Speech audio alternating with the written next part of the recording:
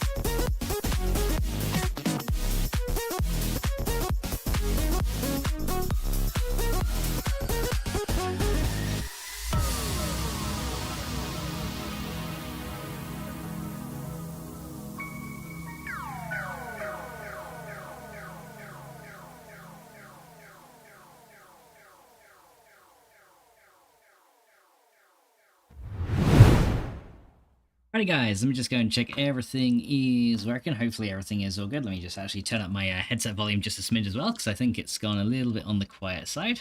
Just want to check my actual... Okay, yeah, mix up is actually working as well. That's good. Okay, yeah, I think we're ready. I think we're good. I think we're good. I'm ready to go ahead and get started. So here we go, guys. Nuggets says, I'm glad it was now. Yeah, well, it was a pretty good time, wasn't it, to be fair? How you doing, Nuggets? Well done for getting the cookie, dude. Thank you so much for popping in. I hope you're having a good day now, especially that you're, working a half day, so on your way back. That's awesome. And Doves, welcome in, dude. Thank you so much for popping in. How are you doing, Dragon? Welcome in as well. Hope everyone's doing good today. Yeah, I've been well, I was gonna stream a bit earlier and then just had to do some stuff and been like kind of running back and forth and just you know when you get like you kind of like tire yourself out and then you're just like, well, I really want to stream it now, I'm knackered, and I was fighting the food coma as well. And yeah, I was gonna stream half an hour ago and then I ended up stepping in cat piss, so that went really well. So yeah, then I had to de-stress from that because I can't bloody see it. And so yeah, it's been a bit of a kind of all over the place day for me, but other than that, we're doing okay. And but yeah, hopefully everyone else is good. And Doves, I hope you managed to get through your work day and wake up a little bit, and hopefully we can keep you going a little bit. And Dragon says, morning Doves, how are you? And how you doing? Well, Dragon as well. But yeah, it's been like literally today it's been like a fight just to get into the headspace to stream. This is like you sit down for a few minutes and something else crops up and you're just like, for fuck's sake. And it's like, I just want to stream. But yeah, it's been one of them days for me on this end, but it's been all right. But yeah, let's go ahead and get started, guys. So before we go and get started, though, I do have to give a shout out to the one and only Coffee Queen. Let's go ahead and give Coffee Queen a shout out as well, and also got to give you a shout out, Dragon, as well. Oh no, Dove's got you as well. Yeah, Dove's got you. Thank you, Doves, for getting the shout out. Very much appreciated, dude. Sorry I missed that one there. Says cutting in and out, and I'll be back later when I get stable internet. No worries, Nuggets. Sorry about that. Sorry it's cutting in and out. Hopefully it's fine for everyone else. Just let me know if there's issues as well. But hopefully for everyone else it's fine. Let's go and give Coffee Queen a shout out though. Because guys, if you haven't checked out Coffee Queen, you've definitely got to check her out. She's an absolutely amazing streamer, and she's the love of my life, guys. She is currently into very much into Once Human, and she's essentially started the new season now. And yeah, we're kind of trying to fight the cold at the minute, and it's kind of going kind of well, but kind of not. We're just trying to like play the game at this point, so hopefully they're going to roll out some patches to make like the cold mechanic a bit nicer, because yeah, we were having fun with it, but it was also really stressful. But guys, if you haven't checked her out, you have to go check her out, because she's absolutely amazing. She really is. She also does crochet streams as well, so if you want to see any of the stuff that she makes, she actually has an Etsy shop, and she also has a Discord that she puts all of her stuff in as well. So I'll go give you guys a link to that as well, so you can go check her out. So if you've not joined a Discord and you want to see some of the amazing stuff that she can make with balls of yarn, then you've definitely got to go check her out. Dragon says, I know how that feels because I have days like that too. So straight, yeah, it's just one of those things. It's like you know when you just like want to sit and do something, and then like it's like, yeah, it's on the day when you're not doing anything, everyone, like, you know, just, you know, it's fine, you can just chill. But then on the day when you do want to do something, it's just like, oh well, we gotta do this first, and then gotta do that first, and this and then this and then this, and this has been one of those ones for me, unfortunately, but it's okay. But yeah, I have managed to get a lot done off stream though.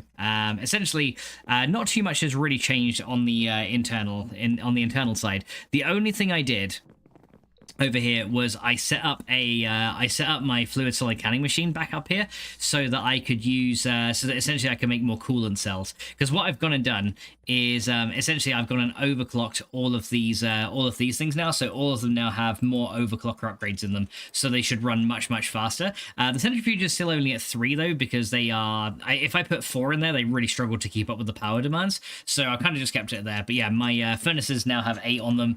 The compressor has another 9, so yeah, this compressor now goes very fast. So essentially crafting now with all my machines is a lot faster. I don't have to keep like swapping out overclockers. So yeah, I literally just spent a little bit of time doing that. I also realized that we had a bit of a bottleneck in the power system. So what I had before was I had this one transformer that was this wire here used to run over here, and it would go into this one transformer here, and then it would feed my power system, and then, you know, it would kind of go through there. Now the problem with that is this would essentially, this gold wire limits the power to 512 for all the machines. Now some of these machines were drawing like a lot of power, and there wasn't enough getting around to it. So this diamond cable here can support 2004. No, I think it actually supports 8192. So I kind of need to put another transformer in between this one and this one eventually, but for now it can support 8192. Currently I've got about 1,000 coming in here, like about 1,100 power coming through this cable. So what I did, I put another transformer here so that now this whole cabled system can support 1,000 instead of 500. So yeah, essentially I just split it off a little bit more so that more power can essentially get through to the system, because yeah, I was actually producing more power than my cables were actually able to use. So yeah, I had to add another transformer upgrade in there, and now everything seems to be like a lot better. So yeah, all these machines now are getting power and are running really well.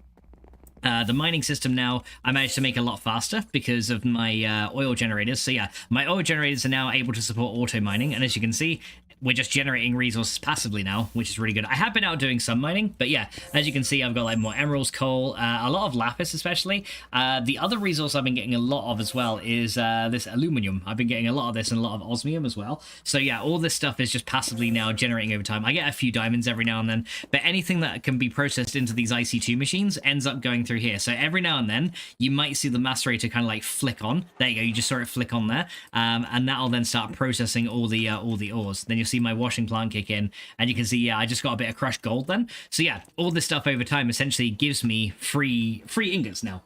Cost me a lot of power to run it, but yeah, these systems together now essentially is my auto mining setup. I've also done a little bit of work outside as well. I'll go show you that as well. Hopefully it's not getting too late in the day. Let me see, is it getting nighttime right now? It is. Okay, let me like, I guess I'll wait around a little bit and see, because yeah, it's going to get nighttime soon. But yeah, you can probably see there's a pathway here now, because I actually decided to add some paths, and I put a few trees back into the environment as well. So been doing a little bit of replanting and stuff, and I also made this nice walkway up to where my house is now. So yeah, we actually have like a proper walkway up here, and yeah, we can now get up to my house. We can get to my house. And yeah, I still haven't really done anything with the house, but yeah, we can now get here a little bit more easily, which is a lot better.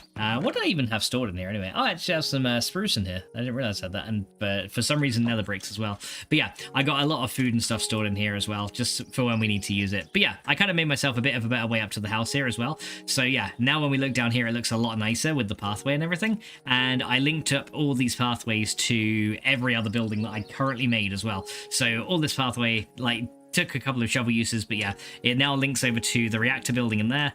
Speaking of which, I did also make it so that I now have more reactors. So we had 7, I've added 4 more to this setup. So yeah, now we produce 1100 EU per tick, which is really nice. And yeah, this is also producing me plutonium a little bit faster now, and also powering my molecular assemblers now, which is really good. So yeah, these things are now working pretty good, and yeah, as you can see, they're slowly but surely burning through their fuel rods. And down here we are producing mox fuel rods now over in here. So yeah, the mox fuel rods are now kind of just like waiting in here, as you can see, and we got currently 7 7 of these are produced. So as we get more, as we get another plutonium in here, eventually that'll start producing more. Because burning MOX fuel, essentially it lasts less, it gives a little bit more power, and lets you run your reactors very hot to dangerous levels, and it will also give us more plutonium for RTG fuel, which is going to be really, really nice later on. So what I'm hoping is eventually we'll be able to burn through a lot of that and get some good stuff going. However, today we're actually probably going to be stepping outside the factory just a little bit, because we've got we managed to empower ourselves some sturdy casings. Now I'm not sure if I left them in here or if I moved them. I think I moved them, but yeah, we actually triggered age 4 at the end of last stream by making the sturdy casings, and I think I've got those or the bronze casing. Here we go. Yeah, I made some sturdy casings on the empower. Now these things weren't actually that hard to get, and technically we could have done that like way earlier, but yeah, the sturdy casings, you can see, is not that hard to get on the empower. It does cost 2 million RF, but we're generating a lot more power now, so it doesn't matter. But yeah, it's literally just gears, bronze plates, and bronze stuff from IC2, and then a bronze large plate. So they're actually pretty easy to get a lot of these, and to be honest, we're probably going to need a lot more anyway. And yeah, so I'm probably going to make a few more of these as we go, because yeah, the bronze gears are a little bit expensive because they all require a steel mechanical component, but yeah, they're not too bad. The only thing I really need to produce more of is the actual I need more of the actual plates themselves.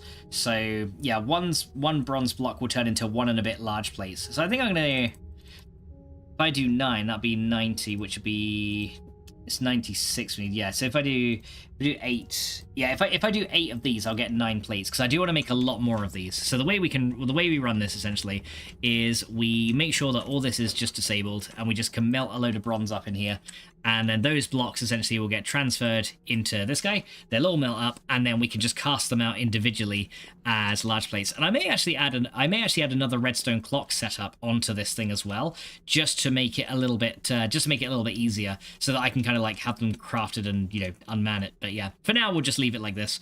Wait for that bronze to melt, and then once that's done, we can get a few more of these guys being empowered, because the empowered part is actually automatic, which is really good.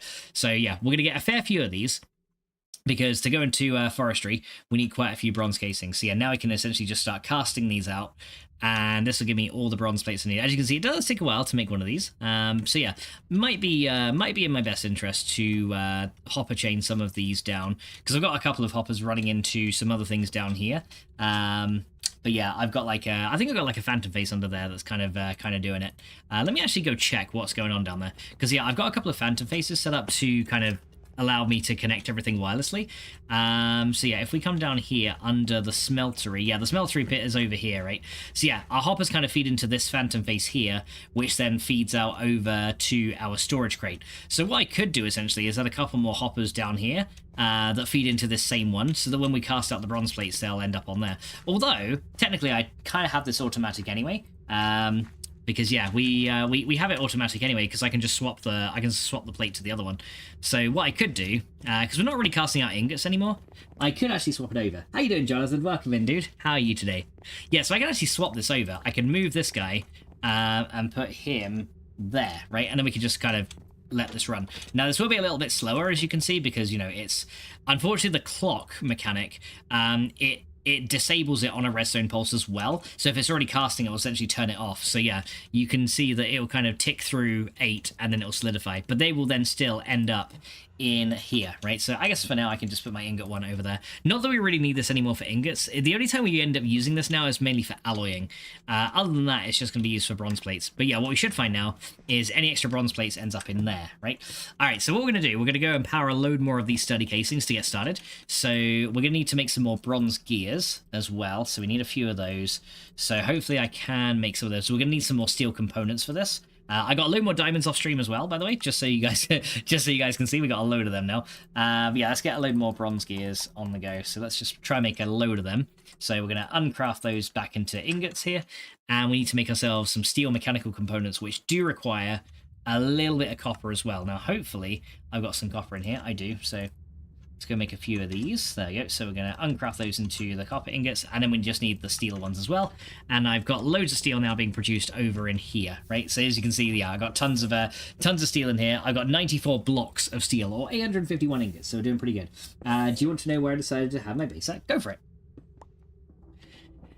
All right, so are you doing some Age of Engineering as well now? But yeah, that'll be good. Yeah, let me know wherever you ended up setting up. Okay, so yeah, we're gonna get 16 of these components here. So we can just go and kind of half those. So grab those, grab those, grab those, and there we go. So we get 16 of these steel mechanical components, and then we can just split those up into, oh, if I did it right, some bronze gears. There we go. Nice. Okay, so I've got loads of bronze gears now, so we can keep those. We can keep those on the go, and we can start getting this all ready, right? So let's go do that. So hopefully, did these things finish casting now? They're still going, but we can get some of these started now to make more of these casings. So yeah, I've got 4 more in here. So currently we can make 7 of them. So I'm gonna need 7 of those. 7 of these gears, 7 large plates, and then 14 of these other ones, right? So we need 14 of these. There you go. So yeah, we can kind of just like divide them up evenly. Because yeah, you got the only thing with the Empower automation right now is you have to kind of preemptively divide things up. Otherwise, it will kind of hang the system if you don't do it properly. Oh, you went in the mining dimension. Fair enough. Yeah, I guess that's pretty good though, because it's constantly daylight, right? So yeah, that's a good thing. So yeah, there we go, guys. As you can see now, this is now getting ready to go. It's running, and what we should see is in a minute that will empower, and it will give us the bronze casing into here. So we should see it kind of pop off there once it's finished, and then we'll get more of these steady casings because we're gonna need quite a lot of these. Guess which world I rely on for mining?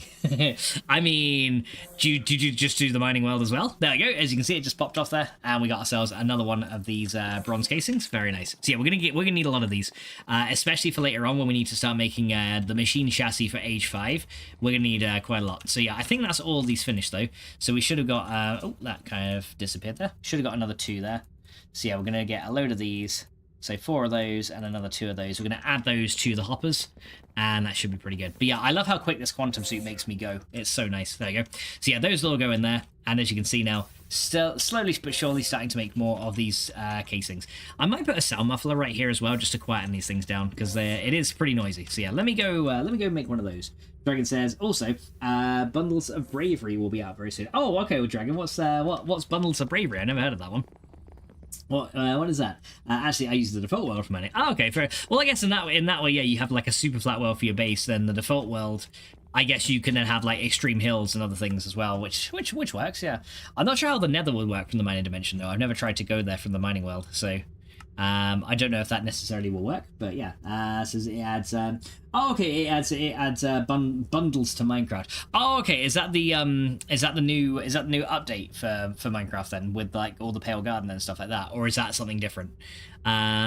Because yeah, I do remember hearing something about bundles. I didn't really look too much into it because I don't follow vanilla that much, funnily enough. But yeah, I did look into it a little bit, and I was like, oh yeah, they're like adding like random item bundles and stuff into there now. Not quite sure how it all works or anything, but yeah, I did hear something about that. Okay, you know what? Let's get 8 of those for another 9 plates. Yeah, we're just gonna get a load of these. Why not? Okay, so we'll just smelt some more of this stuff. Speaking of which, how is my lava looking in here? We're doing fine. We got like 2 buckets of lava. We're gonna resolve that pretty soon as well. It's one of the new one of the new drops. Okay, fair enough. Yeah, I was gonna say, cause yeah, I did hear something about like item bundles and all that stuff. Okay, let's go make a sound muffler. Which I think is, let me just look at the. Yeah, let me look at the sound muffler here, because I think that's literally just, yeah, a thing of wool and a note block, which is just wood and redstone, isn't it? Yeah, it's pretty easy. So yeah, I just want one of those, just so we don't have to worry about hearing that atomic reconstructor going off every 5 minutes when we're around the Empower. So we'll get one of those, and let's go grab some of those. There we go, and then a piece of wool, which we should have somewhere in here. There you go, 1 piece of wool, very nice. And there we go, now I can make myself one of those into a note block, and then we just mix one of those with a piece of wool. There we go. Right, okay, so there we go. Now we got ourselves a sound muffler. Let's go underneath and drop that down into where the atomic reconstructor is, just so it kind of deafens it a little bit. And yeah, we'll keep it out of sight so we don't see it. So we're going to run down here. I love how fast this thing makes me run. It's so good. Right, I guess I put it like right there. There you go. And there we go. Now it's a lot quieter. There you go. So that's a little bit better. So yeah, super sound mufflers are really good. I wish they were like, I wish you could just like specify one specific sound for them to muffle with a configurable radius for these things. But yeah, as you can see now, it's a lot quieter, right? So yeah, now I can just kind of hang out here in a bit more peace and tranquility, and it's not as loud and obnoxious, which is very, very nice.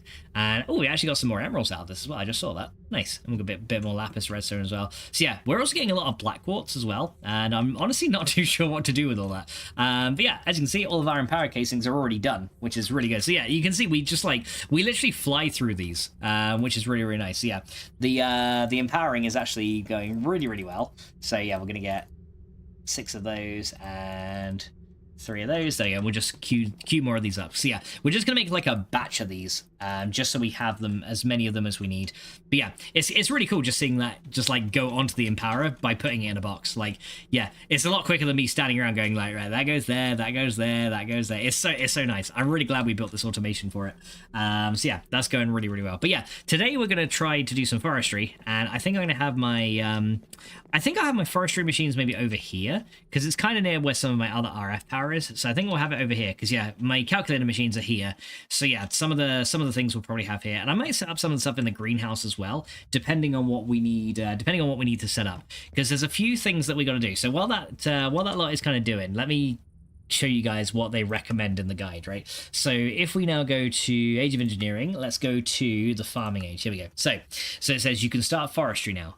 The sturdy casing is needed for basically all the machines and can be crafted in the Empower for 2 million RF. Side note, to be able to get the achievement and trophy drops for 4 to 6, put down and pick up the item with the, and then it says, okay, so the first thing it says, with the Thermonic Fabricator, you're now able to make multi-farms. The tubes need redstone ingots and thickened glass, while the fabricator itself needs clear glass for environmental tech. The easier SP is disabled. So the thermionic fabricator is probably the first thing it's looking for us to make as well. If you want to change the farm, you'll need circuit boards. For that, you need calculator circuit processing, which we do actually already have, which is really good. The Pale Garden comes out in December. Oh, okay, cool. So that's coming out first, then Pale Garden after that. Okay, that's pretty nice.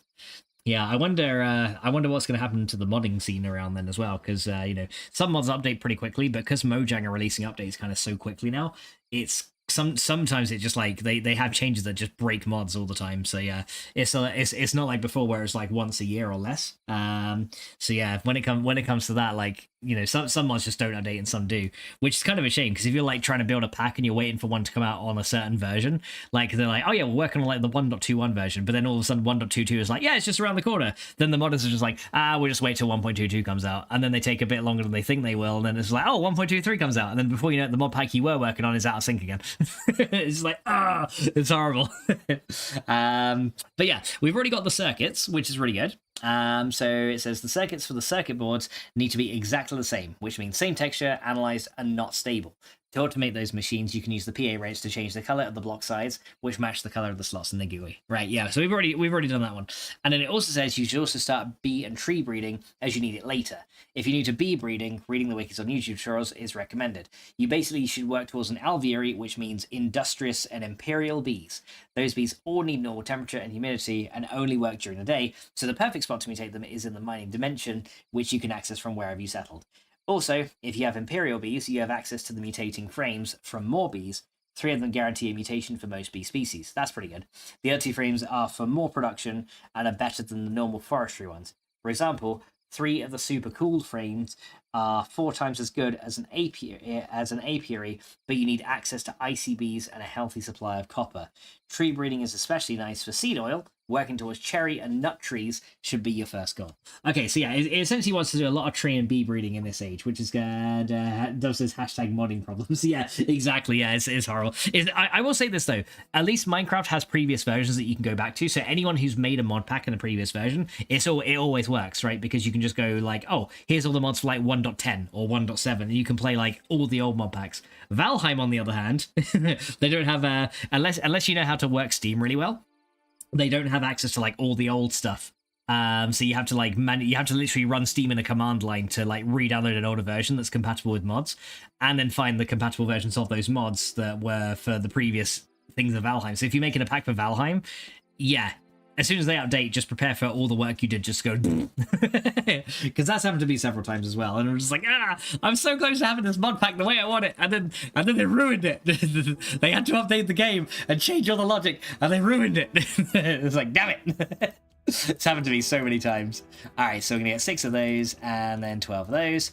Alright, so we're going to get all these and empower them, and we should have plenty of sturdy casings to go. Things like rockets and portals to other dimensions would be built right outside the gate in the main world, as I don't think the modded worlds and the nether have a mining world equivalent. No, they don't. There's literally just the mining dimension. Although later on there is the deep dark from Extra Utilities too. So yeah, if you're up for going to the deep dark, then there is also that one as well. Alright, so there's our last sturdy casings coming in. So here we go. So now I got 12 sturdy casings, so we got a pretty good amount of these. So yeah. The first thing it wants us to do is make the, it's called the Thermionic Fabricator. So let's have a look and see how we make one of those. So Thermionic Fabricator, which is this guy right here. So what do we need for this? Okay, so we need a sturdy casing, and we need 3, I guess, any glass. Okay, 3 of any glass, 4 gold, and a chest. So that's not too bad. And this thing is used to make all the different types of circuits, as you can see. You can also make fireproof wood as well, which is kind of cool. But yeah, essentially this thing is made to use all the different types of circuits. And you can make things like stained glass out of these as well. So that's pretty cool. So yeah, essentially you can make like different wax coats and things like that from it. But the circuits are the main thing. Now, these are the easier recipes. Unfortunately, those are the ones that are disabled. The ones we have to use are essentially the more difficult ones, which use the calculator circuits instead. So yeah, as you can see, a lot of these look pretty easy, but yeah, the calculator ones are the ones we need to use, and we should find them a little bit further down. So let's go and have a look and see if we can find those.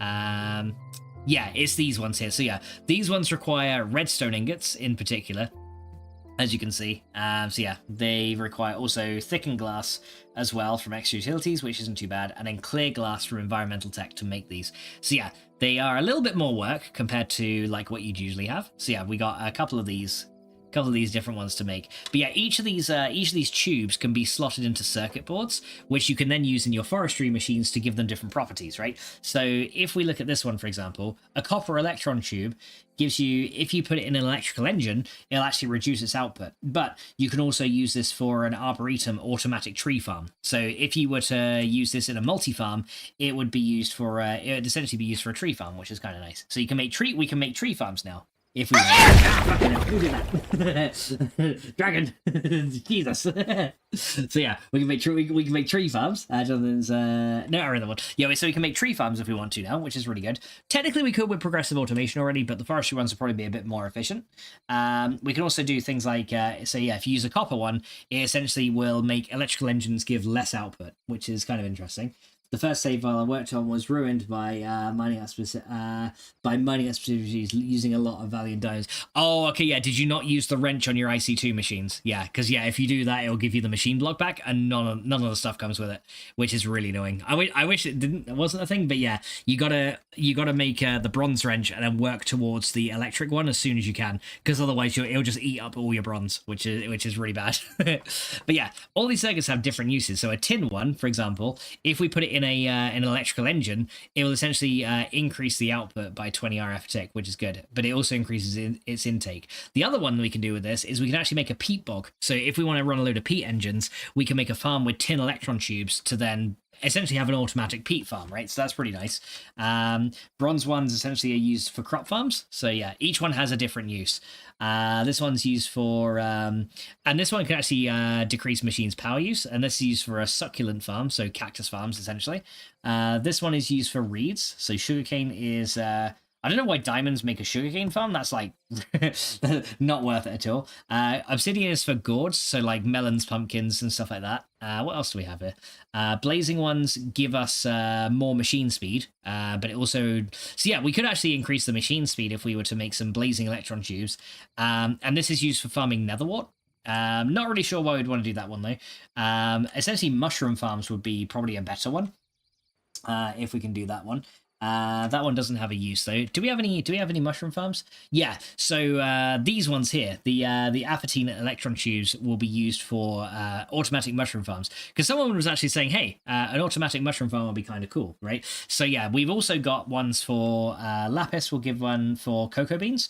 So if we wanted to have a cocoa farm, we could do lapis. And then this one is for an ender farm, so it can grow ender lilies, chorus fruit, and all that other stuff as well. So yeah, we can make kind of a lot of different multi farms here. And then we got this last one here.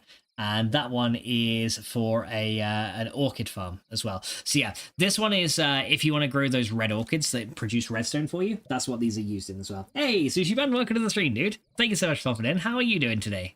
All right, so the thermionic fabricator is the first thing that we want to go for. So let's go and see how we can work with this one. And thank you, Does, for giving Sushi Man a shout out. Very much appreciated, dude. Okay, so yeah, that's going to need sturdy casing, 3 glass, and then 4 gold and a chest. So not too difficult, right? And hopefully by now all of those other things have been produced as well. Yep, there's the rest of our sturdy casings. So we're going into this with 18 sturdy casings. So I think we're good to make a few basic machines and a couple of other things as well. So let's go get some gold and some glass. Right, there's some glass right there. We need some gold, so let's just get a stack of that. I'm not sure how many of these things we're going to need. I may set up one for each circuit type, but I'm not sure how... yeah, I'm existing on this mortal plane. Yourself? Well, I too am existing on the mortal plane. I'm glad you're doing it right, dude. All right, so let's go and see how we go. So we don't need these on us now, so those can go back in there. Same with copper and bronze. Don't need those. Right, so let's go make this. We need a chest as well. So yeah, those guys can drop in there.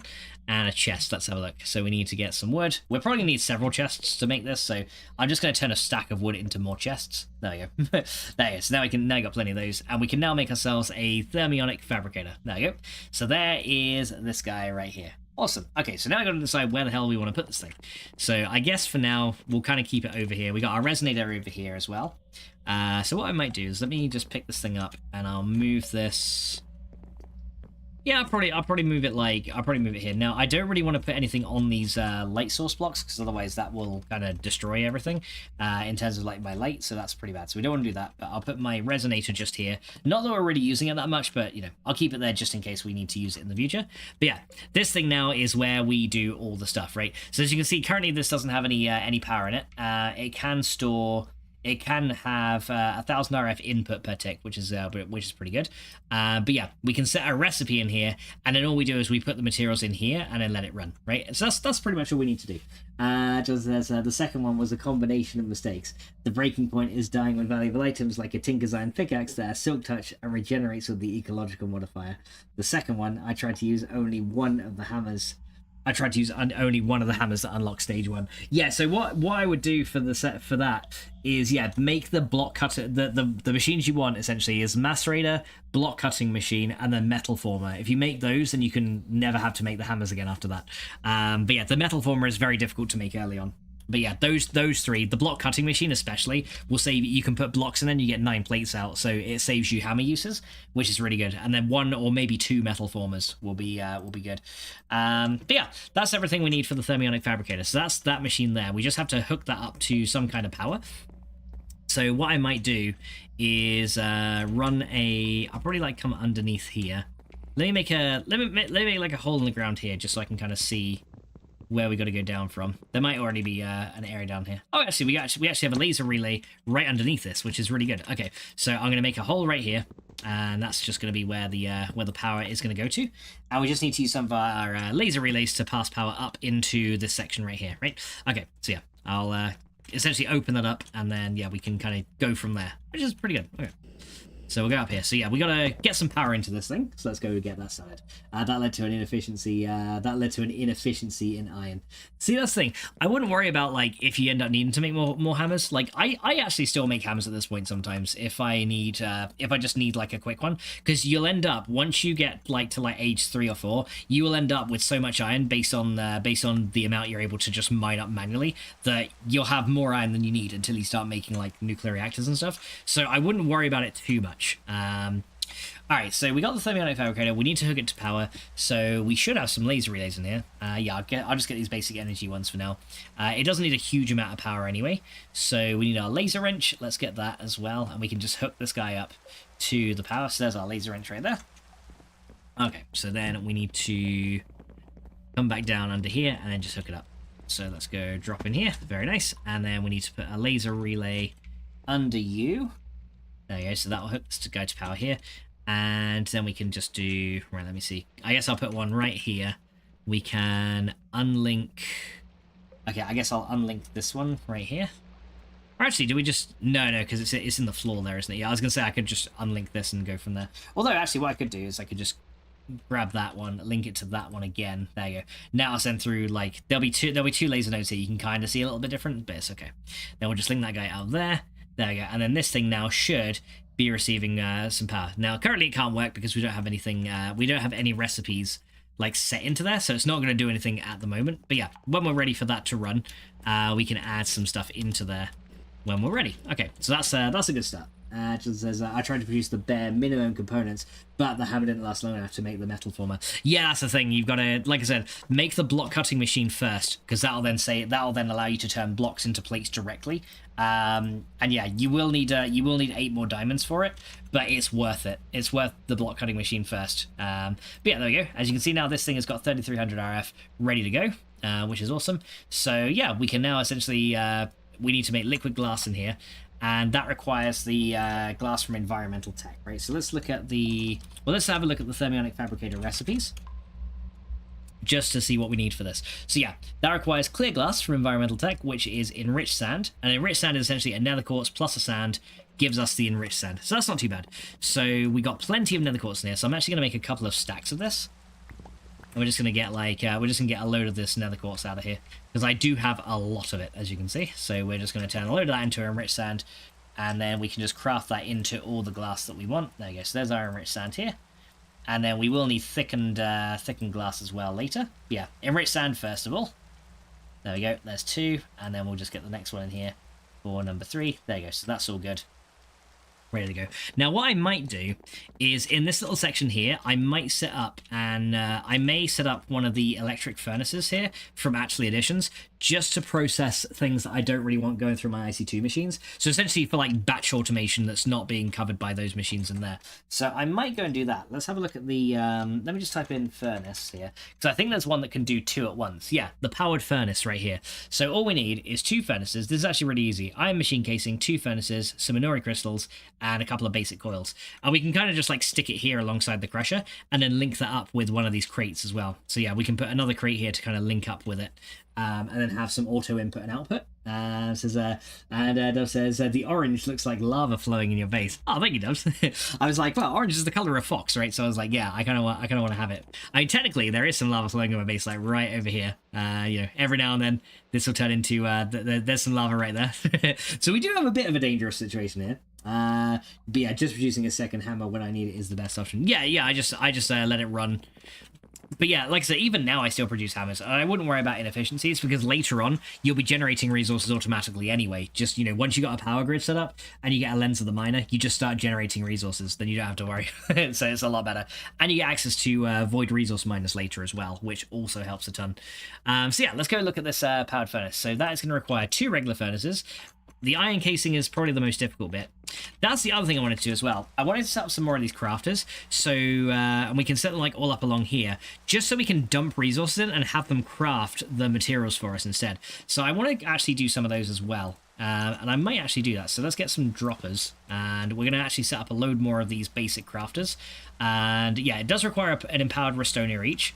But yeah, we can then set a recipe, and then instead of me having to be like, right, that goes there, we can just drop the stuff in and it will craft it for us instead. It might take a little bit of time, but it'll be a little bit quicker. So yeah, I think we'll do that.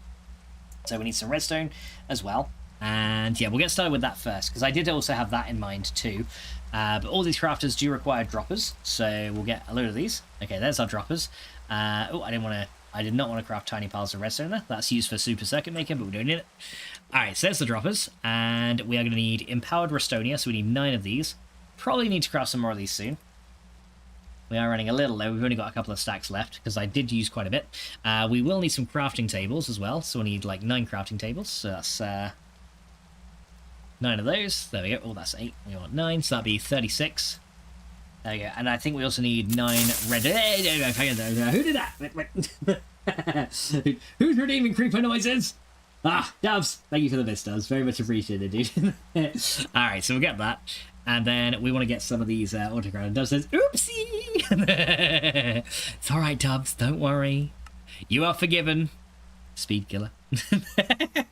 Alright, so we got that. And then the last thing is red crystals, isn't it? Is the last thing we need. Now, do we have any red crystals left? We do. Okay, so we got another 9 of those. We can always make more if we want them as well, so that should be fine. Right, so red crystals, and then we can make some of these crafters. So yeah, we want to make this one for now. Yeah, the mechanical crafter, because this thing doesn't really cost us anything to use. So yeah, what are we missing here? We are missing.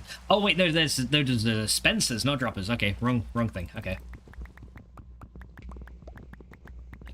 I guess I'll make some more of these then. Okay, I'll make 9 dispensers then. Okay, yeah, I thought I had droppers.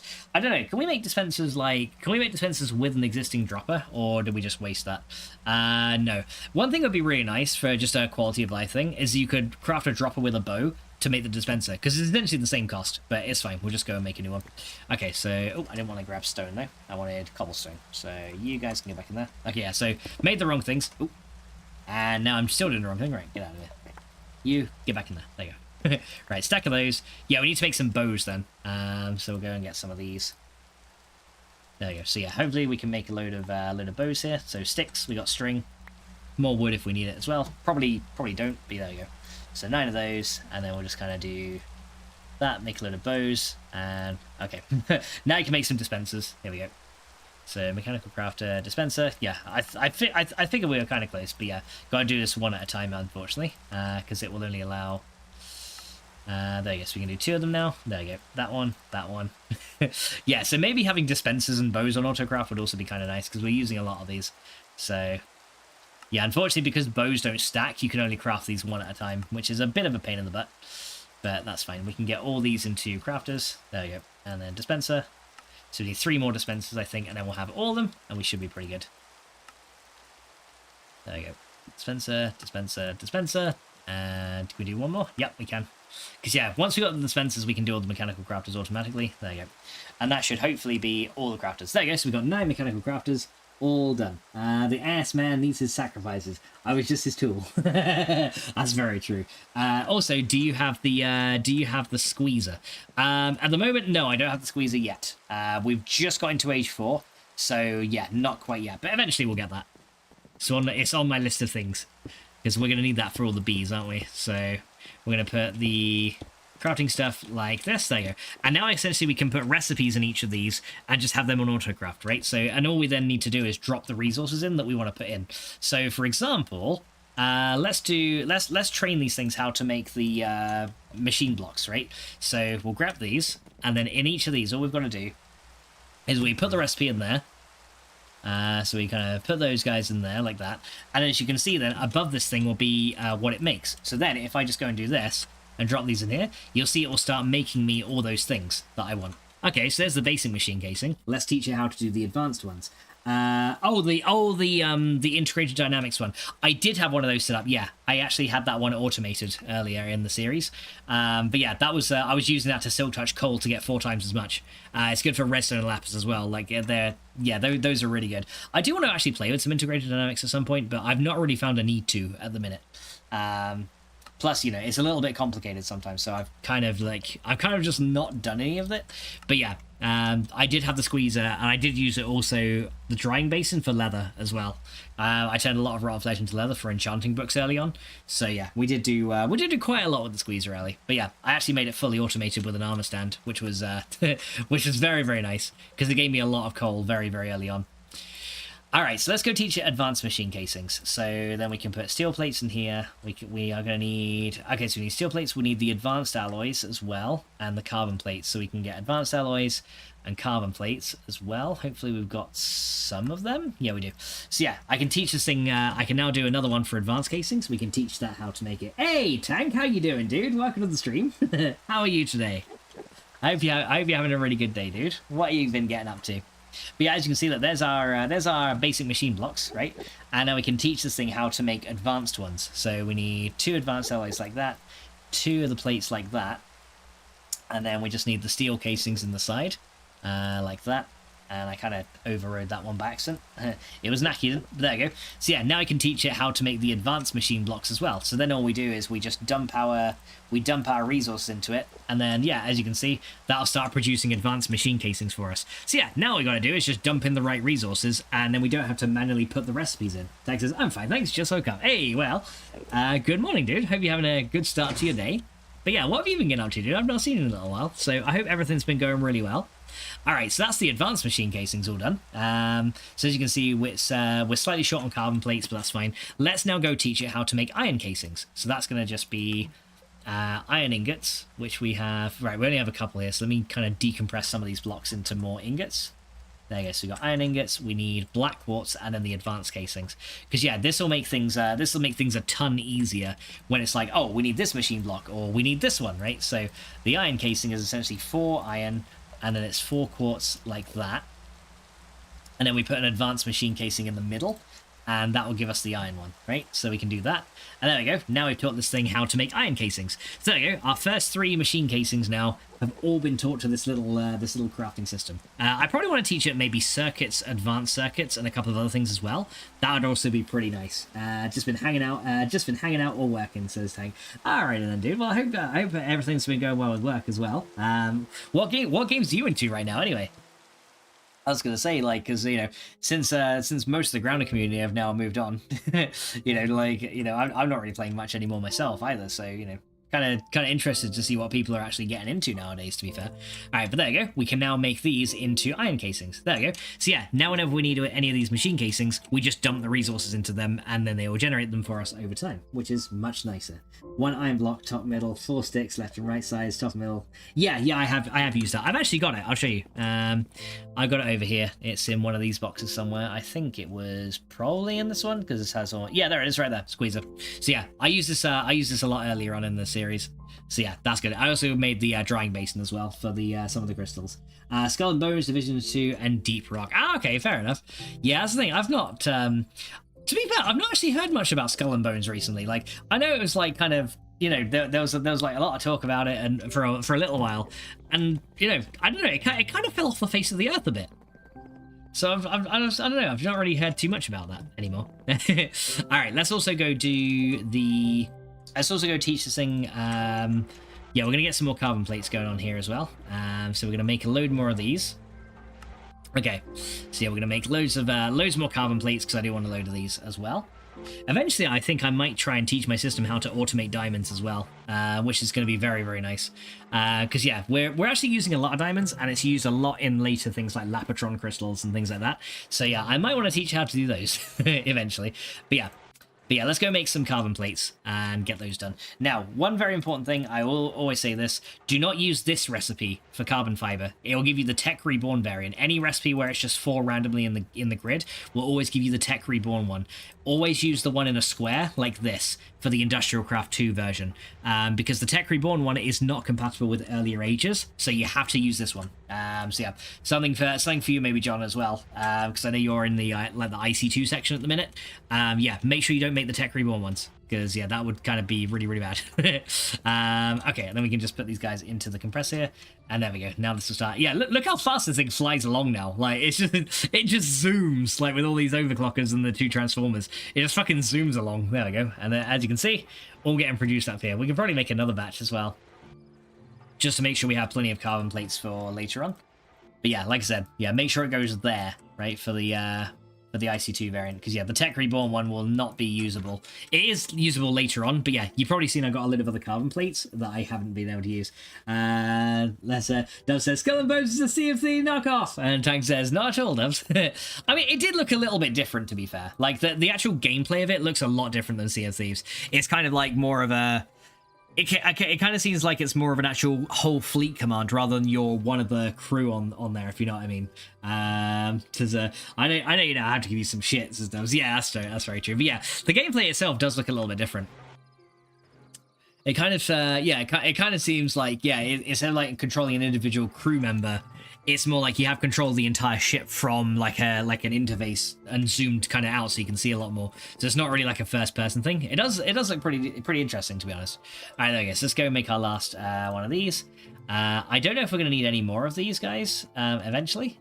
Wait, did I not make another advanced machine casing? I thought I had more in here. Hang on. Oh wait, did that get fed along into here? Oh, hang on. Do these get fed along to the next one in the chain? Oh, hang on. Wait a minute. I think I may have done a boo-boo. Because, yeah, I might not always want to make the machine casings. Do these automatically output to a different crafting station in the chain?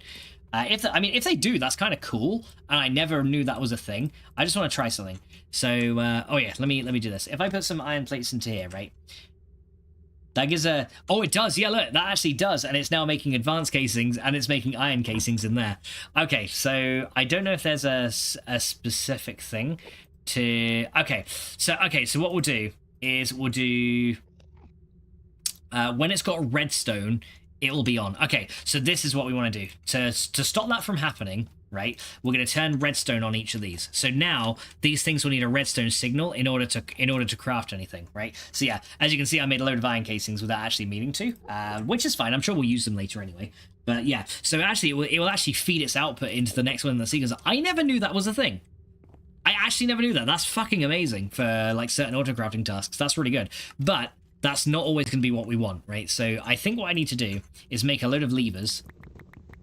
So, and then we'll just turn on the ones that we want crafting, right? So, for example, if I make... oh, hang on, drop those in there. So yeah, if I make a ton of levers here, and we can add those guys there. Here we go. So yeah, I'll just put a lever on the front of each of these. Like that. And now these things should only work with a redstone signal, right? So now... If I go and drop in... Okay, let's just try this, right? Right, so the skeleton's not able to get in. So yeah, I know I'm using a lot of iron plates right now, but trust me, we have plenty more. I'm probably going to end up going through a lot more machine casings anyway. Might need to craft some more of them, though. Yeah, I need to craft some more. Okay, so let's go sacrifice some iron to the block cutting machine. Okay, here we go. Let's go grab this, and let's zoom down here. Okay, eat some food, because I'm getting tired. There we go. And then we'll just drop these down in here. There you go. That'll make some more iron plates for us. And yeah, do you see how quickly we're getting iron plates coming in? That's so nice. Tank says different shop types with the ability to build your unique loadouts, and you don't have to tell all your friends to lower the sails or anchor or to bucket in the ship. Some of Dubs' favourite activities. Dubs has Sea of Thieves has more tucking options now. Plus blow darts and grab hook. Yeah, I did see like with some of the stuff that had come out in the update, they had like a few more things going on. All right, okay. So what we should be able to do now, right? Is we should now be able to feed this thing. And yeah, as you can see now, because this thing doesn't have a redstone signal now, it's not going to craft, right? So now if I turn on redstone, we should see now this thing starts to craft. There you go.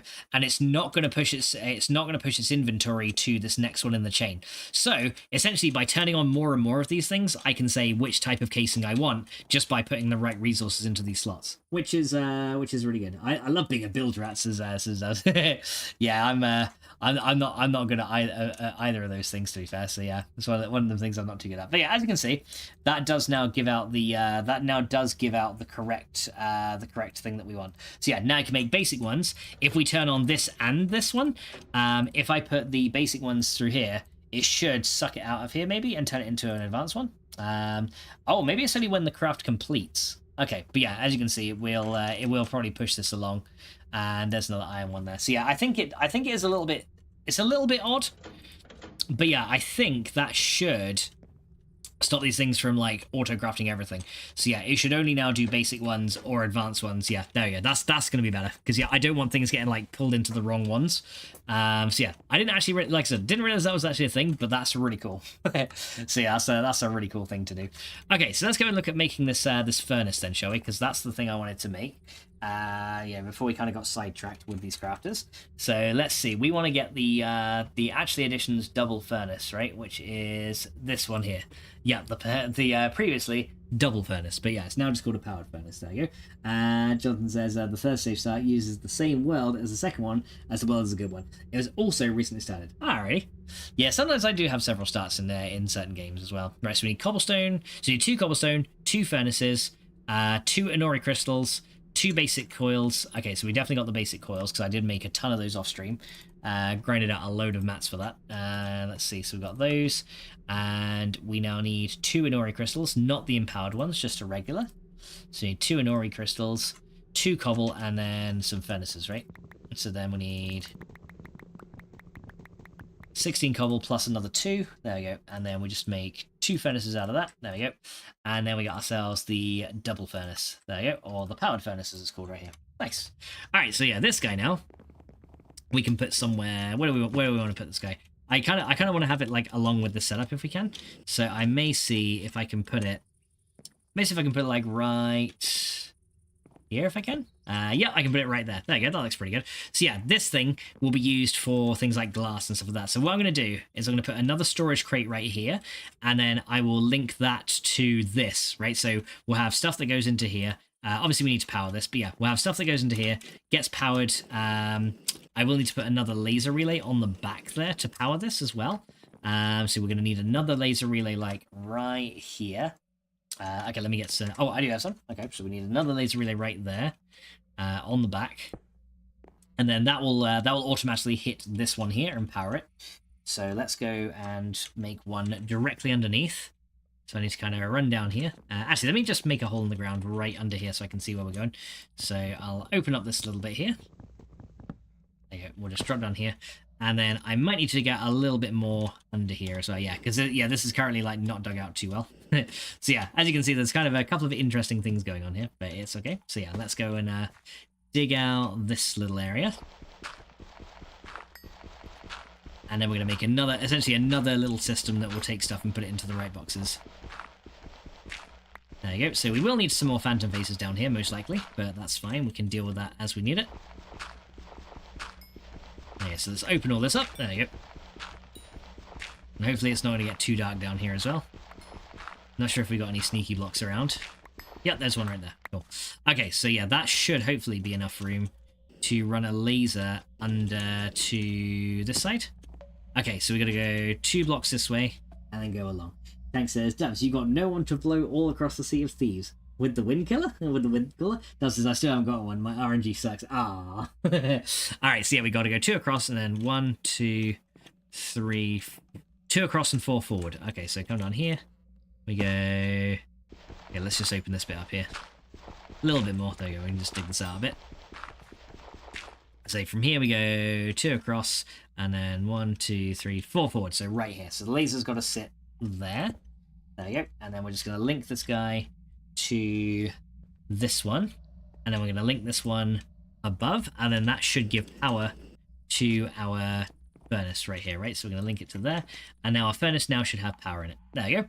Okay, cool. So that's now working. Next thing we need to do is make ourselves a couple of phantom faces and have a little hopper system that will take stuff from a crate and then drop the result into one over here. And for some reason I got some lead grit in here. Not quite sure where that came from, but yeah, I guess I've dropped some more in there or something and ground it up. But yeah, not actually sure where that one came from. But yeah, I've actually been getting some random lead grit in there, but that's not hooked up to my items or anything. So it's a little bit weird. But yeah, as you can see, I've got some from industrial craft and some from immersive engineering now. So yeah, just a couple of random things that just like sharpen my boxes every now and then. It's actually quite funny. Let's also put these machine blocks and stuff in here that I don't need, because yeah, we'll probably end up using them a little bit later. But yeah, those can stay in there. And yeah, so we got that. Let's go grab ourselves the other stuff we need. So we need a storage crate. And I might actually upgrade the one in the middle to a large storage crate as well. Because yeah, when I'm like processing a lot of ores and stuff, it ends up getting spat all over the ground because the crate isn't big enough. So I might actually make a large one to put it in there. Or as they're called, small storage crate to put in there. How you doing, Hollow Knight? Welcome to the stream. Says for me, I'm starting to learn how to do modding for Minecraft, included for the last few days. Going to take me a year to really learn everything I need to know to make my own mod. What kind of mod are you looking to make when it comes to Minecraft modding? Just out of interest, are you looking to make like a tech mod? Are you looking to make stuff that adds like more weapons, armors, stuff like that? Like what kind of process are you going? What kind of process are you going through when it comes to that? Because yeah, I did make one Java mod a long time ago, just variety types, fair enough. I did make one Java mod a long time ago, back in 1.7, but ever since then I've not made one since. Like, all I do now is use Cube.js, and then I just like make a mod pack with other existing mods, and then put my own recipes in, which I think is actually good enough for me, to be fair. Thank you, Idol, for giving Hollow Knight a shout out, very much appreciated. Kai says, nearly an hour late. Kai, you're not late, you're never late, dude. Welcome in, how are you today? How's them new cookies at Subway, Carnage? Are they good? Carnage says, I'm disgusted at myself. We're not, Carnage. We love you, Carnage. Welcome in, dude. How are you? we are not disgusted in you. Like I said, you're very busy doing all the Carnage things. Guys says they're absolutely amazing. Very nice. And Dove says, Carnage, cookie coma. Yeah, that's the thing. They probably would send you into a cookie coma. They do look pretty good. All right. Okay. So let's see. Shubway says Tank, and you can Shubway. You can have the golden cookie. I have choco hazelnut. It was actually Nuggets that got the gold cookie today, funnily enough. And Tank says morning carnage. Guys like Tank. Shubway. All right. So yeah, I've completely forgotten what I was doing. Oh yeah, I was gonna make some phantom faces and get some stuff hooked up, wasn't I? That's what we're going to do. So we're going to go grab ourselves blocks of ender pearls. So I think I only need 2 phantom faces. So that's 8 blocks of ender pearl. We're going to need 2 advanced coils, which I may have. If not, I can just make some more. But I think I could have sworn I had some. Well, I mean, guys, I could have sworn I had some, but I don't quite know where they've ended up. Because, you know, I'm kind of stupid and everything. Okay, and I don't know why I have my double insulated gold cables there. They belong in there. That's better. Yep. They're on the wrong side of the storage crate. That's what I was going to do. I was going to make another storage crate as well. That's true as well. And I was like, rigged! That's the thing. I just started streaming, and then yeah, Nuggets was the first one in, and he got the cookie. But yeah, of course, it's always rigged when the person that wants it doesn't get it. Then it's always rigged, isn't it? That's just how it works. All right, so we need to get some advanced coils then. So we'll make a couple of these. So let's get some of our basic coils, and I need 1 more ender pearl out of there. Oh, we out of ender pearls. Ooh, shit, we are. Okay, well, we might need to go to the end and just, like, slaughter a load of endermen then, and get a load more. So that might be on the cards very soon. Yeah, I might actually have to do that very, very soon, because I kind of need ender pearls, guys, for all these things that we're doing. Okay, but for now, let's go do these advanced casings. There you go. So advanced ones there. There you go. Wow. Okay. I actually ran out of ender pearls. That's actually kind of funny. Okay, so I guess for now what I'll do is I'll put these guys in here for now just to kind of get going.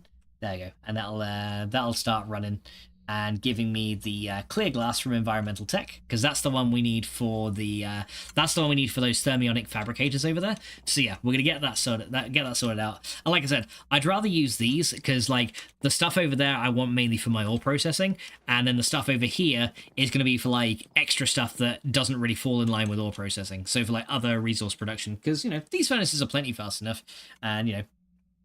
They run twice as fast as a regular furnace, plus they don't eat that much power, and, you know, we're pretty good. So yeah, we're just going to let them run, and I guess I'll store some more of the stuff I want to craft in there for later, and we'll get that all hooked up later. So yeah, we might need to go to the end. The reason I need to use a normal iron pickaxe is to acquire the ore required for mixing with copper to make a cast for the pickhead. Oh yeah, the aluminium. The other thing you can do is if you put lava and water in a smeltery and then cast a block of obsidian, you can make an obsidian sharpening kit and then apply that to a pickaxe to a tinker's pickaxe with some flint, and then it will be able to mine diamonds and all the other stuff as well. So that's the other way you can do it. So if you have like a stone, even a stone tier pickaxe can be made to mine things like diamond with the sharpening kit. So there we go. Oh, did my stream die again? God damn it. Ah. Well, who got the gold cookie this time? Guys, okay, I have no idea my stream died. Well, there you go. So Kai just got it this time. Jesus, why does my stream keep dying? It didn't happen last time on Twitch. So yeah, it didn't happen the last time. So I have no idea what's going on with the thing. I've literally like exhausted all avenues of what the issue could be. So yeah, I have no idea why it just cuts out. Did it cut out for very long? I hope it didn't. But yeah, there you go. And Tank says time for breakfast. No worries, Tank. But yeah, you can use a regular pickaxe in order to get the cast. You can also make clay casts as well. So you don't necessarily have to use the gold casts. The only time I really use them is for the ingots to get it out of the smeltery. But other than that, you don't always need to use those. There we go. And there we go. And Tank, thank you so much for your like, dude. Very much appreciated. Yeah, sorry the stream just cut out randomly. It's honestly, it is infuriating when it does that. Because it's like I've literally gone through every avenue to try and make it work. I've even specified the server that I'm using, and it just still cuts out. But it doesn't on YouTube. It's still going on YouTube. It's so crazy. So I can skip the vanilla iron pickaxe. Yes, you can. You can skip the vanilla iron one if you want to. Okay, so Trinity wood needs to go into there. There you go. Jonathan says, I don't want to use a clay cast. Well, that's up to you. It's really not that expensive, to be honest. But whether you want to use one or not is up to you. Because clay is very easy to get anyway. But yeah, if you don't want to use it, then just work on making the gold casts. But yeah, I used them early on without any problems because all I needed was I just needed one for a pickaxe head. and then, you know, 1 for each tool part I needed. And it probably cost me like half a stack of clay at most. Iggy says, passing through, adding to analytics. Hey, Iggy, thank you so much for passing through, dude. Very much appreciated.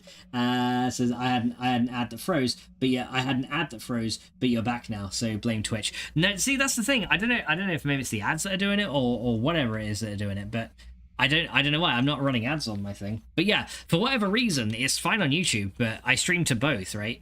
But when it goes through the Twitch one, it's for some reason it just like drops the connection, even though my internet is totally fine. Like literally my internet's fine, which is really weird. So yeah, I don't get why it happens, but it's really annoying though,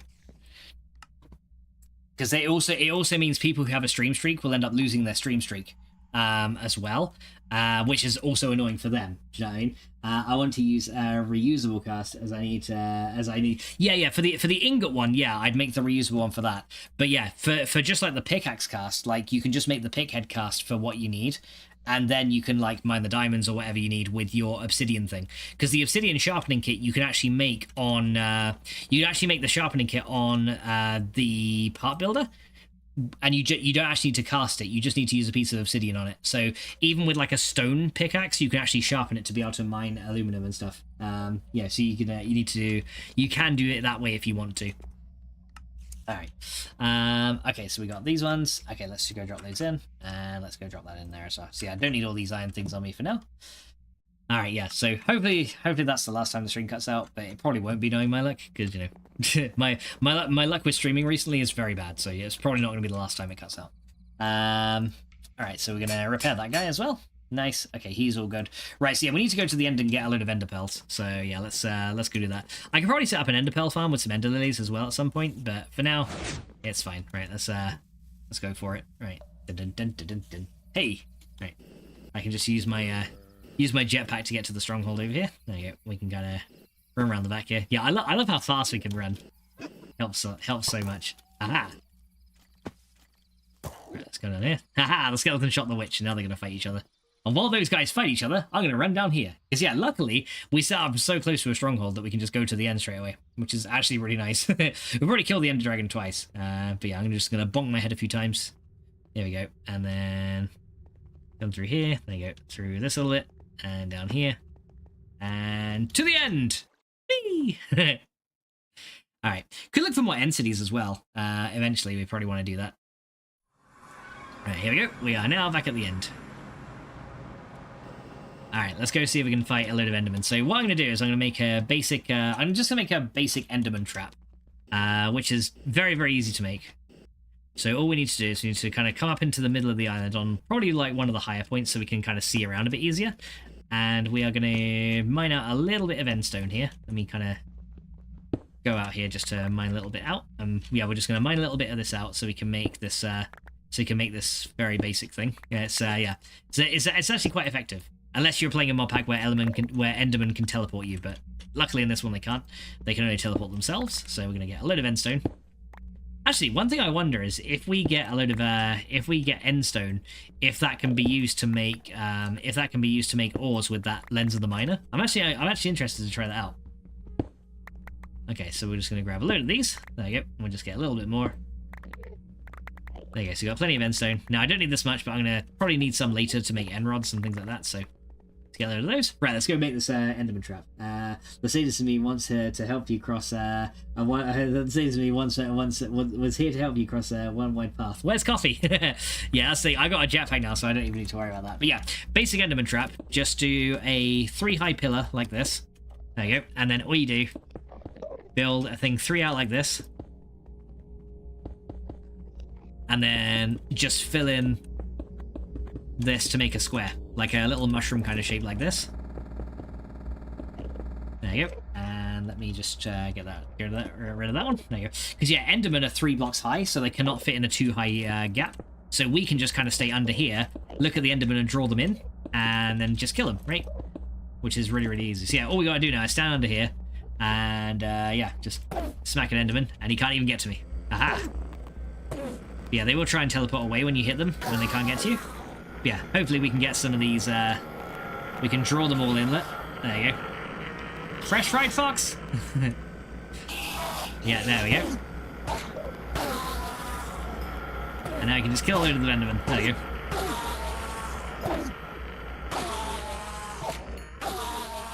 There you go. Hi.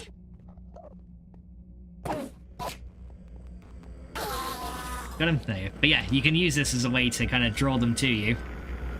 Look at all the Endermen and draw them in. There's one over there. It's going to be very noisy. And there we go.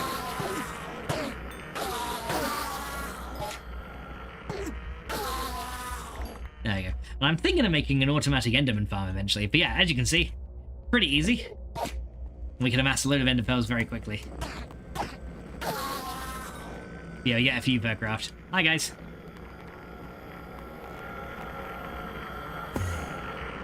There you go, draw them all in.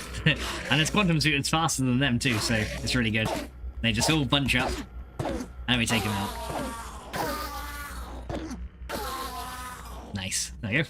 So how many ender pearls we got? There you go. So we already got like 2 stacks of ender pearls already, which is really, really good. It says, yeah, Iggy says, poor man's enderman farm. Yeah, exactly. But it works. It's very effective, and it works really, really well. So yeah, I would recommend it. There you go. Let's draw some more in. But yeah, soon we'll make a better enderman farm, because I've got an idea for a really good one. So let's try and get all these guys to come in. Hi. Hi. Fresh fried fox. There you go, here they come.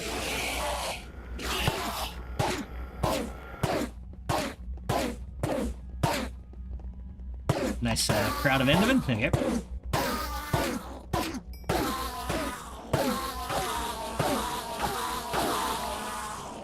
Nice. There you go, look at that. Loads more ender pearls. Kai says, did I get the cookie? You did, Carnage, you did. Because yeah, stream died again for some random reason. Wait, did it die again? Please don't tell me it died again. Right, okay. Go and get some more. Right, I'll get one more of these guys over. Here, how many have we got here? So we got like 4. Yeah, like 4 stacks of ender pearls. That's like 64. Enough for 16 ender casing. Probably gonna need more though. So keep drawing these guys as we can. Okay, so these guys are too far away. But yeah, one thing I might do is try and set up a cursed earth spawner. So that'd be pretty good if we can do that. And I think we might have everything we need to do to make one. So yeah, I might actually try that soon. So yeah, let's go get these other guys over. Hi guys. Okay, oh, okay. Yeah, these guys can't really hurt me either, which is kind of funny.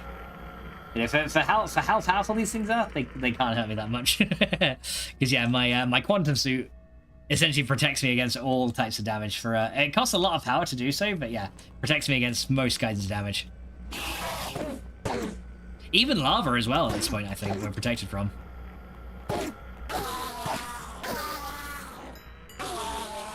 There you go, there's a load more. Nice. Okay, so yeah, loads of ender pearls coming in easily. But yeah, eventually we'll be able to grow our own ender pearls with ender lilies. So yeah, that's pretty good. Right, okay, let me just take out a few more. There you go. We're also getting some enderman heads as well. Yeah, I think once we get like 5 stacks of pearls, we should be good. 1, 2, 3, 4, 5. Okay, we're good. Let's get out of here. Let's go home. Yay! Kai says, yes, yeah, you got it, Carnage. There you go, so 5 stacks of ender pearls, very nice. That'll do for now. And then we can just go and add those guys back in there. There you go, we're up to 88 ender pearls again. Cool. Got a couple more enderman heads. So those can go up in there. Do we get any dimlets? We did not get any dimlets. That's fine. We can worry about those later. We don't need to worry about them at all for now. But yeah, there you go. So yeah, lots of endermen. But yeah, eventually we'll make I can probably make a cursed earth enderman spawner, which actually might be something we could do pretty easily. Hang on. Let me look at vector plates. Hang on. How do we make vector plates in this? Because this can be used, it's a dark utilities item that essentially can push mobs. So it's 3 basalt slabs for environmental tech and 3 conveyor belts, and we get a, yeah, that's actually pretty easy. Does the obsidian sharpening kit allow mining obsidian? I believe it does, yeah. From what I've understood of it, I believe it does. Yeah, I think it does. I think it's got a mining level of up to Ardite, I think. So once you do the obsidian sharpening kit, you should be able to mine the Ardite in the nether as well. And then you upgrade then to cobalt pickaxe head, and then you can just mine that and cobalt and everything. So yeah, I think it does. From what I understand of it anyway. So yeah, basalt slab here. So yeah, that is basalt from environmental tech, which I think is that one. Okay, yeah, so we might be able to make some of these. And then we can make a cursed earth enderman farm. Which would be pretty good, actually. So yeah, we need to make more conveyor belts, though, to make that happen. So let's have a look and see how we make those. Because we need quite a few. Conveyor belt. And the conveyor belt is going to require some rubber or leather with iron and redstone. So again, that's pretty easy. I've got a load of rubber in here, actually, so we can probably make quite a few of these. So yeah, got some rubber there. So I can make a huge stack of conveyor belts here. So couple of those, couple of stacks of actually let me just get them from over here. 1 stack of redstone and 2 stacks of iron, right? And that should do. I've probably got a stack of redstone in here already by now. Oh look, we actually got another diamond, look at that. Cool. Stack of redstone and then 2 stacks of iron out of this guy. There you go. 2 stacks of iron. Then I can make a ton of conveyor belts. So we need 3 of those, iron, redstone, iron. There you go. As you can see, yeah, we've got plenty of conveyor belts now. So that'll do. And we can make a load of vector plates. We may have made like slightly too many, but it's okay. So we'll get 64 of those. 66 of... Hey! There he is. Are we on the crazy train, Dubs?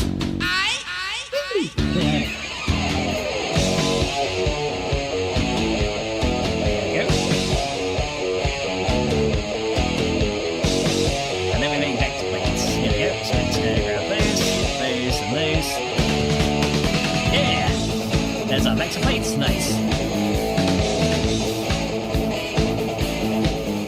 Nice, thank you so much, Dubs. Very much appreciated, dude. Right, there we go. Vector plates, done. And there we go. Right, so there's all our vector plates that we're going to need.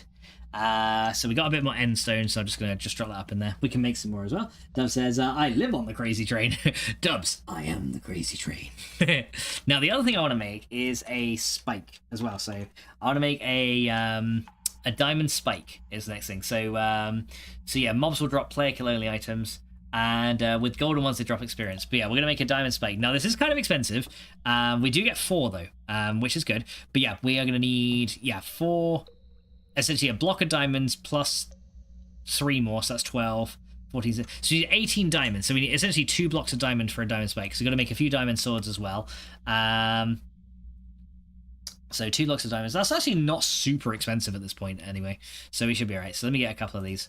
So we're going to make some diamond swords and we're going to make a diamond spike. Because this essentially is like an automatic killer.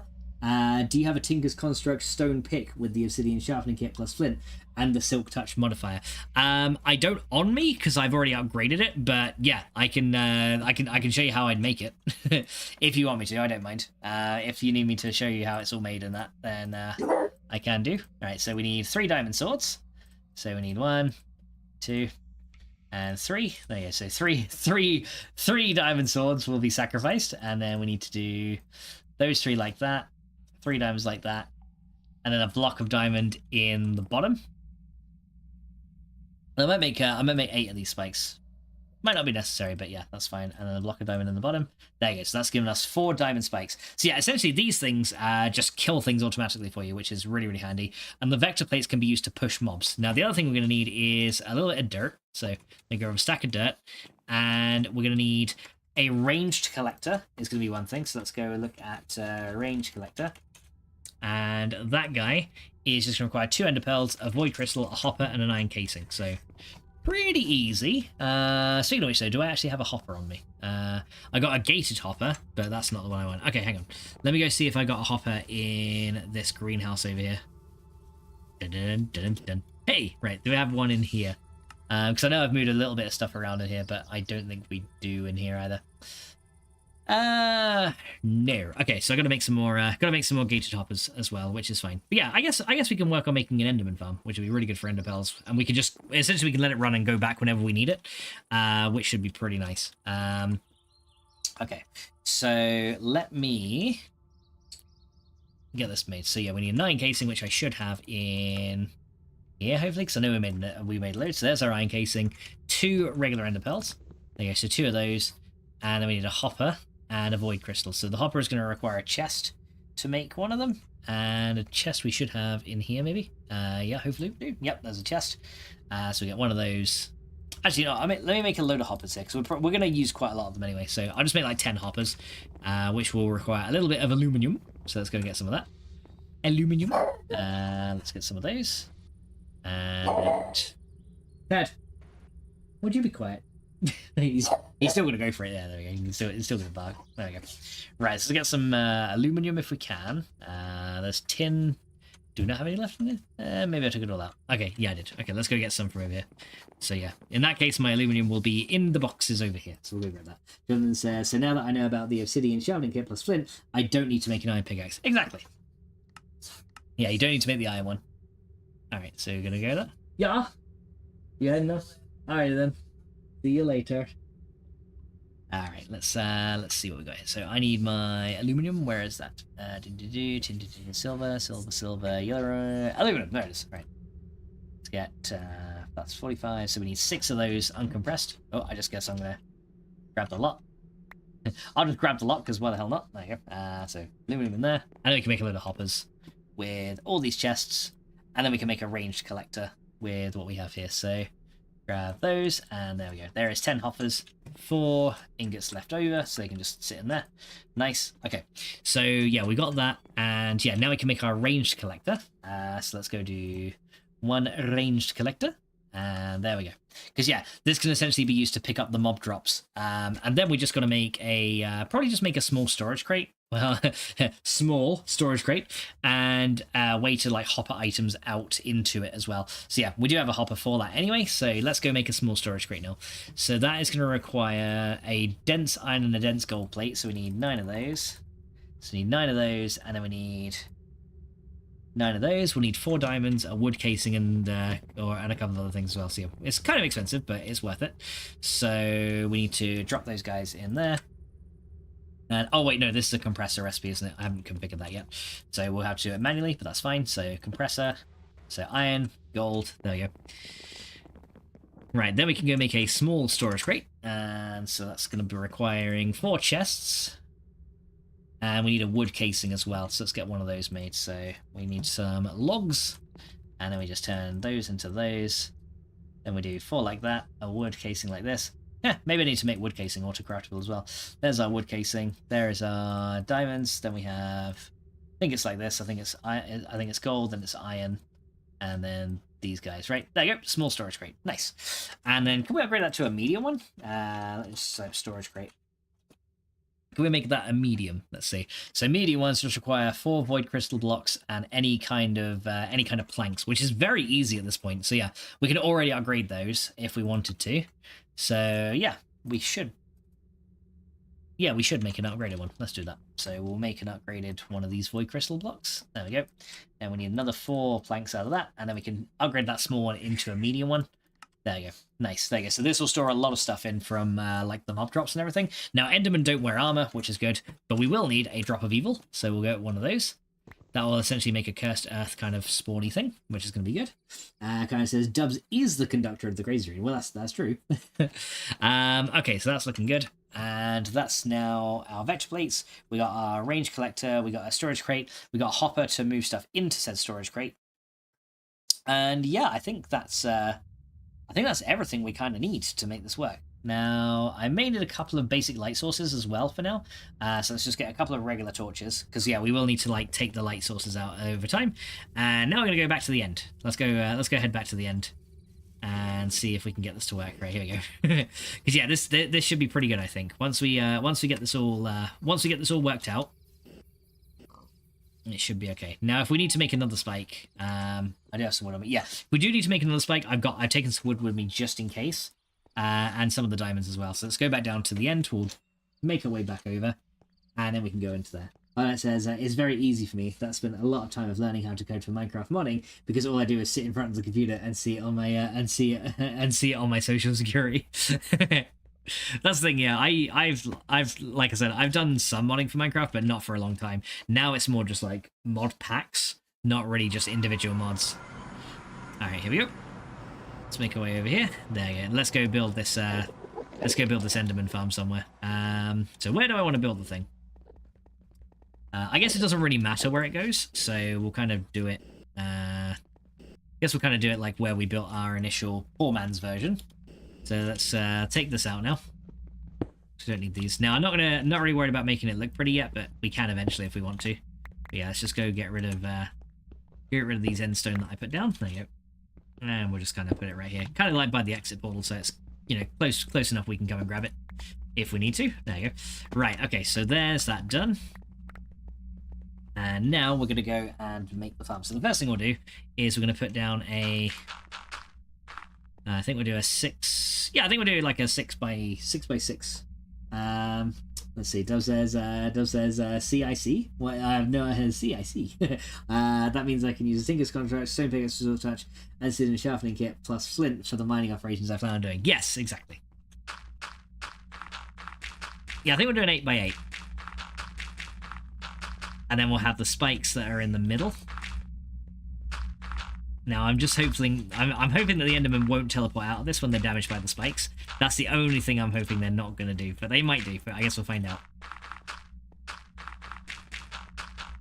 Right, there we go. So that's the area that we're going to set up the spawner in. I guess we can do it slightly larger. Oh, we're actually out of dirt, so I guess it doesn't matter.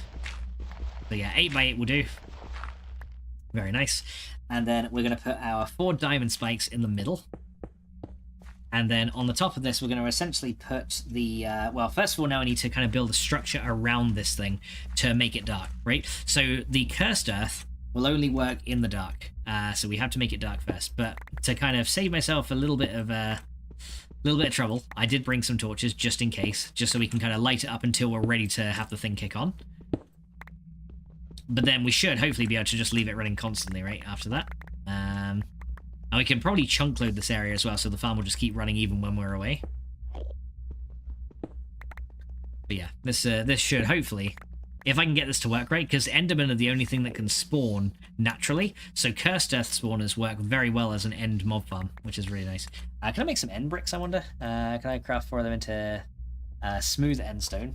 Okay, hang on, yeah, we can kind of make something a bit different. Yeah, we can make some smooth end stone. And then can we do endstone bricks maybe with that? No? Okay, I guess we'll just regular smooth endstone then. Okay, so let's build a little bit of a structure around the outside here. There you go, so we're just going to kind of surround this with smooth endstone.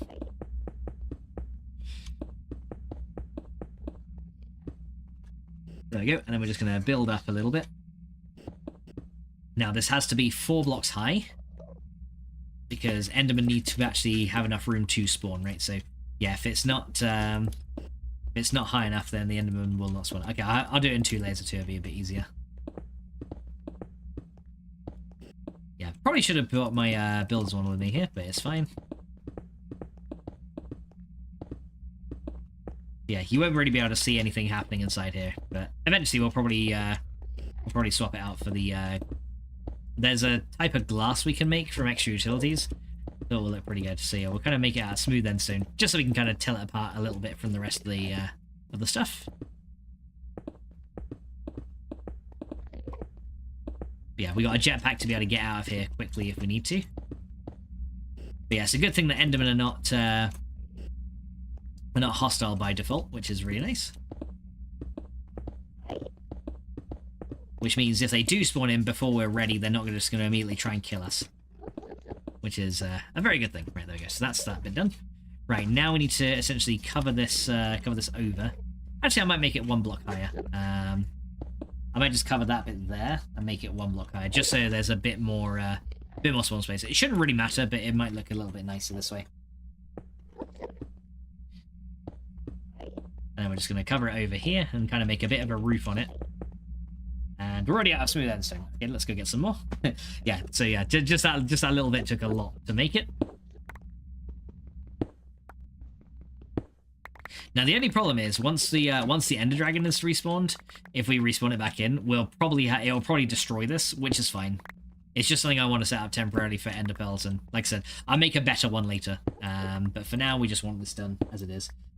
Says look at them in the eyes and say that. Well, okay, what I should say is they're not initially hostile. They're kind of friendly until you actually look at their faces, and then they're just like, we hate you. Okay, there you go, let's grab all these. Nice. Okay, there we go, that's looking good. And now I can make a bit more smooth endstone. There we go. That'll probably do. Alright, so yeah, try not to look at these guys as I'm building this. So we do this one. And then over here, we do... Actually, is this going to be the best way to put it, or should I filter them into the spikes at the edge? I should actually probably filter them into spikes at the edge so that the range collector can pick up stuff better. That's actually probably a good idea. So yeah, I might change this a little bit. Okay, so I'm going to not completely cover it yet. Okay, let's go and remove these. And these guys I'll actually put on the edge here. That'll be a bit better. Okay, yeah, I'll put them there. And I'll filter them to an edge of the thing. Oh, I don't know why they went sideways. Yeah, I'll filter them to the edge. Okay. Oh, and as you can see, yeah, that just by brushing against them, that damages me a lot. Okay, so we'll filter it to the edge. And then our range collector. Okay, let's make sure our range collector is set up to the correct side. So it has to be on this side, right? So our range collector is just going to go like right there. And then we're just going to hopper into a crate. Like I said, this isn't going to be anything fancy. It's very basic. So I have a crate there, and a hopper on top of it. And I guess our range collector will have to go one block down, actually. But yeah, so we have a crate there. We then have a hopper on the crate. Hello, Enderman. Thank you for walking on my setup. And then in here, that's where we have our collector. Right there. Cool. Okay, so then this thing we have to set to a empty blacklist, right? And that should technically pick up anything. So if I like throw down, I don't know, if I throw down a piece of smooth endstone, that should hopefully get picked up into there. It did, and then it should end up in the crate. There you go. Okay, so that will now pick up essentially anything that these Endermen drop. It will pick up everything and put it into that crate, right? So when they die, they will drop their ender pearls, and they'll end up into here thanks to the range collector, which is awesome. Alright, so let's go and sort out the last part of this farm then. So I'm going to build a little bit more over here for now. I'm just going to kind of... Like I said, this build is in no way very fancy. It's just very, very basic. Right, so we're going to cover it over completely, and then I'm going to make a hole at this side here for me to get in and out. Alright, here we go. So we're going to drop in here. Alright, so yeah, now what we're going to do is we're going to fill that dirt in there. There we go. And we're now going to get these vector plates that we just made.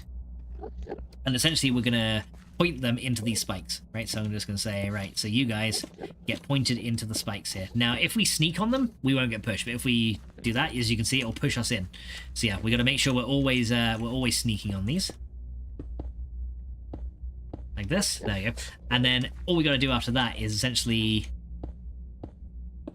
point these guys into here, and then they'll all end up in the spikes. So wherever they spawn in here, they'll end up getting pushed onto the spikes. Now I'm going to leave a little gap right there, because we're going to have to set the cursed earth down, and we need to actually be able to see where the vector plates are. Howard says, I'm making myself notes while I listen to you so I stay on track. No worries, dude. Thank you so much for hanging out with us, dude. It's very much appreciated. Right, so let's go grab these. And then we're going to go and do this lot. And yeah, we're going to leave a gap there so that the cursed earth will spread. Now, the important part is that the cursed earth must not see the sky. If it does, it will catch on fire. So that's one reason why I put the thing back here. Because the drop of evil that we've got, I'm going to put right there. So we're going to kind of get pushed into here. The drop of evil is going to go there. But first of all, I'm actually going to put a torch just there, right? This is just going to stop anything spawning straight away. And then when we leave, we're just going to be like, yep, just remove it and fucking get out of there. Alright, so yeah, because yeah, once the cursed earth is down and it's dark, it will start spawning these guys very rapidly. And that's the cool thing with cursed earth. So we're going to put this on here. As you can see now, that's all turned it into cursed earth. And you can see the particles. So it has spread. And then all we're going to do is put a vector plate down there. We're going to break that one. And we're going to break that one and get the fuck out. There we go. And as you can hear, stuff is already happening. And what we should see, there we go. Ender pearls. Now, some of these guys might try and teleport out, and if they do, they do. But yeah, you can see them kind of like going nuts in there. You can hear them all going crazy. But yeah, some will escape, which is fine. But as you can see, look, we've already got 12 ender pearls and some EXP right there. So all we got to do now is chunk load it, and then we should be good. So then we're just going to claim... So where our Enderman farm is here, we are just going to claim where we are. Which I think is this little bit here, right? Yeah, I think it must be this one. So just going to shift left click it. There you go. And now that thing will always run. Nice. And essentially we can just leave that to run, and over time that will just accumulate ender pearls for us. And we just leave it. And that's it. So yeah, that is an automatic Enderman farm. We just leave it to run, and yeah, already, look at that. Stack of ender pearls, an Enderman head. Perfect. Yeah, so yeah, next time we come back to the end, we should, hopefully, see all that stuff there. And whenever we need ender pearls, we just come here and grab them, which is awesome.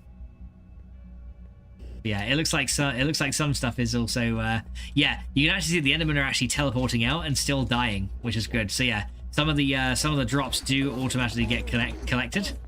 So yeah, the spikes seem to work at range, and this will also be a really good way for us to get dimlets as well for later. There we go. We can just leave that there.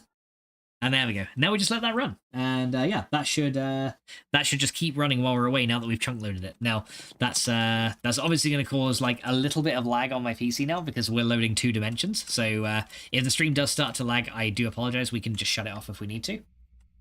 But yeah, there you go. Auto Enderman farm. Because a DID. Oh, CIC is Can It Carnage and DID is Damn It Does. Oh, okay, I see. But there you go. Auto Enderman farm is pretty much set up as we want it, which is awesome. There you go. And I guess any of this other smooth endstone we can just remove. I don't need any of that now, so that can go. And yeah, these mineral torches we'll just chuck into here. But yeah, as you can see, vector plates and stuff, very useful for mob spawners, and we're definitely going to be using more of these for other mob farms as well. In particular, I think we're going to need a slime farm, a blaze farm.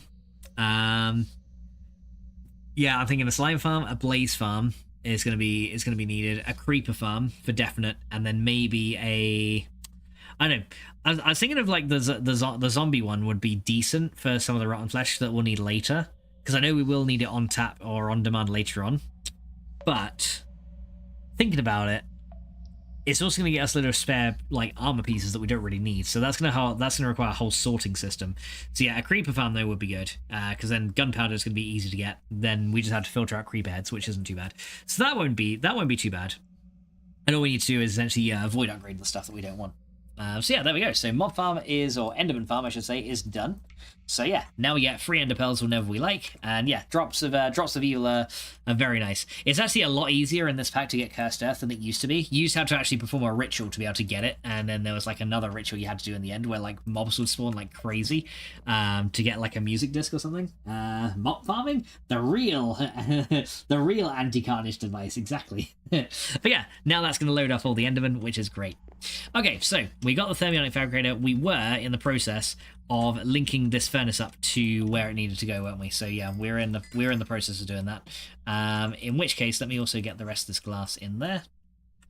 Okay, so yeah, for that we needed to make some phantom faces, didn't we? So there's our clear glass from environmental tech. So I'm gonna drop that into our thermionic fabricator, and that should go in there, right? And that will once that gets power, that will start turning into liquid glass, I believe, when it starts to do the crafting. So I think that's all we need to do to put that in there. Let me just double check. So let's look at the thermionic fabricator. So thermionic fabricator, this guy, yeah, clear glass from environmental tech goes into liquid glass. And yeah, so that just kind of sits in there. And then we put the other stuff in here to craft whatever we need. So yeah, mainly this is used for circuits and electron tubes, which we will get to eventually. But yeah, a lot of this also requires thickened glass, which is essentially sandy glass, which is regular glass with extra sand. So yeah, we've got to make a load more glass, a load more sand to make the sandy glass as well. But yeah, as you can see, this thing is working really, really nicely. Yeah, I love the look of the double furnace, actually. It looks pretty cool. But yeah, let's go to the next bit. So next up, we are going to need to make some phantom faces, of course. So let's go get some of those, which is going to require empowered diamantine. We need 2 per phantom face, and I think we're going to need 2 phantom faces in total. So we need 4 of those. I can count. Hey, I can count. Who'd have thunk it? So you need 4 of those, and we're going to need, let's see, we're going to need some chests as well. So we need a couple of these. So 2 chests, 2 advanced coils, and then 2 blocks of ender pearl, which is essentially 8 ender pearls. There you go. So we've got 8 ender pearls right there. And then we're just going to fire these guys like that. And then we just make these. So this, this, this, and this. There you go. And there is our phantom faces. Very nice. Right, so phantom faces are ready. Now all we got to do is make the hoppers and stuff that we need, which I think I've actually already got. So we got the hoppers. There we go. And then I need a phantom connector as well. So let's go get our phantom connector, wherever it is. As you can see, I've got a lot of random tools in here. So yeah, where's my connector? There it is. One phantom connector. And then we can go hook this up so that we can drop items in there. They'll get smelted and they'll end up coming out into this crate, is essentially what we want to happen, right? Says 1, 2, 4. I can count. But Dubs, I thought it was 1973. I don't know. Okay. Maybe we'll need 3 phantom faces here. Because I'm sure we can link 2 phantom faces to the same thing, can't we? Yeah, you know what? I'm just gonna say let's get 3. I'll make 1 more phantom face, because it'll be a little bit easier and a bit more intuitive as to what's going on, especially if I come and inspect it later after like months of not looking at it. Then I can be like, oh yeah, that's why. Okay, so we need 2 of those. Yeah, I'll make 1 more. So 2 of those, 1 more chest. So 2, 1 chest, block of enderpearl, which is 4 of those, and then an advanced coil. There you go. Cool. Okay, let's go do that. So yeah, maybe I need phantom faces on autographed as well. That'd be pretty good. So 1 of those, 1 of those, 1 of those, and 1 of those. Cool. 3 phantom faces. Who did that? Damn it! Guys, I love mobs. Dragon. Wait, was that dragon? No, it was Razor Pulse. Not updating for me. Well, guys, you got to jerk it, to work it, and shake it up for Razor Pulse. Because if you jerk it hard enough and you shake it really good, then Dragon, I'm sorry, but it's not your fault. It's Razor season at me, and it's gonna make us all say, "What the fuck?" Jerk it, to work it, and shit, I must be out of luck. What? Alright, speaking of which, it's not updating my channel point redemptions, so I'm actually just going to restart my Twitch chat extension to get that going again. There we go, Twitch chat overlay, get started again. There you go, that's better. Yeah, sorry, Dragon, that was you. Dubs is the anti-carnage. Yeah, Dubs is the anti-carnage. How you doing, Razor? I hope you're doing well today. Thank you so much for popping in. How is it all going? Alright, okay, so now we can go hook these things up. So let's go get our phantom faces where they need to go. So we will put so we need a phantom face here, like that. And this one is going to link to this storage crate here. So this phantom face links there, right? So that should still be fine. So essentially both these phantom faces are still linking to that one block up here. But yeah, as you can see, connection is fine and working. We're good, right? A little bit more particle effects going on, but that's fine. All right, so then we're going to put a hopper leading into that guy. So we're going to need 2 hoppers. So we need 1 hopper leading into it, like that. And then we put our second phantom face on the top of that one. There you go. Now this phantom face here will connect to our furnace, right? So that powered furnace that we got up there will connect to this guy. So we're going to grab this guy and connect you to this guy. So what's going to happen essentially is anything that is in that furnace is technically also in this phantom face. So it'll get hoppered out and then pushed into here, which is then connected to that crate, which essentially will wirelessly transport the items into that crate right there. Now what we need to do is put 1 more hopper down there and then link that up to our input crate and then do exactly the same thing again. And then we should essentially have a system that will auto smelt from that one box. So, oh, excusez-moi. That says incorrect. I'm anti-watershed, not anti-carnage. Thank you, Carnage, for the little fart, dude, making me body cough. All right, so we have a hopper there, and then we have our last phantom face right there, which does block out the light down here. So gonna hopefully not have mob spawning here. We just F7. Oh, we have a bit of darkness here, a little bit of darkness down here. Hello, darkness, my old friend. All right, go and open up this bit and see if there's a. I don't know if there's any like light sources nearby here, so I'm gonna just open this up a little bit more and see if we can make this thing not as dark. Because yeah, there's a sneaky block right there. There we go. So we'll just open up this side here, and hopefully there'll be no dark spots down here. Yep, there we go. So no dark spots there now. Cool. Okay, that's better. Yeah, let me just un-F7 that. Yeah, always got to check for mob spawns, because yeah, we don't want them to come in down here. Okay, so now we just have to connect this last phantom face to our input chest. So what we should find is if we grab this guy, And then we run that guy into that panda vase out there. There you go. So yeah, essentially, storage crate is that one, furnace is that one, and output crate is that one. So essentially, what we should be able to do now is put stuff in there, and it will go through that furnace and get smelted. So let's go try it. Let's go make some sandy glass, and let's go try that. So let's get a stack of sand and a stack of glass from over here. We should have some of those made. There you go. And then we can make the sandy glass. So sandy glass, and then we should be able to get loads of those. There you go. So we got 2 stacks of sandy glass, and then we're going to run those in here, and let's just check this works. So what we should find is if we put this in there now, yep, there you go. We put it in that crate, it gets pushed into there, and then the output should end up in here. There it is. There's our thickened glass coming out into there. As you can see, the furnace is now working as it should. Now, the problem is, we want to auto-split the items like that. There we go. Victory screech! Victory screech! There we go. How you doing, Dex? Welcome in, dude. Swiping some heat stone from the boxes. Oh, some of that, so that bloody heatium. How's it going, Tex? Welcome in, dude. How have you been today? Hope everything's going well for you, dude. And Dad says, kind of sorry, says, okay, I stand corrected. Yeah, yeah, Dubs is anti-watershed. It's like, Dubs like, I still like Carnage, but I'm anti-watershed. Tex says, I'm doing well today so far. Excellent, dude. I'm glad to hear you're doing good. What are you getting up to today? Have you been humaning? I'm guessing so.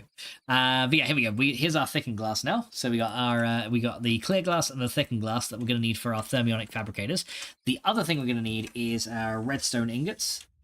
So we need to look at those from calculator, which is this guy. So to make these, we need an algorithm separator, and we literally just put some redstone dust in an algorithm separator.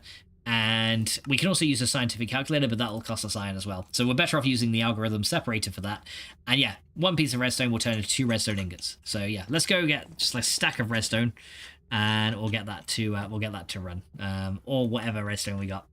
I've got 16 in there. Okay, let's go get an actual stack from here, because yeah, I want to probably produce a lot of these ingots as we need them. So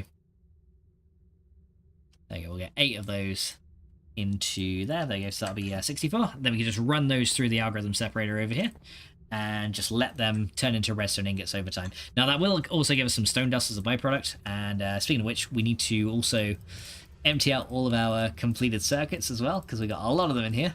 So I need to kind of organize these ones a little bit. Got a couple of stable ones in there as well. Very nice. But as you can see, look, redstone ingots now showing up in there.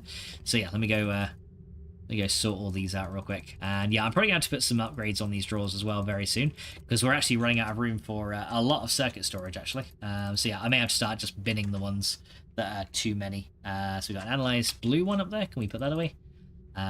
Yes, we can. And then yeah, these ones here. Okay, we got a stable red one. I can go in there, and we got a stable. Yeah, it's the analyzed ones will come by very easily. It's the stable ones we really need. But yeah, let's go grab any of these other ones out of here, because yeah, we got lots of these just kind of hanging out, and they're taking up a lot of room in this box. We don't have any more room for this red one. So yeah, those guys don't have any more room for, unfortunately. But there you go, got those in, and then we need right. So that red one there is full. Yep, so that's also full now. Stable ones, we got stable red one, so I can go in there.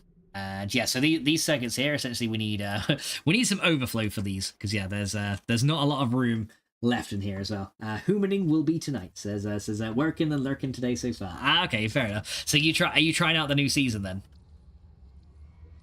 Because yeah, the new season is interesting but very frustrating at the same time. There you go, got some redstone ingots now. So yeah, more of those will end up coming out of here. The algorithm separator, unfortunately, is very slow, so we have to kind of like wait for that to finish over time. But yeah, redstone ingots will end up coming in here as well. So yeah, this is what we can use to make the circuits as well. Because eventually we're going to need to make capacitors, right?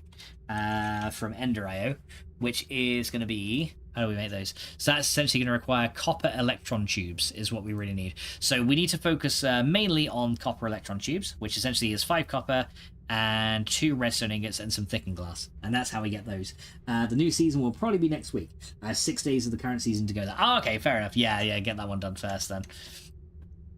Alright, so yeah, that's looking good. So yeah, we got our redstone in there. So essentially it's copper is the other thing, and the glass, and that should be done. But yeah, as you can see, this is now producing all the glass for us, so we can just grab all these out of here.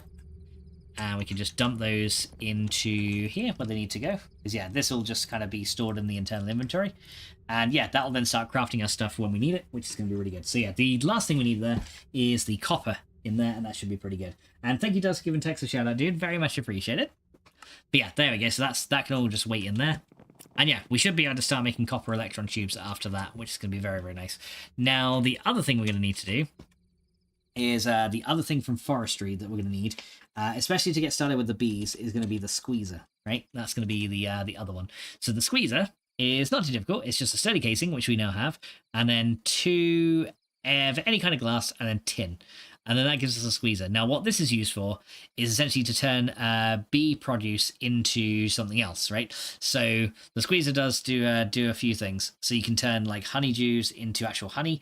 You can actually process mineral logs on here as well. But the other thing it's very useful for is things like seed oil. So we're going to need to make a seed oil production chain eventually, because yeah, we are going to want to, we need some cherries, because they give you 50 millibuckets of seed oil per cherry. Lemons also give you 400 of fruit juice, so you can get like fruit juice out of this as well, which is pretty cool.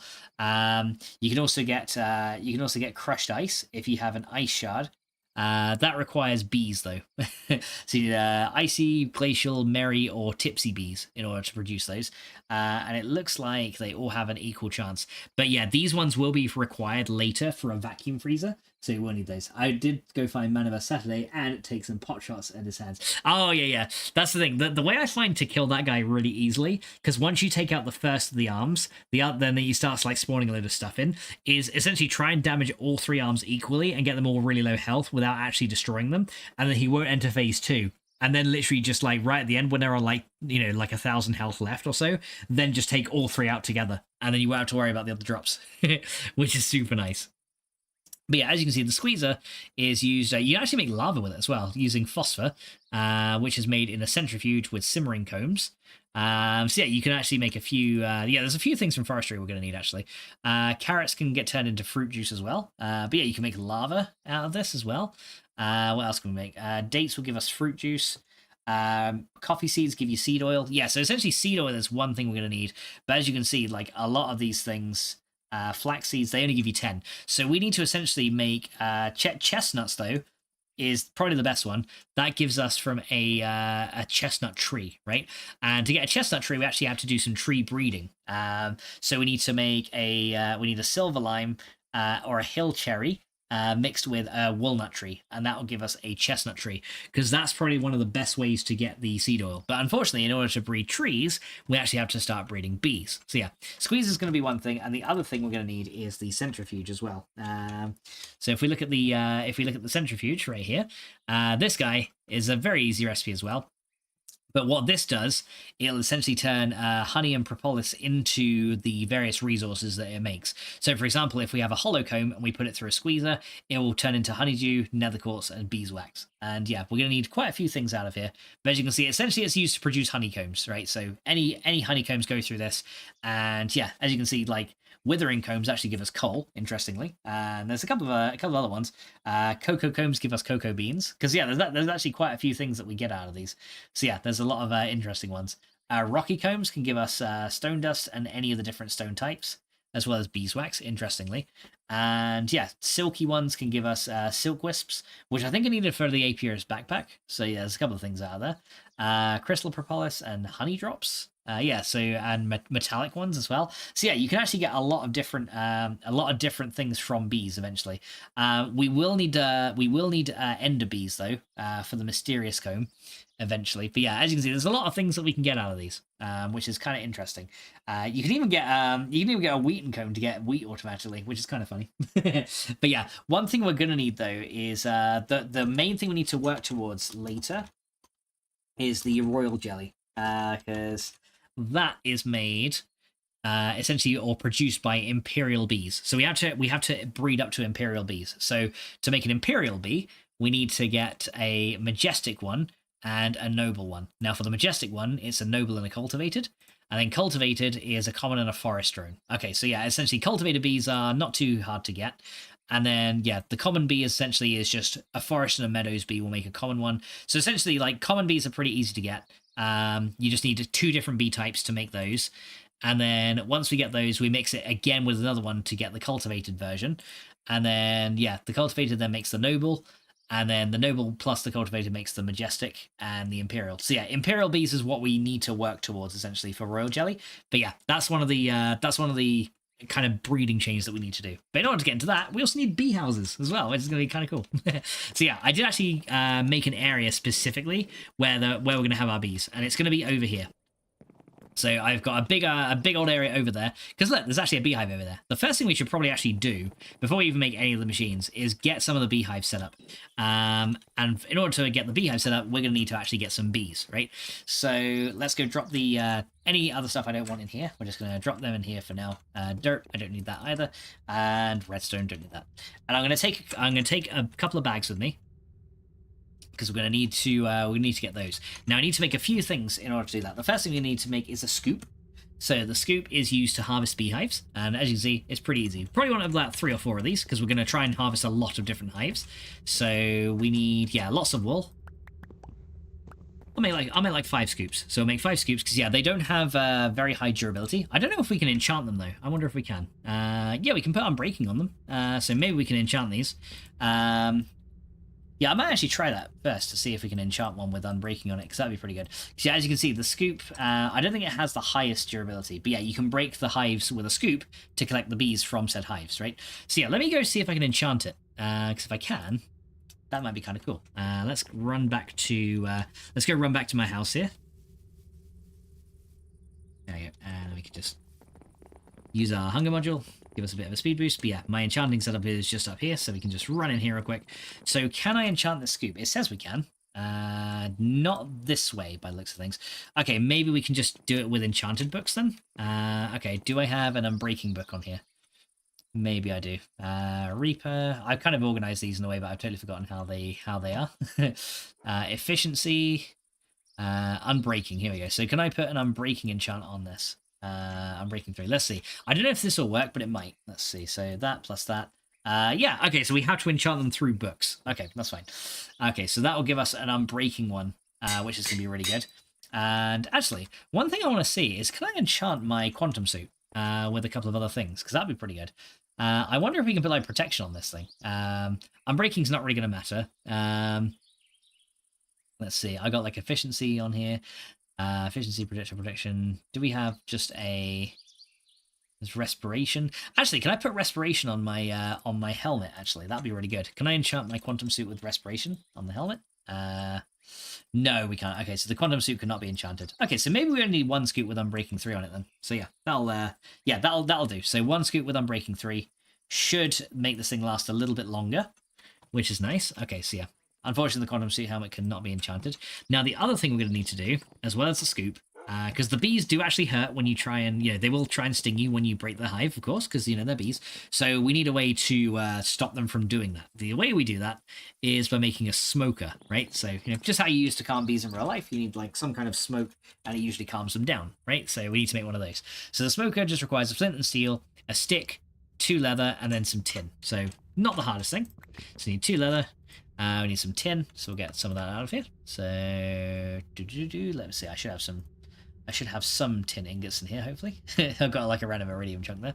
I got some tin blocks. Okay, I guess I'll grab a block of tin and turn that into there. So we're going to grab a smoker. There you go. Smoker, toker, or twerker. A smirker? A smirker to worker? What are those? It's like this, or this. And I'm just like, yes. Okay, let's get a flint and steel, which is going to require 1 piece of actual steel for this. Because, yeah, in this pack, flint and steel is actually made with steel and not iron. So, yeah, 1 thing to watch out for. And then we need a piece of flint, which luckily I have one right there. So, yeah, we get our flint and steel here. So, you and you, flint and steel. Then we should be able to get the smoker. There we go. Right, there we go. So, yeah, now we can go out and find a load of bees and see if we can get some of these combs. Because yeah, we're gonna need a lot of these. Now I got a bag because all the bees essentially don't really stack with each other, so that's why we need the bags, essentially just to store them in. So I got 2 tier 3 bags here, and actually one thing I could do is I could look at making the bag of holding, couldn't I? Because that might actually hold a lot more stuff. Let me see, bag of holding. Here we go. So this thing requires gold magical wood, which is just a bookshelf and gold with 4 XP levels. That doesn't look too that actually doesn't look too difficult. A white bag tier 3. So yeah, any bag of tier 3 can make a bag of holding. So I'm assuming this will hold a lot more stuff, right? So yeah, first of all, we need magical wood. Stop laughing, guys. Okay, so for that, we're going to need some actual books, aren't we? So that means leather and paper. It's got to make some bookshelves. The other 25 letters of the alphabet are probably offended. Why do the bees get all the attention? Because I can't see what I'm doing. Right, let's go get the, let's go get this. Here we go. So yeah, I might need to make 2 of these bags of holding. Yeah, I might make 2, depending on the size of them. So we need 12 of these. We need some paper, and we need some wood to make some bookshelves. And then we can then make the magical wood with these bookshelves. Right, here we go. So first of all, we make the books. So we get those guys, there's our 12 books. There we go. Let's just uncraft those into some planks. Then we can do those, and then these. There you go, 4 bookshelves. Right. So that's all the planks done, and then the magical wood is essentially that plus a piece of gold, and it will cost us 4 levels each, right? So yeah, it's going to cost us 16 levels to make these, and then we'll need a bit of gold spare anyway. So yeah, that should be good. So yeah, 16 levels here. So we need the bookshelf. Where did that go? Oh, there's my coil. I knew I made more of those. Right, so there's our bookshelves. Doesn't matter which one, I don't think. So we have bookshelves, then we have gold. There we go. And now this all takes, as you can see, look, there we go. This will start taking a few levels. So yeah, by the time we're done, that will lower our levels now. And then we can turn these bags into bags of holding, right? So do that. There we got a bag of holding. There we go. Okay, so how much room does this have? I have no idea.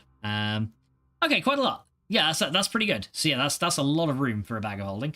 So essentially that is 1, 2, 3, 4. Okay, that's like, yeah, essentially that's like a double chest's worth of inventory compared to the regular tier 3 bag. So if we look at the tier 3 bag, it can hold that much, right? Oh, and actually we should empty this bag first because there's some coal and some other stuff in there that I don't want to lose. There you go. Not really too worried about the other thing, but yeah. Yeah, probably empty that one first. The other one I know was empty because I took that on a mining run a little while ago. But yeah, got to empty that one. And yeah, so now we can make another bag of holding with this one. Not really too worried about the other stuff here, so we can do those. There you go. So we've got 2 bags of holding now. And that should be enough to store all these extra bees and stuff in that we're going to get. So we're going to try and get a load of them. And then we can make eventually we'll be able to make like an analyzer to see like what the best traits are that we have on them. Okay, so we got those. And then we can drop the wool in there. And yeah, hopefully I have enough here. So we got those, and then paper. Hang on, yeah, paper just go in there. That's fine. Yeah, just put them in there. It's fine. I don't care. They can go in there. And then gold can sit in there. And I think I put a bag of holding in there. Yep. So there you go. So then magma blocks, we don't really need to do anything with them, so they can go. All right, is it nighttime out there? It's turning night, so let's sleep first, and then we're gonna look for a load of bees. So yeah, let's go do that. Because yeah, there's 3 types I want to find. Forest, meadows, and rocky are the 3 types I want to find. And maybe a couple of wintry ones as well, although that'll kind of come a little bit later on. Okay. So yeah, let's go find some beehives. Now, the first one, I do happen to know there is a beehive pretty much right behind our house. Yeah, as you can see, the smoker I don't think has any durability on it. Yeah, so you can use this as much as you want, which is kind of nice. At least I think you can. Yeah, it looks like you can. So yeah, what we do is we take our smoker first, and then we're going to come over here. Now, the bees are going to be a little bit mad if we go too near, so we're going to kind of smoke them out first. There you go. There you go. And then we just use this thing to break the hive. There you go. And as you can see, we got ourselves a couple of things. So, out of that one, we got a Meadows drone, and we got a Meadows princess, and that is a noble stock. Now, there are two types of essentially princess bees. There's a noble stock and there's pristine stock. We're looking for pristine stock. Essentially, a pristine bee will not decay over time. And you won't end up losing it over time. So we're looking for essentially anything that has pristine stock on it, we're looking for. We can also go check out some villages and see if they've got any bee houses there. Because sometimes they also have extras as well. So here's another one here. So we're going to go and smoke these guys out so they don't sting me. There you go. And then we're going to break it. There you go. Let's see what we got this time. So we got another noble stock. And there we go. There's a pristine stock. There you go. So a pristine meadows drone. Very nice.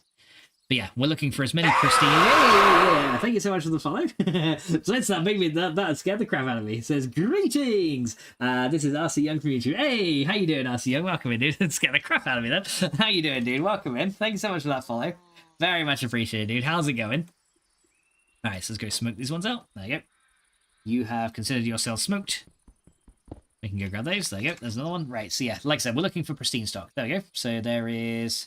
Okay, so we've got 2 ennoble and some pristine. Actually, if I'm going to go find some villagers, let me take a stack of emeralds with me as well, because maybe we can do some trading for extra bee stuff as well, which would be very, very useful. Doing good? Hey, I'm glad you're doing good, dude. Thank you so much for stopping in. How was your weekend? Weekend was actually pretty good. I got to speak to my daughter a couple of times. Comic Queen's been crocheting. She's happy, and yeah, it's been pretty good. Pretty chill. So yeah, I'm just been like grinding off stream for a few hours as well. Just like getting more stuff for so I can actually show you guys things. So yeah, we've been doing good. But yeah, how have you been? I hope everything's been going good with you. Doing good? Doing good. Okay. I know. I probably already asked you, and then I'm just like, yeah. So how you been? I'm totally like that. I totally ask, and then I just ask again because I forget I asked. All right, let's go see if we can find some more bees. Now, forest ones are also going to be needed as well. So we're going to try and have a look around and see if we can find some forest hives as well. Now, forest hives are usually a white color, from what I remember. So because there's forest ones, there's also wintry ones, and there's rocky ones that you find in the mountains as well. Now, I did mark some rocky hives from before, but we're going to go see if we can maybe find some more. You can usually find rocky hives because they're surrounded with ore. I think we may have marked some already. So let me just go into my waypoints here. And yeah, I think I've marked some here. So let me just turn that one off, and let's turn these 2 on. Because yeah, I found some rocky ones earlier. Oh look, speaking of rocky beehive, there's one right there. So let's go smoke these guys out. There you go. And then we're just gonna harvest this one. There you go. And we got ourselves so these guys drop rocky combs, and yeah, these ones we can use, and that is an ennoble stock princess. Okay, so we're looking for pristine stock if we can, but yeah, like I said, we can always go through villages as well to see if we can get some pristine stock bees from them as well. There's a nice love, chill, and relaxing weekends. Cool map. Thank you so much, dude. Yeah, I'm using this is a much older version of Minecraft, but we're using the realistic terrain generation mod, which does make the map look a little bit cooler. And yeah, plus with the jetpack, we can kind of fly through it nice and easily. It's taken us a while to get this jetpack, though. We had to kill the Ender Dragon, find the Elytra, and then, get the actual power to run the thing. But yeah, now we have a jetpack that we can use. Plus, my quantum suit makes me run, like, super duper fast as well, which is awesome. Although, the leggings do take a lot of damage from running so quick. Right, I see a rocky comb over there. Yeah, they blend in pretty well. There's a rocky comb right here. So let's go get our smoke here. Go and smoke you out. There we go. And then let's break that. See what we got here. So we got, did we get a pristine stock this time? Let me see. We got yes, we did. We got a pristine rocky comb. Nice. So, rocky bees. Now, over here in the tiger biome, we should, maybe, find some wintry bees in this area, if we're lucky. So let's go and have a look and see if I can find any. Now, there are certain bees that you can only find in certain places. For example, there's there are some that can only be found in nether fortresses, and others that can only be found in end cities. But I see a wintry comb right here. So yeah, these guys are a bit more aggressive, so we're going to smoke them out first, because they're coming out to sting me, look, so we might have to smoke them a bit longer.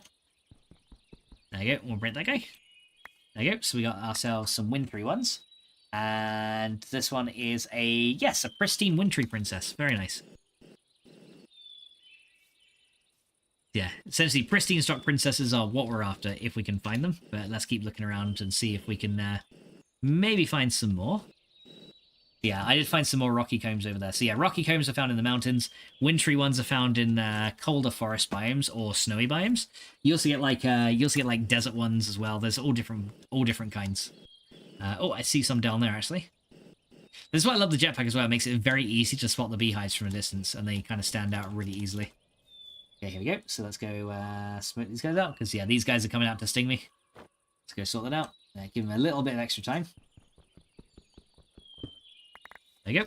There's another one. Let's keep going. Yeah, we want several princesses if we can. Hey, calm yourself. Calm yourself, damn it. It's fine. Just come with me. There you go. I'm just breaking your hive. Calm down. The bee's like, oh my god, Kennedy's breaking a fucking hive, the bastard. Okay, so we'll smoke all these guys out. Yeah, the smoker luckily lasts forever, which is good. But yeah, the Sunbreaking 3 scoop has lasted me a fair while, so we should also be able to make more if we need to anyway, so. There you go. There's another one here. Let's go smoke you guys. There we go. We'll take out all these. There we go. Nice. See, we got some wintry ones now. Quite a few pristine wintry princesses, which is very good. Right, okay, let's see if we can find some forest ones. So yeah, we need to go to a warmer forest area for those. Let's go see if maybe we can find some. Hopefully we can. Kind of says, you can smoke me out if you want with the grass cone. So the lovely ambient bird sounds. I wish Mojang would add them and crickets in that in vanilla. I think it would bring a lot more immersion to the vanilla game. Honestly, I agree. And it wouldn't really cost that much to implement something like that, really, either. You know, just having a soundtrack could be so... It would be so nice. But yeah, Ambient Sound 6 is the mod that adds those if you're wanting those kind of sort of like the birds and the cave noises and stuff like that. Ambient Sound 6 is your is the mod of choice. It's very, very good. Right, so let's go see if we can find a let's go see if we can find maybe some forest drones or maybe some more rocky ones as well. Meadows ones are easy enough to find. But yeah, we want right, that's going to be swampy areas, so we don't want that. Yeah, what I need is a regular birch forest, which might actually be one behind where my base is, to be honest.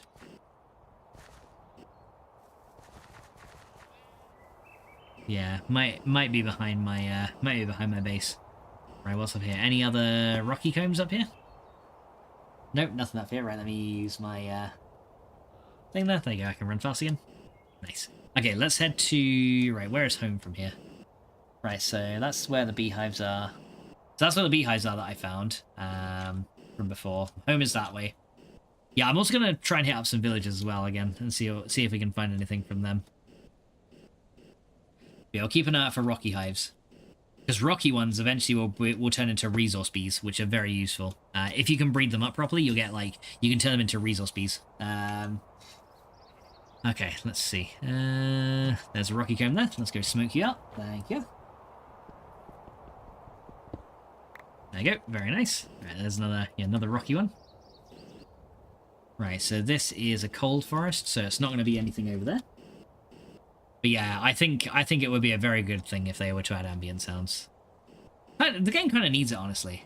Otherwise, it just feels... If the game doesn't have ambient sounds, it kind of feels too quiet. That and, like, realistic reverberations in caves and stuff would be also really, really good. But yeah, the actual ambient sounds mod. Like, literally, if I was Mojang, I'd just be like, hey, talk to the ambient sounds guys that made that mod, and just be like, hey, we'll just, you know... We'll pay you a very nice sum of money, commission you for that mod, and we'll just include it in the base game. Do you know what I mean? They could easily just do that, because like the way that ambient sounds is done essentially just fits in seamlessly with the game. All right, so here we are. Now we're in a forest. Let's see if we can maybe find a forest comb. There is one right there. Cool. Right, here we go. Let's try not to get stung. No. Go. Get back in there. There you go. Thank you. All right, so we got a forest drone, a noble stock princess. Nice. But we're looking for the pristine stock. Okay, so the forest ones are found like in the trees themselves usually. So we're gonna have to kind of like have a look around in the actual trees. I think sometimes you can find them on the ground, but you'll find a lot of them in the actual branches. So we'll have a little look. They're a little bit harder to find, especially when there's birch trees around as well, because they can kind of blend in a little bit better with the birch. They usually just kind of like run across them every now and then. Is that one there? Yep, there's... Oh, no, that's a birch thing. I thought I saw one then. Oh, no, there's one there. I think they're actually a bit easier to see at night because they do actually glow. Just a little bit. They actually give out a little bit of light. There we go. So let's go and open that one. Nice. Yeah. I think you can also... I think it's also easier to collect the bees at night as well. Yeah, you can usually see a little bit of a glow off some of the hives sometimes. I don't know why they light up, but they do. So might be a bit easier. Though we're probably gonna have a lot of zombies and stuff coming out in a minute. We're also gonna need to collect a load of flowers as well.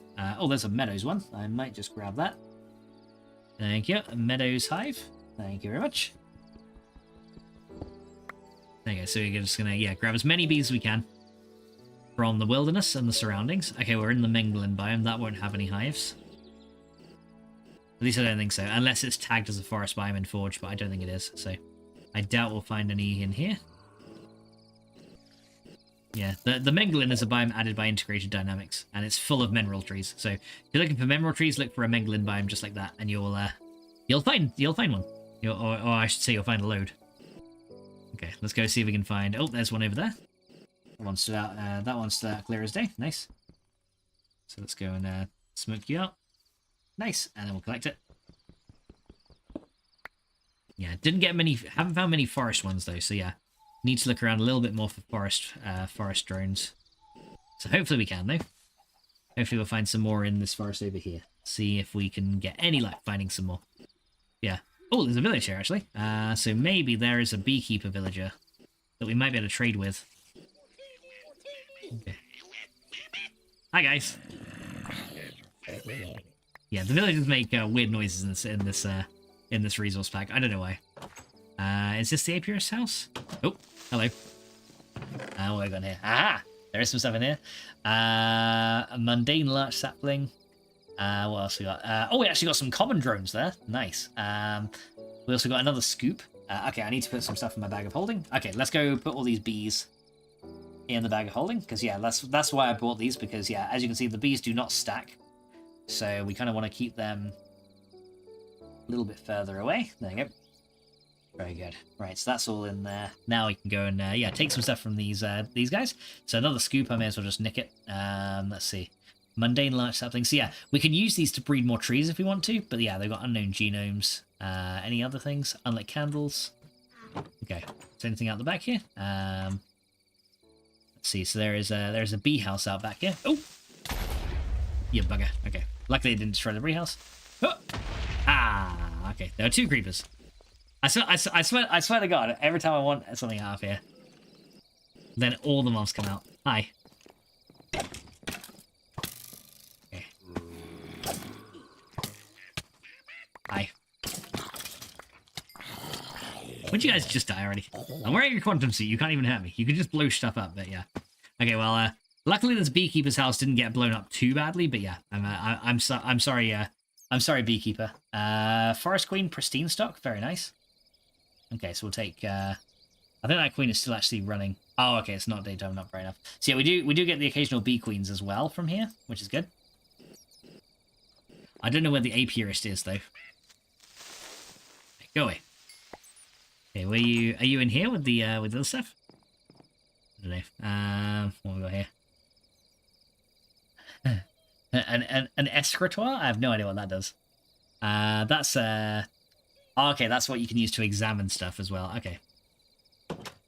Right, so I don't know if we can find a villager here. Are you the one I'm looking for? So you've got, you're a librarian. Okay, so I don't want you.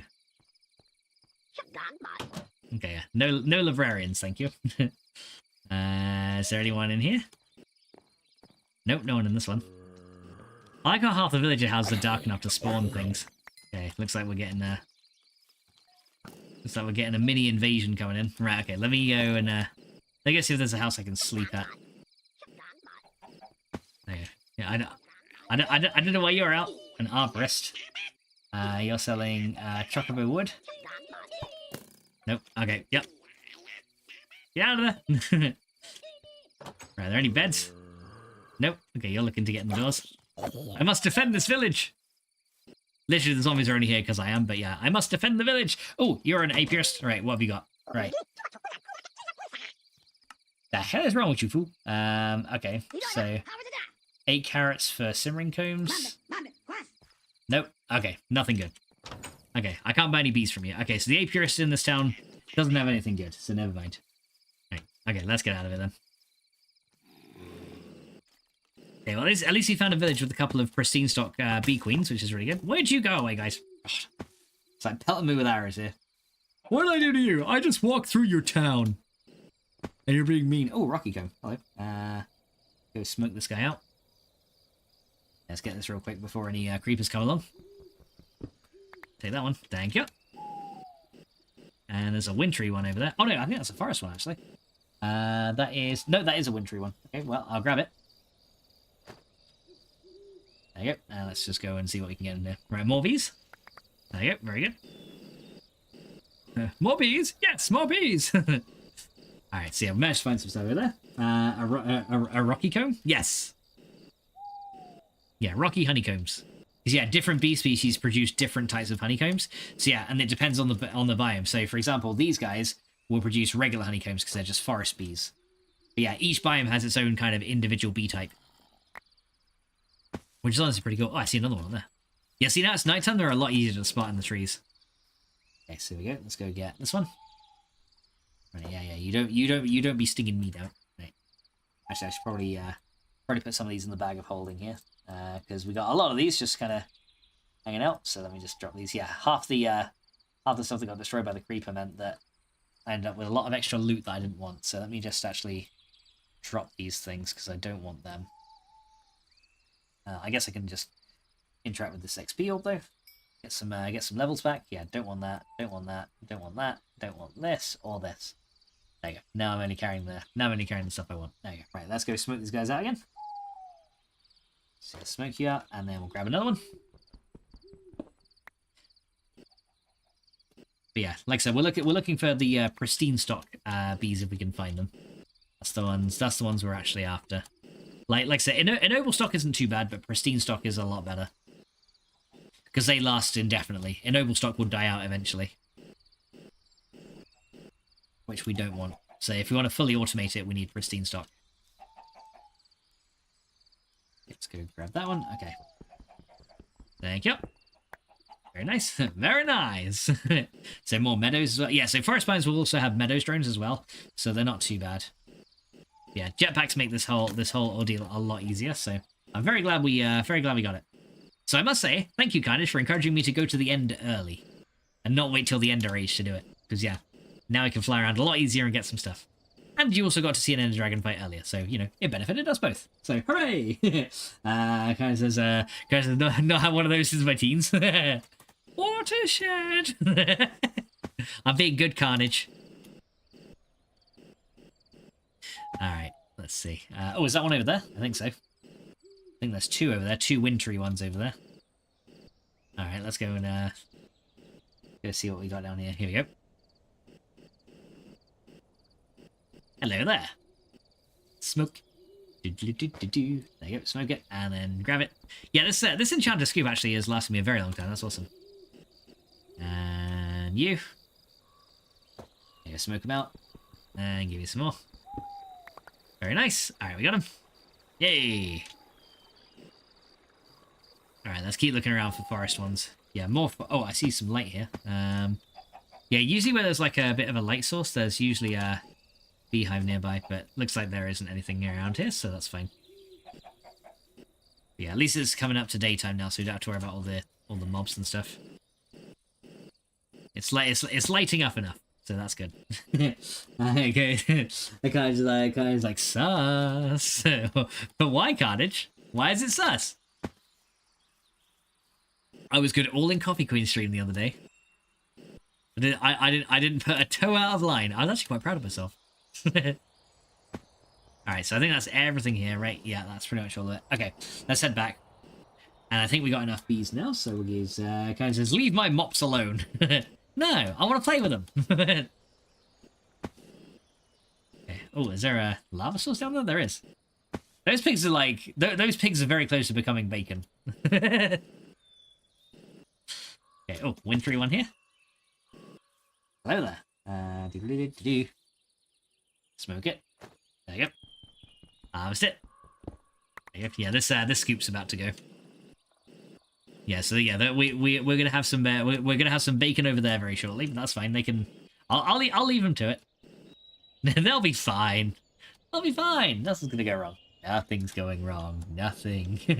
Everything's fine. Oh, there's a big meteor there as well. Did we actually harvest that one? I can't remember. I think we did. I think we've got all the presses that we need anyway, so I don't think we need to find any more of them, but still worth having a look for them if we can find them. Right, okay, so there's nothing else there. Alright, let's have a look and see if we can find any more beehives there. Man, I'd hate to be any bees that lived in this area, just like completely like decimated by a meteorite. Alright, can we find any more hives? Any more forest hives in particular? Because I've got plenty of meadows ones, and those ones are easy to find, so forest hives is what we're looking for, if we can. If I do see any other meadows ones though, then, you know, I'll still take them if we find them. But forest hives would be very nice. And because we're in a birch forest, they're going to be even harder to spot. But, you know, I'll keep looking around. Somewhat carefully, somewhat not. As I say as I literally zoom through the forest faster than Sonic on steroids. Sonic! It's because I am Lapatron. That's why I'm so fast. I am Lapatron. Alright, let's see. I don't see any over here, though. Yeah, I don't know if birch forests actually spawn the forest types. They might do, but I don't think they do. So, something tells me they don't, actually. There you go. Right, okay, so we got plenty of bees now, which is good. Okay. So now what we need to do is we need to make a couple of things.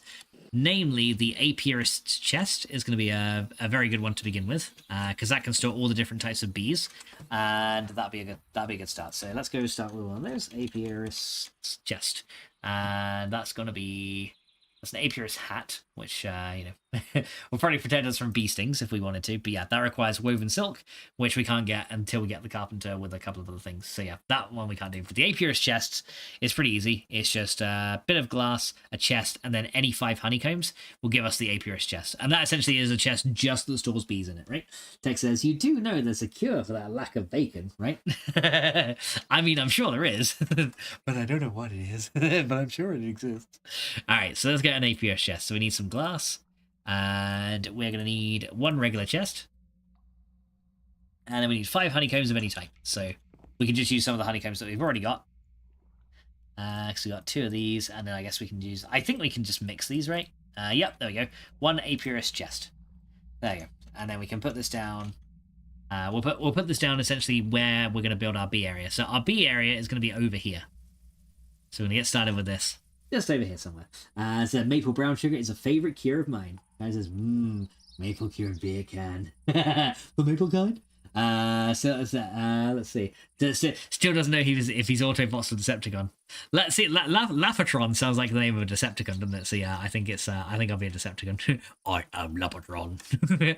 All right. So yeah, I think we'll put our apiarist chest like right here, because yeah, this area here I'm going to use for all my bees. So yeah, what we can do now essentially is store all of our different bees in here, right? So we can kind of plus like when you hover over them, it will show you like what their mutations are after they've been analyzed, which is really handy. So yeah, we're just going to kind of store them all in there, and then we can take any more out of our bag of holding. Now this chest can only store bees, right? So that's the other thing we have to bear in mind. It can't store honeycombs, so we'll have to store them separately. But yeah, any other bee types can go in there. There you go. We get a few pages as well. We get like then we get like 5 pages of storage, which is really good. So it can hold plenty of different types. But yeah, we're gonna need an analyzer pretty soon. There you go. But yeah, as you can see, just drop them in. There you go. And then we can just sort them. There you go. And we can kind of keep them together like that. There you go. There you go. So then we got all the queens, all the princesses over there, and then all the drones just there. So as you can see, yeah, princesses and queens don't really stack. Looks like this one's interesting. But yeah, as you can see, they've all got like these different genomes and stuff that we'll have to analyze to see what they actually are. There's also a Valiant drone. I didn't see that one. That's pretty good. I'm not sure what that can be bred with, but let's just add that. And the princess as well. There you go. So yeah, princesses and queens will kind of stay together. Drones will stay together. And there we go. So now I got an apiarist chest right here. And let me go and make sure this area is chunk loaded. Yeah, we want to chunk load this entire area. Because, yeah, if we don't do that, then that might be a bit of a problem if a creeper explodes in here and it blows up our area. So, yeah, we're going to make sure this is chunk loaded.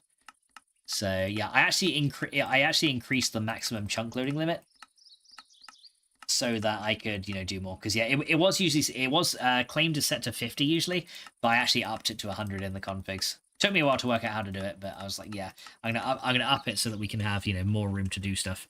But yeah, this entire area here is gonna be for our bees, which is gonna be really good. So yeah, that should be fine. So yeah, we need to go and start making some stuff. So the first thing we're going to need to make is the apiary. That's the first thing. Now, you can make bee houses early on, which is actually a very easy thing to make. You can actually make it right at the start of the game if you want to, if you just want to like get honey passively. But yeah, the bee house just requires a honeycomb, any kind of planks, and any kind of wood slabs. It doesn't have to be forestry ones. It could be any kind of wood. However, the bee house does not allow for mutations, which is obviously a very bad thing, because we need to actually get some bee mutations in order to actually do anything. So what we're going to have to do instead is we're actually going to have to make the apiary which can actually be automated, which is pretty good. So yeah, apiary is essentially the same thing, but it requires impregnated casing instead. So the impregnated casing is essentially going to be any kind of wood in a carpenter with a little bit of seed oil. So in order to actually get that, we need to make the carpenter first. So the carpenter is going to be bronze ingots, plus some steady casing and some glass. So let's go get the carpenter set up. And we also need seed oil, so we're going to need to have a way to get some seed oil. So I might actually set that up in the greenhouse, actually, because that seems where it's going to be used mostly for now. I might end up setting up several of them. So let's go get our steady casings. We need some bronze as well. And a little bit of glass. So let's get some glass out of here. And yeah, so impregnated casing is going to be needed. But yeah, that's going to take a little bit of time to make that, because we've actually got to get a couple of other things in place first. So yeah, we'll get some bronze out of there, and then we can make ourselves the carpenter in a minute. Right, so here we go. So let's go make one of those. So it's 6 of those, 2 of those, and then 1 of those.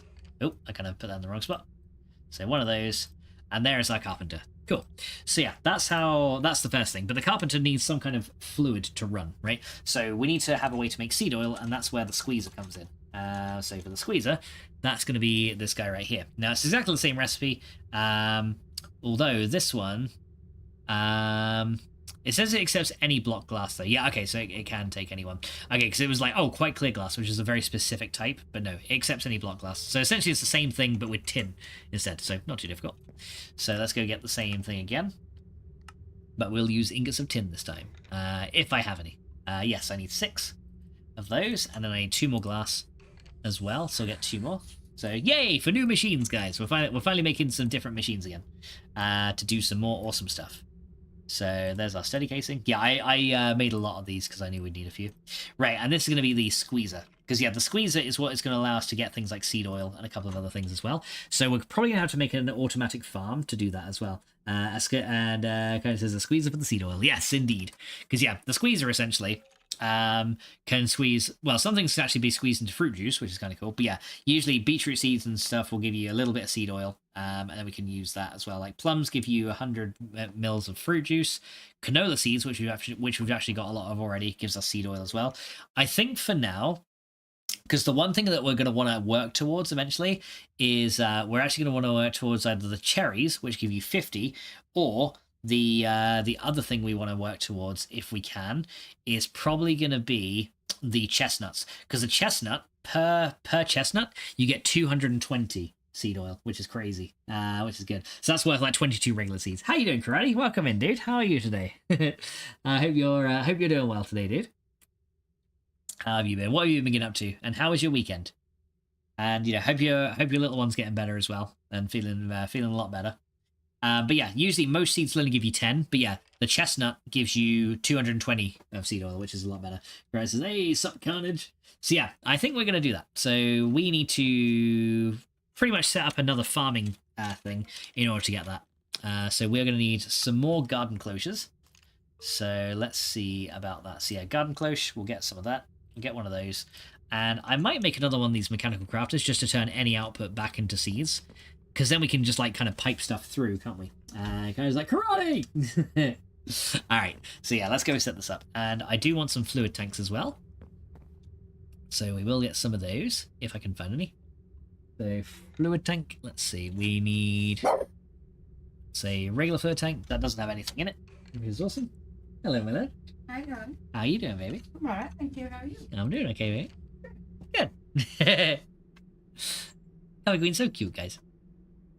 And she'll probably be like, oh, no, you. She's cute. So yeah, she's cute. Alright, let's get some item laser relays. We'll probably need some of them as well. Let's see. Right, says, yeah, she is much better. I appreciate it, Rosie. Nice, Joe. I'm glad she's feeling a lot better. He's come to see if the he's come to see if the tuxedo is clean for Friday.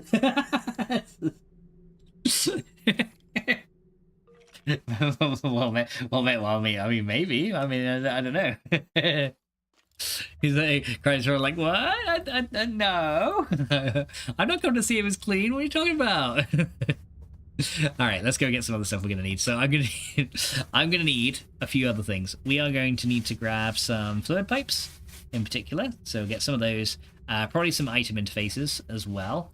So we'll get some of them. And I think that's everything we need. From what I can understand, I think that's everything we're going to need to make this all work. So because I'm going to need to get power to these guys. We're going to need to get another garden cloche with the seeds that we want, which is pretty easy. So yeah, I think all we got to do is make one more crafter, and then we should be pretty good. Is there a skeleton in the tank in there? Hang on. Yeah, there is. There's a skeleton drowning in creosote. I don't know why he's in there, but he's, he can just stay in there. He'll despawn over time. All right, so let's see. I need to get another. Oh god, good. I need to get another crafter. Hi guys. All right, so we need three. I need to make a bow essentially, so I need 3 sticks. I don't know why I got 3 planks because we just need sticks. So yeah. So those guys, and then we need a. Okay, and I guess I can put these emeralds away, because I was going to trade with that Apiarist villager, but he had, like, nothing useful on him, so, screw that guy. Screw that guy! Okay, so we can put the bees back in there now, or the bag back in there, because don't need it. And now I need 3 string. There you go, so 3 string right there. I can hear that skeleton just, like, kind of hanging out in my in my dispenser. He's just like, yeah, I'm just going to, like, hang out here and just be annoying and make annoying noises. And, kind of thank you so much for giving Going Good a shout out, dude. Very much appreciated. Right, let's see. So I need 1 piece of redstone and 1 empowered restonia crystal and a red crystal. So I need a red crystal, 1 piece of regular redstone, and we need 1 empowered restonia crystal. So we'll get one of those. Empowered restonia. Restonia! Okay, and then we need to make ourselves a dispenser and a crafting table, which is going to need 1 more piece of wood. There you go. Well, I actually had some planks there, so don't know why I'm going to do it this way, but there you go. So crafting table, we need to make a dispenser, so let's go get one of those. Oop, there you go, 1 dispenser, and then we combine those guys with a red crystal and one of those, and we have ourselves a mechanical crafter. There we go. Crowley says, yes, Queen, yes! Grave usually does that, I thought. So I haven't seen him today. I don't know what he's doing today. But I've not seen him yet, so hopefully he's alright. Alright, so let's go drop this down here. And here we go. So that's all done. And now, I think that's everything we need. Let me just make sure. So we've got the stuff with liquids. I may need to come back and get a few more bits eventually, but it should be everything. Right, so let's go to sleep. And hopefully turn it to daytime. There you go. Because yeah, in order to make these impregnated casings, we need to get this carpenter with seed oil up and running. So let's go get that started. Now, which greenhouse do I want to do this in? Do I want to do this in this greenhouse here, or do I want to do it in the other one? I think I'll do it in this one here. There's a lot of room right here that we can do it, and there's some other room over here for other things too. So yeah, I might just do it here. This is a grave. Kind of says Grave is being angry somewhere quietly. Oh, he is. I was gonna say yeah, because I know he's quitting smoking, and they say yeah, it might just be that. Okay, so yeah, we'll go and put some of this stuff here. So yeah, I guess because the only time I need seed oil is, I don't need like a huge vat of it like this. So I don't need to make like an entire setup for seed oil. I just need like a little bit when required. So I think what we're going to do is we're going to drop this guy here. Now, actually, thinking about it, I might be able to... No, I think I was going to say I could probably feed the carpenter directly from a garden cloche, but that's probably not a good idea. Because yeah, I also need the auto crafting anyway. So actually, I may get 4 of these and just like have another little setup of 4. I do need some more energy laser relays though for that. So let me go craft a couple more of them. So that's going to require some advanced coils. So we can get... Yeah, we can get a couple of these. So advanced coils, we need 4 blocks of redstone. And we're going to need 8 blocks of obsidian. And then I think we just need restonia after that, and then we should be pretty good. So restonia crystals after that. I think we're going to need a few. I'm out of restonia. I swear, I'm using a lot of restonia here. So what we're going to do, I've got so many blocks of redstone that we're just going to chuck half a stack of that over there. There we go. We'll atomically reconstruct it into restonia. And there we go. And, oh, hang on. Did I just get I think I just got a super chat. No, I think I did. Who sent me that? Hang on a second. Who sent me that? And Hayden Spear says, keep up the good work, man. Thank you so much, dude. It's very much appreciated. Welcome on it. I have no idea why my chat app isn't actually showing that on my side, but I very much appreciate that, dude. How you doing, Spear? I hope you're doing really well, dude. Okay, did I not throw all those Restonia on there? I wanted all the Restonia. Oh, I tell you why, because I picked up the blocks of redstone, didn't I? That's why. That's why, yeah, I needed 4 of those anyway. So 4 of those, 4 of those, 4 of those, and then we should be able to make some laser relays as well. So let's go do that. Energy laser relay. That one, done. There you go, so I can get 8 more of those. That should be enough to do what I need to do with. Got some item ones. I don't think I need the fluid ones, because we're only going to be putting fluid through a tank to, you know, the carpenter. So we should be okay with that. But thank you so much, Spear. How you doing, dude? Alright, so let's go and make our way over here. Alright, here we go. Now we're going to make our way around. And let's jump over here. And let's get this, Oh, I didn't grab the garden closures. God damn it. Doobie-doobie-doobie-doobie-doo-doo. Running. Running along. Running along. Getting all the closures. Yeah, I don't know why I kept my closures over here. I probably should just move these to the, I should probably just put these up in the greenhouse and just, like, forget about it. What? Who did that? Cruddy. God damn it. How you doing, Pez? Welcome in. It says, morning, evening, lovelies. How's it going, Pez? Welcome in. Thank you so much, Cruddy, for scaring the crap out of me now. Yeah, I'm too busy being Lapatron. I am Lapatron. Alright, here we go. So let's go set up our garden closures. So we're going to do 1, 2, 3, and 4. There we go. So we get set up those here. Now I need to make a little hole in the floor there. There you go, so I can get underneath. Oh, look, there's actually a pipeline right here that we can pump water into these things with. So I can just hook into an existing pipeline that I already set up. Look at that. That's awesome. Look at that. I like it. Okay, so let's go grab the fluid pipes right here. And you need to go 1 there and 1 there. So these things should now be filling with water, correct? Yes, they are. Right, so those things now have water in them. Very, very nice. And now we need to put the item interface on the back of these to export items from where needed, right? So we're going to go put an item interface right there. And then on top of that, we need an item laser relay just to add that to the network. So let's go do that. So 1 item laser relay is going to go right there. And that'll be hooked up underneath in just a second. So in order to do that, we need to, first of all, make ourselves a bit of a way down. I did seal this up a bit earlier, so let's go and open this down here. Right, so yeah, we're going to do this in a similar way to how I did before. So we've got our item laser relay under the pipe right here. So that's going to sit right there, just to kind of bring it down here. And then we got our energy laser relay over here. And this is where we can like hook up the auto crafting and stuff like that in a minute when we need to. So you go there, you go there. There we go. Right, so now we're going to hook up the item laser one in a second. Oh, I tell you what I didn't bring. You know the one thing that hooks up the lasers? Yeah, I didn't bring it. Let's go back to it. Cry says, I need a tissue. I'm sorry, Karate. I don't have one. Can I interest you in some silky propolis? He's probably like, the fuck, man? The fuck silky propolis? Why do I want it? It's like Operation Freak Out Karate Day. He's probably just like, dude, I don't want that shit.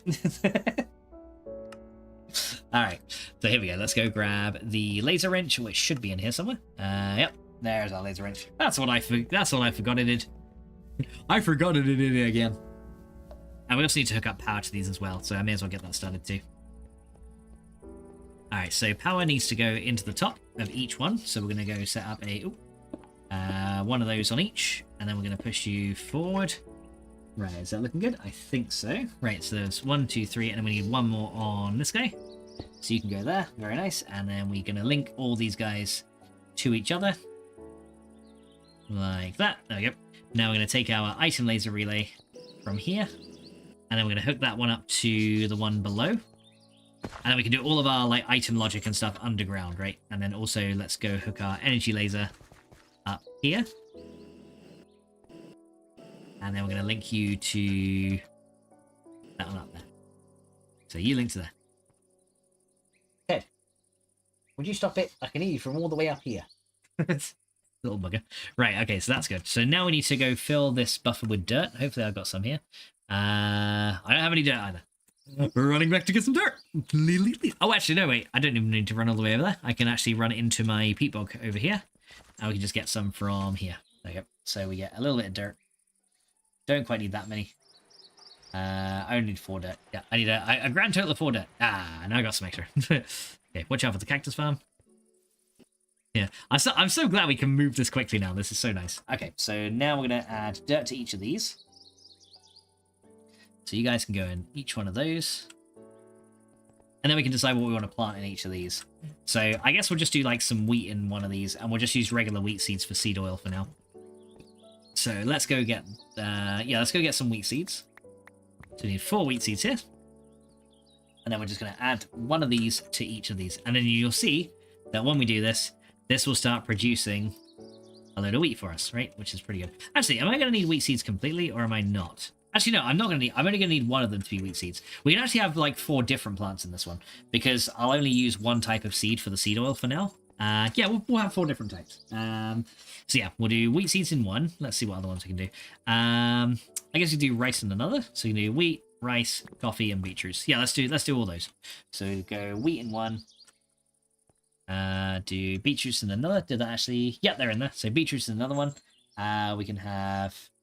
Or rice in another, beetroots in another, and then coffee in the last one. There you go. Because yeah, guys, Coffee Queen is watching, right? So we've always got to be growing coffee. You know, we have to appease the queen, right? So yeah, coffee is in there. Speaking of which, I will set up my coffee maker at some point in the house. So there we go. So yeah, I'll probably end up having one more set of different plants here, and then we'll have those feed into bioreactors eventually. But for now, that's looking good. So yeah, now what we got to do is hook that up to power. And those things should start growing automatically, right? So there's actually a little power tap right here that I can hook into. So we're just going to grab this guy here and hook you into there. Now what we should see is those things above will now fill with power. And they should, there you go. As you can see now, they're actually starting to grow their resources. And as you can see, we're getting some wheat, we're getting some seeds out of it, which is looking pretty good. There you go. So yeah, now we got plenty of those things growing, which is good. All right, so yeah, we got that. Yeah, that's growing pretty nicely. And then every now and then it's going to give us a little bit of stuff for seed oil. But yeah, it's also growing rice as well, which is nice. And that will essentially keep making seeds for us pretty quickly. And yeah, they grow relatively quick. So yeah, it looks like we get 2 to 1 in terms of wheat to seeds. So the next thing we need to do is essentially hook up the storage for these to these storage drawers, right? So I think what we'll do for that is let me go grab my chest transporter. And we're just going to move those drawers down to where they need to go. I might just have them underneath. Because, yeah, we only need them for, like, crafting purposes and things. So they don't really need to be in sight anywhere. So let me grab my chest transporter, wherever that is. There you are. This is probably going to break soon, so I might need to make another one. Yeah, we're going to be doing a lot of back and forthing, but I will try and make this process very, very quick and painless, if we can. And we're going to move all these storage drawers just underneath to store the various bits and bobs. So... let's go grab each one of these. Now, these do have void upgrades in them, so that's one thing I'm probably going to want to change, actually, because I want the farms to stop when they get too full. So, yeah, I guess I can kind of put them, like, down here. But, yeah, this will actually eat through my hunger quite a lot, because, yeah, transporting chests is very, very hungry work. You got to be prepared to eat a lot of food when you do this. So we're going to move all these down. We're just going to kind of keep these down here out of the way. And if we need more room, we can just, dig out a little bit more and add some stuff. But yeah, we're just going to store them all down here. We should good. Right, so now need to eat. Yeah, as you can see, this does inflict, like, hunger on your character when you use the chest transporter. But honestly, the convenience of not having to, like, get everything out the drawers is worth it. But yeah, like I said, I think I'm going to have to look into the drawers with an upgrade and try and remove the void upgrades from these. Because, like I said, I want the farms to stop when we have too much. So we're going to do that. Right, here we go. Go up here. Yeah, I'm going to have seeds on autocraft as well for each of these different things. For now, we'll just do wheat seeds on autocraft. But yeah, all of these different things, essentially I want to have the seeds on the craft because we get more... We actually got a lot of wheat seeds here already, but we tend to get more of the actual crop itself compared to the seed, right? So I need to make sure that we kind of have an even distribution of these. So what we'll do is I'll probably have like a crafting setup similar to this one, where we just like pipe items in from a drawer, and then it crafts it into what it needs to do, and then it pipes it back out into the output. I'll probably end up doing those for each of these as well, which it should work pretty good. But yeah, for now we only need to worry about one of them, and that is going to be the wheat seeds. So let's go grab this drawer here and probably move it. Yeah, probably move it a little bit closer over here. So yeah, I'll probably put you like right there for a minute. Because yeah, unfortunately this other drawer is kind of in the way at the minute, so we're gonna have to kind of make a bit of a smaller setup here to do this. But it should be fine. So yeah, we'll go do that. Let's see. Indominus says, "What's up, Max? How you doing, Indominus? Welcome in, dude. How are you doing today?" All right, so here we go. So let's go grab... Oh, yeah, I need my transfer nodes as well. And we need a couple of transfer filters. Do I actually have some right here? Maybe I do. Transfer filters. I've got 2 filters here. There we go. So we'll grab those. And I do need a couple more transfer nodes. So let's go and hopefully not run into too many nasties on the way back. Let me actually sleep through the night real quick. Donna says, "I'm having you're having issues with XML." No, dear. What's going on with the XML? If it's UI, then good luck, because I don't really know the UI part. But if it's anything else, I might be able to help you. Right. Let's see. So we got, let me see. Transfer nodes, where are they? Transfer nodes are, let me see. We got some here. Yep. So there's some transfer nodes. Did I bring some transfer packs with me? Nope, so I'll just grab those as well. Okay, cool. So we got our crafter, got our transfer nodes now. Let's go get this next bit set up. So the next thing I want to do is I want to get seeds into this this system from the drawer, right? So I'm gonna put a item laser relay on this drawer, and what should happen is if we were to go link that one to that one, we should have the wheat then getting piped into here. Now, unfortunately, we got a void upgrade on this thing, so I may need to... I don't know if I can actually access the drawers upgrade slots. I might need an empty hand to do it. Can I access... Yeah, here we go. I'm going to take out this void upgrade, right? Now, what this will do is it will essentially force the farm to backstuff itself, and when it does, it will then stop running automatically. Because, yeah, I don't want the farm to run if we don't need to produce resources, because that's just kind of wasteful, right? So, let's go and hook this one up to a crafter. So the first thing I'm going to do is I'm going to put a transfer node on the back of this guy. And you're going to sit over here. I removed all the zombies from their groups. I'm changing all the zombies to aquatic themed zombies for my overhaul. But I'm getting Eris in game stages, Airlid in game stages, smaller zombie Ali in game stage 1.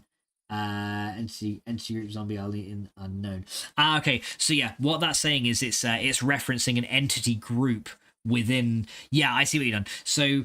every zombie type in 7 days has its own individual entity group that just has that zombie in it, so that they can specify like the group name as well as the entity name. It's a little bit weird. So what you probably want to do is if it's named any of the zombie names, don't touch those ones. So yeah, you'll see if you look in the entity groups file, there'll be ones that says entity group name equals zombie Arlene, but then when you look at it, the only entity in there is zombie Arlene that will spawn in it. Those entity groups leave alone. Don't remove those. I just removed the zombies from them and replace them.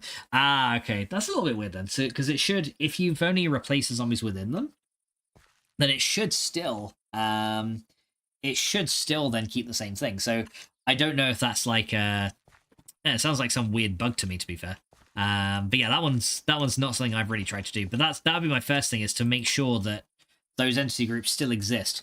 You can actually see when you go into, you know, like where your saves are. If you go to where your saves are in your app data folder, you can see in there where the you can see the changes to the XML through the config dumps, and you can just make sure that those things are still there. That's the first thing I check, is make sure they're actually still there with your XML removes and changes, just to be sure. Because yeah, it could just be that. But yeah, that's a bit weird, because it should technically it should just like work still fine, I would have thought. But yeah, so that's in the Horde Night ones, right? So let's see, where do I find it? So you'll go to where your saves are. So say if you've like made a new world that you're testing your mod into, go to the save file of that world. That's in your app data folder. I think it's app data. I think it's either in roaming or in local low. I think it's in roaming and 7 days. It's kind of where your mods folder is. In that same area, there should be a save games one. Go to your world name, and there should be a folder there called config dump. And then in there, you can find essentially what the XML looks like after all the changes have been made to it. And then you can look in there to see what's going on. That would probably be your best bet. So yeah, config dump is what you're looking for. And then you just open up the gamestages.xml in there, and then you can see, like, essentially that thing will then say, okay, here's the XML with all the changes made to it, so you can see exactly what your XPath thing does, which is kind of neat, actually. Right, so we're going to put a filter in there. There you go, so item filter for wheat. And we're going to put our crafter into here. Because I think we can craft wheat into seeds, right? So we're going to essentially get our crafter. And we're going to put you right there. Cool. So crafter goes in there. And then we should see the wheat getting loaded into here very, very slowly. And we're just going to say, hey, we just want a recipe for seeds. There you go. And then from here, we're just going to get another filter with seeds on it. So just going to grab one of these seeds out of here real quick. And then essentially we'll feed the seeds back into the storage drawer. There you go. So game stages. So yeah, game stages looks the same. You'll need to look at the entity groups, right? Because that's what you've removed, right? So yeah, you're getting errors in game stages, and so because each of the game stages files loads entity groups to spawn. So you'll need to check the entity groups XML to see the changes into there, because that's what the issue is. It's that game stages can't find an entity group to load. So that's probably what you'll need to look at. Right, so now I need to load this with a seed and not the wheat here. There we go. And right, let's drop that in there. And let's see. So we're going to do that. And then let me grab the filter. And then we're going to say, hey, only seeds can come out of here, right? So seeds are the only thing allowed out of this filter. And then we're going to add that filter to this guy. And then we should then pop that back there. So what we should find now is this drawer right here will essentially equalize in terms of wheat and seeds. Now, initially, it's going to put more of the wheat into here. But yeah, these will eventually turn into seeds. And you can see that it's slowly crafting those and then adding them to this transfer node. So whenever we need more seeds, it'll end up in there. And then that should also leave a bit more room for wheat and even a bit of a seed buffer as well, which is really, really good. So this game says zombie skeleton pirate. Is that the only one in there? If so, that would probably mean that the game stages have been deleted somehow. So you'll have to check your XPaths to make sure you haven't like done a blank removal or something. All right, so that looks like it's working. Okay, so those items are now coming into here. So yeah, anytime wheat grows, what we should find is they will end up in here. So if we go to the cloches up top, we should see these guys are now, this one here in particular should be emptying out. There we go. So yeah, as you can see, stuff is coming out of here. The seeds, for whatever reason, are still staying in here though. And I don't know why they're staying there. They should also be coming out into the, drawer, which is a little weird. Because the wheat is coming out just fine, but the seeds kind of... Maybe the seeds just stay in there, and they'll come out like on their own over time. But yeah, the rice is kind of stopped. Yeah, so these things do stop over time. But yeah, let's have a check on these. Yeah, maybe the seeds just end up staying in there over time, but they should also be getting filtered out. I've not used an advanced item laser relay on this, have I? No, that's just a regular one. Let me just make sure I didn't end up using a advanced item laser relay on this by accident. No, that is just a regular one as well. Okay. So yeah, that should be having wheat and seeds going in just fine. Oh, okay, yeah, seeds are in there because this is full of seeds. Okay, that's already full. That's fine. Okay, so it's not going wrong. Oh, no, that's one of them. Okay, so yeah, I would make sure that in that folder, you still got those other game stages, or you still got those other entity groups that the game stages are looking for. And if you haven't, you're going to have to check your XPath and see. Because if you've renamed the, you want to make sure that you haven't renamed those entity groups by accident as well. Because that could also be a thing. You may have changed the actual name of it as well as the zombie name inside. So yeah, you'll have to check. What your XPath has done. But yeah, I'm sure you figure it out. It's probably just like one line. It's probably like a one-liner thing in your XML that's kind of just screwing it up. But you'll figure it out. Right, so let's see, that's fine. So that now works. So now we need to hook up these seeds essentially into we need to hook those up into the carpenter, right? So that's the next thing we need to do, or into the squeezer to make the seed oil. So let's go put down our squeezer. And I think this thing can probably go, where do we want this thing to go? We could put it like in the middle here, in amongst like all this stuff. Because we got a little bit of room here for like machines and stuff. And yeah, we could actually probably align it up with this, couldn't we? So we could probably have a squeezer that is just kind of like set right there. And yeah, that'll do. Yeah, we'll have it like right there. Now, unfortunately, we're going to see like the hole in the ground here when we set up the thing underneath it, which is kind of a shame, but it is okay. And actually, what I'll do, because we want the carpenter here as well, don't we? We need the squeezer and the carpenter to be here together. So we need to do, right, so actually I'll put the squeezer right, I'll put it there. I'll put the squeezer there. And yeah, I think it's the front and the front and back are the same. And then we'll put the carpenter kind of 2 blocks away, and we're gonna have a fluid tank between them, right? Jonathan says, "How much coal do you have?" Oh, I have tons. Okay, I'll show you. I'll show you because I've actually got a load of stuff here. And hey, Edward, thank you so much for the follow, dude. Very much appreciated. Don says, "Do the entity groups need to be in order? How the base entity groups is?" Yes, I believe they do. If one references another one, I believe the one that gets referenced needs to be defined first. So yeah, they probably need to be in order as well. But yeah, how you doing, Edward? Says, "Hey, I just followed you on Twitter, and it would mean a lot if you could follow me back. I will have a look and see what your Twitter is all about when I'm done streaming." But thank you so much. Just know that I don't follow people just like because they follow me. Like I do a follow. I will follow them if I like what I see on their Twitter, or if I'm interested, as you should do as well. Like, you know, that's the right way to grow if you're looking to grow. But thank you so much for the follow. I do appreciate it. But yeah, I will have a look though. Of course, I'll have a look. Jonathan says, "How much coal do you have?" Well, here we go. I'll show you how much I got. So in here, currently, I've got 433 blocks of coal that's going through to coal coke in these things. And then in here, I have 675 blocks of coal coke. And the guy says, "Sus. If you have enough coal and flint, you can make diamonds." Yes, yeah, I could. I do want to actually automate that pretty soon. Yeah, I do want to automate that pretty soon. Because we can use ice too. The only thing we really need in addition to that is either bricks or obsidian. I can only sleep at hey Carnage. Can only sleep at night. All right, so here we go. So we'll go through here. All right, let's go and make our way back over here. Right, so it's daytime now. We're looking good. Whee! I love this quantum suit. I am Lapidron. It's so good. I'm gonna need to charge the leggings though, because yeah, look at that. The leggings I've already used 2 million EU to run as fast as I run. All right, so yeah, we've got the first thing is set up here. Then we need to set up our carpenter over here, right? So the carpenter's going to go next to it there. And again, looks pretty much the same both sides. And then between these things, we're going to have the fluid tank. So this fluid tank is going to store the seed oil. So what we're going to do is we're going to say, you're going to pull the seed oil from here, and then you're going to act like a buffer. And then we're going to push the seed oil into this one when it's crafted. So what we should find now is if we grab a load of seeds from this guy, we're going to put them into here. So this thing will then start to work. Unfortunately, as you can see, there is no power. So we can't actually do anything yet. We've got to hook it up. And we've also got to hook up a way to actually get the items into this thing as well. So that's going to be something we need to do. What happens if you try to use a bed in the mining dimension? I've never tried. I don't know if it'll explode or not. I've never actually tried it. But yeah, you could. I guess you could try it. If you chunk load your areas, it won't explode, or it won't actually damage anything from an explosion. It'll probably still destroy the bed, but it won't damage anything else. But yeah, never tried. All right, I'll tell you what. I'll do an experiment for you. I'll experiment. If I die, then I die. But let's try it. Can we use a bed in the mining world? I'll tell you what. Let's because I've never tried this, so let me get some. This might be quite funny. Right, so get 3 of those, 3 of these. Let's see if we can make a bed in the mining world. Let me see. So one of those. Grab that. All right, here we go.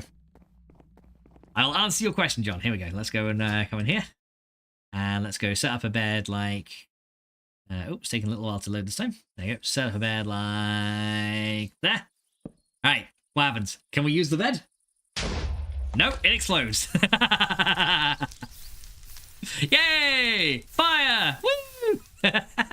Okay, so yeah, a bed will explode in the mining world. Okay, so yeah, can't use a bed in there. There you go. That answers your question. How would you die from a single bed explosion with your armor? I mean, it's probably possible. I think I actually tanked all that damage though. I did, but it took like 1 million EU to tank it. There you go. So yeah, beds do explode in the mining world. So yeah, you don't want to sleep there. He says, look, ores. I mean, you could use it as a way to mine, I guess, yeah. All right, let me go and recharge my armor real quick, because yeah, I kind of need to. Lapatron must recharge. But yeah, there we go. As you can see, I've got plenty of EU left in here, so we can just charge it up as well. And there you go. Just as the bed exposed. Oh yeah. I guess you could use it as a. I guess once you get some really good armor, you could use it as a mining tool. But yeah. Honestly, I have ores being made automatically for me at this point, so I don't really need to go mining anymore, which is really, really nice. Especially when we get the Void Resource Miner. Right, so there's 3 of my armors fully repaired. Let me just kind of let this kind of do its thing. That was awesome, though. just like, hey, what happens? Bang! It explodes! Hey! Alright, so yeah, I'm going to let these charge up fully, because yeah, this did take a bit of damage just from like going around. But yeah, this quantum suit thing is so bloody good. It is like... It's unfortunate that if we want to use a different jetpack, we'll have to upgrade to a different set of armor, which won't be as powerful as this. But yeah, the quantum suit is really, really good. Like, I'm kind of tempted to keep this until we get draconic armor. All right, there we go. So that's fine. How are we? And speaking of which, how are we doing on our ore production anyway? This is still running fine. And let's see. And hey, look, we actually got 3 more diamonds. Nice. And look, more coal. Look at that. There we go. So we can just grab all these. I'll put those in to make coal cook later. So yeah, we need to actually empty out the creosote as well. Coal in there to make cook. There we go. Yeah, let me actually empty out the creosote here. We're just going to set this thing to... We'll set that thing to pull. There you go. And I'll start to drain this thing. Because yeah, these coke ovens are going to halt in a minute if we don't. So it says what turrets can you build? I don't know if we can build turrets in here, unless there are any from Verse of Engineering. Oh, there's the chem thrower one. Yeah, so you can make a chem thrower one, which does require a turntable and a light engineering block. So yeah, a lot of these are pretty easy actually. Metal barrel, that's easy enough to make. So yeah, you can make like a chem thrower turret if you want to. It says, why not squash the diamond ore to get 2 diamonds?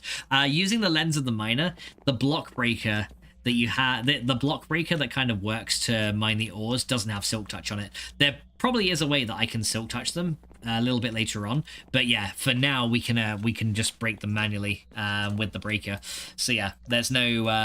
I think what you'd have to do is use a. You probably have to use a mechanical user. With a pickaxe with silk touch on it to actually get the ores, which isn't too hard to make. Because, yeah, that thing you can load a pickaxe into to get it as well. And, hey, Nuggets, welcome back, dude. Hello, Chicken Nugget. How you doing, dude? Welcome in. Welcome back, I should say. I hope you're doing well, dude. Okay, do I have any translocators in here? Yes, I do. I do want these. Item translocators. These things are amazing. I want them. All right. So, yeah, that's what we're going to do. So let's go see if we can hook these, hook the carpenters up to power. But yeah, there you go. Beds in the mining world do go boom. So yeah, don't sleep in a mining dimension. That's not going to work out very nicely for anybody. Yeah, that's probably going to hurt a bit, which is not so good. So yeah, I will probably hook the. I kind of want to have this power thing looking kind of neat though. I don't know if I really want it to. Because I don't really want to put like a thing in the back here to kind of link the power up. Okay, I'll tell you what I could do. Do we have... Hang on, we don't have any other conduits, do we? Let me just type in energy. Energy. Do we have energy conduits here apart from laser relays? I don't think we do till we get to the Ender Age. Yeah, the only thing is laser relays. Okay, so I think what we can do, to link this to power nicely... I'm going to put just like a little capacitor down here, and then we can link from there. And it says, waiting for COD to pre-install, so I can actually play it. I thought we had our internet upgraded because it was downloading at 5 gigabits per second, but I don't know. Wow, that's actually really fucking fast. That's awesome. I think that's faster than CoffeeNet. Fucking hell. Alright, so yeah, I need to... Yeah, let's see if we can make a... Is it any kind of capacitor we can make? Or power storage, maybe. So we've got the immersive engineering ones, the LV capacitor. We've got the capacitor bank, but that requires block of redstones. That requires electrical steel, though. Yeah, we haven't got that yet. There's the basic one, which was we need the basic capacitor. Oh, actually no, we may be able to make these. You know what? I might actually be able to make a basic capacitor for this, because then we can kind of hook this up to power at the top. It keeps going up to 5 and then down to 20 megabits per second. That sounds like if they've just installed it, it sounds like the connection stability is a little bit out of whack for now. So yeah, I'd keep an eye on it, but it should stabilize. It should stabilize over time. I would also check with your provider that they're not throttling your connection based on high download. I would check your contract on the fine print, because yeah, you might find that they can throttle you a bit, which might not be what you want. Okay, so yeah, we need to make a lot of copper electron tubes. So yeah, let's go make some of those in our thermonic fabricator, because yeah, we can actually upgrade our capacitor banks now, which is going to be really good.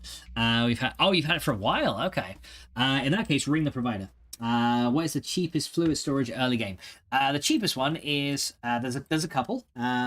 Fluid tanks are pretty easy to get early on. Your Ender IO fluid tank is pretty good. You probably want this one. It just costs a little bit of iron, some iron bars, and some white stained glass. That can store 16 buckets, and it can also push and pull fluids, which is really good. So yeah, that's a really easy one to get for 16. You can use also the There's a couple of other ones here from Mechanism. The basic fluid tank can hold 14, but it can also act like a bucket as well. So essentially you can like use it to bucket a load of lava and then drop it into an Ender IO tank. So you can use that one. There's also the ones from Neotech as well. So basic fluid tank can hold 8,000. If you upgrade it with gold, you can hold 16. And then you've also got the elite one, which can hold 64,000. So if you want like a lot of fluid storage in a small footprint, you can use that. The other thing you can do is early on, because you have access to seared bricks and the glass and stuff, is literally make a tinker tank like this. Because you can see this a tinker tank of this size, which is a 5x4x7, can hold, if we look at the amount of buckets this thing can hold in it, can hold 784 buckets. So yeah, if you're wanting a tank like this, you can make one like that as well. Which does also store a very good amount of fluid in as well. And it also looks kind of cool because you can actually, see your fluids in your, you can kind of see the fluids in the factory or whatever that you make. So yeah, there's a few options early on. After you get steel though, you can also make the dynamic tank from Mechanism, which is this guy right here. So yeah, it's just 4 steel around a bucket will give you 4 dynamic tanks. And then you can use those also to make things like valves and stuff, which only require some basic That's something I'm circuits. supposed to deliver. Your hands only. So yeah, you can then have that as your input and output as well. I mean, for moving lava. Okay, for moving lava, literally all I did was I made a load of these guys. I just made a load of these, and then I had one of the Mechanism ones to kind of like port it around. So I made one of these basic fluid tanks from Mechanism, which is super easy to make, and then I just made a load of Ender IO ones and just took all those with me. I used this guy to scoop up the lava and drop it in the tanks, and then I just mined them all back up and took them back to base with me. And let's see, note says, oh, by the way, I had some good news today. I passed my English rating. 21 was passed, and I got 27. Hey, congratulations, dude. That's awesome. Well done, dude. That's amazing. Yeah. But yeah, that's awesome, dude. So yeah, don't have to worry about that anymore. I bet that's a relief off your head as well. Awesome, dude. Like says, cheers. You're welcome, dude. Tex says, congrats, Nuggets. Congratulations, Nuggets. Yeah, that's awesome. Well done. Yeah, that's so essentially you fucking destroyed it. He didn't just pass it. He didn't just pass it. He destroyed it. I was well pleased. I bet you were. That's awesome, dude. Congrats. But yeah, that's what I did. That's what I did, John, for the tanks. Literally, I just made the basic fluid ones from Ender IO, and then one of these from Mechanism. So yeah, one of these, and then many of these guys. As you can see, I've actually made a lot of these. But yeah, I use these to store things like biogas, water, and stuff. And you can just put them in chests as well if you want to just like keep fluids out of the way. What's the capacity of the Ender IO tank? 16 buckets for the Ender IO one. So you can, if you make like 4 of them, which is pretty cheap, you can store like 64 buckets of lava, plus the extra 14 you get from the Mechanism tank as well. So yeah, you'll end up with like 78 buckets of lava for 4 Ender IO and 1 Mechanism, which is really good. Because remember, the Mechanism one can act like a bucket, which means you can scoop up 14 bits of lava at once and deposit them all into an Ender IO tank at once, which is a lot quicker than doing it like bucket by bucket. Nuggets, thank you so much for making me potty cough. Very much appreciated. Alright, so yeah, I think we're good. We got our item translocators, our interfaces and everything. Oh yeah, that's what I was going to do before I got distracted. I was going to make the I was going to try and make a capacitor bank, wasn't I? In the thermionic fabricator, we needed some basic capacitors. So let me close that tooltip there, and let's see. I need electron tubes. Copper electron tubes are what we're after, which is going to be these guys, right? And yeah, so I want some of these. So we're going to add those into here. And then hopefully this thing should start to work. But yeah, it says clear glass, liquid glass. I'm not sure why this isn't going. Show recipes. Okay, so are you gonna... I've got everything in there that I need, haven't I? Oh wait, no, it's the wrong recipe. There's actually a different one that is the correct one. That's the wrong one. So I need to use the one with the 2 red alloys, and then I need the thickened glass there. That's the one that I need, and that should, I think, be the one that I want for the copper electron tubes. Hang on, copper electron tube. Yeah, it's that one there, isn't it? So yeah, I need to use that one. There we go. Now it's kicked into life. There you go, and that'll essentially start converting all that over for me. Yeah, and that's looking good. So yeah, you can see now it's kicking to life, and those things will start to melt the glass up, and hopefully we'll get some more being produced in a little while. But yeah, there you go. You can actually see the progress coming out in there, and it's slowly but surely heating up. There you go. So we can get a load of these. But yeah, as you can see, after a while, it actually goes pretty quickly. But you have to take these out individually because they kind of stay there. They don't kind of get pulled out automatically. So I'm thinking we're going to need some way to kind of pull the resources out of that as well. But there you go. I got 36 of these copper electron tubes, which is really good. So now we can make some capacitors. Okay, testing it. I put them all in order. All right then, dude. I plan on making 3 buckets to be able to make to be able to make the cake. Oh yeah. You'll end up using a lot of buckets anyway, so. Yeah, early on, obviously, yeah, because the iron is a bit more of a concern. But later on, yeah, you'll be able to make loads of them anyway. So yeah, now we can make our capacitors for our capacitor bank. So let's go and look at capacitor. Capacitor. We need the capacitor. Basic capacitor. Here we go. So I want to make 3 of these. So we're going to need empowered Restonia, enriched gold. Okay, I might actually teach that to one of my. I might actually teach the basic capacitor to one of these things here. So let's go add a basic capacitor recipe to that guy. There we go. And then essentially I can just put my electron tubes in here, empowered Restonia and the gold, and it will just make these for me automatically, which I think is going to be a little bit better, right? So that's good. Wait, where did my copper electron tubes go? Did I not keep them on me? Oh, did I put them here? I put them here. Okay, there we go. I was like, why? Why are they not here? They've disappeared? What? How dare they? You bastards! Right, there we go. Let's go get some of these. So the pirate skeletons use the demo sound. Kind of cool though. A bit weird, but kind of cool. All right, so we're gonna turn that one on. Let's go chuck the gold in there. Derpity derp derp derp derp derp derpity derp derp derp derp derpity derp derp derp derp derpity derp derp. There we go, right, so good. There we go. Now here come our capacitors. Very nice. So we can craft a load of these. So I want 12 of these in particular. So hopefully 12 will come out of that, and then we should be able to turn this off. And oh, we ended up with 13. That's fine. Got 1 extra than what I wanted. Okay, because yeah, then I can make 3 capacitor banks, and then that should be enough to store a little bit of energy in them. Because the capacitor banks are really good because they can actually connect to each other.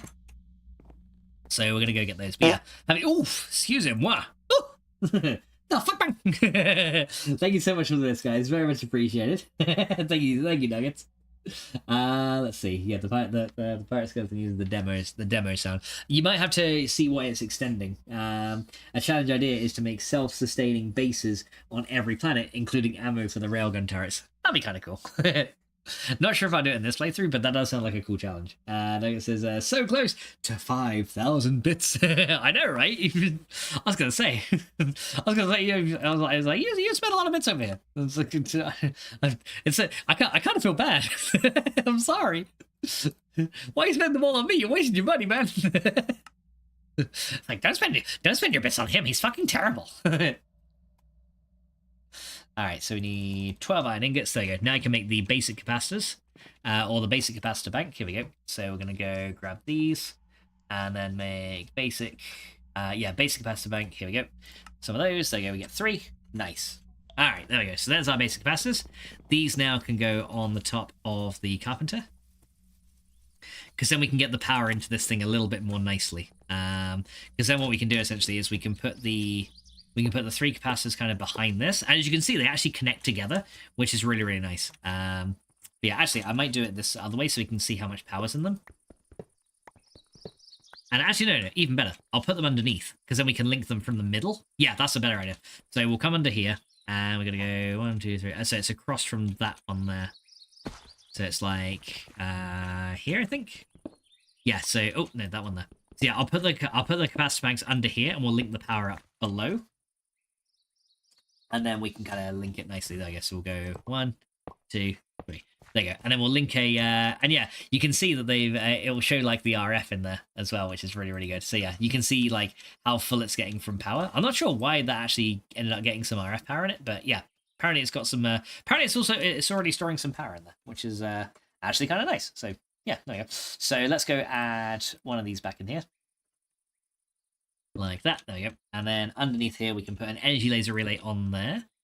And then from this capacitor bank, we can actually configure that this guy will be a power input, and then it will output its power to these machines here.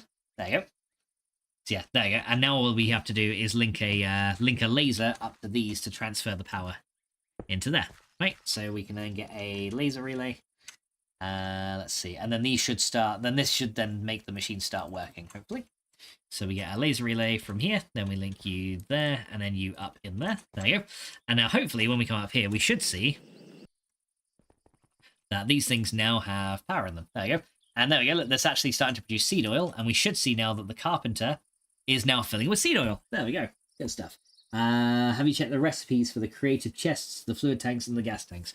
Yeah, they're pretty crazy. So if we look at the idea for this pack is the creative vending upgrade, right?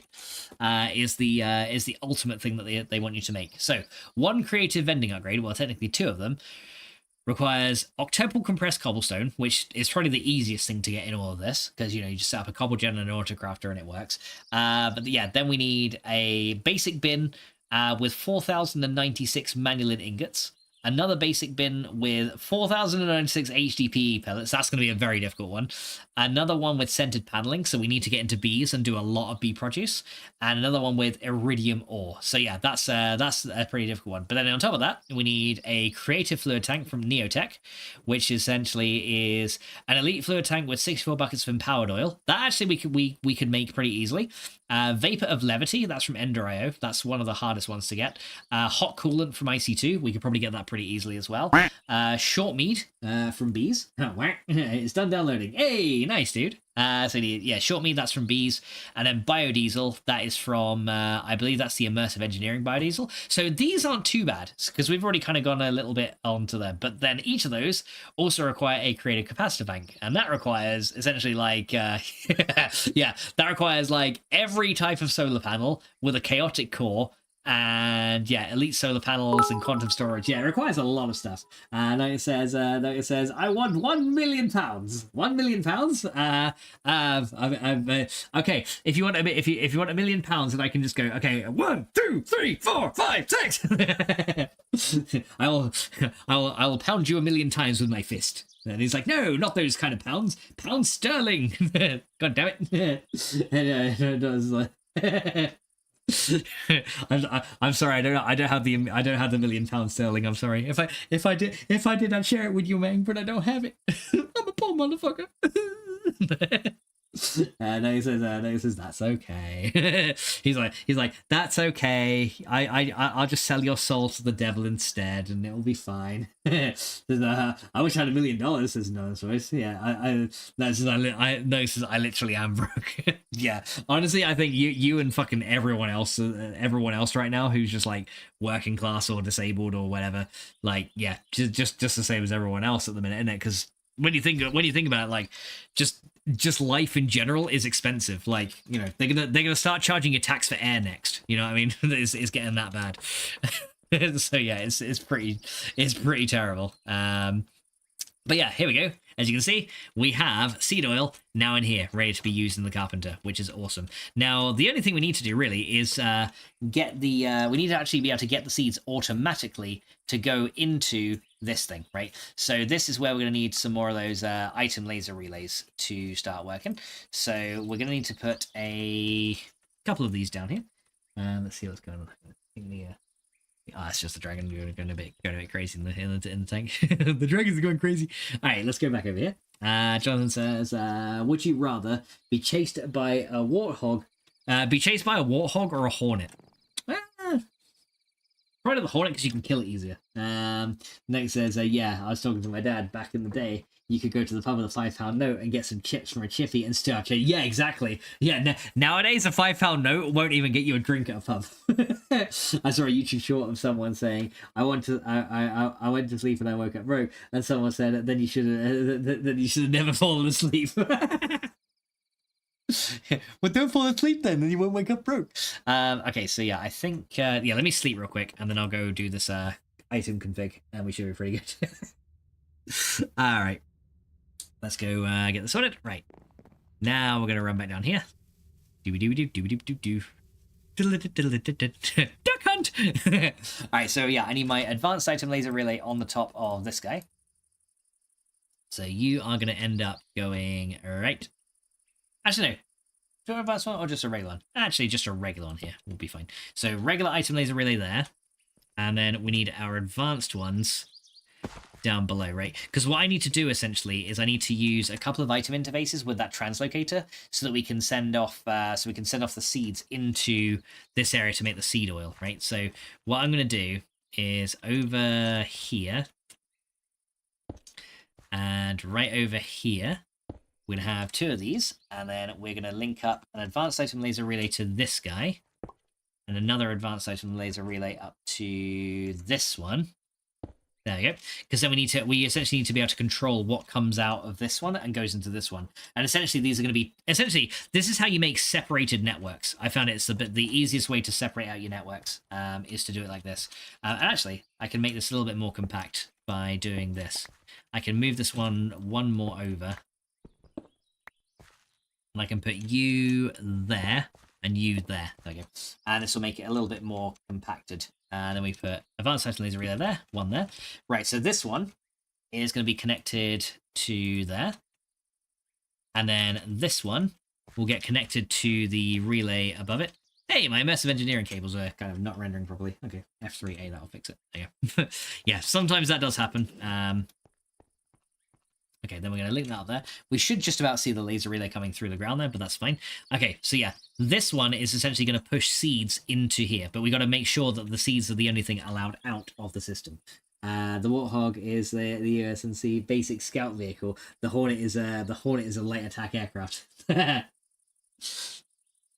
Let's see, and Nugget says you can only see for night. Talking about the names of Halo vehicles. Okay, well that's the thing. It's like I just figured you were talking about animals for a bit. I was like, Warthog or a Hornet. I was like, well, All right, so let's come down here, and we're gonna go configure this one. So we're gonna say the only thing allowed out of the system is seeds, right? So the only thing allowed out is seeds, and the only thing allowed into this other system right next to it is gonna be seeds. There you go. So yeah, that's the only things allowed here and here, and OCD. Yeah, there you go. Right, so now what we can do is we can now put a translocator on each of these. And, oh, I didn't want to drop you. I just want to pick you up. So you can go there, and you can go there. And then we can say that we need an empty hand to do this. And we can just do that one. And you can see now this will push all the seeds from there into the squeezer. There you go. So yeah, as you can see, this drawer will probably be emptying out rather quickly. But yeah. Now I think this thing is actually, I think all the wheat is now in here, and it's turned it all into seeds, and that's good because that's kind of what we need. We need all the seeds anyway. So yeah, that'll now empty out in here, and that'll then essentially start producing seed oil for us pretty quickly. So now what we can do is we can come back up here. What we should find now is this thing is completely full of seeds. There we go, and that'll then start slowly but surely making seed oil for us over time, which is really good. But yeah, you can actually empty tanks with a pipette if you want to as well. But yeah, what we should see is now this thing here will start to very slowly fill up with the seed oil that we've just produced over here. I rebuilt the pirate skeleton bundle since I'm going to make the pirate skeleton have a random texture. I think I built it with the wrong mesh because the model was all white and was T-posing. Never mind, it's still white. Oh dear. Would you rather be hunted by a ghost or a pelican? Right, are they vehicles or are they actual entities this time? But yeah, I probably I don't know. I guess I'd probably be chased by the pelican because then you can give me the old gawk gawk. Yeah, so it's, yeah. So fuck it, I choose the pelican. All right, so yeah, that's now working to get the items where they need to go. Now we can actually improve the speed of these machines, right? So as you can see, this is kind of slow. We might want to make this go a little bit faster. Kind of says ghosts don't exist. No, kind of give them the high. Guy's like, yes, I can do my job. What a shit! That says vehicles from different factions. In that case, then I have no idea. I have no idea what each of those are. And how you doing, Lucky Magnetine? Welcome in. How are you today? Thank you so much for popping in. And welcome to Age of Engineering, where we are currently trying to automate some forestry things. Notice it's been trying to complete an achievement in Modern Warfare in one of the missions. Complete clean house without being hit using 1 bullet per threat. It's hard as fuck. Oh my god! Karate's going like coming out with the seagulls. I like in that emote cry. I like how the head literally loops backwards and it like flings outwards. Like there's like those little party blowers. It looks like one of those. That's awesome. This is Max need the gawk animated emote. I do. I'm good. Just trying to comprehend these super genius activities. Well, if there's anything you want to know, then let me know and I'll walk you through anything that I can. So yeah, happy to explain stuff if you want to know what's going on. But yeah, we've actually got like a lot of stuff going now. But yeah, essentially we are in if you've never played Age of Engineering before, it's essentially a mod pack that takes you through essentially all the tech mods that were popular at the time of like Minecraft 1.10. So it's a pretty old version of Minecraft because currently it's like 1.21 is the most recent version. So we're talking like a 5-year-old mod pack. But yeah, this is where essentially when tech mods before Create was a thing. This is like when tech mods were kind of very diverse and sort of in their prime, I guess. So there's lots of different things that it'll take you through. Now, some tech mods obviously have been updated to more recent versions, so they're still around. But a lot of the old ones, like forestry, industrial craft is no longer a thing. Actually, additions kind of got a bit of an update, but then didn't after a while. So there's a lot of tech mods that we don't really get to play with in newer versions. So yeah, this pack essentially takes you through all of them, but it also divides it up into separate ages. And to get to each age, you have to make a certain thing to get started with the next tech mod. So for example, to get to the age that we're in now, which is where you have to start doing things with the forestry mod, you have to make a sturdy casing, right? So because that's the basic thing to make all the machines from forestry, right? So that's used to make things like the analyzer, you can make the trade station and all these kind of things. But in order to actually make the sturdy casing, says I don't even know. I don't even know redstone past piston doors. I mean, I wouldn't even say I know how to really make a good piston door out of redstone unless it's like a 2x2. I can't make anything bigger than that with basic vanilla redstone, to be fair. But yeah, essentially, like the idea is just to like kind of like tech up and become like essentially OP is the idea. Like, and essentially it will take you through like things like industrialization. So for example, I'll show you what we got. I'll show you what we got here essentially. This essentially is a melon farm. Now, as you can see, it's not currently doing anything right now, but these garden cloches, essentially, you provide water to them, so you can like pipe water into it, and then you just hook up power to it. So I've got these energy laser relays that are providing power. They're all linked like underground to like this big capacitor over here that's currently being powered by a couple of things from here as well. But these things essentially make your crops grow super, super quick. The Industrial Revolution according to English teachers. But yeah, this is the thing you can kind of do with these kind of mods. So you can essentially like these melons, when they need to, grow super quickly, and you can see that they also give me the entire melon rather than melon slices. But these things are actually being used to power these two machines.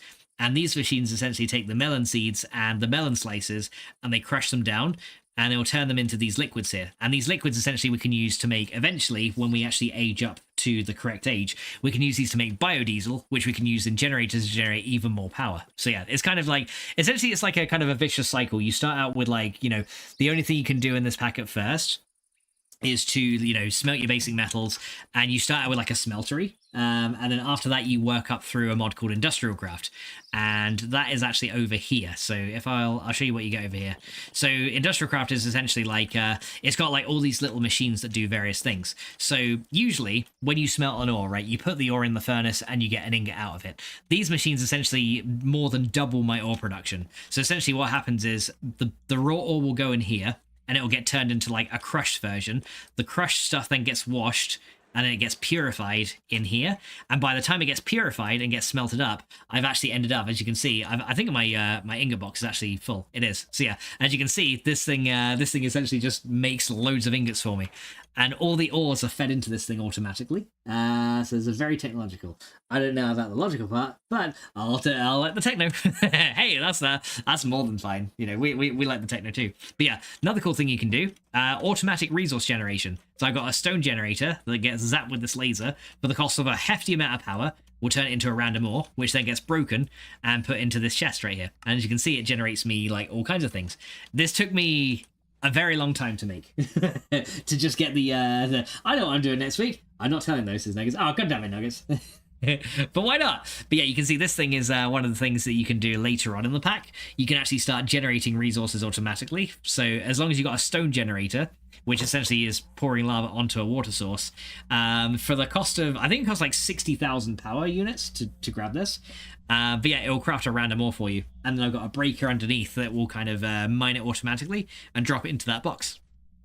So yeah, and if you're wondering what these little green things are that you've probably seen on a few things like here and here, these essentially link all these boxes to all these chests and things like that, and they form little item networks. So all these chests, essentially all these furnaces can see everything in these chests and can process them accordingly, which is really nice. So free diamonds, yeah, exactly. Over time, we do generate free diamonds. Let's see. Do you know why the zombie skeleton is far away in the icon in Unity? Make sure that all of the meshes are set to 000. So when you've got it in your, when you've got the actual thing in the editor, make sure all the subparts are set properly. Because yeah, if the thing is like looking far away, it's probably far away from the origin, or there's something that's like not centering it. So it might look like it's centered in the Unity editor, but you might have had like the first game object might be set to like -10, 10, 10.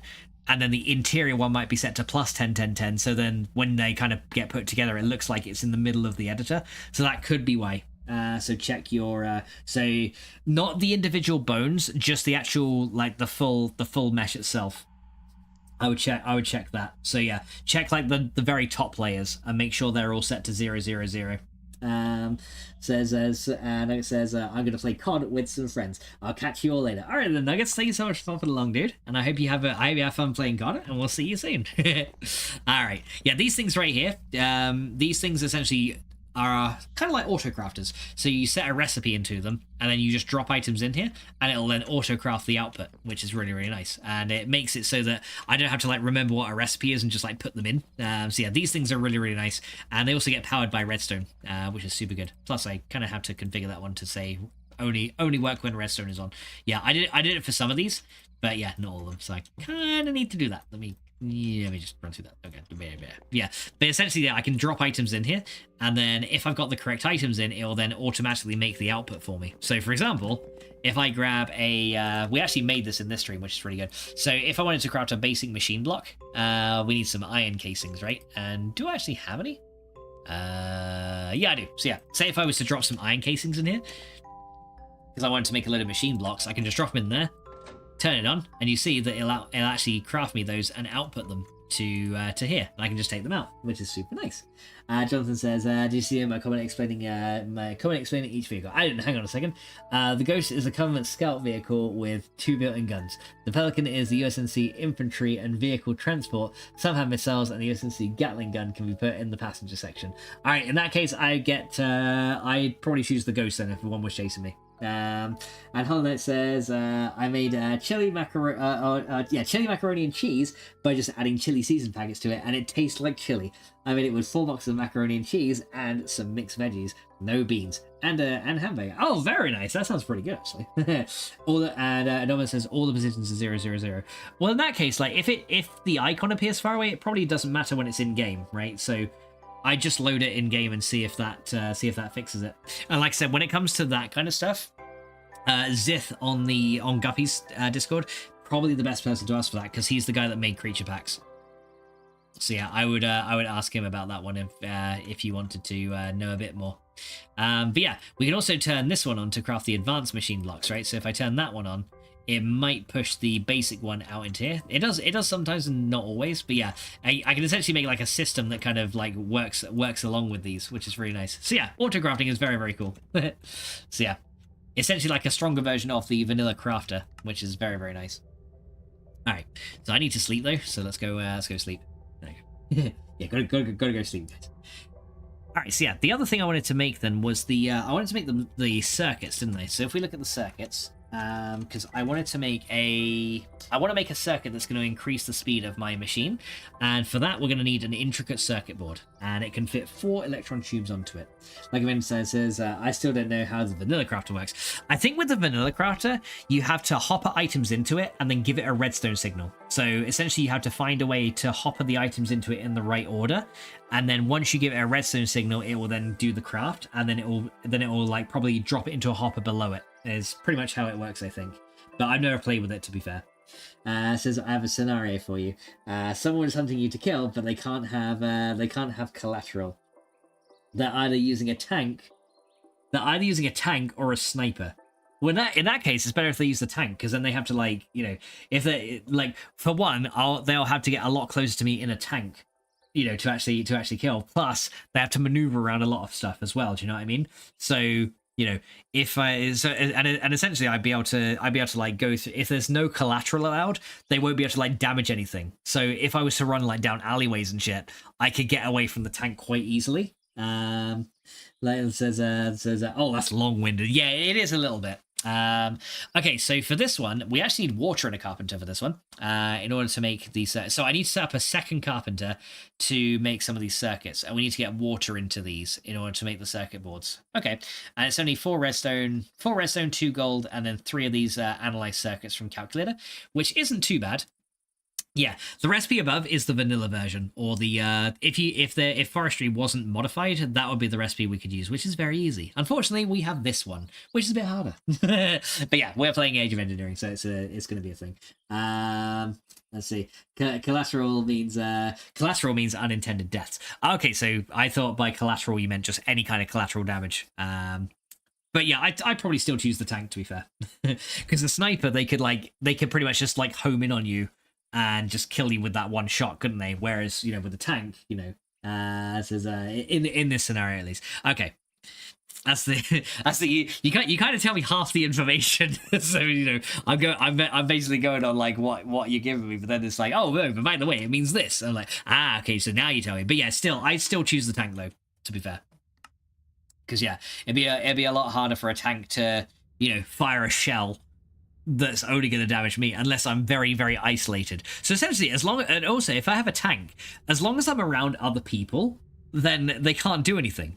Do you know what I mean? Because if there's no collateral allowed, as long as I'm around other people, they're not going to be able to fire a shell or like try and run me over or anything like that, because I'll be around other people and they risk killing those people. So yeah, I'd be fine. I'd choose the tank.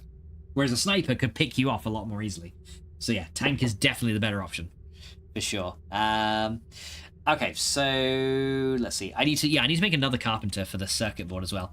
So that's what we're gonna do. So let's go look at making another one. So what was the carpenter recipe? Let me just Carper? Carper? Who the fuck is Carper? Yeah, carpenter, here we go. So another carpenter recipe is gonna be we need 6 bronze, a sturdy casing, and some glass. Okay, so any kind of glass will do. So 2 glass, need 6 bronze, which I have in here somewhere. Might need to get some more into ingot form. Oh no, I have 6 here. Okay, right, so 6 bronze, 6 of those. And then we have these guys and these guys, and then we go grab this. All right, there we go. And then we got a carpenter. There's another one. Okay, so there's our carpenter all done. I may make some more basic capacitors as well. I might actually do that. Yeah, make another load. So a sniper could pick you out in a crowd, but can't hit you in your house if they have no line of sight. But that's the thing, though. That's the thing. It'd be very difficult to, like, you know, not walk past a window. Do you know what I mean? So yeah, and that's what I mean. Yeah, it would be easier if it's in the house. But say, like, if I'm in a house with people, it'll be fine as long as they go out and I go out with them. Then yeah, you don't have to worry about the tank. So even if you could get out of line of sight of the sniper, it's still a lot easier for the sniper to kill you without collateral, isn't it? So yeah, I would still choose the tank. Yeah, that's what I'm sticking with. I'm sticking with the tank. How would a sniper retrieve the body and not to alarm the surrounding people?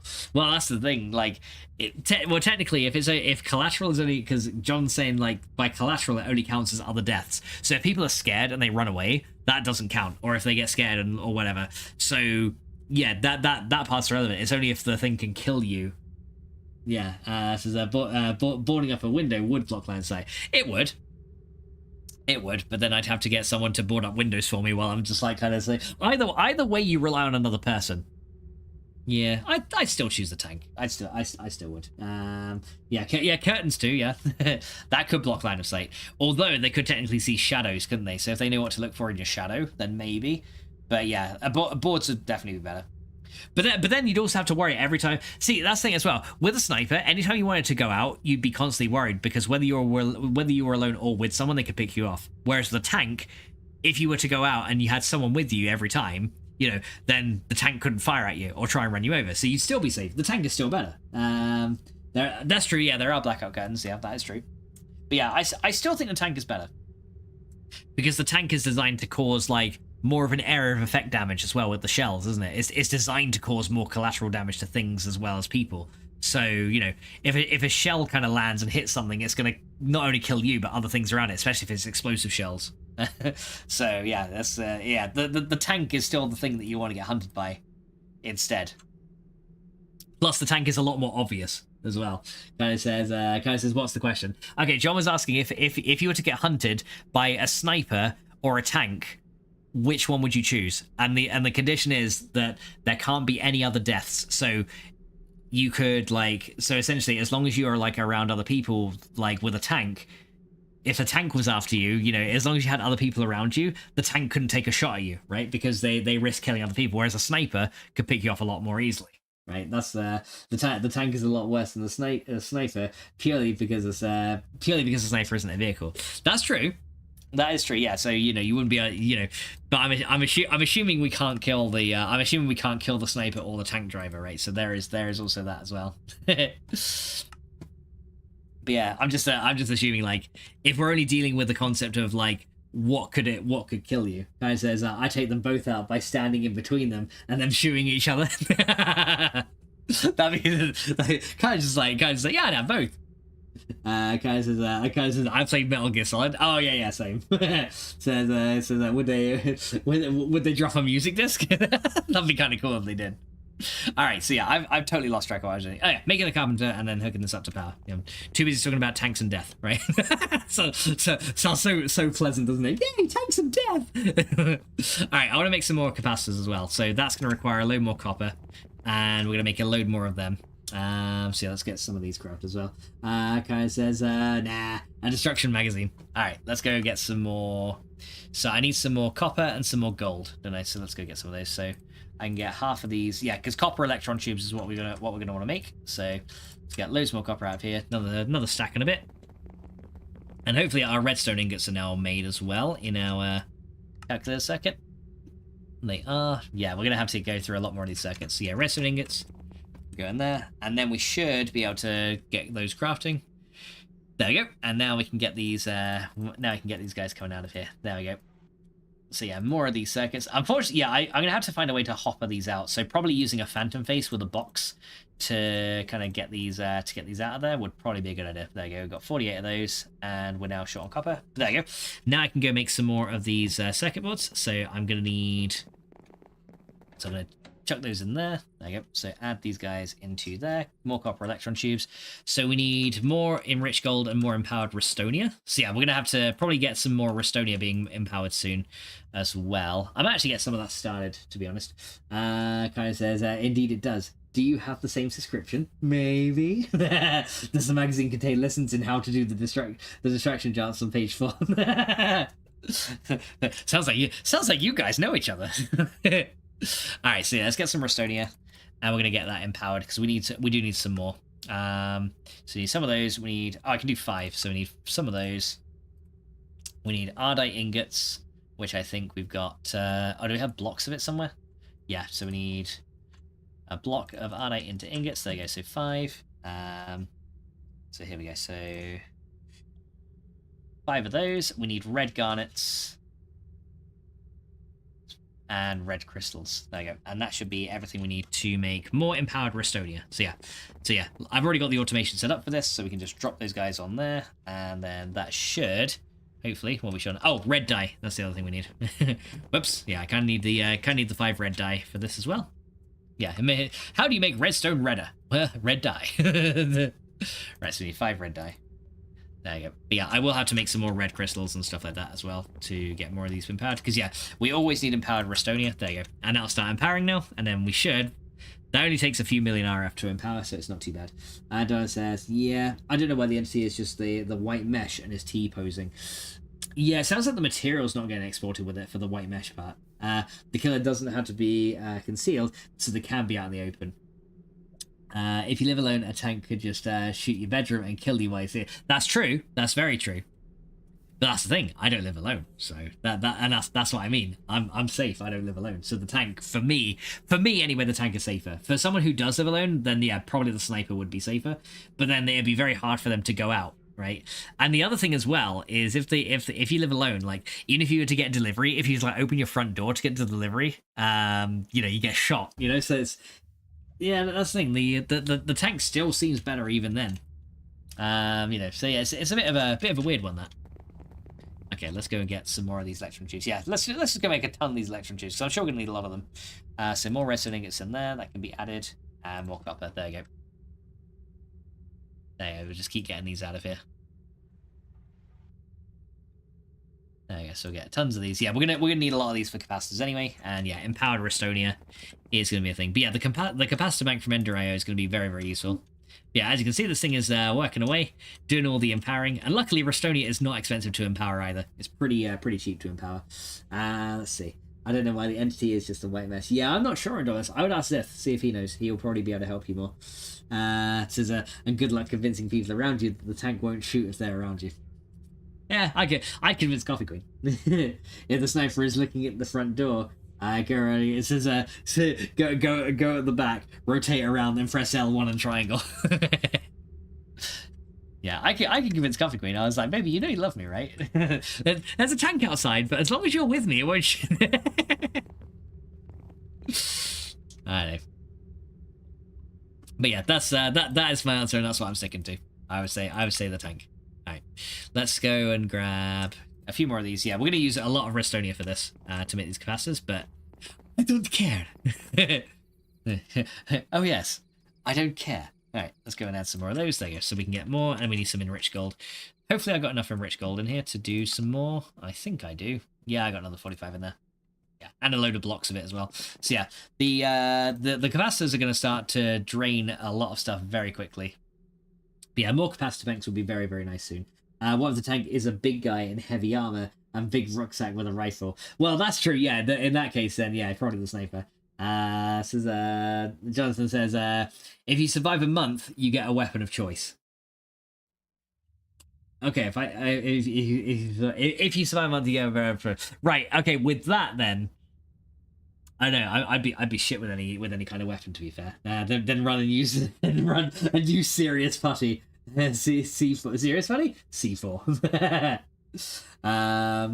Let's see. A big guy. Yeah, that would be funny. And it says enchanted power 5 punch 2 flame bow. Yeah, I'd probably go for that.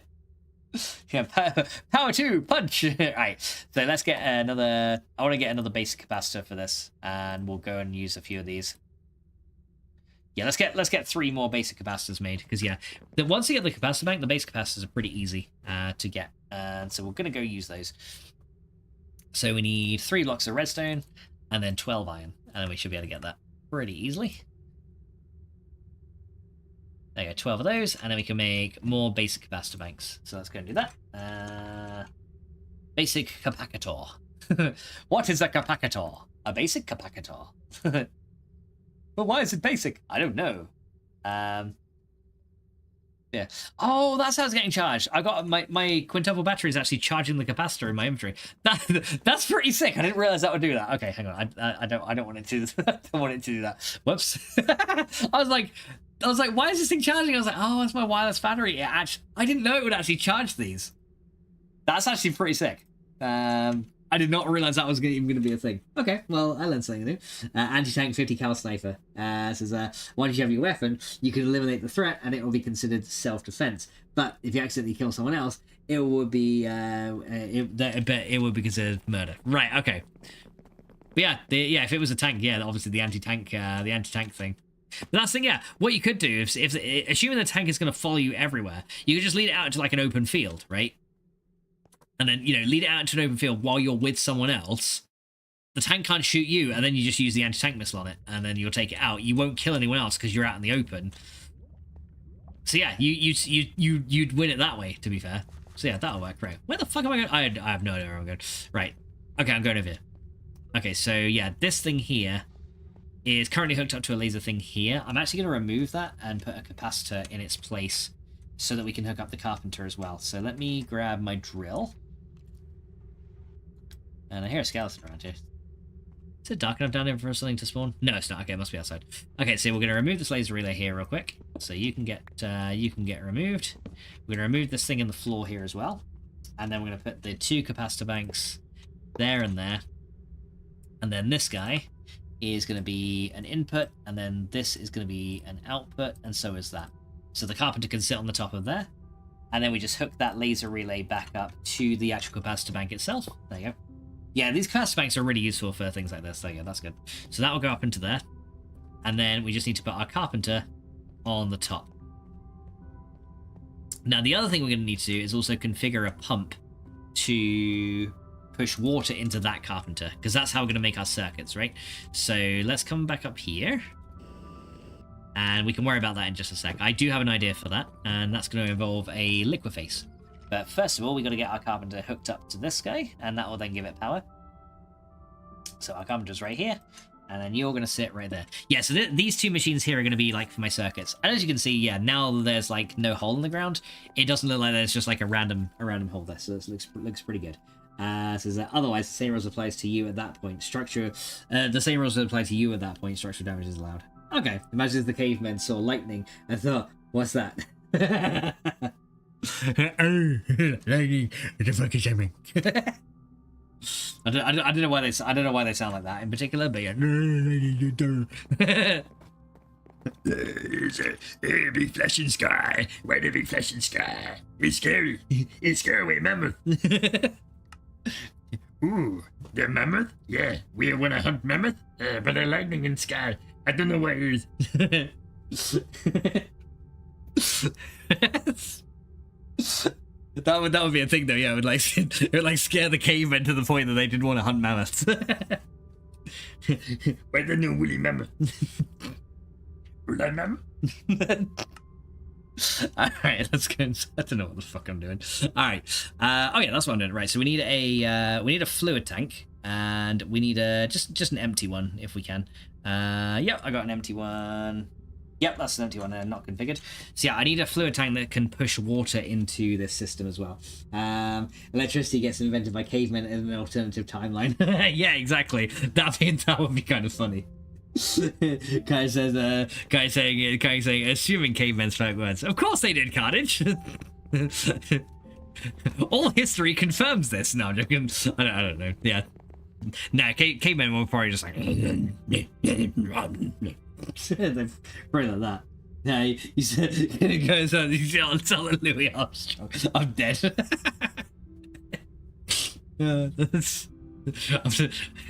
Karate, I'm not sorry. Guy's like, who? Who? Louis? Alright, hang on. So what I'll do here is I'm going to open a hole in the wall here. And back here. Right, so we're going to have a fluid tank right here. Right, so just behind here. And we're going to configure this guy to push fluid in there. Right, so yeah, then we can... Right, is that set to anything else? No, so that'll then push fluid where it needs to go. So now what I can do essentially is I can essentially get a phantom liqueface, and then we can kind of hook that up to this tank, and we can put the wall back there, and then it'll kind of be hidden, and then that'll push water into our carpenter, right? That'll be pretty good. As the trees are green, as the trees are green, red roses too.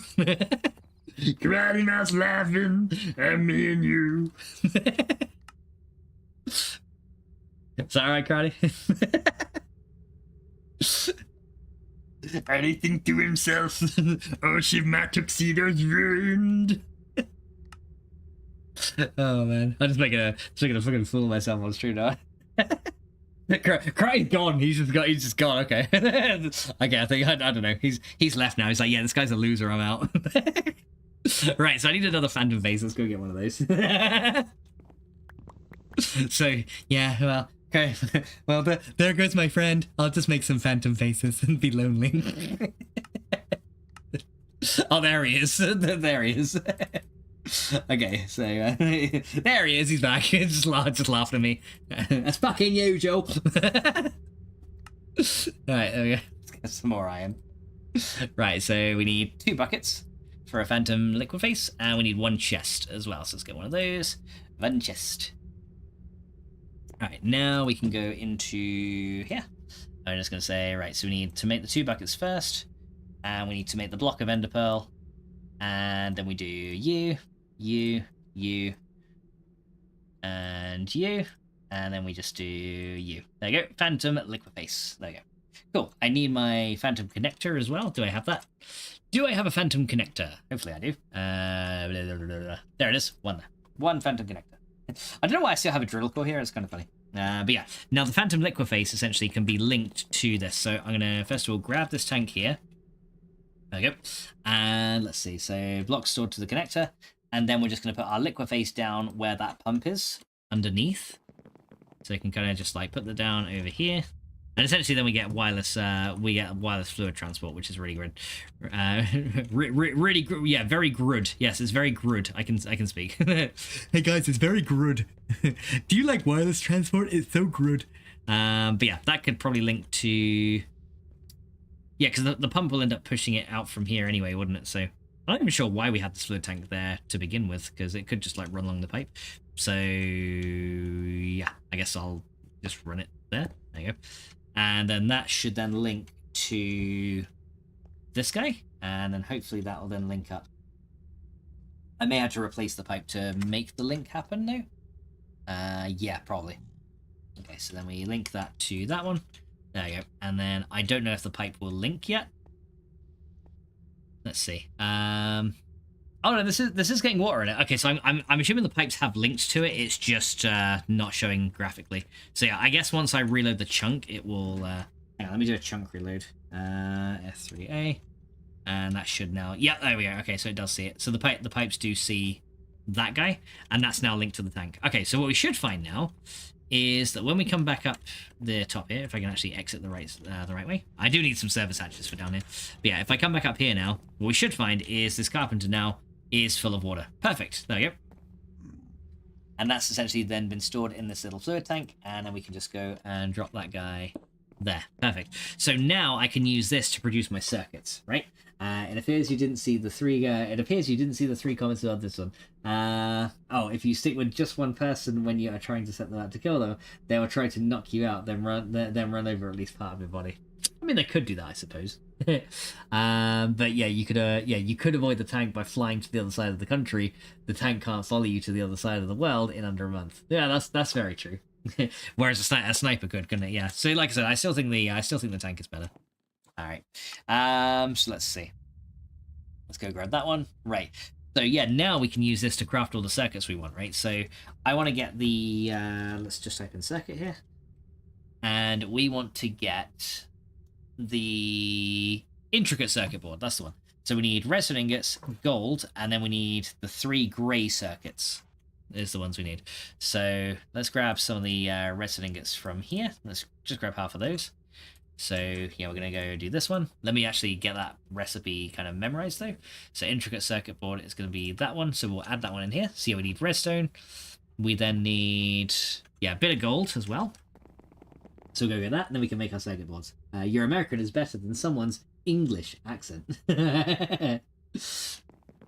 And Jonathan said, "It appears you didn't see the 3 comments above this one." Oh, it appears. Yeah. Well, yeah, I'm half blind. Sorry about that. Sometimes I miss shit. It's my bad.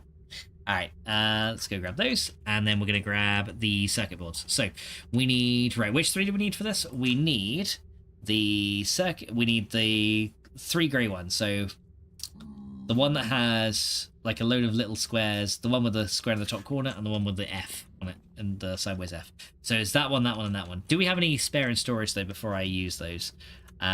We do have a couple of those, so I'll get those out here because I won't have anywhere to store them anyway. We do have one of those,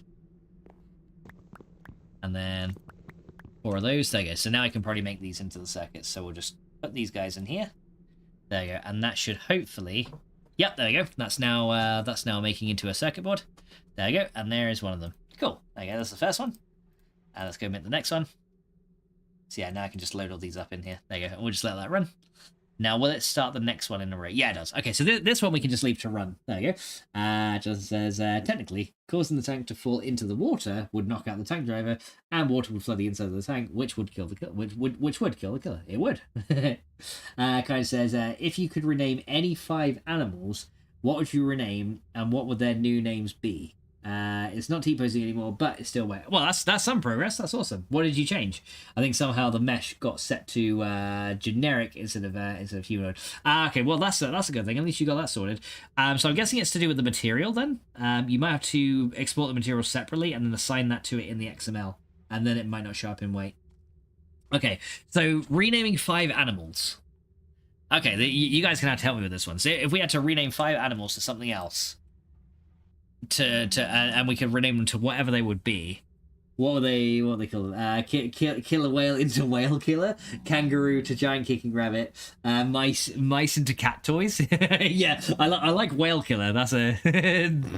I think crocodiles and alligators I would both rename into crocodigators, because then then I'll never get it wrong which one's which. So yeah, I probably do that. I don't know. Hippos if they were hippos, I'd rename them to megaderps because they just look kind of derpy. So yeah, hippos will turn into megaderps. What else? So that's technically 3, isn't it? Because crocodiles and alligators to both crocodilators. Turtles and tortoise into ninja turtles. What are we gonna do next? Rats into senseis. Would you rather fight a scarab or a wraith? Would you rather scarab or a wraith? Go on and tell.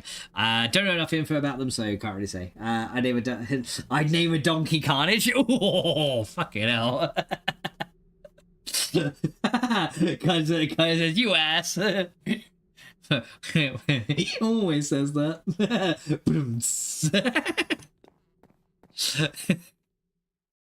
Oh, that was good. All right, let's make a few more of these. Because yeah, I got a lot of these circuits kind of on autocraft anyway, so let's go add these guys back in here. There you go. But yeah, as you can see, now we can start making these circuits, and it will just consume these items when needed. There we go. Very nice. So yeah, that's good. So yeah, these intricate circuit boards can be used in a few things, but yeah, for now we're going to need these, and we can actually attach electron tubes to these. So we're going to have to look at some other electron tube recipes as well, because one thing I want to do is we're going to need a soldering iron. That's one thing we need. So soldering iron, that is, how do you make one of those? So that is also made in a carpenter with a little bit of water. That is bronze and 3 iron ingots. Okay. Well, hey, it's iron. Hey, it's iron because it's a soldering iron. Get it? So yeah, we need one of those and some of those. Yeah, let's go make a soldering iron in here real quick, and that's got to be made in here. So let's go add that recipe. There you go.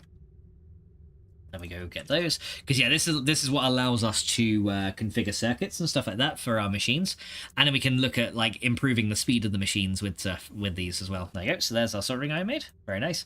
And let's go back to the circuit. Let's go back to the intricate circuit, and we'll just kind of make those again. So make sure that's reconfigured. Nice. All right, so yeah, that's now reconfigured there. There's our soldering iron. Because yeah, this thing is this thing here. We can I think we right click with it, and then we can use the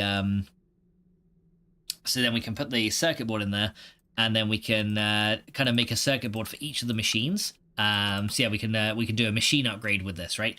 So yeah, now we just need to make the right electron tubes for those machines and see how we go. Seagull Gawkers. Yeah, that's a good one. Same with pelicans as well. Technically, the Scarab is heavily controlled by Lagoki, so it's technically massive infantry, but it's also a vehicle. But it's also a vehicle in another way. Okay, so essentially you're talking about like one vehicle versus masses of infantry. I'd probably choose the vehicle, to be honest. Right, so we actually got some more electron tubes here. Didn't realize we could make more. Okay, so yeah, let's look at electron tubes, and we want the one that gives more machine speed, right? So let's see. So for the machines, so emerald electron tubes give us 12.5% extra speed, which is good. But I think the blaze ones are better, right? Yeah, blazing electron tubes increases their speed by 25%. So essentially, if we were to use these guys, so that just requires blaze powder. Yeah, okay, so it's the same thing just with blaze powder. And we can get blaze powder very easily. So I'm going to make a load of these blazing electron tubes, and then we can make these circuit boards to increase our machine speed, which is going to be really, really good.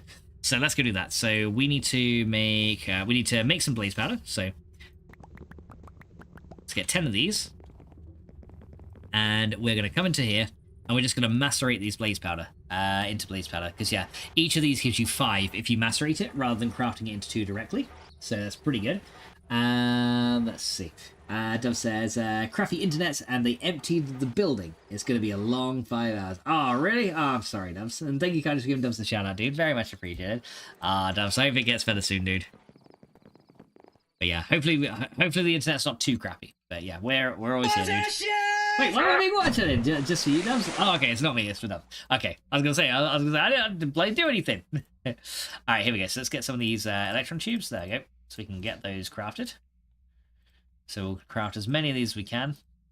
There you go. There's our blazing electron tubes. Very nice. Okay, so we've got 40 of these. So what we can do now is we can actually come into here, and we're gonna say for the machine upgrade, we can put in a circuit board into... I think we got to put it into there. Yeah, so you put a circuit board into there, and then we just socket these electron tubes into it, right? So if we were to socket... Wait, did I get these out of here? Yeah, where's my... Oh, they're in there. Yeah, so if we get these out of here, right? What I should be able to do... Hang on, let me pick this up. So yeah, we'll load that in there, and then we can essentially say you... can we not add... Oh, we're going to do it this way. So... Machine upgrade. You, and you. There we go. And now we got ourselves an intricate circuit board, and then this thing essentially will now have speed boosts applied. So what we should see now is if we take this circuit board that we just made, well, let's sleep first because it's nighttime, so we'll sleep first. Still gonna be long. Says why is the building empty, Dubs? Says, well, wow. I've never seen a dog shit run, and my computer is running like dog shit. It says I might restart it. Yeah, sometimes it can help clear out like some of the, because especially with 7 day stuff and Unity in general, it can just tax your memory and it gets kind of laggy. So yeah, it might be an idea. Right, so yeah, what we can do now is I can now socket this circuit board into this machine, right? So this guy, I think we can just add into... Wait, where'd it go? Did they get socketed already? Or did I drop it? I think I added that into there. No, that's an empty socket. So where'd it go? Oh, it's up here. So yeah, there's my intricate circuit board. I can now socket this thing. As you can see now, it goes way faster. Look at that. So yeah, it does consume a lot more power, but yeah, it's now going a lot faster, and it's now making seed oil much, much quicker. There you go. Look at that. So yeah, now it's gonna continue to make seed oil for us, and it should be pretty good. Says a water main break, so no running water, which means no potty breaks for me. Oh shit! Clenched stuff's clenched, says Gladys. Oh dude, I hope they get that fixed soon. Bloody hell, man, that's horrible. But yeah, hopefully they manage to get that fixed at some point, because that's pretty shit. But yeah, as you can see now, this thing is now going to produce a lot of seed oil for us over time, which is really good because now we have all this stuff ready to go. And yeah, so our forestry machines for our greenhouse are now up and running, which is really good. So now, hopefully, we can make these impregnated casings, right? So the impregnated casings essentially is any kind of logs in a ring in a carpenter. And it only takes 250 millibuckets of seed oil, so it's not that much. But yeah, we can make a load of these, then we can finally make those alvearies, and we can start doing the bees, right? So let's go get that. So here we go. But like, yeah, kind of like, clench, stops, clench. I was like, no. does like, we need more power, Captain. All right, so let's get some of these, and let's go take these planks to our carpenter. And now I can make these casings that we need. Yeah, I figured I'd do it in here, considering this is where all my farming stuff is. So we can now run that in here. There you go. And then put that in there. Then we should see that this, slowly but surely, is going to start working. I probably want to improve the speed of this machine as well. If there is a slot for an upgrade, which I believe there probably is. But there you go. As you can see now, we're getting these impregnated casings as well. But yeah, it's currently doing 4,000 RF. So yeah, let me go see if I can configure another circuit board, and we'll upgrade another one. So we'll do that, and then we can do, again, we want to configure another machine upgrade. There we go. And then we're going to do, no, not copper electron tubes. We need to use these guys. There you go. We'll give it some speed upgrades. There we go. And there is our new circuit board. There we go. Now, I'm not sure where this one goes. It might be in there or there. Oh, can this one not accept a... Can this one not accept an upgrade? Okay, so maybe it's only the maybe only the squeezer can do it then. Okay, that's kind of weird. I thought the carpenter would have been able to do this as well to increase its speed. which is kind of weird, but that's fine. We can use this for something else eventually, so that doesn't matter. Just says, choose between a hornet or a scorpion. The scarab has multiple weak points that can be exploited to down it temporarily or open up aim to its core. I'll take over for a scorpion using tank. To fight the scarab with, right? Okay, hang on. I choose the aircraft.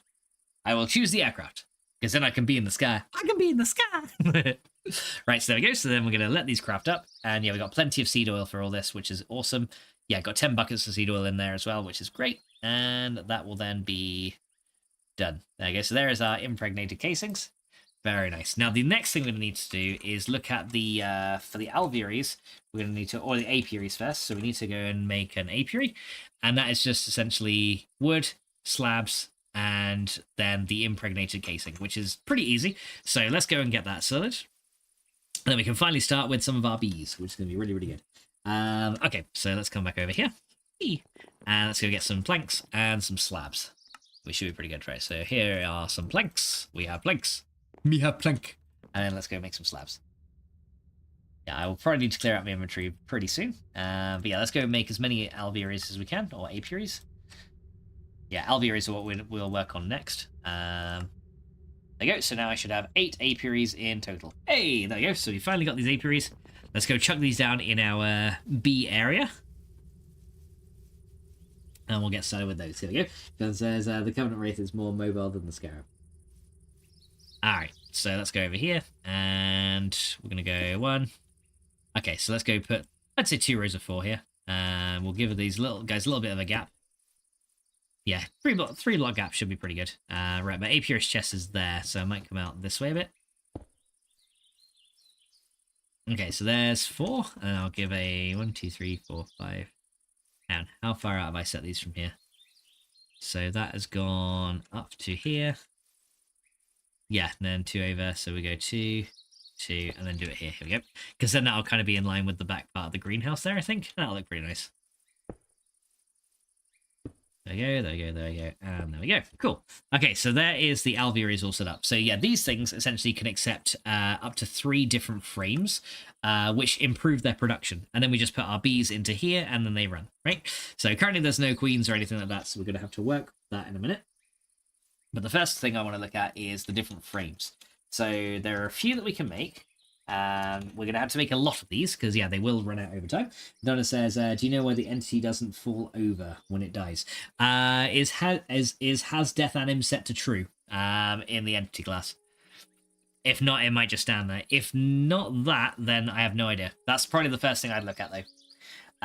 Okay, so the first thing we can do is look at all these frames. Yes, it does. In that case, I have no idea. If I'm honest, is there a death animation defined in the controller? That could also be another one. So yeah, there's untreated frames which give a little bit more production. So that does as well. Yeesh. Yeah, in that case, I'm not sure. Yeah, I couldn't tell you why in that case. Because yeah, as long as both those things are done, it should technically then fall over when it dies, which is a bit weird. But yeah, honestly, I have no idea. Okay, so we got untreated frames, which increases the production to 2 times, and it also makes the genetic decay a little bit less. Only has 80 durability though. But yeah, we could also make impregnated frames, which do require impregnated sticks, which is actually pretty easy to get now. We just use these and get some of those. So that's actually pretty nice. We've also got proven frames, which are only available from the apiarist villagers when they're level 2. So yeah, those ones not so easy to get. However, there are some other types we can get as well. There are sweet frames, which essentially is an untreated frame with some more sticks around it in a carpenter, but that does require honey in a carpenter. So we'll need a 3rd carpenter for that, with a centrifuge hooked up. So that's going to be a different one entirely. So sweet frames is something we could do later. There is a super cooled frame, which essentially is using crushed ice.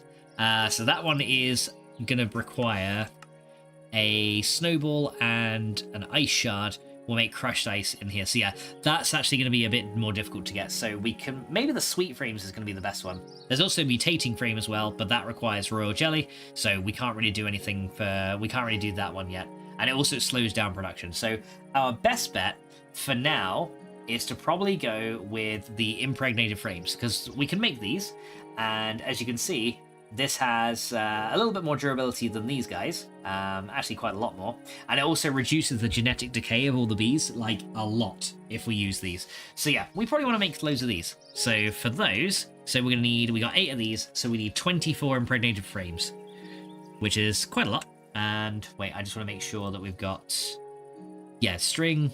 Yeah, so it is only string for this, which is pretty good. So we need 24 string. So let's go get those.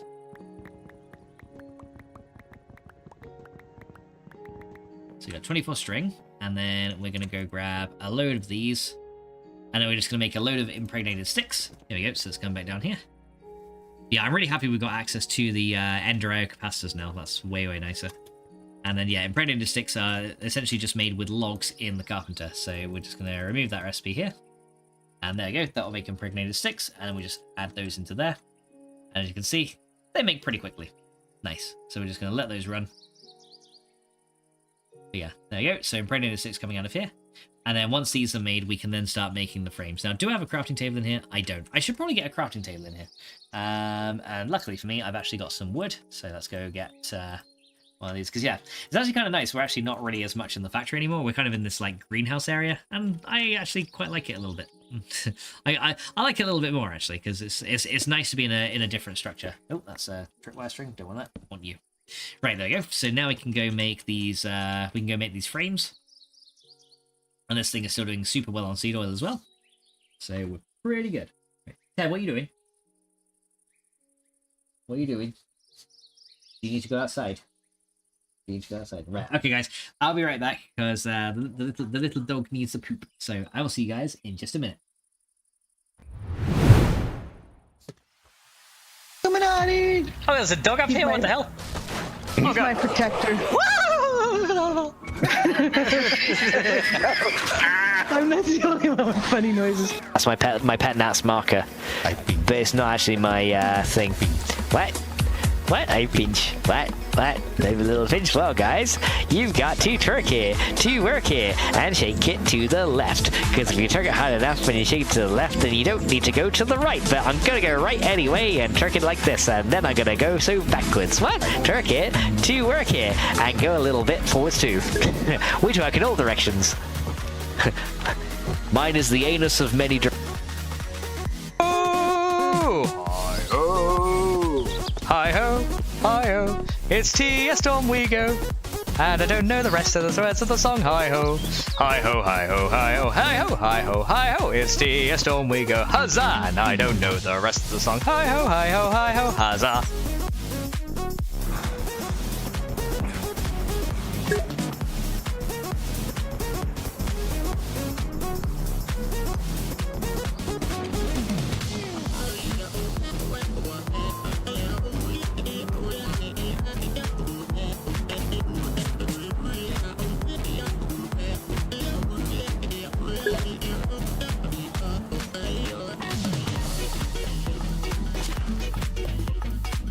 Got a dark skill fruit. Dark skill fruit. I got dark skill fruit. Dark skill fruit. All right, let's get out of it. But yeah, now we can do the thing for Shelby. So Athiali Earth Day. Okay, I gotta try and remember that. Okay, hang on. Let me climb up here. Okay, Shelby, for you. Athiali Earth Day. Ooh, ooh. Athiali Earth Day. Ooh, ooh.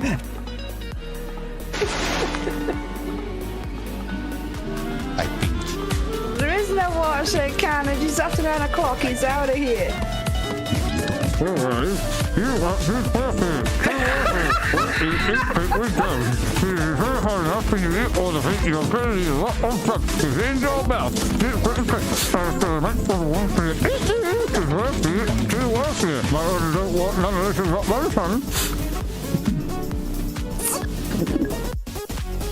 Spending more of his time being stunned. He's jumping out the way of that one though. There we go. Wait for his stamina to recover. Yeah, you got to manage that stamina. Oh, two of them down. They're doing some significant damage here. He's running and trying to heal. because you've got to twerk it, to work it, and twerk it, twerk it, twerk it. But that is gonna be cool, so make sure you come here and then you're gonna kill the termite kings if you shake your ass at them, because it's super sexy curvy, so you twerk, twerk, twerk. There we go.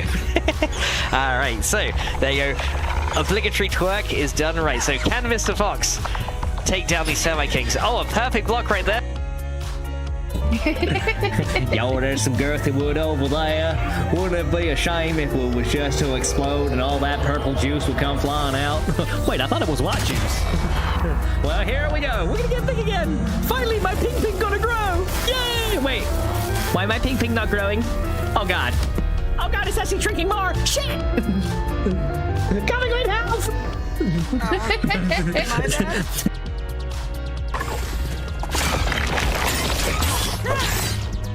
Oh crap! Wow! I'm dead. Oh! Oh! Clip that! Jesus, clip that! Oh my God! What the f— Okay, they're in. They're in the house. Shoot them. They're right in the house there. Oh, here we go. Lag. Yay! Wait, did that even work? Okay. Oh wow. Okay. I'm good. It worked. I could see it falling on my end. Yeah, I think it worked. Now we're gonna die to the cops. It's falling. Oh God.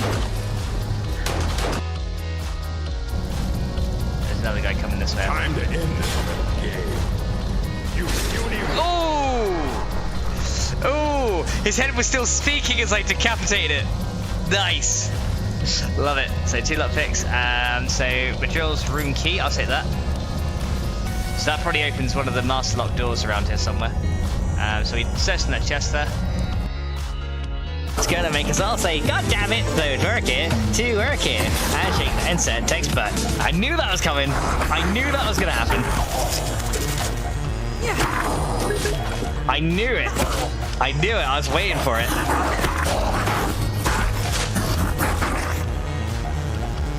Hi there. How you doing?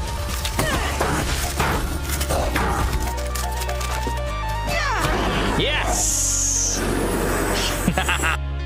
Marissa to help cheer her up. You've got to twerk it, to work it, to cheer up Larissa. Because if you twerk it hard enough when you shake that butt, she's gonna find it really funny. So Larissa, you've got to smile and feel better very, very soon for us. So we gotta go and twerk it, to work it, and shake that tiny pink butt. Thank you, Mr. Fox. You are welcome.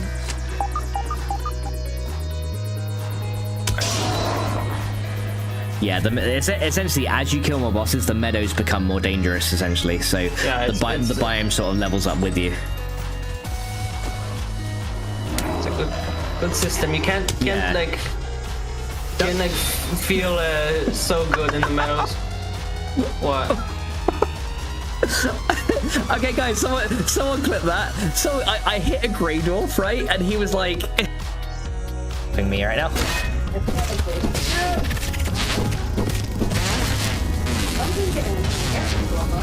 Maybe not.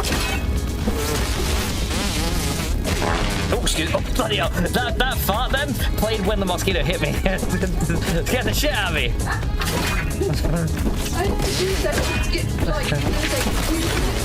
Yeah. We'll grab it too.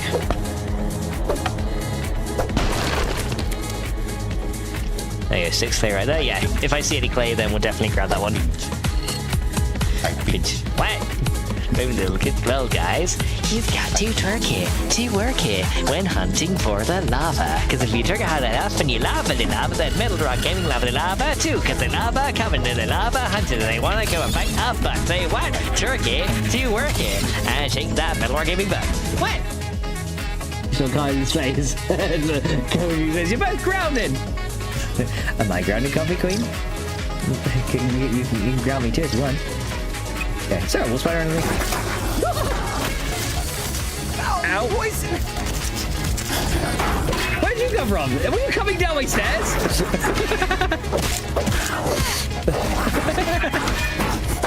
Owie! Smarticle? Oh! Oh! Broken section of lab. Alright, so we found a molar. We found a location of one molar. Could be more though. Yes, up there. Okay, so God, if I can just get this up by 1, it should be good. What? I pinch. What? Baby little pinch. Hi, Metal Rock. You have got to twerk it to work it with Metal Rock Gaming. Because if you twerk it hard enough when you're in that sandbox, the ant lands will be able to pinch that ass. Because it's so very round and curvy, and it tastes so very so twerk it to work it and shake that healthy ass. What? There we go. How you doing, Metal Rock? Welcome to the stream. Says I gotta twerk it to work it to avoid Mexico and camp.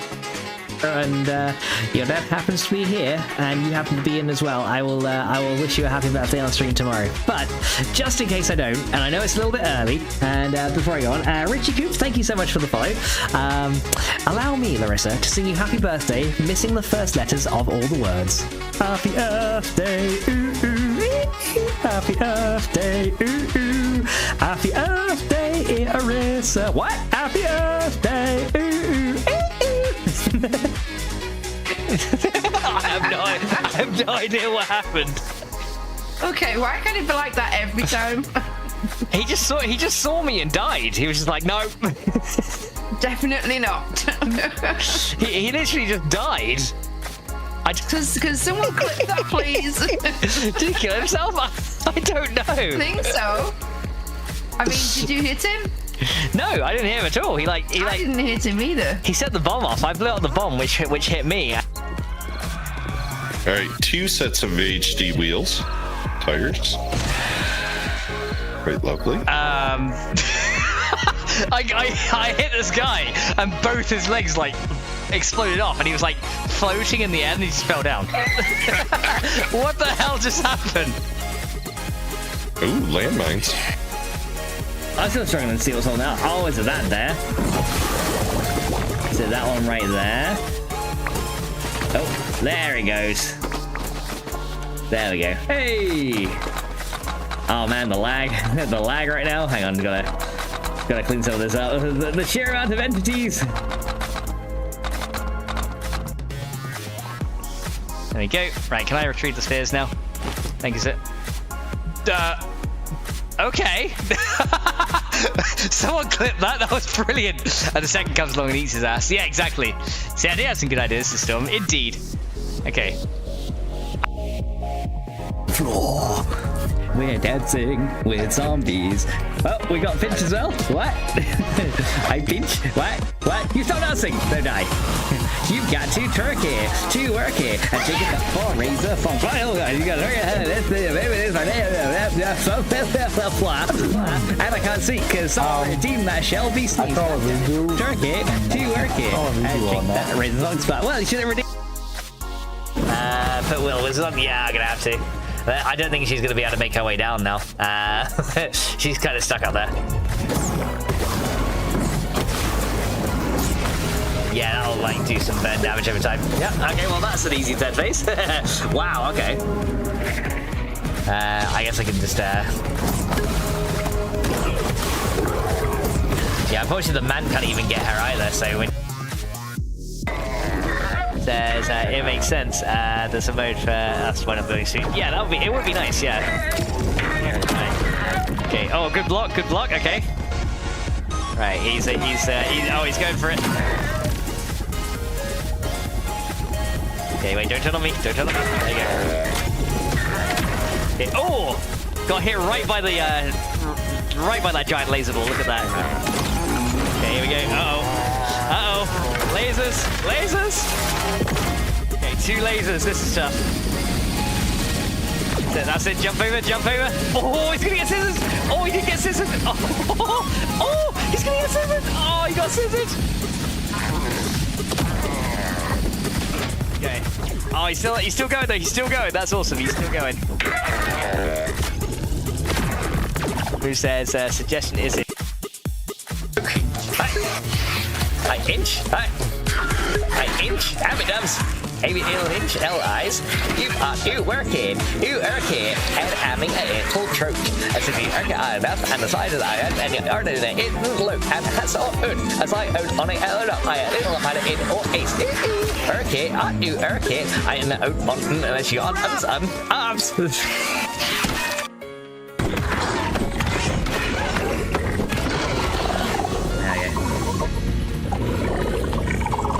If I turn my camera around, let's try to move it. Wait, what the? I have no idea, he's up there! He's got up there! And also it says, I pinch. What? I pinch. I pinch. What? Maybe a little pinch shell, guys. You've got to turk it for working and shake that buff on Lolly Shadow. Because if you turk it high enough and you shake it high enough, then you're gonna fight one big widow. Because she's dead. The queen is dead. She's fucking dead. Turk it, what? To work it, what? And shake that naughty shadow butt. Say what? Oh man. Can you imagine that? Easy clap says, come on then, or come on then. Depends who I'm talking to. For 99.99999% of everything, it is come on then, just like as normal. But you know, if I'm talking to Coffee Queen, then it's maybe slightly different.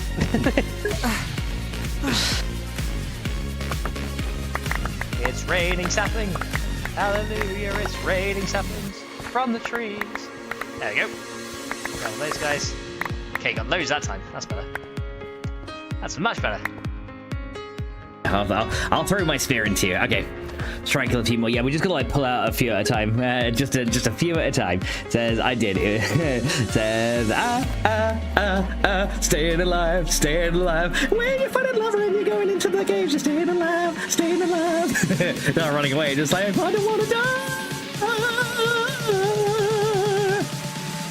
That's fucking.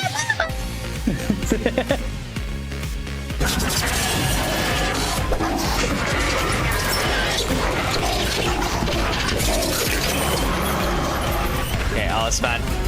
What? You pinch? What? Seriously?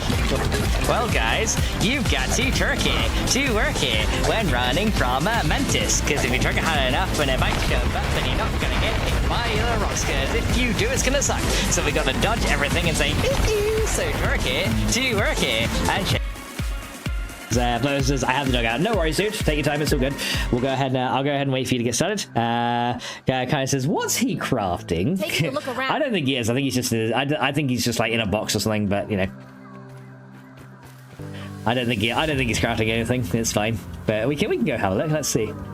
Oh, hello. Hello there. What are you doing? Huh? Huh? Smithing station? Ooh. Fella says the best part of grounded is breaking it. And Cryer says, nah. Wow.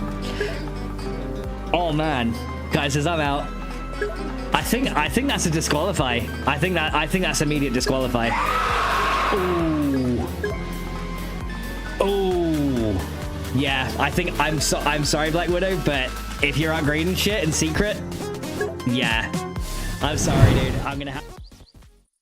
Alrighty, guys, we are back. Sorry about that. I had to end up taking Teddy out twice because you know I took him out first time. I was like, no, actually, I don't need to do anything, and make Coffee Queen a coffee, and came back out, and it was like, oh, actually, I need a poo. So took him out twice. How you guys doing? Dustin, welcome back. Thank you so much. That was kind of like best clip ever. Wait, which one, Cottage? Which one? The smithing station one. My house is haunted by a chicken, a poultry geist, a foul spirit. I plan to call an exorcist to help it cross to the other side. Oh my god! Guys, a smithing station. Ooh, and I don't know how to use TikToks as guys, but I can write in cursive and do long division. I can also tell time on clocks with hands. And Thomas says, can I set the skinned mesh renderer bound center to 000? I don't think that one matters. I don't think the mesh renderer matters because that's more of a I don't think that really has much of a transform on it, so yeah, not sure. Who database did these jokes come from? I don't know. Crisis, welcome back. Thank you, Karate Dude. Welcome back as well. So yeah, let's go ahead and keep going, shall we? Because as texted, that would be talent. I don't know where he gets them from, but he gets them. He gets them. I don't fucking know where they come from, but yeah, they're there. But they're there. All right, let's go get these started out. So yeah, we're gonna just let Scum to run with these impregnated sticks. So yeah, we should be able to make 8 with 1 stack, right? So yeah, we should be able to get 64 with that lot, and then we can make some of these frames. Yeah, so I need 24. So these things aren't cheap by any stretch. Like they require a lot. They require a lot of stuff, right? So we need to kind of put these guys here, then we need to put the string in, and then we get impregnated frames. That's 8 of them. So we can set some of those up into the apiary now. These do last a while though, which is nice. So we can just start setting these up, and then these guys will just end up having all them ready to go. And I don't know where the other ones went. I guess my inventory is getting too full, so they may have ended up in the yeah, they're right there. They're right there. Okay, so yeah, my inventory's getting a little bit too full, which is a little bit of an issue, but it's fine. We can sort that out in a minute. Okay, let's go get 2 of them in there. Right, so while those other things are crafting up, I'm just going to empty out my inventory real quick. It's getting nighttime as well, so I may as well just go sleep and sort that out as well. Me. Yeah, I love how quickly I can run. This is so useful. Like being able to run that quick. There are monsters nearby. Right, where you at? All right. You guys in it, yep. And I got a baby skeleton in it. Ooh. Go away. I want to sleep, damn it. Right, now can I sleep? Yes. Now I can sleep. Good stuff. Alright, says, yeah, but how you doing, Tex? Welcome back as well, dude. Thank you so much for hanging around. Alright, let me go drop off some stuff that I don't need. Right, so I've got a lot of just random things on me now that I've got no idea why I've got them on me. But yeah, these need to be dropped off as well. So yeah, planks. I need more logs in particular, so we're going to have to do a lot of tree farming at some point to get more of these. But yeah, I need 2 more sets of logs for the casings. What else we got? Cobblestone, that's kind of just a building item that can go in there. Another base cursor. Yeah, seeds that can go back in here. Yeah, I got quite a few just like random things on me. Just go and like annoy that creeper because I can. Well, he likes to annoy me, so I'm going to annoy him too. I pinch. What? I pinch? What? Hey little pinch old guys, you've got 2 turkey, 2 worky. Wait, Carnage says welcome back. But if you target hard enough with my condensate cracks, then you might just see my butt crack. Wait, that's not good. You don't want to see that shit, so I'm gonna turn around, but you still see it anyway, turkey. 2 worky. So, hey, what? Yeah, I couldn't think of anything for that one. Yeah, butt crack. I guess you know. It's literally, yeah, it's like he's probably thinking, really, Max, is that bad? The only thing you can think of is butt crack. I'm just like, yeah, I know how it looks. Okay, like I know what it sounds like. And Tex says, oh great, new nightmares have spawned. Why did butt crack sideways and blue though? Well, technically it's my my character skin, right? So if I take off my armor, I've got the oh shit, essentially it's the color of my the color of my back end, right? So yeah, it's technically that. Who did that? Damn, Scudder, you did that just when I took my armor off. I was like, oh, for fuck's sake! It's the one time. But yeah, that's the chink in my armor right there, guys. One might say that's the chink in his armor. What's that? The butt crack.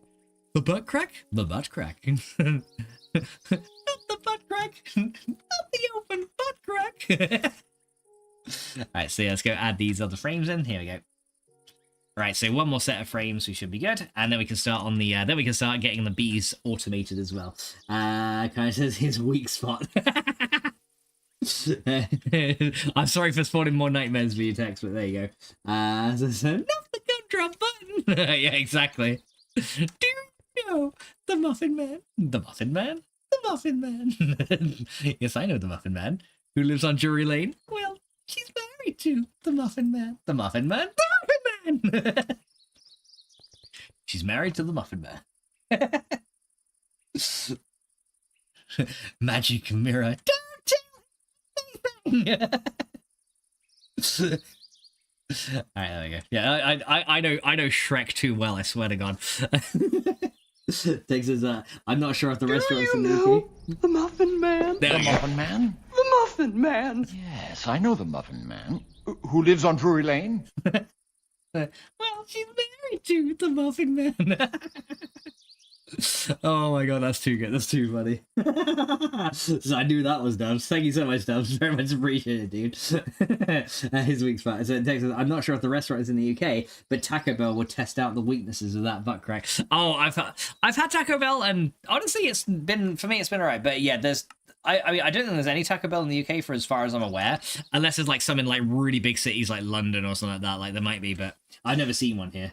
Do we have one? I've never, at least I've never seen one like near here. So it might be like I don't know. Is it like in London or something like that? But yeah, I've never actually seen one here. So yeah, that one's that's news to me because I've never seen one. Kind of says yeah, one in London and Liverpool at least. Oh, there's one in Liverpool as well. I never knew that. Okay, I was gonna say 'cause, yeah, I've never seen it, like for as long as I've lived here, I've never seen one. Like even when I went to London, I never seen one in there. So yeah, that's actually kind of interesting. Cool. Okay, so there is one in London. Nice. Yeah, never knew that. Okay, I also don't need this void upgrade. That can go in there as well. And what else do we need? I'm just trying to like get rid of some stuff here that we're not in too much need of. Because yeah, now I need to go work on doing the bees, right? So let's go and get that all done. Soldering iron. I guess it's technically a tool. That's very hard to see. But yeah, I guess I'll put it in there. Fandom connector, probably don't need that either. Yeah, wrench, soldering iron. This thing, one probe, I kind of need that though. Is there other stuff I don't need? All these capacitors, I'm not even sure if I need them, to be honest. But yeah, okay, that's all my tools kind of sorted out for a little while. So there's our sturdy casing, there's our circuits. Yeah, so this circuit here will eventually get used for something. But yeah, now I think we can start doing the bees and see how we go here. We're boss a Scouse accent. Oh, I won't be able to do it. I won't be able to do that. What? Nech bach kitty in your crack. The head collider is on the neck. Should I make it cover the head? Yeah, probably, if you can move the collider. Right, so yeah, so we do have a Taco Bell. Yeah, I was gonna say I've never been to the one here, or the ones here, I should say. I figured like if we did have if there were any, it would most likely be in London. I kind of figured, but okay. So can I drop in? Can I get rid of these seeds because I'm kind of like not needing all these? Do I have room to drop more? No, they're all in there. So yeah, as you can see, this thing is slowly kind of equalizing out with seeds and stuff. But yeah, I've got a load of these that I just don't need on my character, so I'll probably have to remove them in a minute. But yeah, so yeah, this thing now makes the impregnator 6 for us, which is really good. This thing will slowly fill up with more seed oil.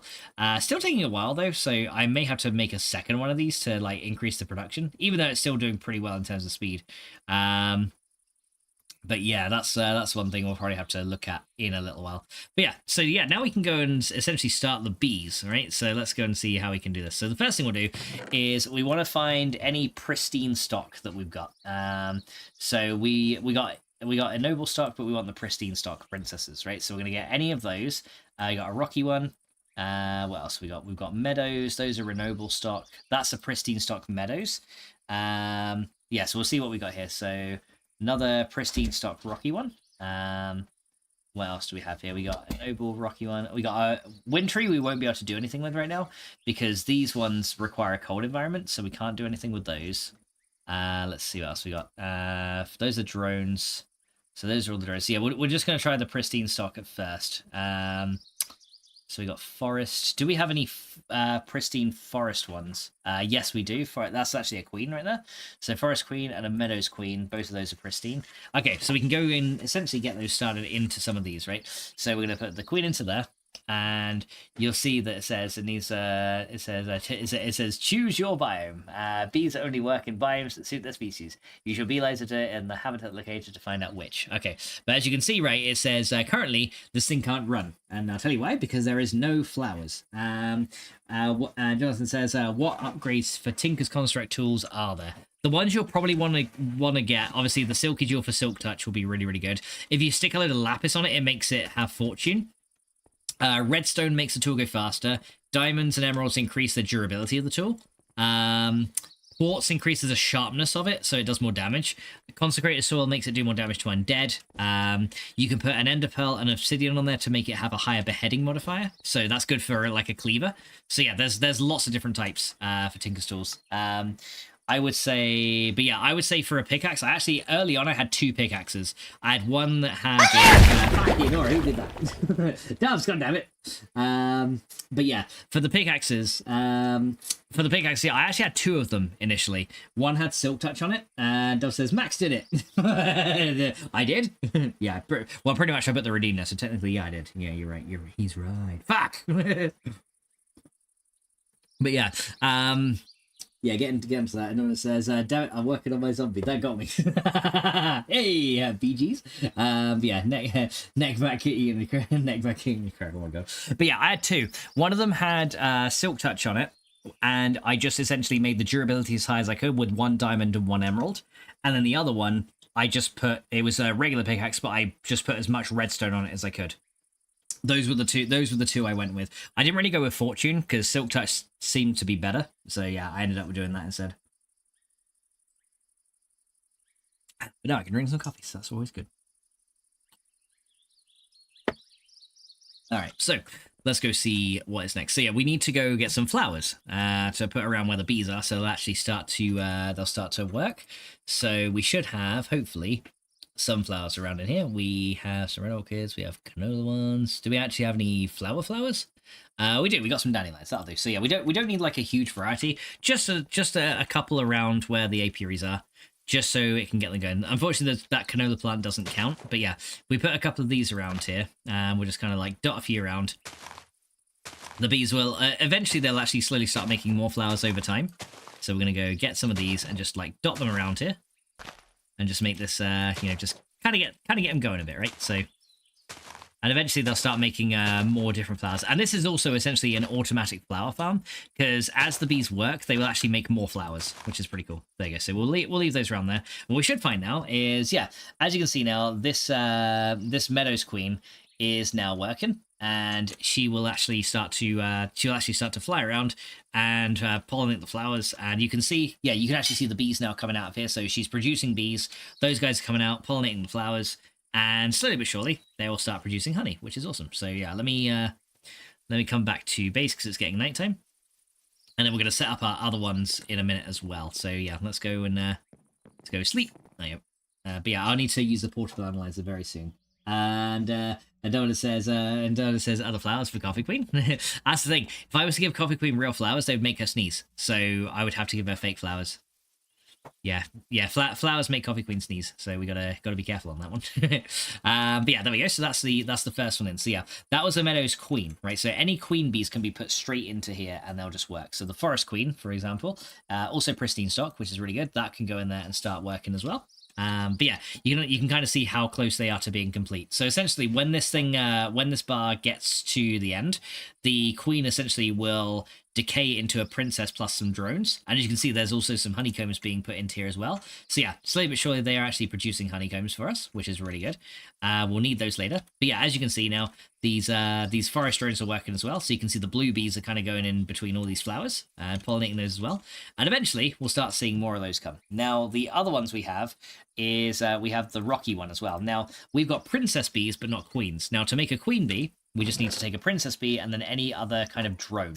So let's go look for, maybe we got a rocky drone? We do. So we got a rocky drone right here. So we're going to go get one of these, and then we put the princess and the drone into here. And then you can see what will happen is they'll kind of go for it. And there we go. Now, as you can see, that's turned it into a rocky queen. And those guys will start going around here. Now, this one also just requires flowers, which is pretty good. And they just like normal biomes, which is really good. And yeah, those guys are now working as they go, and essentially we can just leave them to run. And you can see that every now and then these nice little particles come around, and we'll eventually get like more honey and stuff out of these. The honey is not the most important thing though. The next thing we're going to need to do is we're actually going to need to start growing some trees around here as well, because the way to breed trees is by actually working with the bees, right? Because the bees, like they cross-pollinate the flowers, will also cross-pollinate the trees, and eventually we can get other species, which we're going to need. Imagine if Kirby appeared in your world and just at your character. Blue bees? I've heard of boobies. Yeah, well, we've all heard of blue bees, haven't we? And boobies, you know. All heard of those.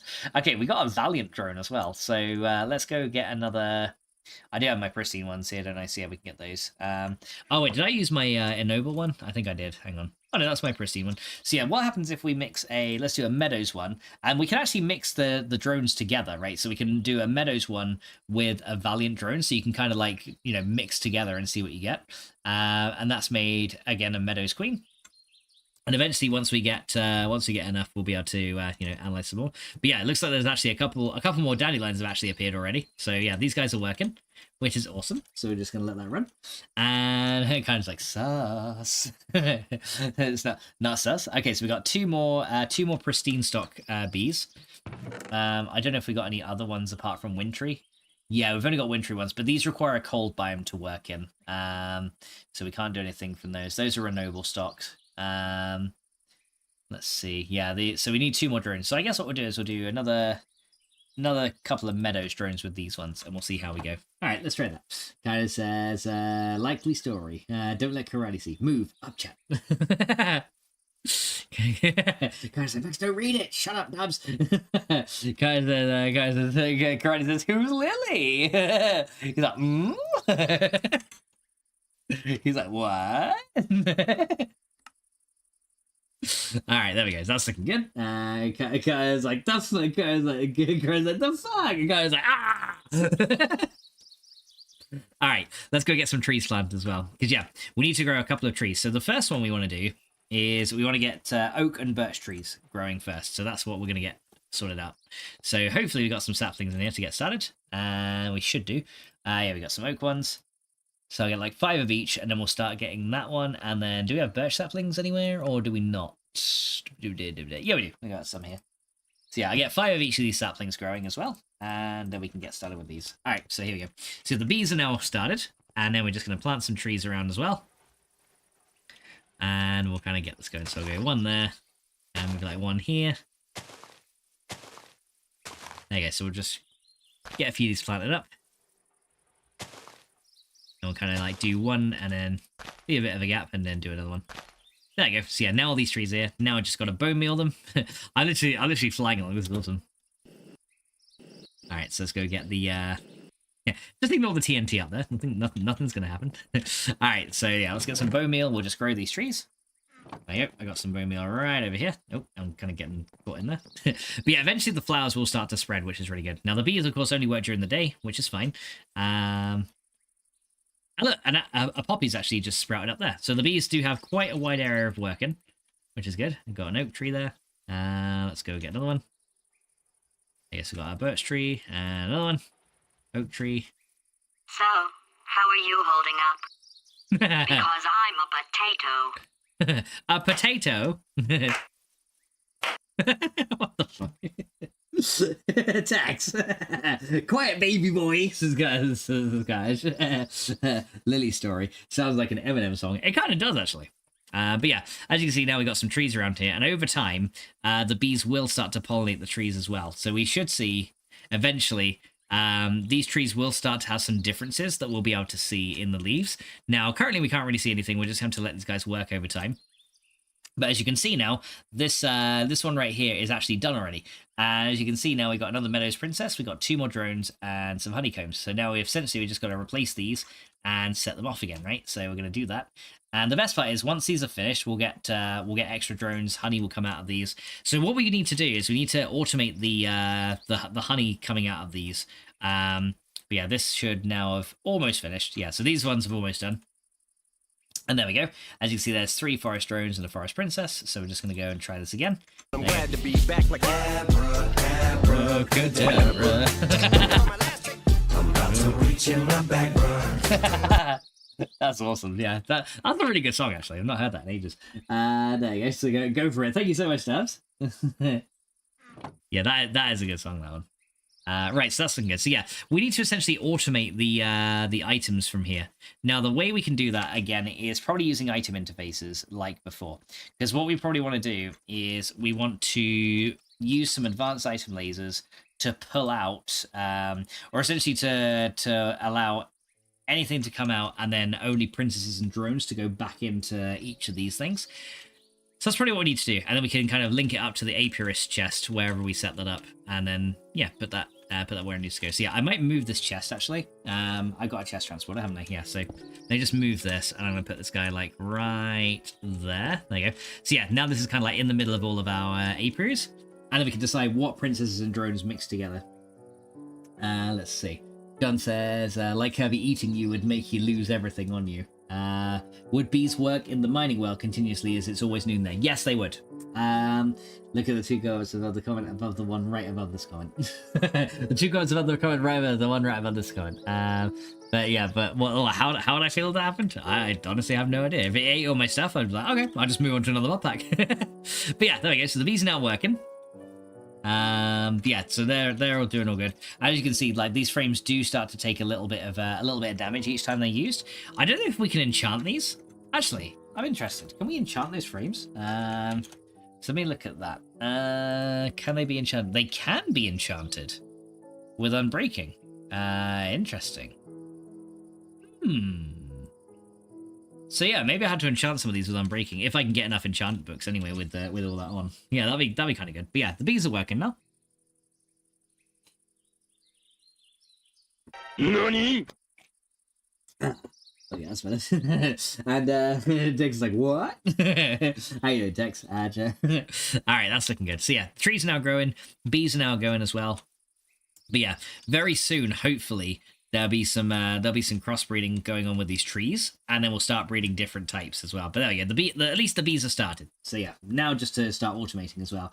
Let's see, Jonathan says they can also be enchanted with mending. They can, but mending only works when you get XP, don't they? So I think since you don't get any XP from the bee frames, that probably won't do anything. But it would be nice if it did, but I don't think you get XP for it, which is a bit of a shame.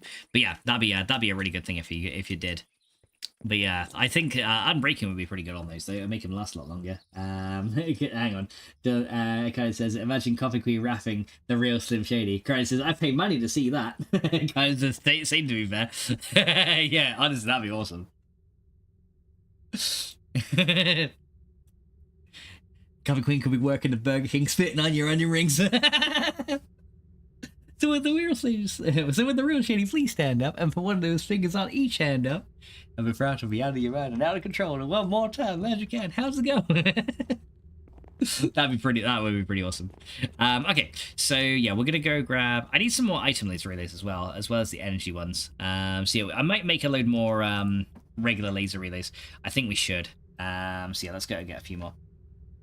Just thinking about it, I don't know if I want the automatic, or I don't know if I need the advanced ones, because technically the chests and the drawers that we get will kind of filter that for us anyway. So yeah, I'm not too sure about that. I will need to make a bit of an underground area though, so we can kind of like hide all the automation underneath everything.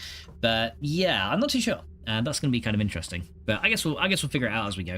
So I'm gonna see then. Yeah, let's go make some more laser relays. I'm actually running out of obsidian, funnily enough.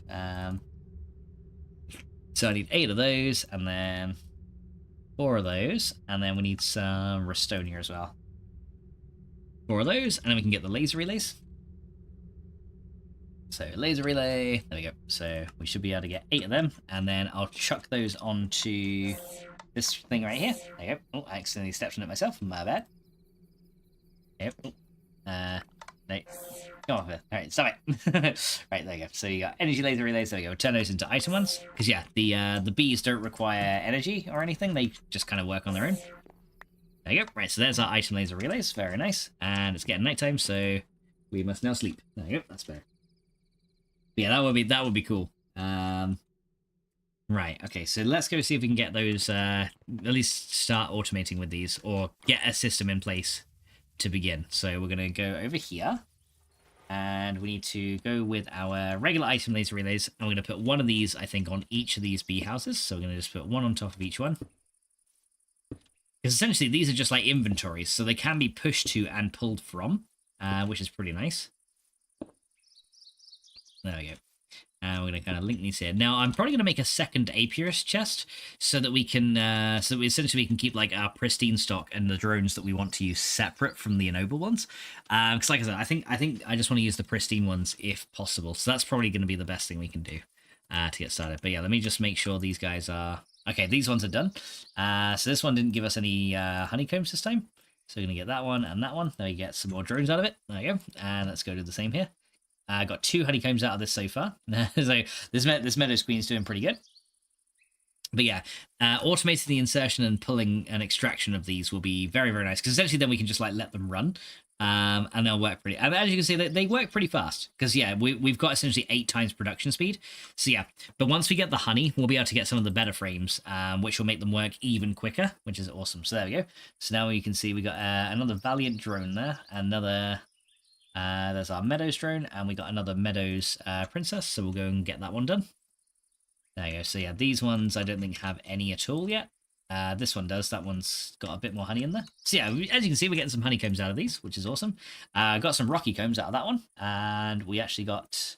Oh, this one actually turned it into a Meadows princess. Okay, so we're now... So yeah, we're going to go and turn this back into, hopefully, a rocky one. Because yeah, we got the... we essentially we want to start breeding them and see what we get.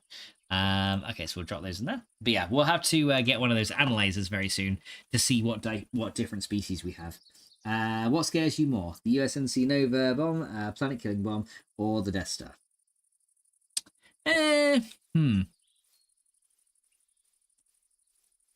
What would be worse, the Death Star or a planet killing bomb? Well, technically the Death Star probably has a lot more firepower and probably could destroy more planets, couldn't it, I guess? So probably the Death Star, to be fair, because yeah, you got like one bomb versus like something that can constantly run. Yeah, I'd probably say the Death Star. Not that it really scares me, because it's just hypothetical, but yeah, that's probably what I go with. All right, so there we go. So the bees are now going. Let's go and make a little bit of an area underneath the ground here, and we're gonna start bringing down these item relays from here. I do need more of these, actually. Yeah, I need more of them. I need more item laser relays. Let's go get a load of them. I need quite a bit. Oh yes, need quite a bit. Plus another Apiarist chest as well. So we can store the better bees in there that we want to keep. So yeah, because yeah, I want to separate the ennoble from the pristine stock. So we're gonna go do that. So we need an Apiarist chest here. So that's one of those. We need a piece of glass, and then 5. Yeah. I don't know if reinforced glass would work. It probably won't. But then we need 5 honeycombs, and I currently have 3 plus 2. And then very soon we're gonna have to start with the squeezer as well. So that'd be pretty good. So we got 3 of those, 2 of those, and then we can take the glass. There you go. 1 more Apiarist chest. There you go. So yeah, this one is gonna get hooked up to our item interfaces. So that'll be good. And we need, right, is it getting dark out? Nope. Okay, so that's good. So now we're going to need a couple of other bits, like more item laser relays. So that's going to require advanced coils. Okay, here we go. So advanced coils, and then we'll just go grab these guys. There we go. So we get 8 more of those. Yeah, with that I can make a load more, laser relays, so it's going to be really good. Right, so now I can drop those in there. Okay, so let's see what we got here. Says the Death Star is a massive target, and there is no sneaking the Death Star. There is no sneaking the Death Star into planet killing range, and unless the whole point of the Death Star was just like dive bomb into the planet and just destroy it that way, which would be kind of funny. Domin says, do you know why the alternative materials for the zombies are all white? Maybe because they're just not configured to have random textures. What you could do to get around it, though, is export that one zombie model, and then just make like however many entity classes you have with the different texture per one. You might be better doing it that way, and then your entity groups just then have all of them with equal probability to show up. That might work a bit better. Depends on how much randomness you have, but that might actually load better as well. Says they added alternative materials in V1. In that case, I have no idea because I've never seen it. Never play with the alternative mats or anything like that, so not too sure with that. But yeah, not sure why they would all show up in white if they've, if they added them in one, unless it's bugged, which is the fun pimps. It probably is. All right, let's see. I'm gonna go grab that, and let's see. Let's go grab some more of these Restonia. I do need a little bit more of that, so I need. Oh, do I only need 16? I may only need 16 of these. Right, so more laser relays. Let's go get some more. Aha! Yeah, thankfully I mined a load of obsidian. That's good. Right, so now we can throw these back on here to get the item ones. I keep running on this thing. I don't know why. Right, so item ones. So fluid first, and then item ones. Cool. Okay, there we go. So now we got all the ones for their items. Okay, we're at midday, so we got a little bit of time to work. Alright, so let's run back over here. And I'm going going to come into this area here. Right, so this apiarist chest over here, actually, I'm going to move a little bit out of the way. And I can just go right there. There you go. And then we're going to put another apiarist chest down over here. So we're going to come across here, and then go right there. There you go. So this apiarist chest here will have the pristine stock in, and this will be what interacts with everything else, right? So this one will need an item laser relay onto it. Now, the best part is this apiarist chest will actually only allow bee species to come into and out of it, so we don't need to do anything special with that, which is really, really good. All right, so now we're going to kind of dig under these, and yeah, this is where we're going to hook up our kind of like sub-network to as well. Let's see, Liverpool can be studied on a planet and are much cheaper to produce. Plus, ballistic would have an advantage to the Death Star's ferret lasers when it comes to range. Well, like I said, I don't know enough about it to really like give you an honest answer, so you know. Hello. Ah, thank you.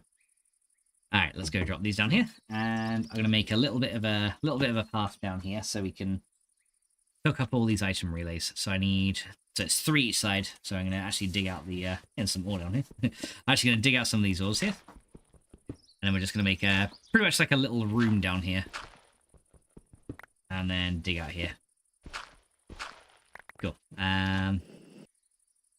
So we'll go down here, and then we'll go down here. And then we'll dig 3 each side, because that's where the item laser relays are going to link up to, right? And then, yeah, we'll probably just put some, like, torches down here or something to keep it lit later on. But for now, let's go dig to the chest. There you go. And then come on here. Yeah, I'll probably want to use the translocators for this as well. Is it 2? No, it's actually 3 over. So 3 over this way. Nice. Yeah, there you go. And then now we got this kind of sorted out, I can open it out across here. There you go, that'll work. Yeah, it's a little bit slow, but it'll do. I'm just gonna get a little bit dark down here, at least for now. Like I said, this area here is only gonna have like the logic of all the sorting underground, because I want it to like look kind of, you know, nice on the surface. So how much further are we gonna go? 2 more that way. Okay, so not too much further. I'll leave that open, actually, because it gives a little bit of light in here. There you go. All right, so we got that, and we got that. Jonathan says, I have a scenario for you. Another one. All right, then. They added alternative material. So they did add alternative materials. Okay, yeah, that's the thing. I've never seen, never really done, like, any modding at all in V1, so. Okay, so let's open all this out. There you go. Alright. There you go. So we got that one, and then we're going to just essentially dig out this entire area. And actually, what I'll do is I'll do it like this. I'll dig out the dirt just normally, and then since we got a 5x5 area, I can kind of dig the stone out a little bit quicker if I use the 5x5 mode, which should be pretty good to say. That one actually turned to grass, like, right there as I was digging it. That's pretty good. I've probably got, like, a random grass block in my inventory now, which is pretty good. Alright.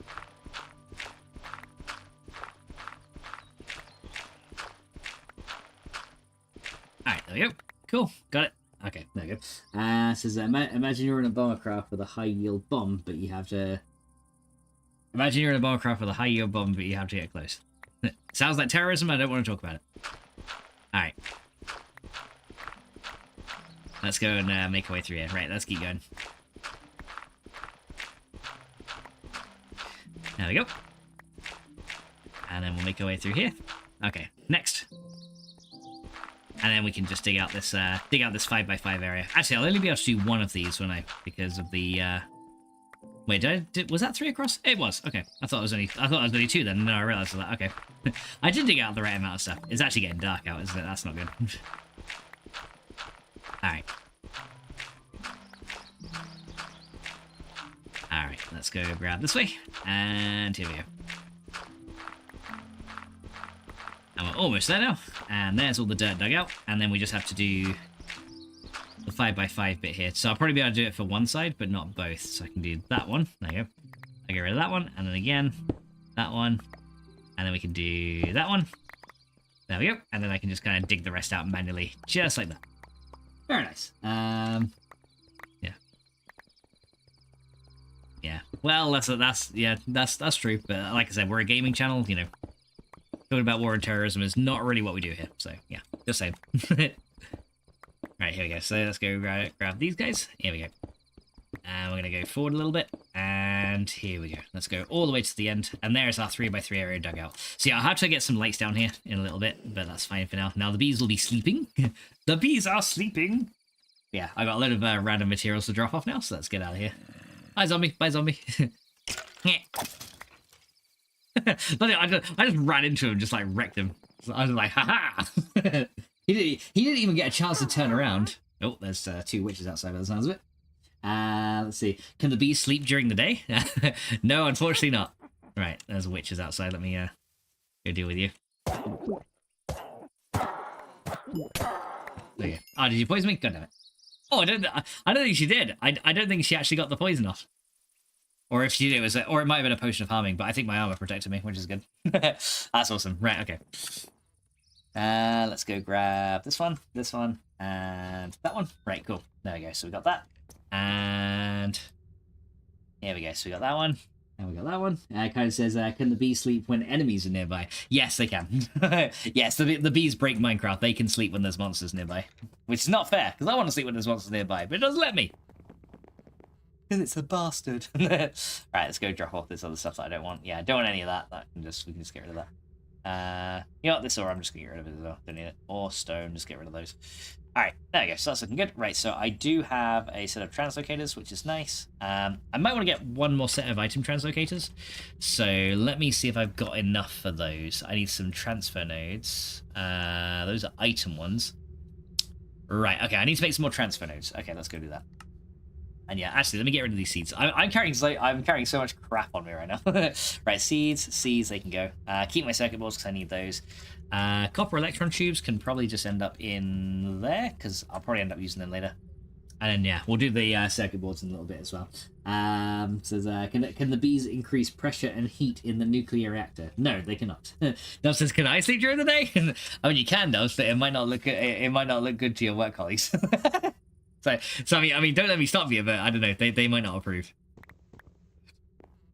All right, so let's go and get 1 ender pearl. So we need, I think, was it 1 ender pearl and some gold and some iron? Hang on, translocator. Let's have a little look at that. Translocator. What does that require? 1 ender pearl. Oh yeah, 1 ender pearl, 2 iron, 4 redstone, and a gold. Okay, so 4 redstone, 2 iron, and a gold. So there's a gold, and then there's 2 iron. There we go. Right, cool. So that's all done. And there we go. There's our other item translocator. Nice. Says, no, Doves, you can only sleep in the bed you own. And I know you ain't near your bed, says Garnish. Kind of says, then they are no use for me. But you kind of need them to complete this pack, actually. It was kind of funny. My tracker, and it kind of says, my tracker is picking you up at work.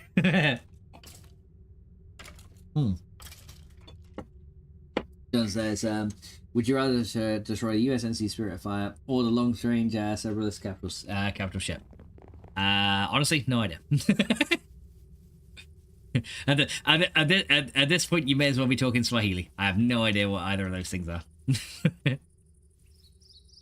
So I guess the answer to that question would be neither. All right, so let's go grab these, and I'm gonna drop these guys down here. So we need 1, 2, 3, and a gap. 1, 2, 3, and another one right here. Right, okay, so yeah, these are all going to connect underneath together.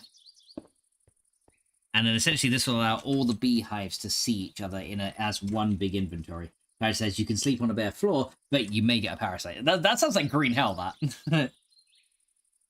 Yeah, that definitely sounds like that definitely sounds a bit like green hell, where you sleep on the floor and then all these you get like worms and stuff. There you go, and then let's go grab these guys. There you go. So we're gonna sort this lot out here, and link you to you, and yeah, we're gonna essentially take all these item lasers down to the bottom. Nope, let me up, damn it. Let me up.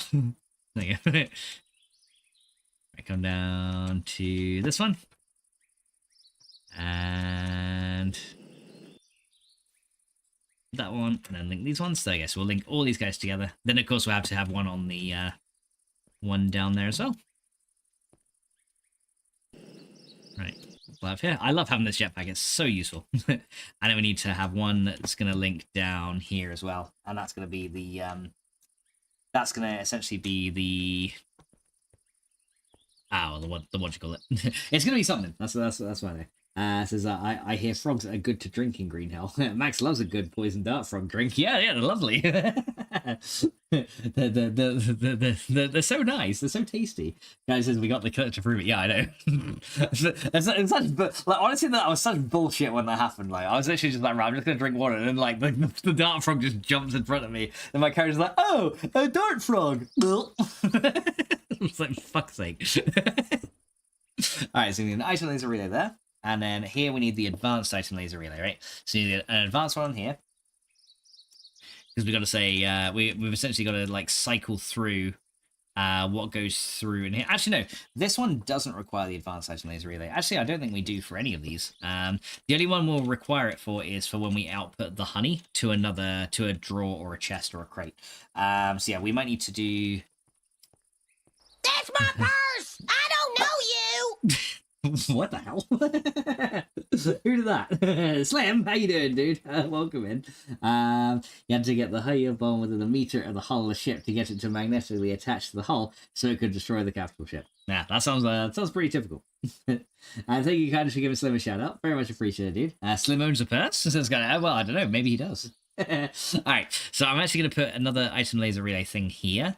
And this one will be for the honey for the output, right? So we'll have an advanced one right there. Then we need a regular one to go here, and another regular one to go there, right? And that can then all link together now. So now we're going to grab each of these laser relays and link them. Okay,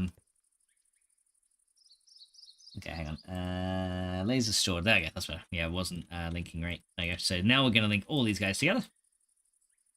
And then essentially the beehives will essentially see all of these as one inventory now. So yeah, essentially this this interface now is just like, yep, you are one inventory. And oh, I think I put it off slightly off center, which is not so good.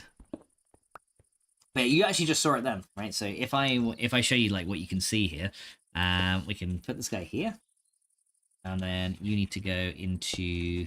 No, we just need the basic one here. Because, yeah, I think the things only hopper out once they are in the output slots.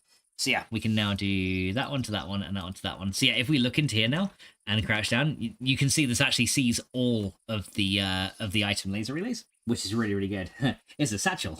says, if I do, would it be a merce? A merce. Well, as long as it's not a hearse, then I think we're fine. Right, so, yeah, now we need to essentially... So yeah, these actually need to be swapped over because this is the one under the box here.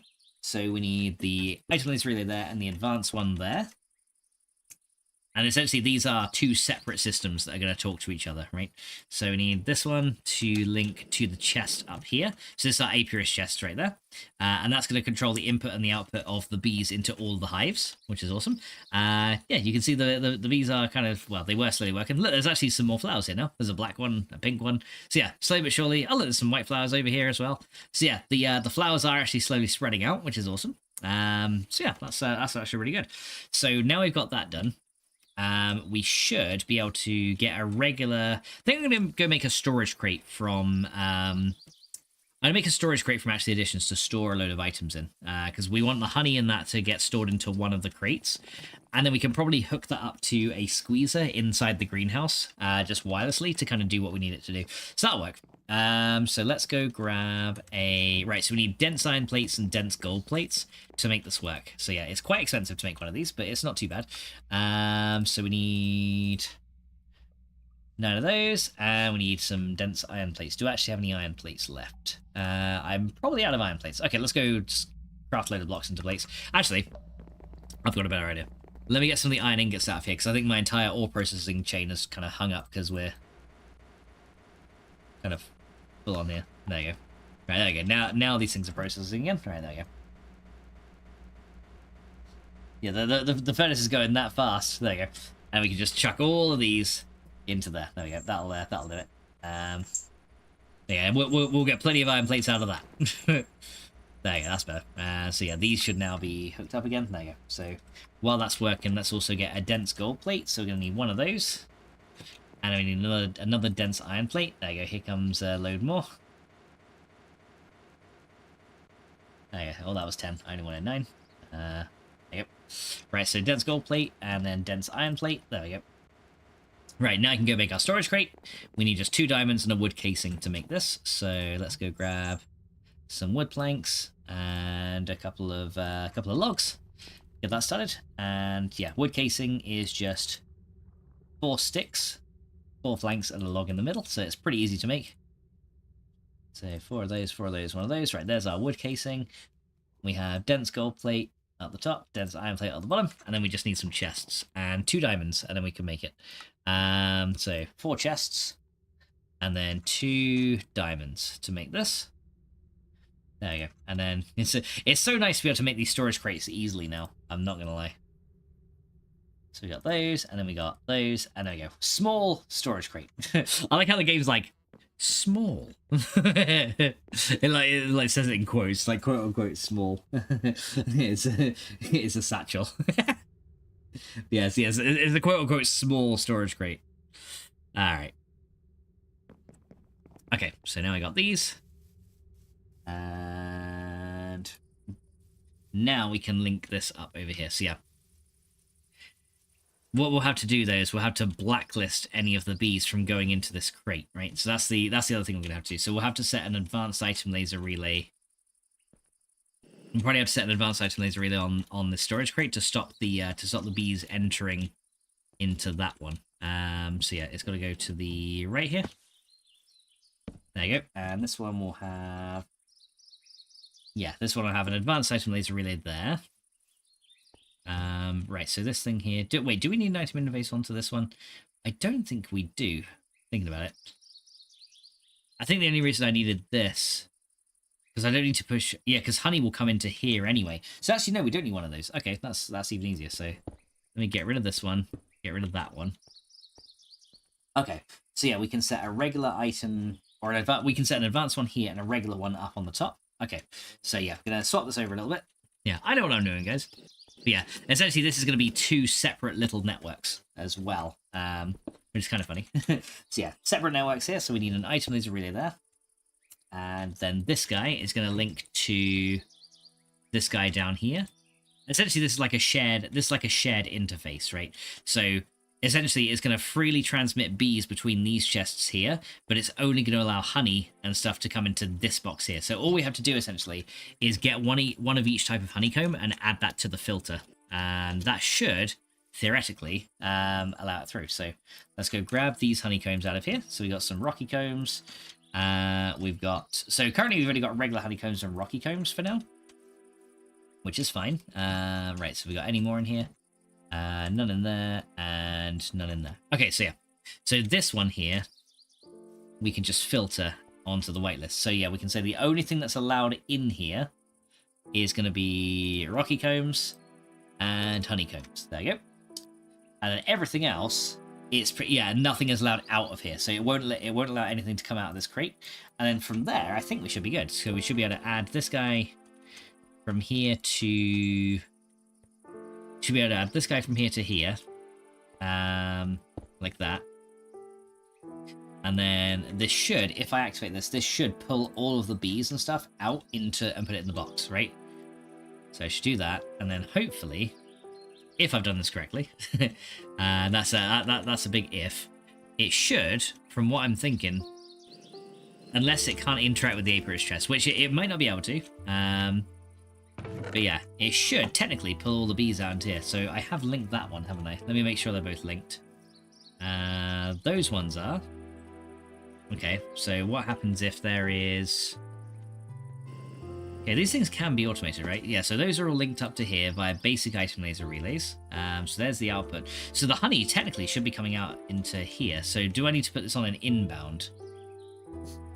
Okay, so if I put that on an outbound there, does that then pull a honey into this box right here? It does not. Okay, so it appears that the translocators don't like to work with this. Even though it can see all the items there in the output slot, it seems that it doesn't want to work with this particular setup. Okay, that's fine. So we'll do it a little bit of a different way then. Okay, so it doesn't want to do it that way. So it's gonna be like that, is it? Okay. So you don't want to work that way. So I guess then we'll use the old transfer nodes for it. So if I was to put a transfer node here, there you go. Now that does pull the things out. Okay, so I guess translocators don't really like working with the beehives, which is fine. So we're just going to put a transfer node onto here. Now what should happen, in theory, is we just see, so the forest drone comes out of here, gets pushed into here. Okay, I guess it can't interact with an apiarist chest. That's what I'm thinking. Yeah, I'm thinking this thing won't interact with the apiarist chest, which is a bit of a shame. Although it does say 4 out of 81 species are in here. Yeah, I don't think it, okay, I don't think the apiarist chest plays nicely with this mod. Okay, that's fine. We can sort that for a regular chest then. John says I have a would you rather for you now. Okay. As long as it doesn't involve weapons or like aircrafts and things that I just have no idea about. Alright. Or like being killed by a tank, or what would I rather be murdered by, you know? It's like it's kind of old. Alright, let's go and see what we got here. So let's go grab gold plates. We need more gold plates. I need a dense gold plate again. So we need 9 of those and an iron. Dense iron plates. I got iron plates of here. So yeah, I'll make another storage crate and that can store the bees. And then we'll do that. Okay, so compress you. And compress you. 6, 7, 8, 9. Okay, so that one. That one, there you go. And then we need another wood casing and some more boxes, and then we should be good. Then we can make another storage crate. Yeah, I'm making a lot of these. I'm making a lot of these storage crates now. Now that I can, I'm just like RMOP. I will make all the storage crates that I can. So 1, 2, 3, 4. 1, 2, 3, and 4. There you go. And then we add you. There's our storage crate. And then we need 4 chests and 2 diamonds. So we should have those already. Who the hell did that? Tax, goddammit. No, it wasn't Tax. Wait, who was that? No, it didn't say who did it. God damn it. Okay, my Twitch app must have hung. All right, let me refresh that real quick. Give me a second. Okay, I have no idea who redeemed that. I will find out who did that. Who is responsible for this? It's not even telling me. It was Shelby. Good damn it, Shelby. It was me. So, how you doing, Shelby? Welcome in. Bloody hell. Let's get the shit out of me. Fuck. Well, you know, if anyone gets to redeem the Shelby sneeze, that would be Shelby. How's it going, Shelby? I hope you're doing well. Welcome in. Oh, right, there we go. So, whew, there you go. Just like destroying me right there. She says, hi. How's it going, Shelby? How you been? Alright, so we need gold over iron on this thing, and then we just put the 4 chests in here, and that gives us another small storage crate. Yeah, so I'm guessing like I said, I'm guessing this thing doesn't want to play nicely with the apiarist chest, which is fine. It is not too much of a problem. We can just make it, we can just have it run a little bit of a different way. So yeah, I'll remove this one. And then let's go put this... actually, let's remove the translocator as well. Or let's remove this transfer node as well. Now, let's go drop this bee here. But yeah, I should, technically, be able to do that, and set you... I'm hoping this works nicely. So set you over... Can I not set you to go that way? Yeah, set you to go that way. And now we need the regular item laser relay here, and that one will link to just a regular storage crate. And hopefully that'll output the drones and stuff into these, and that should maybe be better. There you go. So now do we get the drones out of there? We do not. Okay, that's a bit weird. Why do we not get the drones out here? The only other thing I can think of is this laser relay doesn't want to interact with that. Because, yeah, that should essentially be seeing the drones. Okay, hold on. Pull this out again. Okay, I guess we'll use I guess we'll have to try and use the transfer nodes. That's very weird, though, if that's not doing what I think it should be. Let's see. So, transfer nodes here. So, you need to go on... Nope, wrong one. Sorry, there's a translocator there. Yeah, go remove both. Yeah, they actually remove one at a time, which is kind of good. So, one there. And then, yeah, so yeah, maybe it has to be done with these pipes for this particular thing. Is that now pulling this through? It's not. I don't have any advanced laser relays on here, do I? That's a regular one. Yeah, none of these are advanced item laser relays. So it is seeing this in here, but it's not wanting to push it up here. Okay, let me check something. Maybe. Would you rather be hunted by a lunatic with a machete or a novice sniper who takes 20 seconds to focus on your head where you're not moving and won't take a shot until they're focused? Like I said, that's another thing involving my death and murder and stuff like that. I'm not going to answer that one. All right, let's see. So, yeah, okay, so it looks like maybe this advanced item laser relay is messing with it. So instead, let's see. Guys says, where's this chat? On the red side, damn it. All right, so if I was to do that then, does that now pull through? Okay, so okay, I see. So this thing then will then pull the stuff into here. Right, I see. So what's happening then is it's not liking the fact that there are 2 laser nodes on this one thing. So I have to do it a bit differently. Okay, so this one essentially, we're gonna have to set up an advanced item laser relay here, on here, and this one essentially is going to be set to blacklist. So we're going to set a blacklist on here, and we're not going to allow honeycombs to go through here. So yeah, that's a blacklist. So inbound honeycombs not allowed. John says your objective will be to survive for 24 hours. All right, let's see. Yeah, it seems a lot of these scenarios involve my death. I guess this person really must hate me. for which I'm sorry. I don't know why. I don't know what I did, but yeah. It sounds like a lot of hoopla. Okay, so that's working fine now. Guy says, do I have the same powers over there? I am not sure, Carnage, actually. I'm not sure if I've even added anyone over there, to be honest. Okay, so let's try this again. So we're going to say... So these guys should now work, now that we've separated this laser relay out. There we go. And then we're going to kind of allow you to go into there. So yeah, this will now pull everything but... Now, this chest will already have honeycombs in it. But that should now pull everything but honeycombs into here later on. So yeah, if I was to get these bees started again, I need to now transfer these things back. And again, so yeah, this thing now is going to be an empty blacklist on the way out. So we should be able to allow items to now go back into the apiary. And for this, I'll just use one of these because it'll be a bit easier rather than trying to set up another transfer node. So we'll do that one, and that one.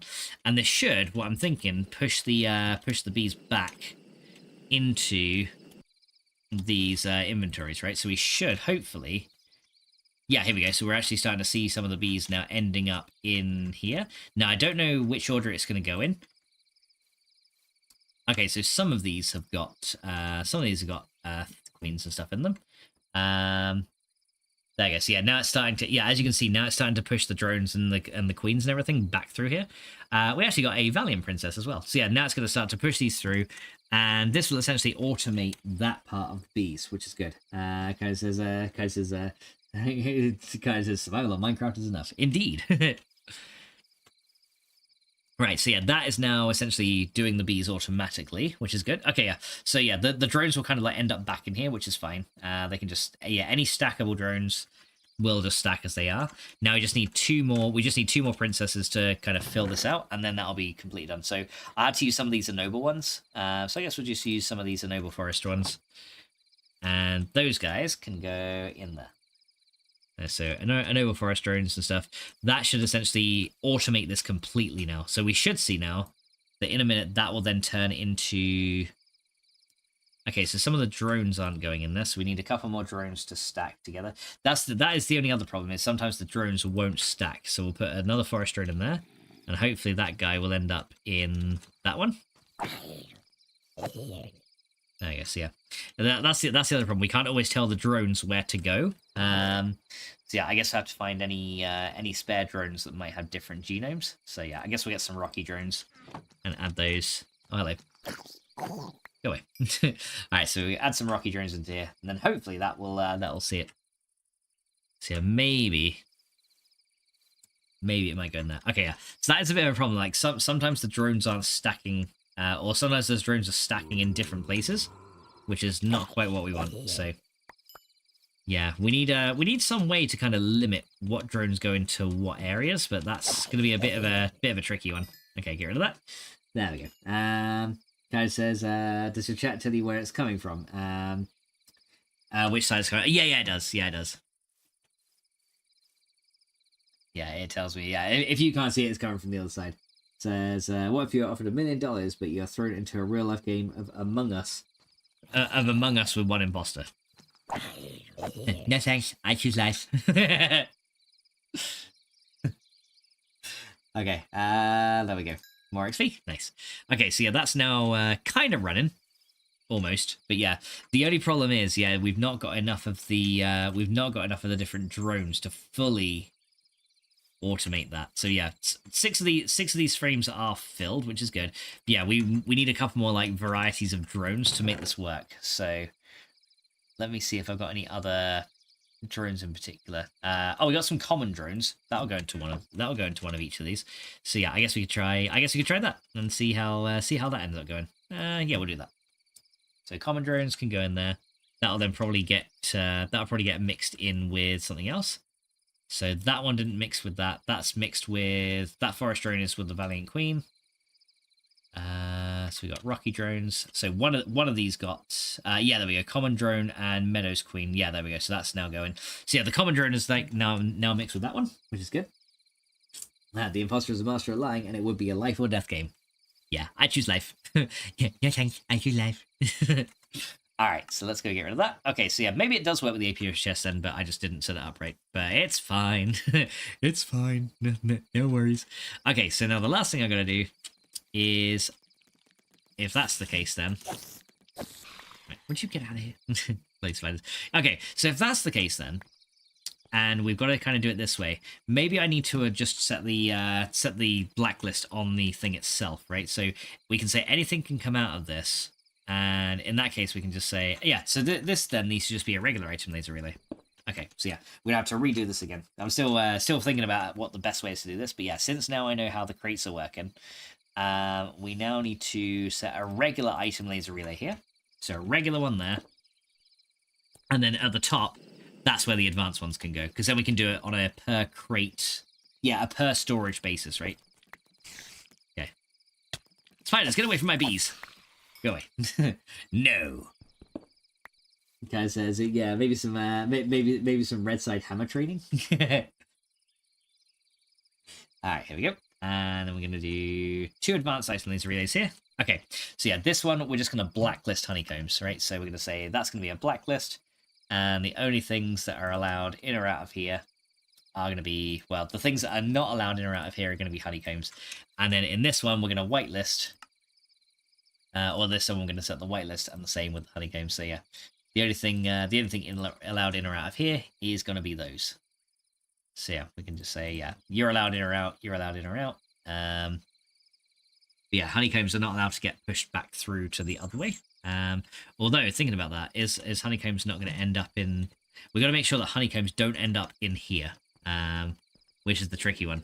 So yeah, because I'm thinking if I put a honeycomb in here, it's going to try and get cycled back through, right? Oh wait, it won't yet because it's not hooked up. So yeah, let me hook these up. But I think this is going to put honeycombs in the transfer node. So I've got to decide when, where the inbound and outbound is. So we're just going to make sure this is configured right. But if I hook this together, if I hook that there, I think what we will find is a honeycomb ends up in there. Yes, it does. Yeah, we don't want that. Yeah, so we've got to make sure the honeycombs don't get pushed out the system. All right. Right, go away. So yeah, we can say, yeah, the only thing, yeah, empty whitelist is outbound, right? So that should now work, right? So if I was to add honeycomb there you go. Now they stay in the box. Nice. We've got a lot of bees coming. I don't know where you guys are coming from, but yeah, we've got a lot of these guys coming. Says the imposter was offered $1 million to kill all the crewmates. Also has a concealed poison knife. And kind of says, yeah, less of the death hype thing. So yeah, I'm not gonna be engaging with that anymore. Yeah, that's gonna be a thing. So yeah, like I said, it's not even like death hype thing. I'm just staying out of that one. All right, so that's now connected. Okay, so yeah, now we should have honey that ends up in here. Hopefully. So yeah, now these bees should essentially work on their own, which is really good. So yeah, now we just kind of got to let it like run there. All right. So now I got that one, and let's see. So now we're gonna go grab. Okay, that looks good. Yeah, I think that's literally everything we need to do. So all I got to do now is kind of just like light up down the bottom there, and that's essentially these bees automated. And they'll just run. And that looks really good. Nice. All right. Bye.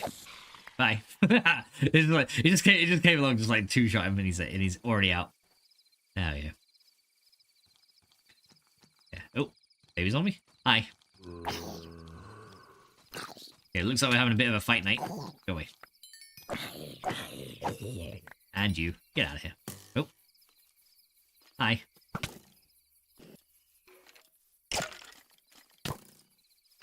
Yeah, I swear, something, I don't know what mod does it, but the skeletons like to like run around and like take a pot shot at you from behind. It's kind of funny.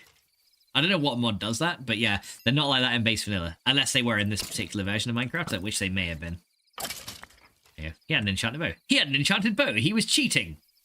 God. All right. Is that everything? I think that's everything. Yeah. So our bee area is actually looking quite nice now. Yeah, we just gotta make sure it's all lit up and covered, and we should be fine after that. So yeah, maybe some nice lanterns or something should be pretty good.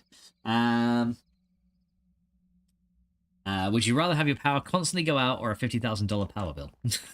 Well, just because I get the power bill doesn't mean I have to pay it. So you know, I guess I choose the $50,000 power bill. Because at least my power wouldn't go out. Probably choose that one.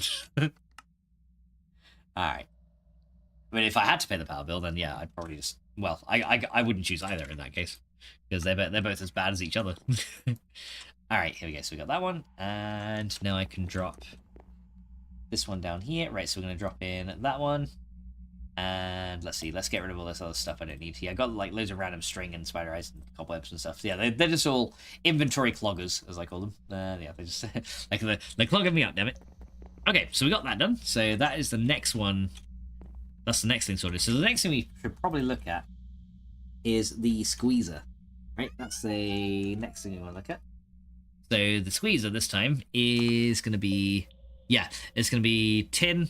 We need a second one, don't we? Because we need to make essentially, we need to make honey with the squeezer, so that then we can use the another carpenter to make the better casings. So yeah, I think we need another squeezer and another carpenter, and we'll probably set it up like over this side, so it'll be exactly the same thing, but it will be done for honey instead of the other ones. Because yeah, I think we need because for a lot of these things, the frames, if we look at frame. There is one of them that requires the honey on it, right? Yeah, impregnated frame, proven frame, sweet frame, the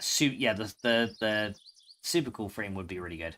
But yeah, the sweet frame is actually slightly better than what we currently have, because it's just a regular untreated frame, which is really easy, with more sticks around it and some honey. And essentially what that does is it increases the, it doesn't have as much durability, but it essentially makes it halves the mutation rate, which is not so good.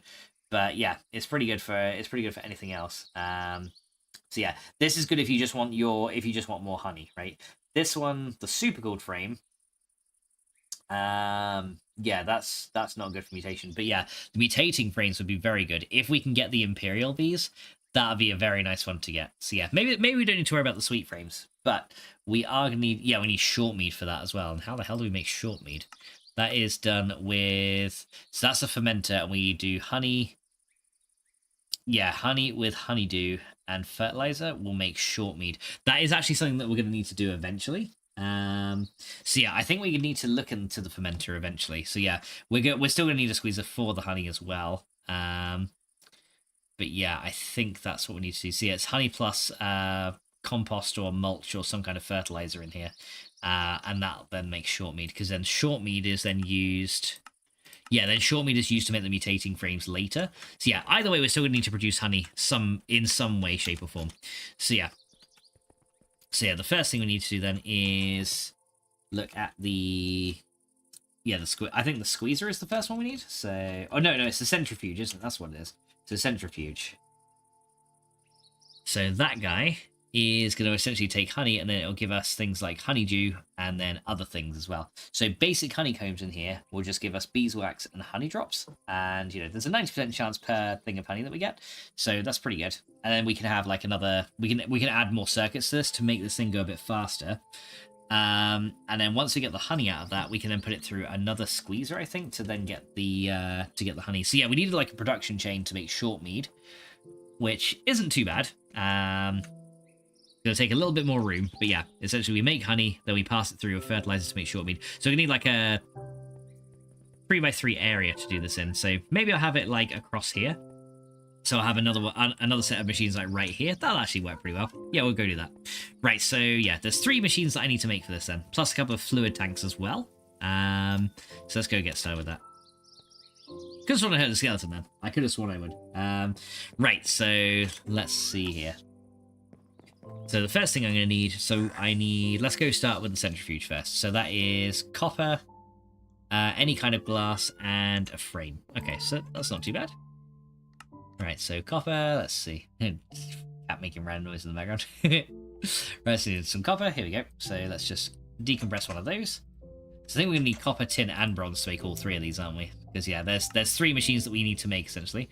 So copper, yeah, we do need another thing of tin. So we need 1 of copper, 1 of tin, and we've already got 6 bronze anyway. So we'll get all of those. Nice. And then from here, we can do... Now that we've got the copper, the tin, and the bronze together, we just need to get a little bit of glass. We need 6 glass. There we go. So that's going to be all good. And then from there, we can make 1 of those guys. So there's the centrifuge. Then we need another squeezer. So 1 centrifuge, 1 squeezer. There you go. Because, yeah, that's used for... yeah, because the squeezer is used to get the stuff out of the honeydew, isn't it, I think? I believe. Let me just make sure before I actually make one. Honeydew. Because, yeah, we need to pass that along, I think. Yeah, honey drops then turn into honey, right? Yeah, and you get propolis out of that as well. That's actually used later to make bituminous peat as well. So yeah, that's actually used in a few things. It's actually used to make letters as well, but what else is this used for? Oh, and then you can squeeze that back to get sticky resin as well. Okay, so you can get sticky resin out of that. And in the thermic fabricator, it's also used to make wax casts as well. So yeah, so propolis is kind of like a byproduct as well. So yeah, we're going to have to sort that out as well. How you doing, Michael? Welcome to the stream, dude. Says, good day to Sir Maximus. It's always a true honor, and hope the clan are all good. And good day to Mrs. Coffee and clan. How you doing, Michael? hope you're doing well, dude. Thank you so much for popping in. But yeah, propolis is essentially just used to make extra... Essentially can make a slime ball if we have that plus pollen clusters. So yeah, it's also used to make bituminous peat, which is just ash and regular peat. So yeah, that's pretty easy to get as well. But yeah, it's essentially a byproduct that we're going to need to take care of as well. Karen says, be left forward. No worries, Carnage. And thank you for giving Michael a shout out. Very, also, Aussie Michelon. No, Aussie Michelon. Alright, but yeah, thanks for giving the shout out, Carnage. Very much appreciated, dude. Okay, but yeah, that's going to be a byproduct that we need to take care of as well. Okay, so it is the squeezer we need, or the, yeah, so we got the squeezer. There we go. And then we need to look at making the fermenter, don't we? Which is the other one. So the fermenter is going to be this guy. There we go. And that is going to take... Oh, this one's a bit different. That's going to take 4 bronze gears, 4 stained glass. Yeah, so the fermenter is a little bit different. So we need 4 bronze gears. Okay, so a little bit different than what I was expecting. I was thinking we were going to need like tin or just bronze or something like that. But no, it was actually... it's actually a new one. Okay, cool. So 4 bronze gears is going to be 12 bronze. And we need to make more of those steel mechanical components as well. We need 2 steel mechanical components. So that's 2 copper and 8 steel. Okay, so not too bad. So 2 copper. No, it's actually 16 bronze, isn't it? I think about it. Yeah, so it is, yeah, you know what, we'll just grab a load of that. So yeah, it's a little bit more than I thought. So we'll grab one of these, then we'll decompress this guy. There we go, and that's now working. Wait, that's more copper. I needed bronze. I accidentally got the copper out. Right, so you can go back in there. 1 more bronze. I do need to alloy a bit more bronze together, I think. But for now, that's fine. Get that, get that. All right, so now we need to get a little bit of steel. So 4 per gear. So that's 16 steel. There you go. So 16 steel is made. Now we can just go back over here. And let's see what we can do. So now we need to make the 4 bronze gears. So we need that, which is going to be this guy. So we need 4 of those. There we go. And then we make the 4 bronze gears. There we go. And now I need 2 more bits of glass. And then we should have everything, hopefully, that we need to make this last bit. There you go. So we've got 2 of those, 2 of those, and 1 of those. There you go. There is our fermenter. Cool. Okay, so that's all done and ready to go. Says no good. It's it's arse hat Aussie these days. No, it's arse hat Aussie nowadays. Okay, I'm very sorry that I got it wrong. Arse hat. Okay, so yeah, we got those done. Can I make some more of these capacitors? What am I short on? Empowered Restonia. Speaking of which, I probably got that made now. That probably finished, didn't it? Empowered Restonia. Yeah, it did. There you go. Yeah, it did. There you go. So give me some of those. You can be used to make more capacitors, because yeah, it looks like the need for Empowered Restonia is definitely going up. So yeah, that's going to be something that we need to worry about. Hopefully, I can get 16 of these. There you go. So yeah, now I can turn all these into more basic capacitors for our power, which should be pretty good. Yeah, okay, it's now ass hat Aussie, okay. You ass hat. Alright, so we need a little bit more iron here so we can do... Right, come on, give me that one. Right, you know what, I'll just get 2 iron blocks out of here. So yeah, more basic capacitors are needed, and I think I've actually got one stored in here as well, somewhere.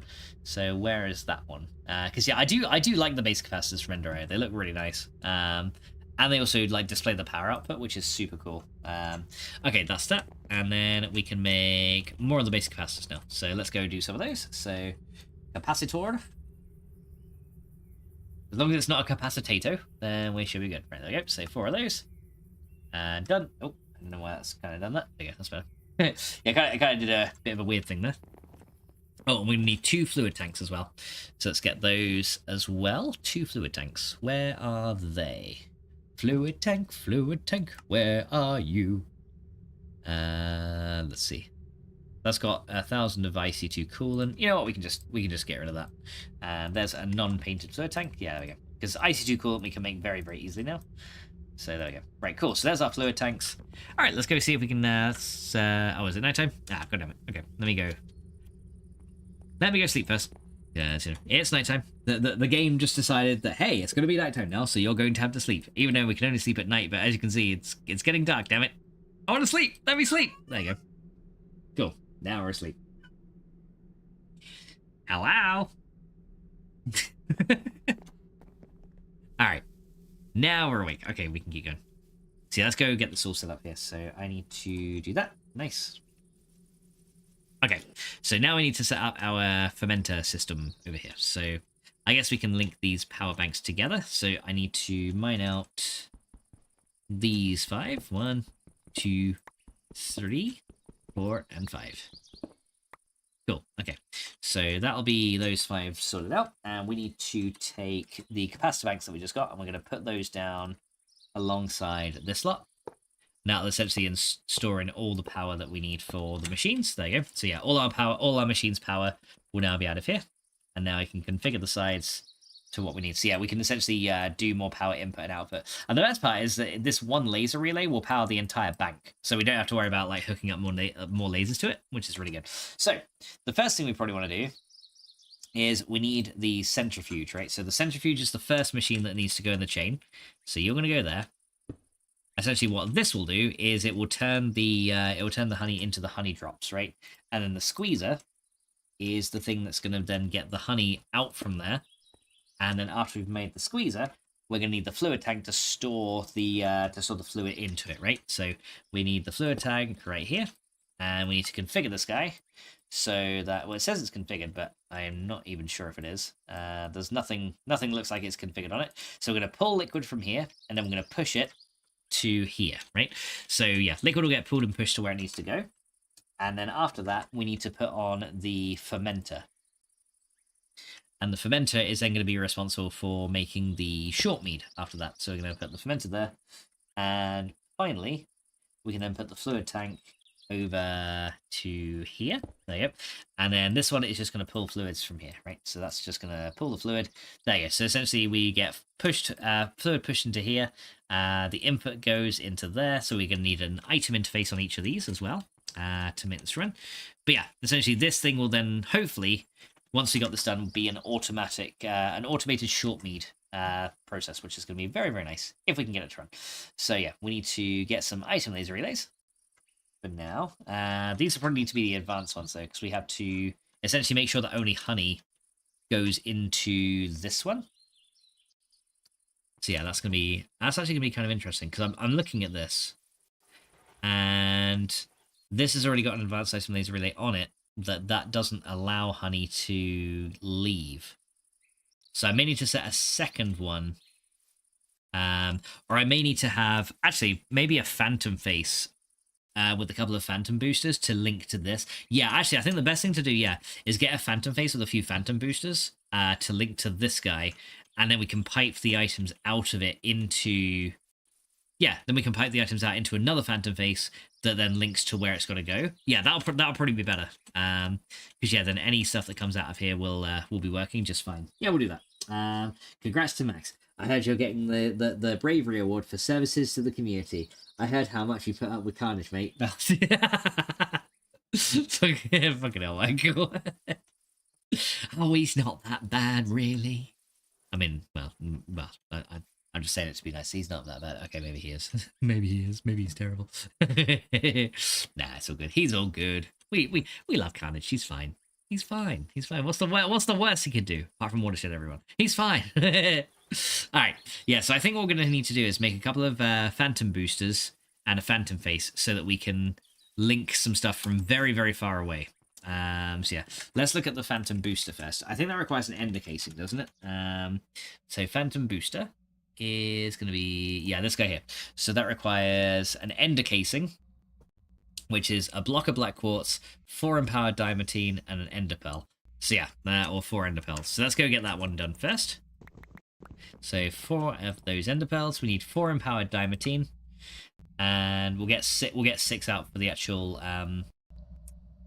thing here. So we need 6 of the empowered ones. I may need some more regular diamantine as well. Just to make the phantom booster. Yeah, there's also more regular as well.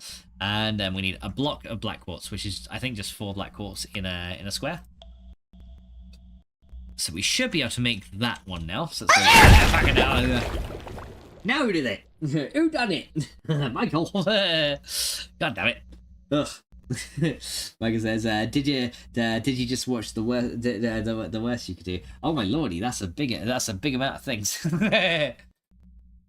Yeah, what's the worst you could do? And Michael is like, if you have seen the things I have seen and experienced the things I have experienced, you would not be saying what's the worst he could do.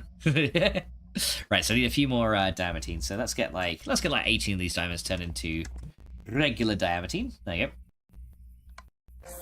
There you go. So we got that one. All right, so now we can go add these guys with the Restonia, and that should hopefully make the phantom booster, which will hopefully be enough to do what we need to do. There you go. So there's 1 phantom booster. Now we just need to make another phantom face, 2 phantom faces, in fact. So that's going to be 2 blocks of ender pearls. So that's going to be those first. So there we go. And then we're going to have these. And I need 2 more empowered diamantine as well. Yeah, we're making a lot of these. We're making a lot of these things, guys. Just we all have the carnage. Life wouldn't be life would be normal without it.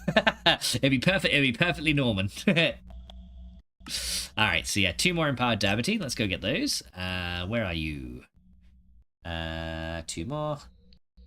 Okay, right. So 2 more empowered diamantine. And then we can do that one, and then we got 2 more from those. There we go. So we'll grab these guys, and let's go into here, make some more advanced coils, because we do need some more.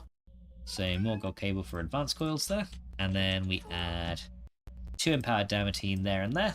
And then we can take you guys. Oh no, you need to go on the bottom, and then chests on the top.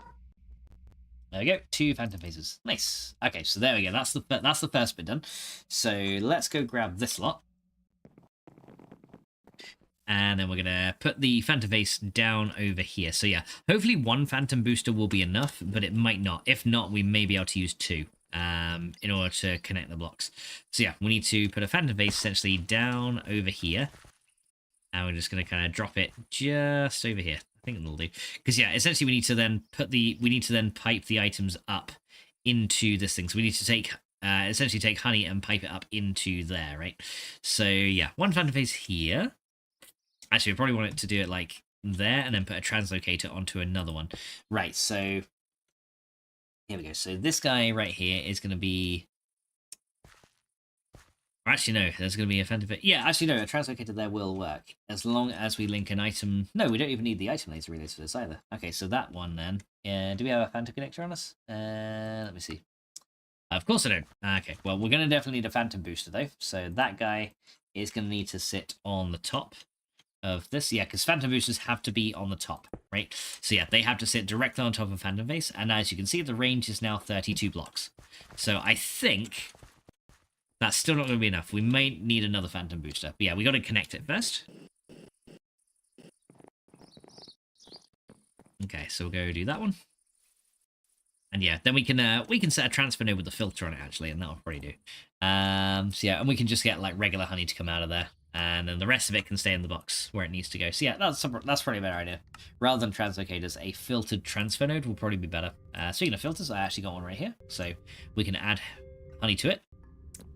And right, so we've got that. So yeah, we just need our phantom connector. And like I said, I may need to make a second phantom booster to make this work, but let's go try it out.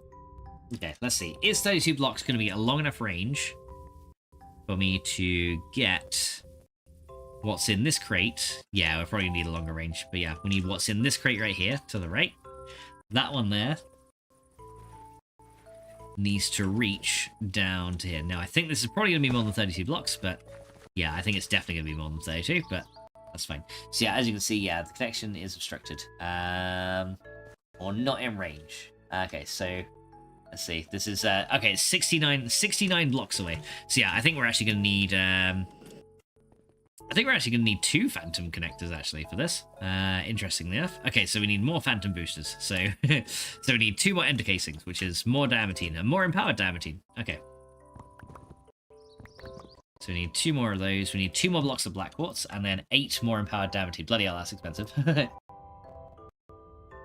Yeah, so yeah, things are... yeah, phantom boosters do make things very expensive very quickly. But yeah, eventually we'll be able to make things like ender chests, though, to transport things a bit more easily, which will be a lot nicer when we get that. But until then, we have to kind of rely on the phantom faces, because yeah, there's other things we can use for now. So yeah, we'll try that as well. Kind of says, sorry, Michael, came into the chat. I had to prepare for the incoming ass hattery.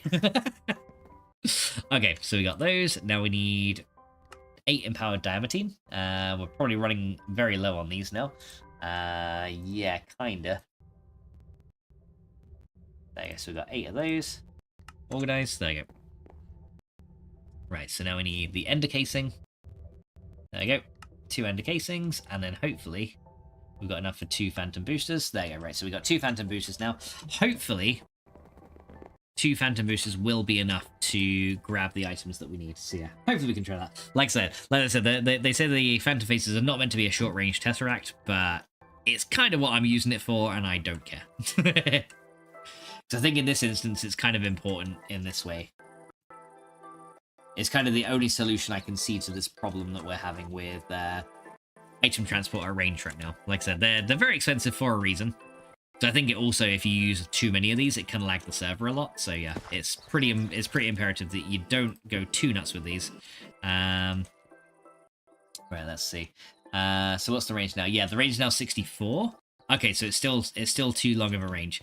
All right, so yeah, this thing can't support all 3 on top of it. Okay, so we're gonna have to dig this out, and this is actually gonna have to go 1 into the ground because there's not enough room. There's actually not enough room for this thing. The only thing I could do is maybe put it over, like, I could put it like over here a little bit closer, and then just kind of transport it over, but that's not gonna then be right under where it needs to go.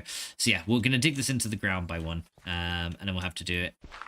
We'll have to do 3 phantom boosters on the top. So yeah, it's gonna have to go in the ground here. Which is kind of funny. It's the first phantom face that we've actually had to dig right down. Okay, so phantom face there. And then, yeah, 3 phantom boosters here to boost its range. And hopefully this will make it 96 blocks, right? So that should now be... phantom face is now... Oh, no, that actually has 128 block with 3. Nice. Okay, so it does actually go up quite a lot. Excuse me, Max, do you accept bribes? Depends what the bribe is. Okay. it's Coffee Queen naked, then yeah, then you can win. then yeah, I accept. I'm waiting for it now. I'm waiting for the watch, and I'm waiting for it. Okay, so yeah, then the thing can go on here. Kai says 1. 1. 1? Are you sure, Carnage? Just 1? Only 1? Okay, so now I'm going to put the translocate it in the floor here. There you go, so we're going to do it down there. There you go. Yeah, I did this one on the floor because it'll be a little bit easier. Guy says 2. says damn cookies. You can stick them up your clenched butt, says Michael. Guy says 14 minutes left. 14 minutes, Carnage, that's okay. Okay, yeah, so this is going to be a transfer node. Right, so I'm going to put a transfer filter on this thing now, and we're going to say, hey, the only thing that can come out of here is the honeycombs, right? So let's go get a honeycomb to add to the filter, if I can actually fly up here. Come on, let me up. Let me up. Let me out. What are you doing? Let me out, damn it. Alright, so yeah, we can now say 1 honeycomb can come with me for a second, and this transfer filter that we've got, we'll say, yeah, you're only going to allow honeycombs to come out of here, so you can now come through here. I'm gonna go pick up Princess. Okay, my beautiful one. I'll see you when you're back, baby. Alright. Hope you drive safe in the dark. Alright. Now I'm going to come over here. And oh, I never got the Phantom connector today. So we need to link you to this box. There we go. So the item is now stored to the box here. And then we're going to come all the way down here. There you go. And we're going to link you to this Phantom base. There you go. Right, there you go. The connection is now fine and working. And what we should find in here is, yeah, now honey is coming out into this filter, right? So the item filter now is only going to allow honeycomb to come out of here. And that will just keep stacking until it's ready to go. Now, all we've got to do is link the thing above to this phantom face down here, right? So that's all we've got to do is link it up. And it should technically work after that. So yeah, let's go get that next one over there. And then we'll link it together.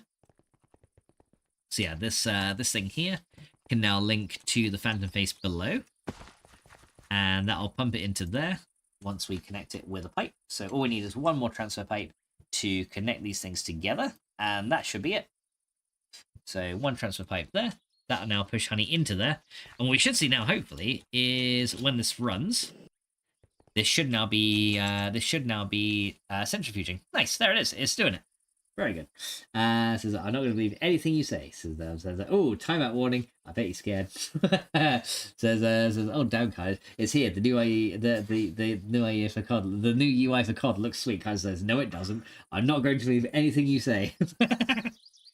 Okay, but there we go. So yeah, we got a slot for an empty socket for a circuit here. So I can probably add the circuit board right here, right? And that will also make this machine, yeah, intricate circuit board will then make this machine run a lot faster, which is awesome. Okay, so that's now running as it should. And the next thing we need to do is we need then to push the items from there into this one, right? So yeah, now the honey that comes out of here, these honey drops and beeswax, we need to essentially make some drawers for it essentially, and then push it into the next machine that it's going to go to, because that's going to then make the fluid, which then goes to the next bit, right? So yeah, what I could do to kind of keep it simple for now is I could just do another transfer node with, well, actually, no, we could do a transfer node, but I don't know if that's going to be an idea because we do need to take some stuff along. So I guess our best bet is going to be to say, hey, advanced laser relay here, advanced laser relay there, right? So then we'll make an item network underneath this, and then we'll hook the correct items into where they got to go, and then we can store anything else in a drawer. I mean, I do know how to do it best, says Dubs. All right, let's see. Let's go over here, and we're going to grab some... Do I have any storage drawers in here? Hopefully I do. Basic drawers 1x2. No, we need a... Well, technically, yeah, this is actually fine. Basic drawers 1x2. Because this can store both of the... this can store both the stuff in it, can it? And that'll be fine. There we go. So come down here. Alright, here we go. So, yeah, the phantom face is there. So what I will do, I suppose, is I'll store a I guess I could store it in here. Or, I'm just trying to think, do we store it in here? Or do I have another phantom vase here with a translocator on it that pushes the right items where they have to go? That's a bit of a trick. That's a bit of a tricky one, actually. Because yeah, the propolis is a waste product. I might need to just make some more phantom vases for these, and then kind of put the items where they need to go. Because I'm thinking, right, when the honey is done, or when the items need to come out, they need to go into a drawer. So I could put an interface. Well, I guess the advanced item interface kind of works on here, doesn't it? But yeah, it doesn't really make sense to put there. So I guess what I'll do is I'll put the item laser relay up here, and then we'll kind of link it to a drawer and an item interface, because it doesn't automatically push items. That's the only thing with the networks. You still have to use like hoppers and other means to push items where they have to go. So what I'm going to do is I'm going to grab this guy here, and then we're going to link this guy over to this one underneath. Okay, so basic item laser relay here. And then I need to get a drawer, a basic drawer. So we'll go make some basic spruce drawers, and then we'll come back.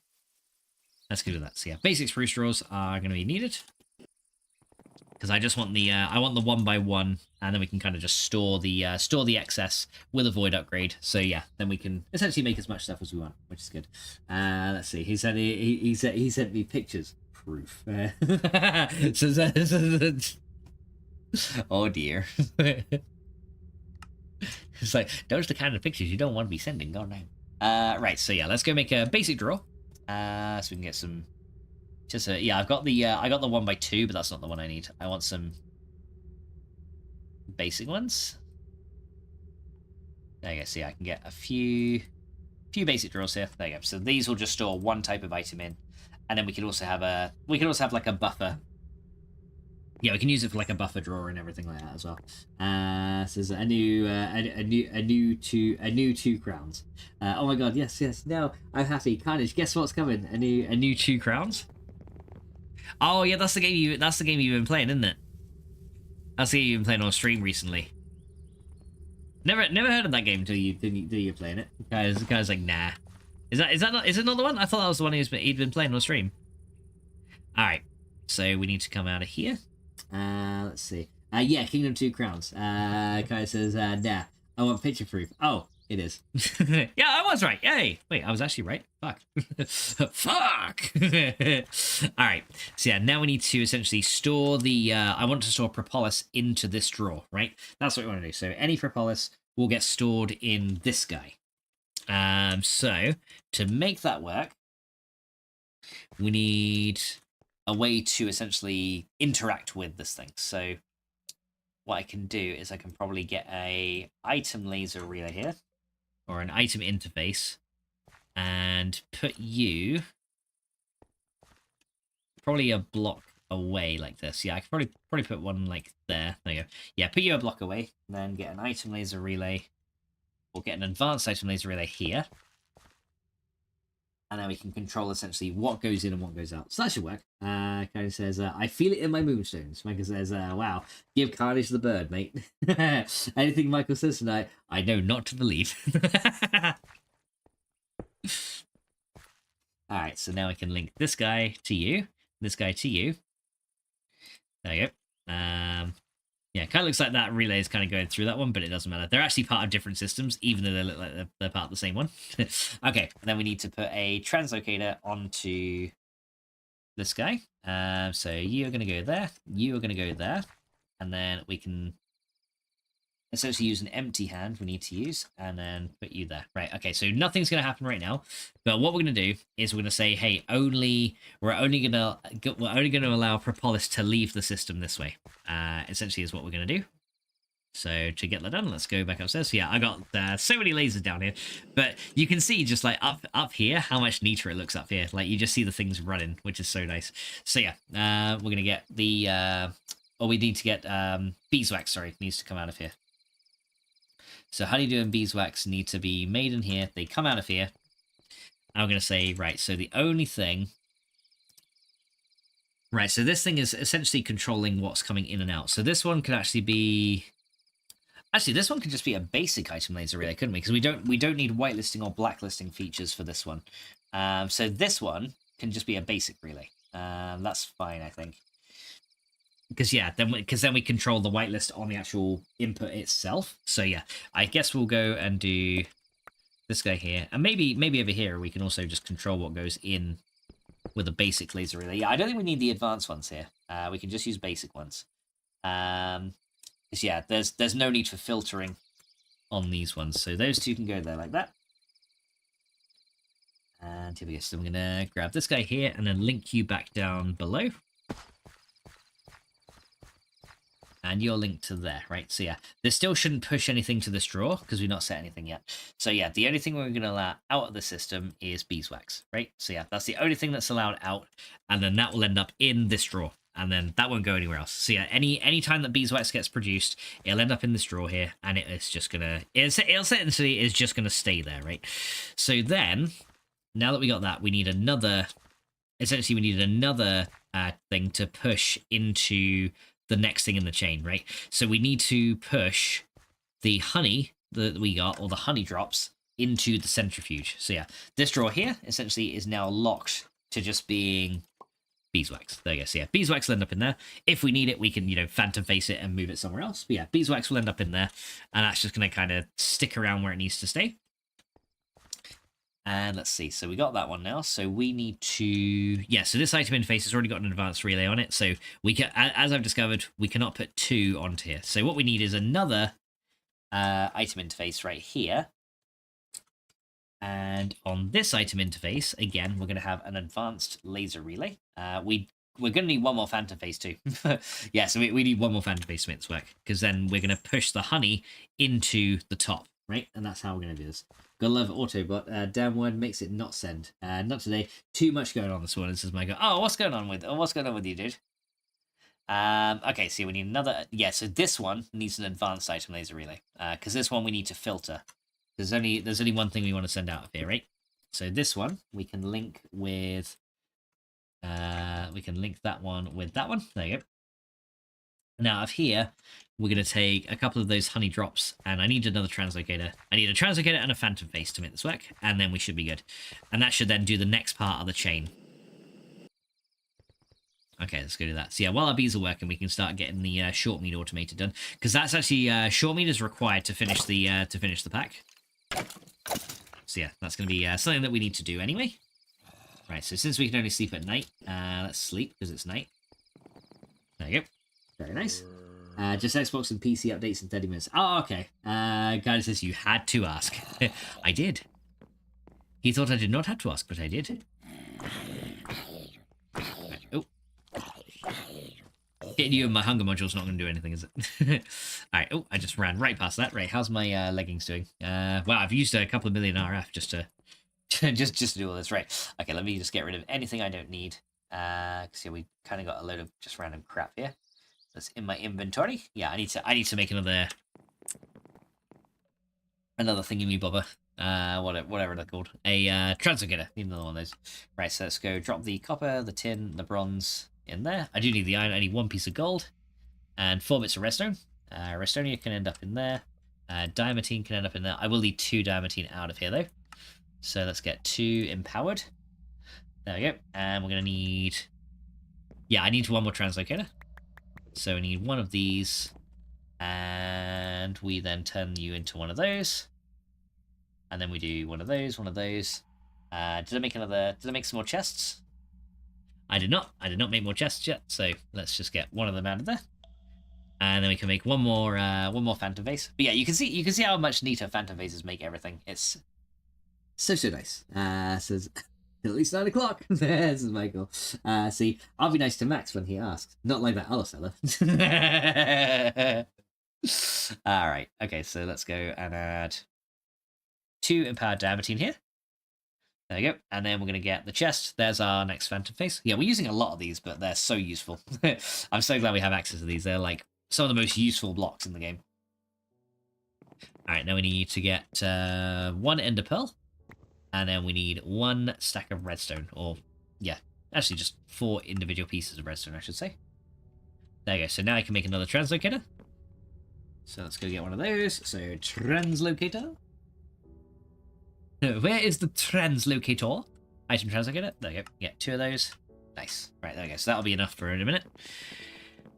Let me just charge up my armor a little bit, because yeah, we're running low on the durability. The durability. So Dubs, you know what he did. If he has hurt my feelings so much, he sat there eating chocolate hazelnut cookies. Oh my god. Yeah, Kai's in the chocolate hazelnut cookies. Yeah, Kai's done well with those. They look pretty good. And apparently they taste really good, really good as well.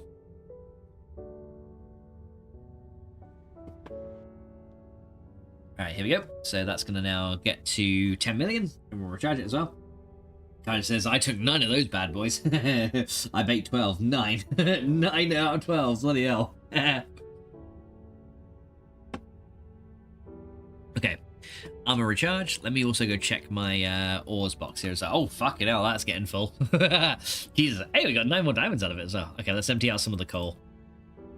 Wow, that's getting really full. I might have to turn this machine off for a while, because it's getting very, very full, which is not good. Right, that thing is also emptied with creosote. Wow, okay, that's yeah, that automatic mining is doing very well over time, isn't it? But did he have pineapple on it? Of course he didn't. It's like so that's like a swear word to him.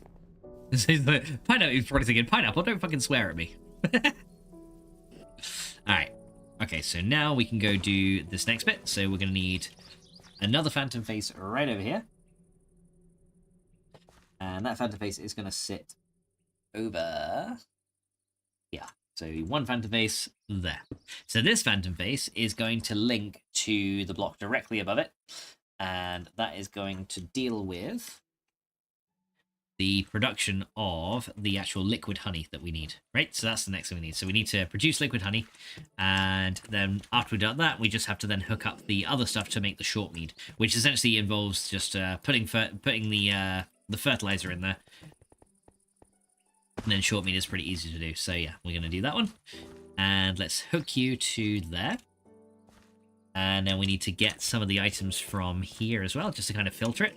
Okay. So let's have a look and see how this is doing. Right, so yeah, as you can see now, I've only got some honey drops in here, so I'm going to grab the honey drops. And then these need to be filtered into this system here. I would say the only thing that's allowed to leave this one is a honey drop, right? So once we put the 2 translocators on here, what we should find is when I push items into here, we should hopefully see the honey drops go into there and push up, is what I'm hoping anyway. Unless it's got to be inbound. Let me put inbound here and see if that works. So yeah, honey drops are the only thing that's allowed to come out of that. And I think that should then hook up to... That then should hook up to where it's got to go, right? Is what I'm hoping anyway. Let's go just check, see what's going on. Alright, so that's now pushing out. And let's see, is this now receiving... Right, has the honey drops come out of there? No, the honey drops have not come out of here. For some reason. Not sure why. That's just a regular... We're having one of those weird issues again. Okay. So I wonder if... right, so that's linked to that. That is still linked to that. So that is essentially saying what's allowed out of the system. Okay, so yeah, honey drops are allowed out of here. They're allowed out of here. I wonder if they have to be transfer nodes as well. Maybe they do. This is a pineapple on cookies is greater than pineapple on pizza, says Dust. Hey, I'll take it. I'll take it on either. Okay, so maybe we'll try it this way. Okay, so maybe it can't receive the items that way. Maybe we've got to do it with a transfer node then. And speaking of transfer nodes, I think I've actually run out of them. Well, crud. Yeah, I think we've run out of transfer nodes. Okay, so I need to get some more. Okay, I will get this hooked up. We just need more transfer nodes made. Okay. Pretty easy, though. Just some stone, some hoppers, and some other things. So, yeah, they're not hard to make. Yeah, it's going to be nice when we finally get Ender IO conduits, though, because that'll allow for much greater control. With a lot less issue. So yeah, transfer nodes. Yeah, we just need hopper, transfer pipes, redstone, and stone. Okay, that's pretty easy. So, how many hoppers do we have? We have 6 hoppers. Okay, well, I'm pretty much all out of stone. Well, yeah, I completely ran out of stone. Trust me, to completely run out of stone. Let's actually get a little bit more of that made. I just use my furnace for this, I guess. And just chuck some cobble in there, and then that'll start cooking up into stone, and that'll end up just in there when it's ready. All right, so that's looking good. So yeah, let's go make a transfer node, which is going to be this guy. So yeah, we got the stone, we just need redstone. Okay, so 8 redstone, that'll do. Here we go. We get 8 of those, and then we should be able to hopefully make a few more transfer nodes for later use. There you go. Right, so that's all good. All right, back we go. Yeah, it's so nice to be able to run this fast, though. So convenient. Okay, so yeah, I'm thinking I should now be able to hopefully pull these items out. The only other thing I can think is I might have to link that one directly to that one, because I don't know if this one like kind of filters what's allowed through to that one. It might do. Yeah, if I put a transfer node on here. Okay, so yeah, we do get honey drops out of that. Okay, so I guess this thing just doesn't like translocators then. Okay, so yeah, I'll just have to do it this way. Yeah, but for whatever reason, these forestry machines and translocators don't seem to want to mingle with each other very well. So yeah, we should now essentially push those honey drops up here. And what we should see now is hopefully this machine now is functional, right? So we should be getting in here now, hopefully. Yep, these things are now on the go. We do actually have a bit more room for an empty circuit, but yeah, what we should find now is this thing is now filling up with honey, right? So yeah, that's that next bit done. So you got no recipe, so no matching recipe was found for the supply resource. So yeah, we got honey now coming into here. So this engine requires fuel to run. Oh yeah, we need to give this thing power, don't we? I think. So yeah, we need to hook up the power properly to this machine. Yeah, because some of these things don't get power and others do. So let's go and make sure that we've configured the IO properly. So that's going to be an output, and output. There you go. So that should now output power to all 3 of those locations. But yeah, I like how you can make these power strips with these things. It makes things a lot easier. Okay, so yeah, let's see, missing resources and missing liquid requirements. Okay, so yeah, that's now got some power, and yeah, so now let's look for short mead. So short mead is the last thing we can make in this chain, and that just requires in the fermenter just honey. Yeah, honey in the fermenter plus mulch. Yeah, honey plus mulch or something will then make the short mead, I believe. Yeah, so I think that's pretty much what we want to set. So I think as long as we put the mulch into here, that should work, right? Because it looks like there's see, because there's bottles of it as well, but I think we can do it with this one. Yeah, that's the fermenter. That is the fermenter, correct? Yes, it is. Okay, so yeah, there is liquid in there. It might need 1,000 millibuckets of it though. So yeah, this thing might need more in there. So I'll add the rest of those in there, and that might then give this thing enough to register that, hey, there's enough in there. So how much do we need per short mead here? So it takes 500 millibuckets of that to then get 500 millibuckets of short mead. Okay, so let's get some fertilizer, because I do have some that's kind of left over here, and we'll see how this goes. Kind of says, so we have the stock ready and we can train the staff. Hey, I control the stock, says Guys. That's very true. Does says, and you do a lot of pulling and transferring, Max. I do. Yells, copy. Control is not in us. Yeesh. Oh, Michael, not that bad. Hey, guys, I'm sleeping at night. I can only sleep at night. I'm sleeping. Okay, so we need to get a little bit of fertilizer, which is pretty easy to make because I've got a lot of it just kind of in here. There's 3 right there we can use just for a test. So I just want to make sure that this works as we want it to. Here we go. So we're going to go over here. Then we're going to come over here. There we go. Very nice. We're going to come over here. And then we're going to grab the fertilizer here, and that should go in the bottom. There we go. Right, now it should be, hopefully, starting. Let's see. That's says no matching recipe was found for missing liquid resources. That should be doing it, right? That should be making short meat here. Do I have to put? Oh, do I have to use both in here? So do I need to use honey and a? Do I need to use a honey and a honeydew with that to make the short meat? So do I actually need to have some of the items getting piped into here as well? Then I wonder. So I got the honey in there, and that definitely requires honey in here, right? Yeah, so it is definitely honey there. So yeah, maybe I do need the honeydew in there as well. So yeah, I probably do need extra honeydew to be processed in here, in order to make the short meat. So yeah. Oh yeah, and there's the propolis as well that we have as a byproduct here. So yeah, this will probably need to get removed at some point. But yeah, okay. So yeah, that's another byproduct that I'm gonna have to take care of that I didn't foresee. So we'll have to remove that soon. But yeah, okay. So yeah, we do. It looks like we do need both in here. So short meat also requires. So it does also require another honeydew as well. So that's a bit of a problem then, because the honeydew is essentially getting pushed right into here. So in some ways, we kind of need to half where the items go. We need to, like, some of them need to end up in here, and others need to end up in there. So it's almost like I need two systems producing honey to make this work. All right, let's go check on the bees, so see how these are going. So let's see what's going on here. As you can see, there's more flowers are coming around here, which is good. Getting more rocky combs, and we've got some we got some cocoa combs as well. We actually got a few different ones here. So we got what others have we got? We got Valiant drones as well. We got Rocky, Common. Did we get any other ones? Meadows. Let's see. So I got I got a dirty princess. Interesting. So yeah, we are actually starting to get some more bees being automated, which is nice. Okay, so a cocoa comb. Okay. Let me go grab these two.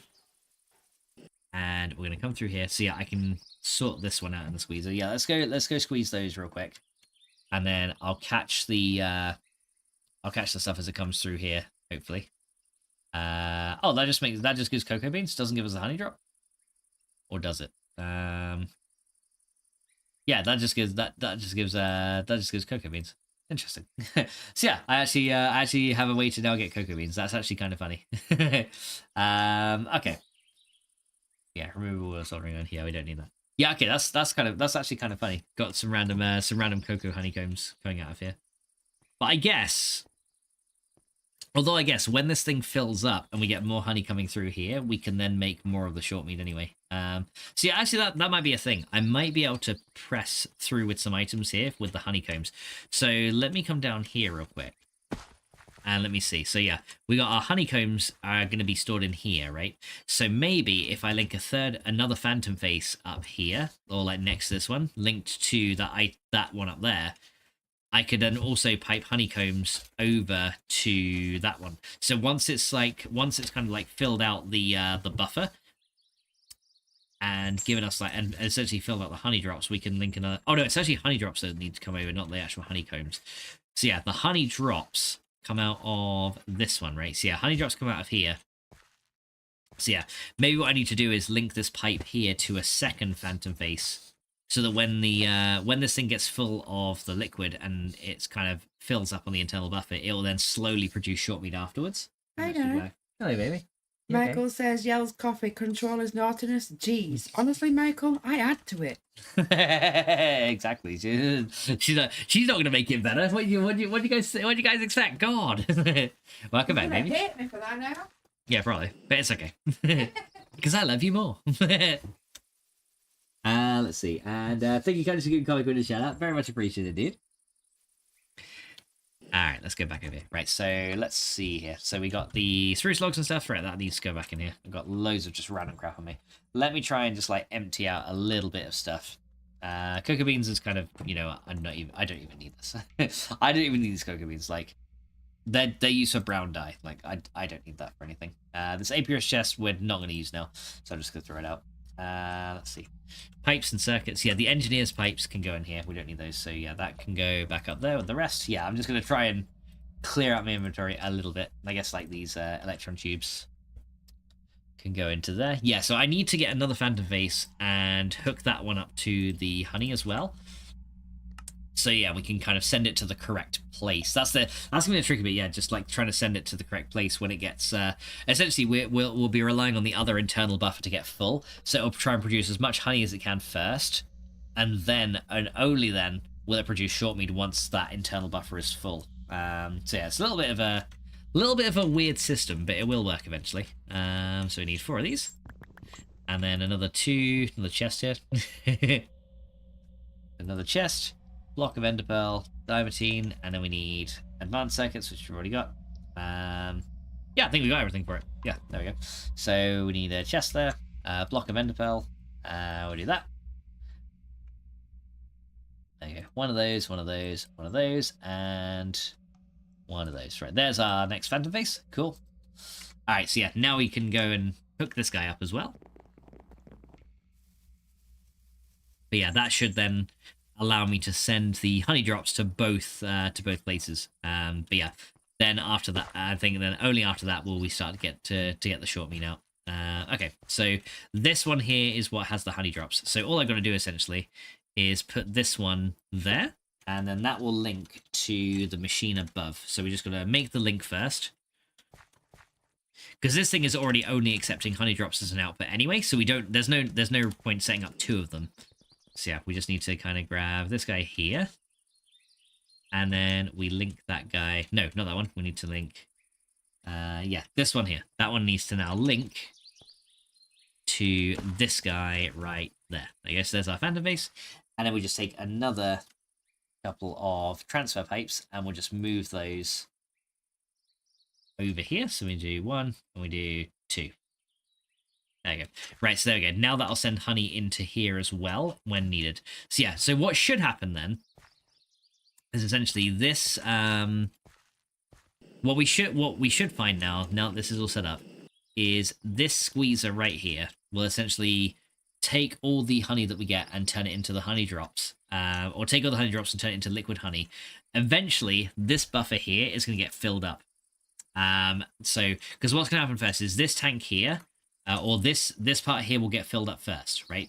And then once that's filled up, this tank over here will then get filled up completely. Once that tank's filled up, this tank will fill up, and once that's filled up, it's no longer going to be able to craft anything, right? So yeah, when it's no longer able to craft anything, it will then essentially only allow the honey to then go into this one, which will then force it to start crafting the short mead. So yeah, it's going to take a long time for it to run.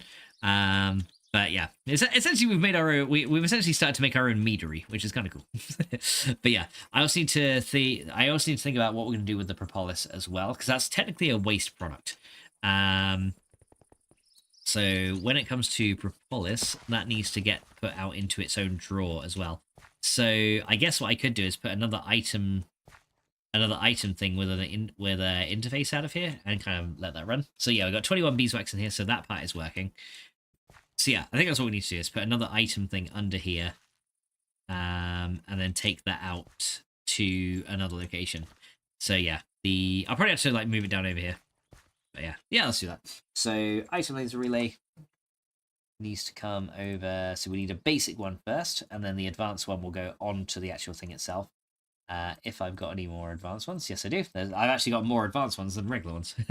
So yeah, we need an item laser relay there. And then I guess we'll move it along. So yeah, this might be one of those very rare diagonal lasers. No, I can't do it. I can't have diagonal lasers. It's gotta be normal. it's gotta be straight. It's gotta be straight. I can't do it. Wait, those are my advanced ones. Wrong ones. I need the regular ones, not the advanced ones. Not the advanced ones. No way. Regular ones. Right. Okay, oh no, I do have more regular ones than advanced ones. Nice. Okay, so yeah, that's better. So yeah, we have machine, tank, machine. There, so there's a machine right there. Oh no, that is the wrong one.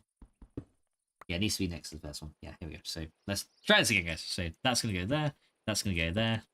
We need to move this over here, about that one. And then we need an item interface right over here. There we go. So we're going to set an item interface right there. Cool. And then we're going to have a drawer that has propolis in it just underneath here as well. So then we set a storage drawer. So a basic drawer right there. Then we put an advanced item laser relay onto this one. So this is where we need the advanced one, because this is where we want to filter things, right? So we need the advanced one there.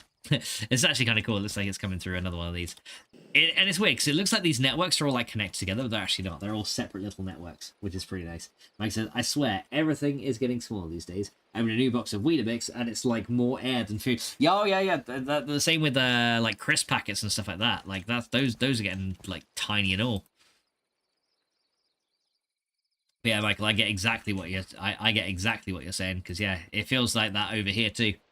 You know, and they're doing it with like all the food products now. Like it's the way they advertise shit. It looks like, or they're like, oh yeah, you guys still save money, and it's like, well, yeah, we kind of still save money, but at the same time, you know, we're getting less for it, so not really. It's annoying when they do it, because it's just like, oh yeah, we didn't raise our prices with inflation. It's like, yeah, you didn't raise your prices with inflation, but you took 50 grams off the amount of food in the fucking packet. So yes, you did. You're just like you're just like advertising it in a very sneaky way. All right, but yeah, it's annoying when it happens though. Right, so outbound, it's gonna be that one. And then this is where we need the translocator on here. And then anything that is done here will end up in this drawer here. So we need to just enable that one. There we go. Right, so yeah, anything now will end up in this drawer here. So all we gotta do is put one of these propolis in this drawer. There you go. And essentially now the bees will oh, that's a 2x1 drawer. I don't want that. I want a 1x2 drawer. Okay. My bad. Let's go try that again. Yeah, that's the wrong type of drawer. We just needed a single drawer, not a double drawer. So put that on there.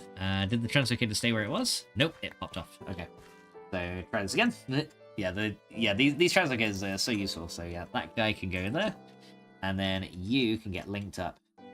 Okay, so now propolis goes into this drawer here, and then you get pushed out there. There you go. So yeah, this thing will only allow propolis to exit the system, and it'll end up into this drawer that's essentially separate from everything else. So yeah, now you have a drawer for beeswax, a drawer for propolis, and everything should, hopefully, be pretty nice. Okay, so now I can go check on the bees. They're probably not going to run though because it's nighttime. But yeah, slowly but surely these guys are going to be making honey for us, and that's now automated, which is very, very nice. It's very nice. Okay, let's go to sleep. Yeah, we did a little bit of the forestry here. I'd have to see if any of the trees have started to breed up as well, because that's the other thing that they wanted us to work towards is the tree breeding part of things.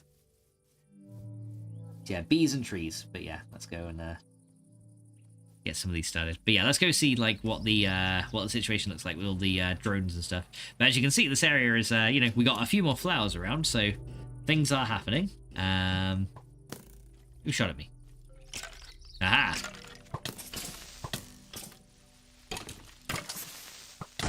Okay.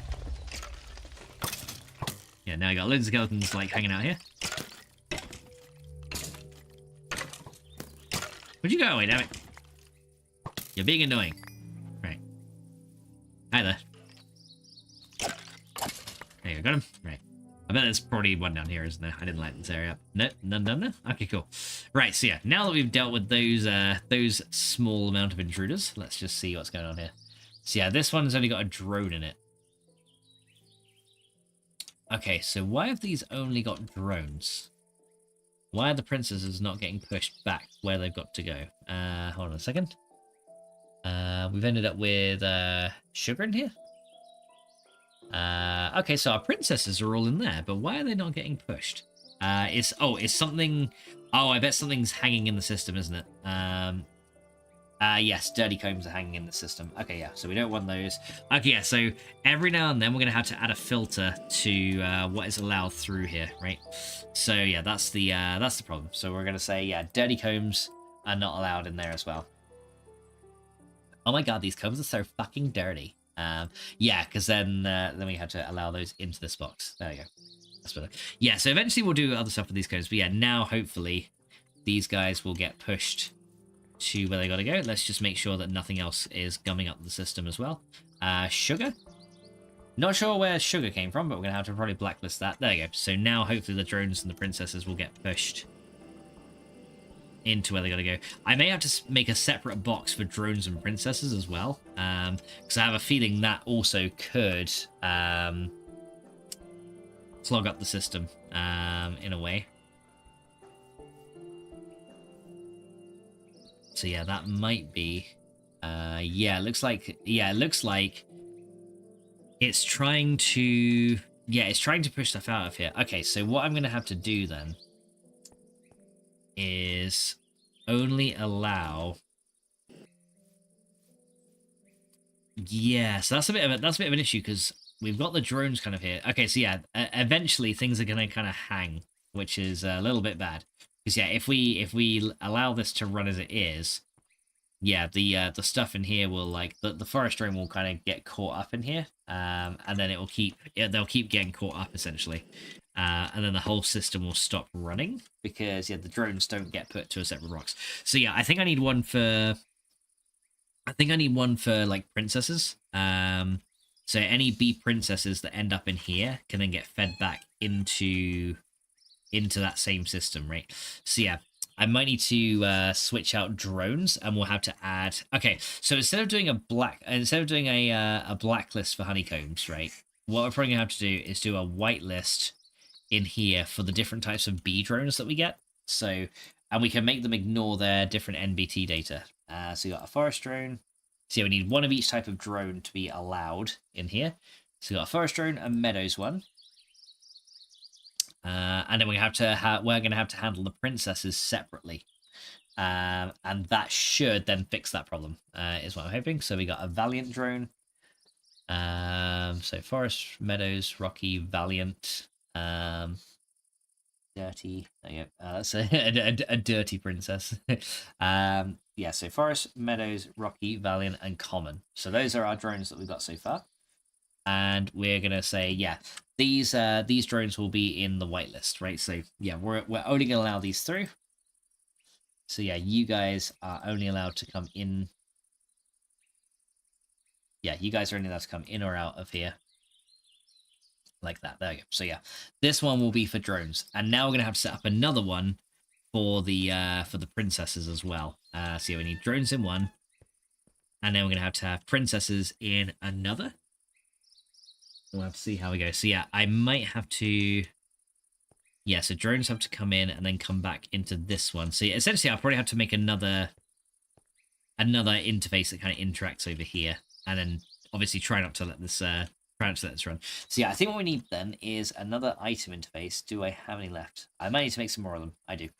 Okay, so I need to make more item interfaces. But yeah, I need another storage crate, and that one will only have the princesses.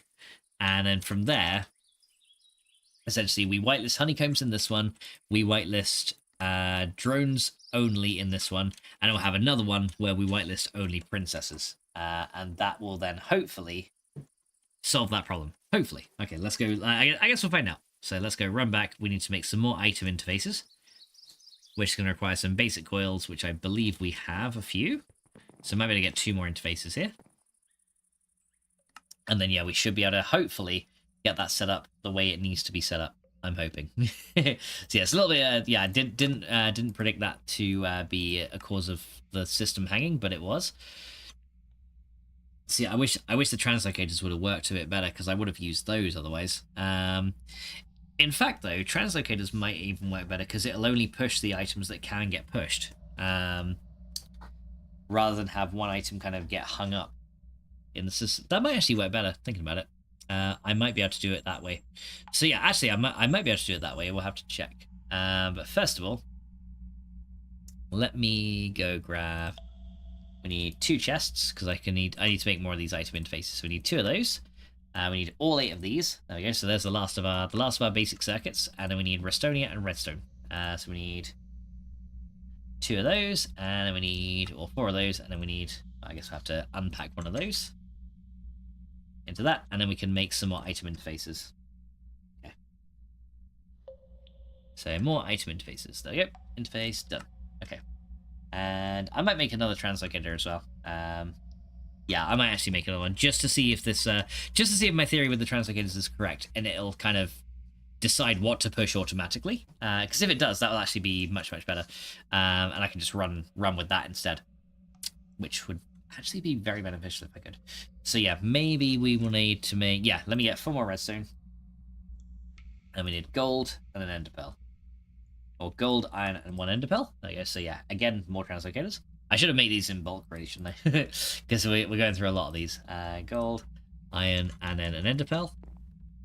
And then we can make another translocator. So yeah, maybe another translocator pair will work better.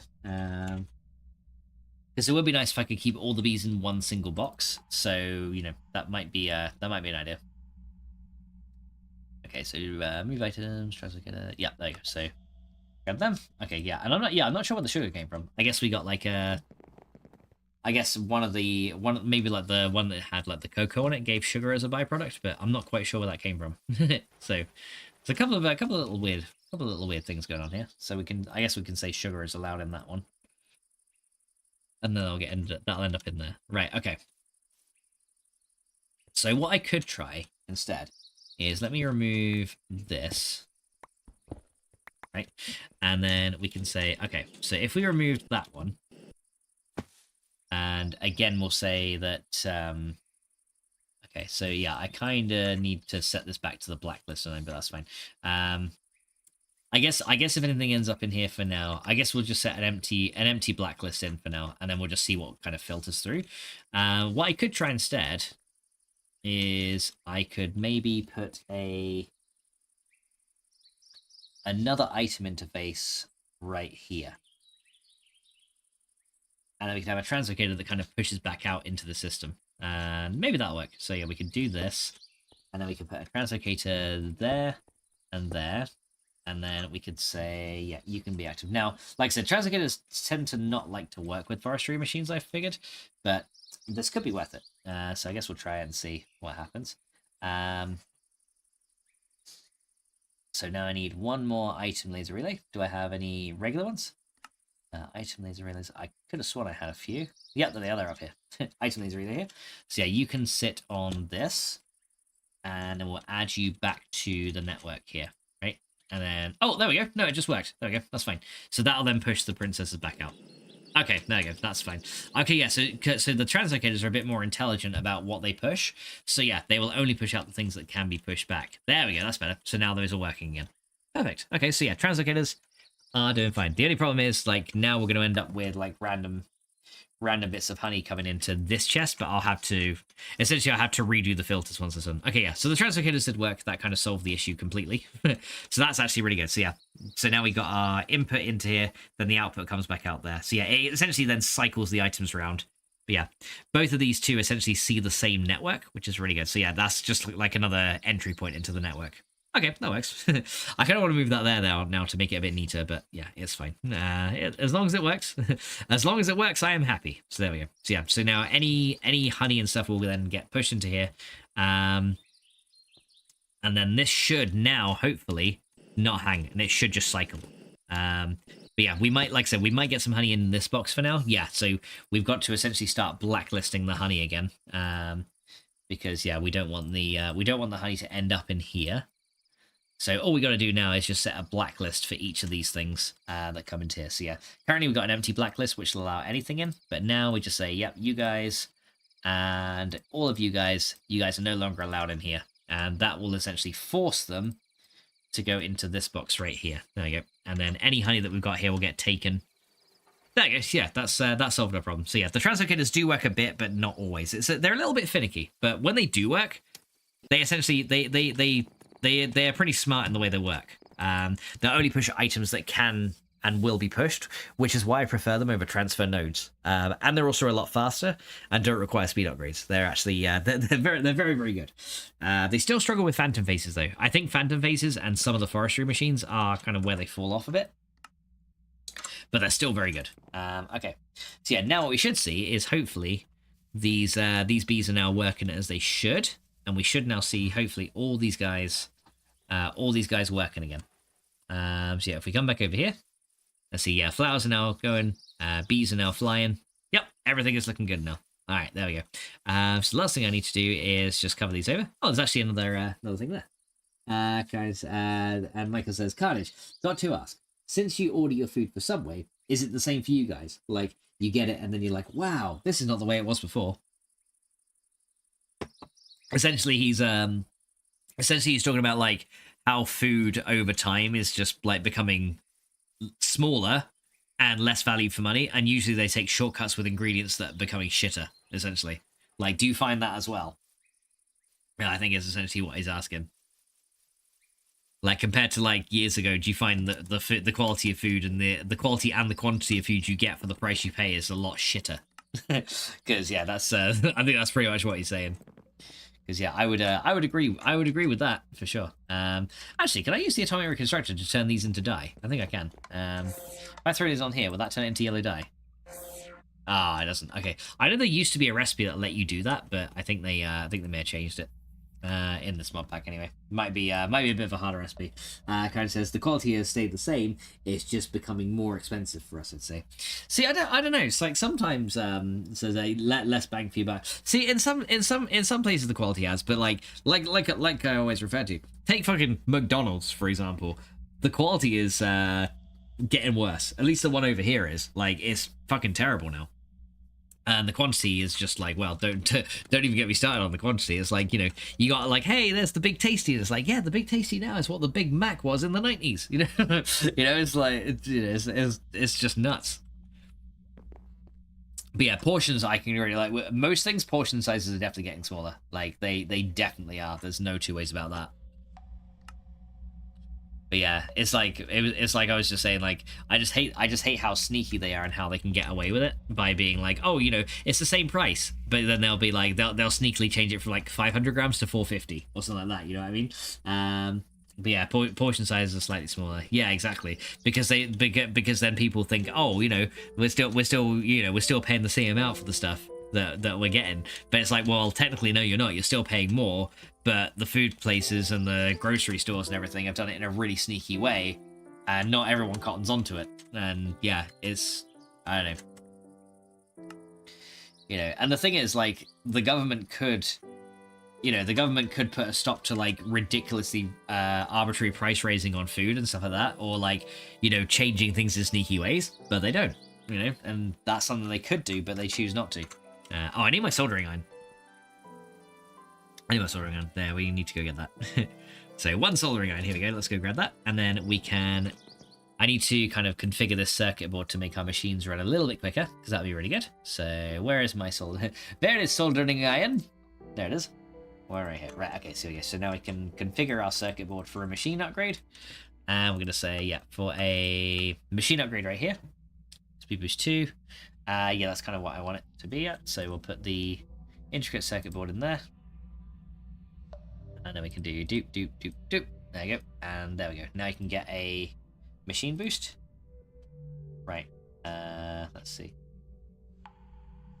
Right, that one can stack with that, right? Yep, there you go. So there is our new circuit board, all made and ready to go. We can add that into where it's got to go.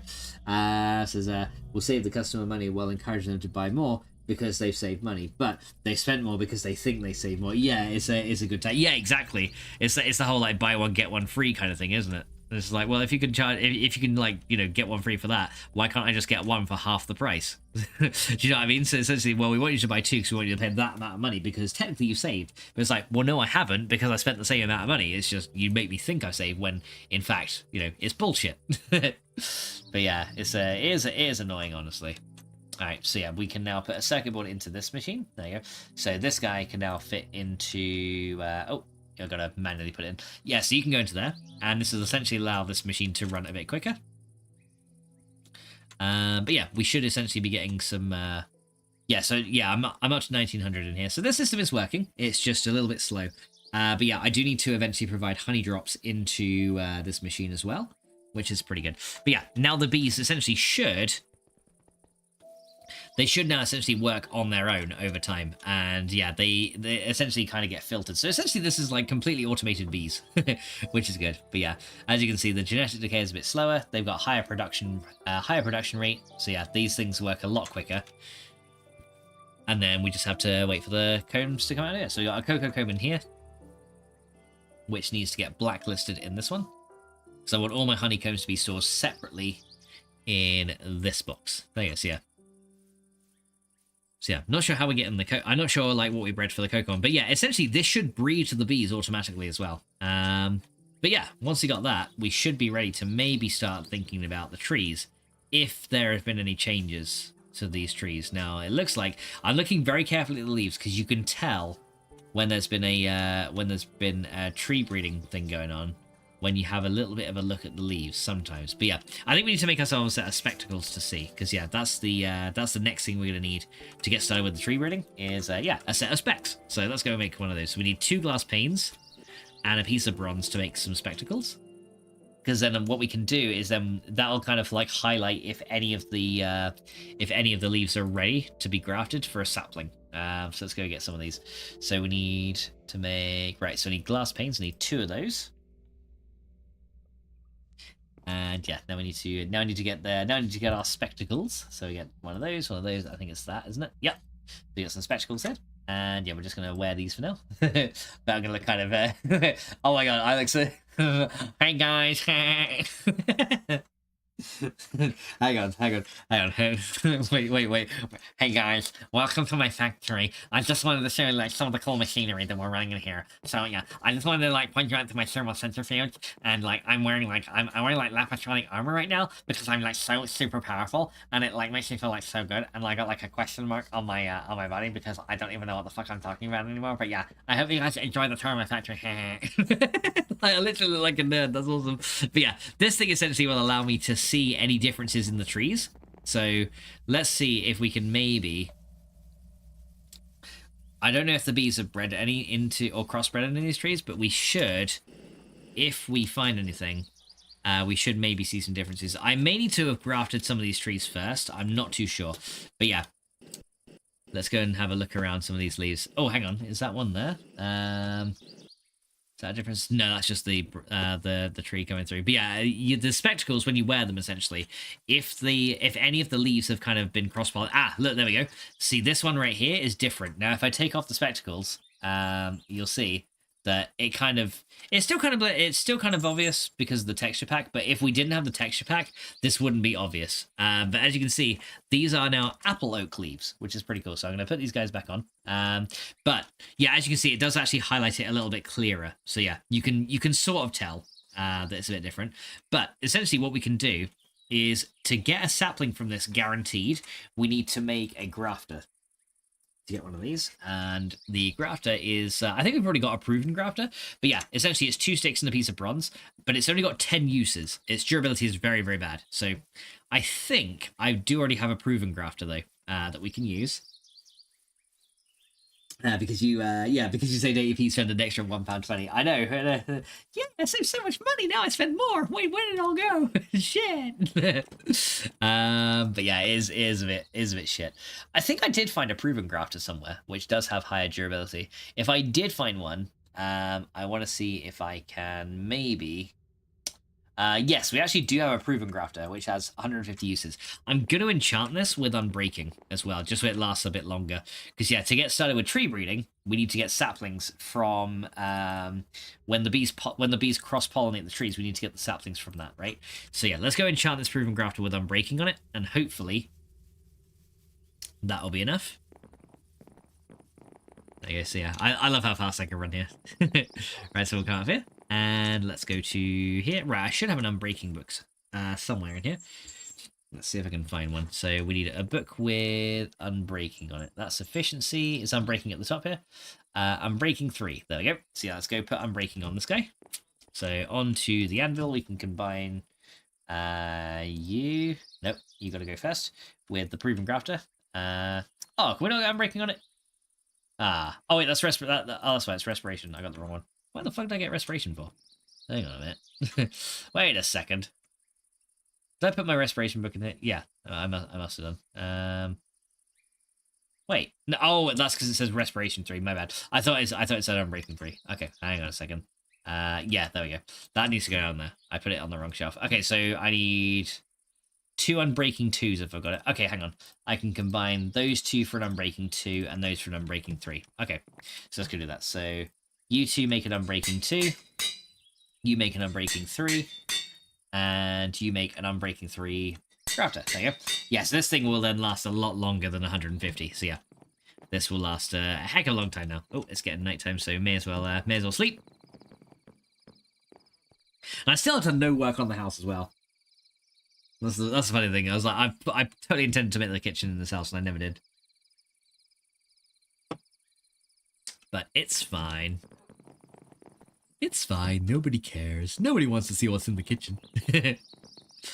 Alright, so yeah. So what we should be able to do now is if we come over here, we should be able to grab this guy, and we're going to break this. And this should have given me now a guaranteed drop of a... Oh, we actually got a silver lime sapling right here. Okay, so yeah, as you can see, we got a... the different leaves can give you a different type of sapling. So we're going to put that guy down there. And then this will grow into a different type of tree that's not a vanilla tree. It'll actually grow into a silver lime tree instead, which is, yeah, one you can only get through tree breeding, which is pretty nice. So let me see if I got any bone meal in any of these, because I do kind of need to grow some. If not, I can make some fertilizer. Actually, let's do that. Let's make some fertilizer, because I'm getting like a ton of apatite ore right now. So we can go make a load of these into fertilizer. I should have a little bit of apatite in here, I think, in my mining box. There you go. So apatite ore, let me see. Wow, I've actually got no more diamonds right there. Yeah, look, I got loads of apatite here, so let's go get a little bit of this. There you go, so 15 of those, and then we mix that with some sand, and then we'll get some fertilizer. Mike says, well, that's all good, but you still don't have pineapple. No pineapple yet. What a shame, eh? Alright, so yeah, now we're going to mix these with 2 sand, top and bottom. That'll then give us fertilizer. There we go, we got plenty of that. And fertilizer essentially just acts like bone meal, so, you know, it's very easy to get a lot of this and then just grow trees with it. Okay, let's grow some silver lime trees, shall we? And see what these look like. Because this could be kind of nice if we, yeah, and as you probably expected, this is why the mod is called forestry, because it's pretty much all about, like, growing trees and doing cool things. There you go.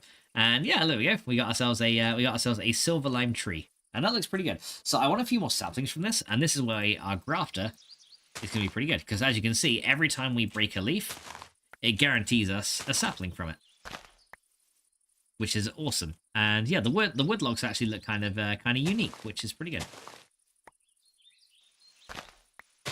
There you go. So we'll go and get some of those. And as you can see, there you go. We got 8 more of these, and I'm going to plant these around as well, so that our bees can start pollinating these guys as well. So let's go plant some more silver limes here.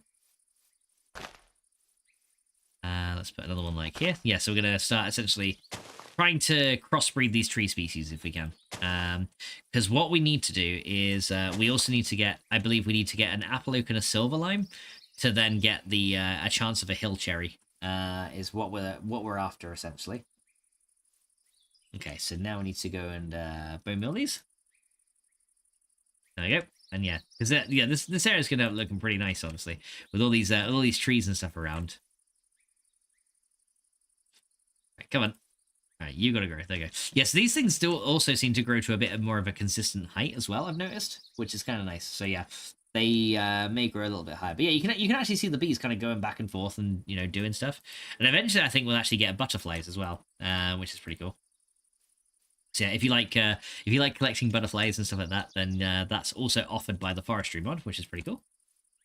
Shame it wasn't updated to the more recent version. But yeah, as you can see, this area is actually looking pretty nice now. got like the bee area, got like the storage, and it looks pretty good. And that's one thing I was like kind of concerned about, is that like the area wouldn't look quite right. But yeah, I'm actually kind of happy with how this is now looking. So yeah, we'll probably put another one kind of a bit closer here. But yeah, our goal essentially is to get these guys to breed into the different forestry trees. But as you can see, it takes a little bit more of these fertilizers to grow compared to vanilla trees. So they're a little bit more fussy about the type of fertilizer they'll accept. There you go, so we can do another one. And there we go, so now do this one here. But yeah, there's a load of silver lime trees all done and done. And now we have an entryway to our beehive. Oh yeah, we're actually replanting the forest. Look at that. So Max, are all these free mods? Yes, all these mods are free for the Java edition of Minecraft. If you're playing Bedrock edition, unfortunately, they're not a thing. Java edition though, yes, they are all totally free. Unfortunately, for the Bedrock, for the console version of Minecraft especially, yeah, I think Microsoft got a bit greedy because they screwed over all the modding potential with that one. But yeah, so what we're looking for now essentially is we're looking for differences in leaves. And look, we actually see one right here. Look, there's some more silver lime leaves here, and as you can see, those ones have been pollinated. So let's see what we got here. So what did we get from this one? This one we got another silver lime sapling. So yeah, sometimes you will get just the same sapling, but yeah, every now and then you'll see differences in the leaves that you got to look out for. But yeah, you'll see yeah, so when they get pollinated, they should make new things. So yeah, essentially the reason we got silver lime is because one of the one of the bees pollinated both a oh, look at that. We actually got a silver lime that can grow apples on there. which is really cool. So yeah, we've literally got a silver lime that's capable of growing apples. That's pretty cool. So that was a nice one. So yeah, that's a pretty good tree we got there. I wonder if there's any more we can find around here. Is there any other?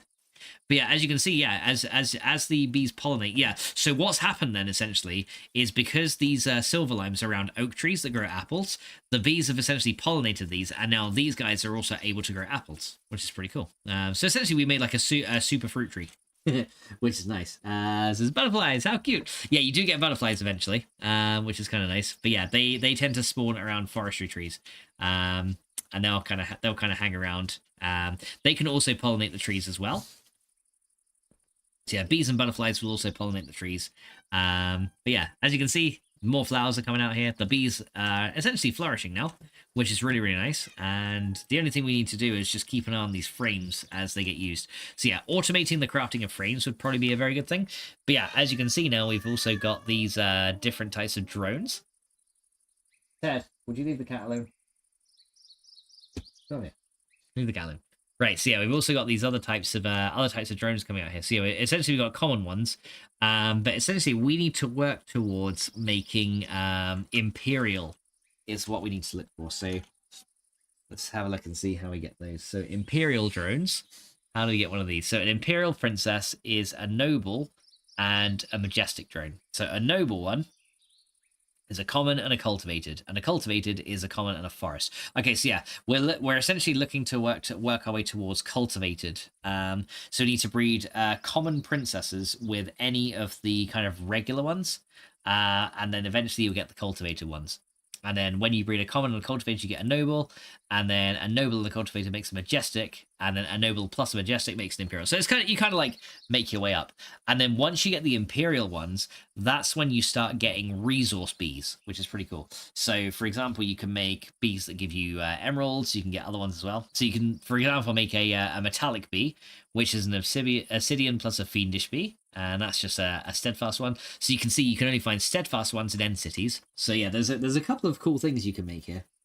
Was that Teddy picking on the cat? Yes, it was. He's always doing it. It's being a little bugger. But yeah, as you can see, yeah, as you tier up the different bees, eventually they can be used to eventually start producing resources for you, which is really, really good. But yeah, this is why I like the spectacles, because they, very much help highlight the different types of trees that are coming out of here. But yeah, this is why it's called the farming age, essentially, because we're doing a lot of different things with like the forests and things like that. And you can see that the bees do have, they have quite an extensive range about how far they'll reach and they'll pollinate. But yeah, it's kind of nice. We got a nice looking area now. The only thing I've got to do, like I said, is light up the underside. Now that we got all the mechanic parts working properly, we need to just fill in the underside, and then we should be pretty good.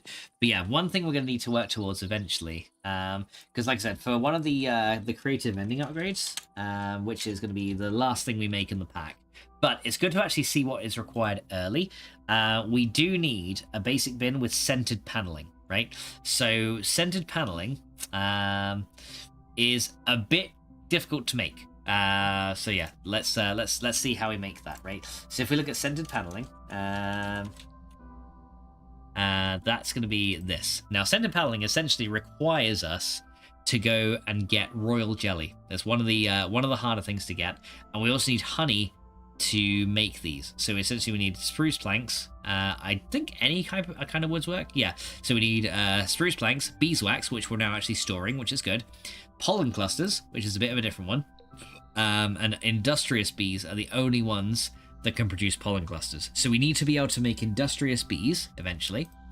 And we're also going to need, of course, the royal jelly, which is from the imperial ones. So we need both imperial and industrious bees. And then, yeah, dripping combs, I think essentially can be, So yeah, imperial bees and majestic bees, these give you dripping combs, which I think give you more honey as an output when squeezed. So yeah, these ones I think give you honeydew.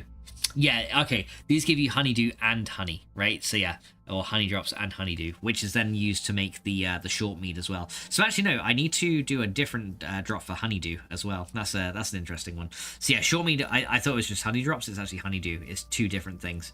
So yeah, that's another thing that we're going to need to make eventually as well. But yeah, scented paneling is can also be used to turn an apiary into an alveary, which is essentially the best type of bee house you can get. So essentially, it's like the upgraded version, and I think that can have more frames to make them run faster. So yeah, scented paneling is going to be something we need to do. We need to make 4,096 of them to complete this mod pack, and that's just one of the things we need to make, right? So yeah, it's a little bit nuts, but yeah, that's one of the many things that we need to make for that. But yeah, we've done pretty good with the whole forestry side of things so far, and we got a load of other machines set up. So yeah, like I said, my thing for the short mead was a little bit incorrect. So that other little bit that we built to transfer the honey drops over was not quite right. So yeah, let's see how this is doing though. What we should find though is hopefully this guy here is, yeah, as you can see, it's slowly filling up with honey, which is really good. So yeah, this will be ready for short mead at some point. But since the honey drop and the honeydew are two different items, I don't actually need this item right here. So yeah, this one can actually be removed, right? Because we don't need that. So that can come out of here. Because yeah, this little part of the system here is what I thought would be needed to transfer honey drops to two places, but now it's actually, now I've looked at it a bit closer, it's actually two different resources, so I don't need this one. Okay, so we can actually remove all that as well. Oh wait, no, that was the propolis. Shit, I removed the wrong one. Wait, no, did I? Oh yeah, I did. I removed the propolis drops. That's the problem, and I had it working as well. Ah, god damn it. Okay, no, the one I needed to remove was this. I needed to remove that one, because that's not doing anything, right? So we're going to remove that one. We'll leave that phantom face there. Right, let me rebuild the system. Sorry, guys. Removed the wrong thing. Right, so that one there. All right, phantom face, you go there, and then that's connected as it is. Then we needed our advanced item laser. Yeah, we just got to put propolis through here again, so that's fine. So advanced item laser relay there. Okay, I can fix this. I can fix this. I can fix this. It's fine. Yeah, please stay in your seats. This is a minor inconvenience, I assure you. Alright, so yeah, we can do that one. And then we need to do you there, you there. And then we can grab that one to there, that one to there, that one to there. And then we just take this guy and move it to the top. There you go. Yeah, we'll just rebuild that part of the system and it should be fine. It should be fine. Nothing wrong. Nothing wrong. It's fine. And then we put that one back to the top. There you go. And that should now have, yeah, then essentially propolis will come out into that. Okay. That's fixed. The last thing we need to do is just take one of these out of here and then configure that to be output. There you go. So the only thing that's allowed out is propolis. And there we go. Cool. Okay. Fixed it. Everything's fine. Okay, there we go. So everything is now fine. And it looks like it's working. Cool. So yeah, that's three lines of forestry machines made. Okay, so now that that's all ready to go, what else do we need to do? Let's see. So looking at the other things we need to do, it's probably making the multi-farms would be one, because a peat farm would be pretty good. So let's, I think we need farm blocks, right? So farm blocks, let's see what we can do. So we can make different farm blocks out of stone, mossy stone, different types here. We got farm gearboxes, farm hatches, valves, and all kinds of things. Control, farm control, blocks of quartz. Okay, so yeah, let's have a look and see what we got. So we got regular farm blocks. Essentially, just takes tin electron tubes, which isn't too hard to make, and just any kind of stone bricks, 2 wood planks or wood slabs of any kind, and then any bits of copper. So not too bad. So we need a load of tin electron tubes to make these. But yeah, the multi-farms are kind of interesting because you can use these. Let's see, because let's type farm. Yeah, let's just type in farm, see what comes up. So we got the different farm blocks here. You got farmland and a farmer. Farming station. That's going to be a good one later, but we can't get access to that yet. That's a little bit later on. But yeah, there's all kinds of different valves. There's controls as well. So yeah, we probably want to look at a farm control, which is essentially a farm block with a golden electron tube. But yeah, essentially this is like a structure that you can use to automate the production of certain things, like the production of peat, for example, or you can make a tree farm that does a similar thing as well. So yeah, we might want to make a tree farm for one, would be very nice, and then maybe a peat farm would also be pretty good as well. So yeah, there's a couple of farming things that we could probably do, as long as we can supply power to it. Now, I don't know if there is a farmerly princess. Not quite what we need. Now, I don't know if there is a I don't know if there's a guidebook for forestry in here, because I kind of figured there would be. But yeah, as you can see, look, there's all the different bees and stuff we can get. sinister larvae from forestry. Yeah, there's lots of things there. But I could have sworn there was a I guess not forestry had a guidebook, unless that was not implemented until later. Here we go. It's all available. Oh, that's a catalog. I thought it was the guidebook then. I was like, ooh, okay. So we got an analyzer. Yeah, we probably want to make a portable analyzer as well at some point. There's hummus. What other things? We've got lots of containers. Is there no guidebook for this now? That might be only in the more recent versions of forestry that we get the guidebook. Because yeah, that'll kind of tell us like how we can make the multi-farms. I think I might be able to do it from memory. If we go down the multi-farm route. So yeah, maybe from memory I can make one. Yeah, I might have to try and do it from memory. But I also need to think of an area where I'd want to set up a multi-farm as well. So let's kind of have a little bit of a fly over here and see where a good location might be for one. Because yeah, this area here is looking pretty good. So yeah, maybe like a bit out here. We can set up like a multi-farm over here and have like our forestry stuff kind of... I kind of want it close to the greenhouses though, but yeah, the multi-farms are pretty big. They are pretty large. So yeah, okay, I think we'll get started on making some of the multi-farm stuff though. Well, we'll have a look. Okay, so let's go and make our way all the way back over here.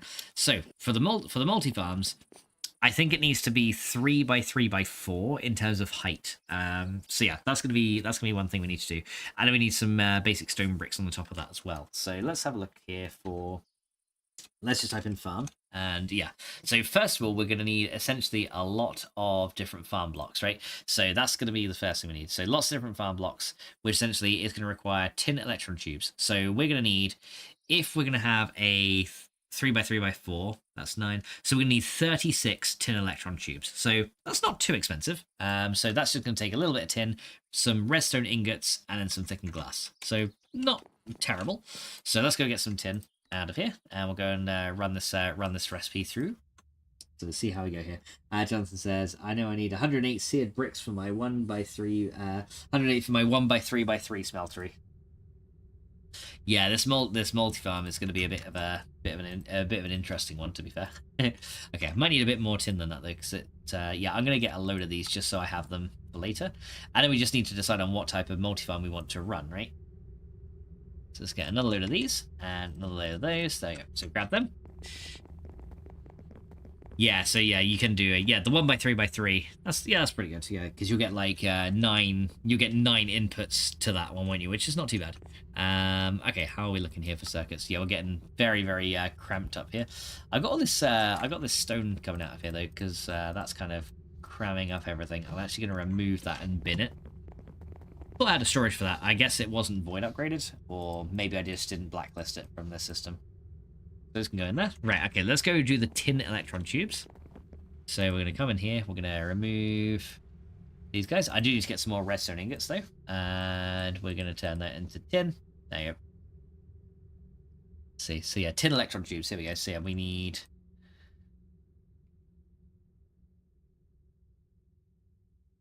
Okay, so there's 24. Okay, we're out of redstone ingots. Okay, so we need to get a few more of those. Do I have any kind of laying around in here, or did I use them all? I used them all. Okay, so we need to make a load of redstone ingots, so we need to get some redstone dust. And luckily we got like some stacks of it in here. Yeah, and slowly but surely more diamonds are coming in the system too, which is really nice. Okay, so redstone dust. And we're going to put that into there. There you go. So we're going to let that run. And then we should be pretty good. And that'll slowly but surely turn into some redstone ingots each. So let me just grab those out of here. So yeah, why are you not taking out from there? Okay, you are. Okay, just taking a bit of time. Okay, so we're going to drop those in here. Okay, yeah, so we just got to wait for these to finish. And then we should see redstone ingots kind of showing up in this little box here. But yeah, the stone dust is not too good, right? So 28, 32. So we just need a couple more for the farm blocks. We're also gonna need a gold one as well, a gold electron tube for the last one. For now, there we go. Oh, they both got taken out. So I guess I'll just grab it from here. I think I only need 36 of these, so that should be pretty good. So last one. And oh, that's the wrong one. I need you to go in the thermonuclear fabricator. There we go. There you go. There's the last of them there. So there you go. There's our 36 electron tubes that we're going to need. Very good. And now we need a load of stone bricks. So hopefully I made a load of stone, which should be right here. There you go. So loads of stone there.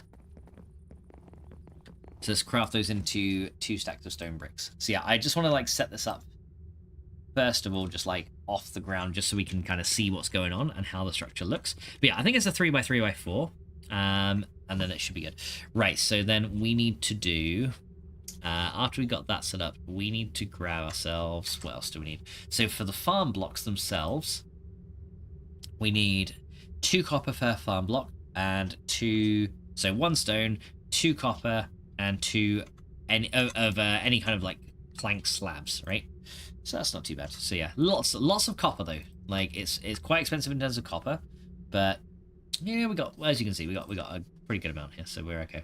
But yeah, we need 36, so we need a little bit more. Maybe like 2 more copper on top of that. So let me just uncompress 2 more copper just in case we need a bit more, which we might do. So uncompress 2 of those. Right, there we go. So now I should hopefully be able to make all the farm blocks we need. Oh yeah, I need the slabs first, so decompress those into slabs. There you go. And then hopefully now we should have farm blocks. There you go. And as you can see, we can now make 36. Cool. Okay, so there's our 36 farm blocks all done. And let's go drop these guys into there. All right, there we go. So drop them in there, drop them in there. Okay, so that's looking good. So now we need to turn one of them into a farm control block, I believe. We need a controller. Farm block. Yeah, because I think we need to be able to control the thing. So farm control.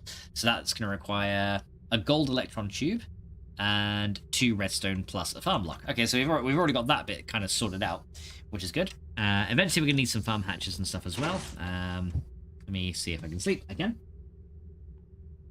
So we'll get those done. Okay, so yeah, we can sort that out. Now we need to get a farm control. So we need a gold electron tube this time, which means we are going to, right, let's just eat. We're gonna need 5 gold ingots for this. We only need 1, so it's not like a super big deal, but we just need 1 for this. Okay, so we're gonna now do you like that. Oh, hang on, is the gold electron tube different? Hang on. Electron tube. So we need the gold one, don't we? That's a blazing one. Bronze, iron, golden electron tube. What's the difference? It is that one. Okay. So yeah, it is. That is a golden electron tube. So yeah, we just need a couple of redstone, and that should hopefully process it. Is what I'm hoping. So we got a couple of redstone ingots here. There you go. So grab these and process those into. Hopefully that will run it. Yeah, there we go, it did. Okay, so yeah, it doesn't show up there as the correct recipe, but it does run it. Okay, so we'll just leave the rest of those in there. Right, so now we can get 2 more bits of redstone, which we may have. We don't. So yeah, 2 more bits of redstone right here, and we can make 1 of these farm controls. But yeah, let's see how this works. Like it says, okay, Max, always on mate. You have a good night. I'm gonna do these updates. No worries, dude. I hope you have a great rest of your night as well, and hopefully we'll catch you soon, dude. So bye for now, and I hope you have a great rest of your day, and we'll hopefully catch you in another one. All right, so gold electron tube in there, and then we can go doop doop, and was that the one? There you go. So now we have a farm control, which I think that's what we need, right? So I think this is accurate. I may, if not, I may have to like watch some tutorials on it. But I'm just gonna get a rough setup of this first, just so I can kind of see how it looks, and then we'll go from there. Mike says, "We're not aiming for a while, but it will be when it happens." Well, that's true. Yeah, you're still in the day, aren't you? My bad. Well, I hope you have a great rest of your day, dude. And I hope it goes well. See, I guess we can do a tree farm over here, and we'll try this. Right. So I think the way we got to do this. Carnage is laughing at me. Stop it, Carnage. Fucking stop it. Right, so I think we're going to do this, and then we need which is a farm control on the edge there. Which I think we can then use. Yeah, we use the farm control to decide like what goes into the into the certain spots of the farm.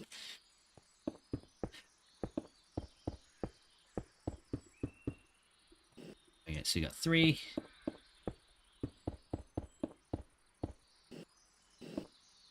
So you got 4. So I think it's meant to go like this, and then from there we're meant to then output the. We're then meant to have like some stone bricks coming out from the side here. I think this is how it runs. If not, then I'll have to maybe watch a wiki on it and see how it, or a tutorial again, and see how this goes out. Because yeah, usually this mod should have the guide in, but I think it's made like this, if I remember rightly. But yeah, it doesn't really say how the multi farms are formed, but I think it's like this, right? And then we just kind of fill in the corners like this, and it kind of goes like diagonal like this, so it kind of makes a circle. But I think this is how it's meant to look when it's ready.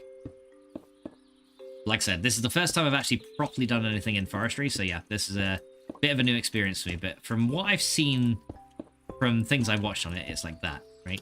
That's kind of how it's meant to be. But we'll know if we've done it right, because that thing there will essentially go... Essentially, if we've done it right, the farm must have a gearbox to accept power and do work. Okay, so we need. Okay, so it'll tell you what we need to do. So we need to make a gearbox. Okay, so how do we make a gearbox? So gearbox. The farm gearbox is 3 tin gears. Okay, that's actually very easy. Okay, so we need to take out one of these guys. Yeah, because we have to have a power input. That's right. So we need a gearbox. And wait, did we not get that back? Did we destroy it? Wait a minute. Okay, oh, we do get it back. Okay, where did the other one go? I only got one on the back. I destroyed one, but I only got one back. Okay. Let me just take this out. I have no idea where that other one went. Did it go on the top? No, it didn't. Okay, hang on a second. I ended up losing one. Hang on, I've lost 2. Wait, do we not always get these back when we destroy them? Okay, oh, there's some, right. Okay, so we should have... Hang on. 1, 2, 3, 4, 5, 6. We should have 12. So where's the other 2 gone? Like, the other 2 have literally disappeared. That's a problem. Oh, do they degrade back into stone bricks?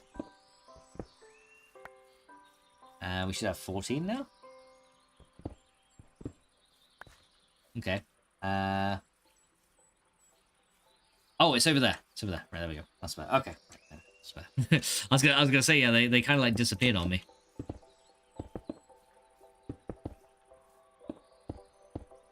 Yeah, there you go. But I should have one more. I don't know where the other one went. Hang on, let me fly up and see if I can find it. Where the hell did my last one go? I did have one. Oh, hang on. Did it come over here? Nope. Okay, so I guess I just lost one randomly. I guess the universe ate it. So yeah, I need some more tin electron tubes then. Shit. Yeah, the universe decided to eat it. So I'll have to make another one. Yeah, we need some tin gears anyway, so we're gonna be working with tin. Says, is that what you're calling the Rue dance now? The ass hat salute? It says, oh, talking about her. She's worth so much. She's worth so much money now. She knew what she was doing for sure. And that's the ass hat salute. Jonathan says, did you use the starter chest? No, didn't use the starter chest. I very rarely do that, to be fair. I like it. I like just getting everything from like scratch from the very start. So yeah, I never tend to use that one.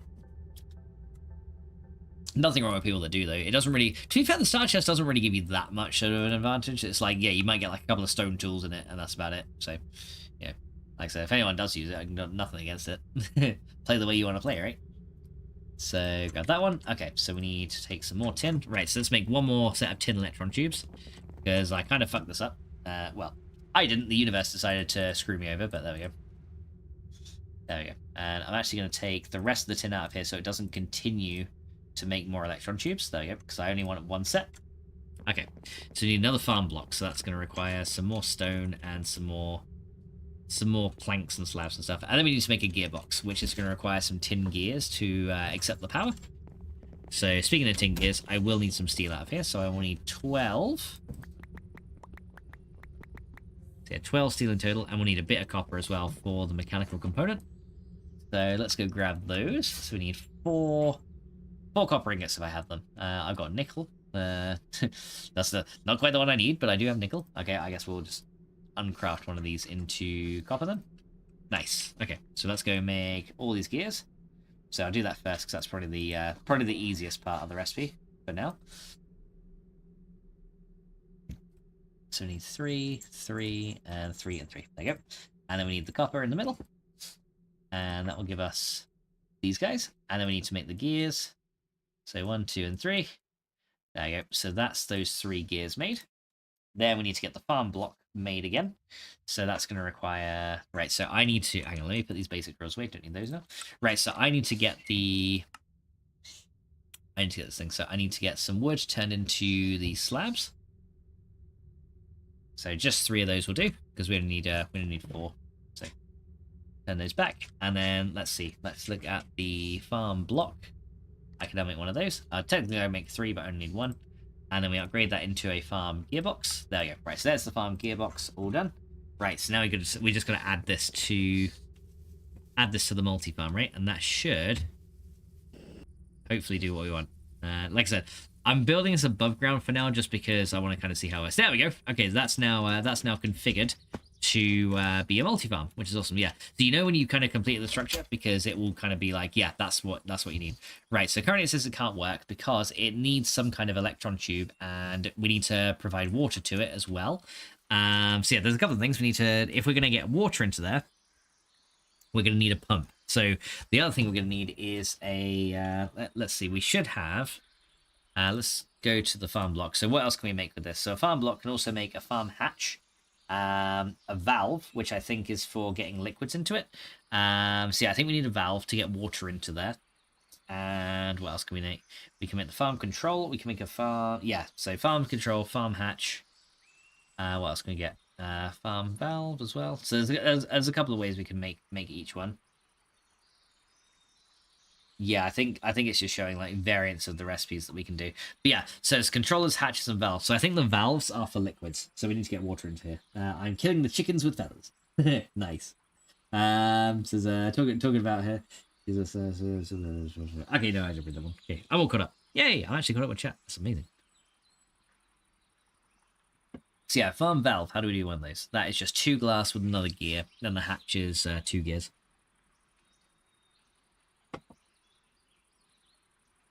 Okay, so yeah, we need to take one of these. Right, hopefully I don't lose this block this time.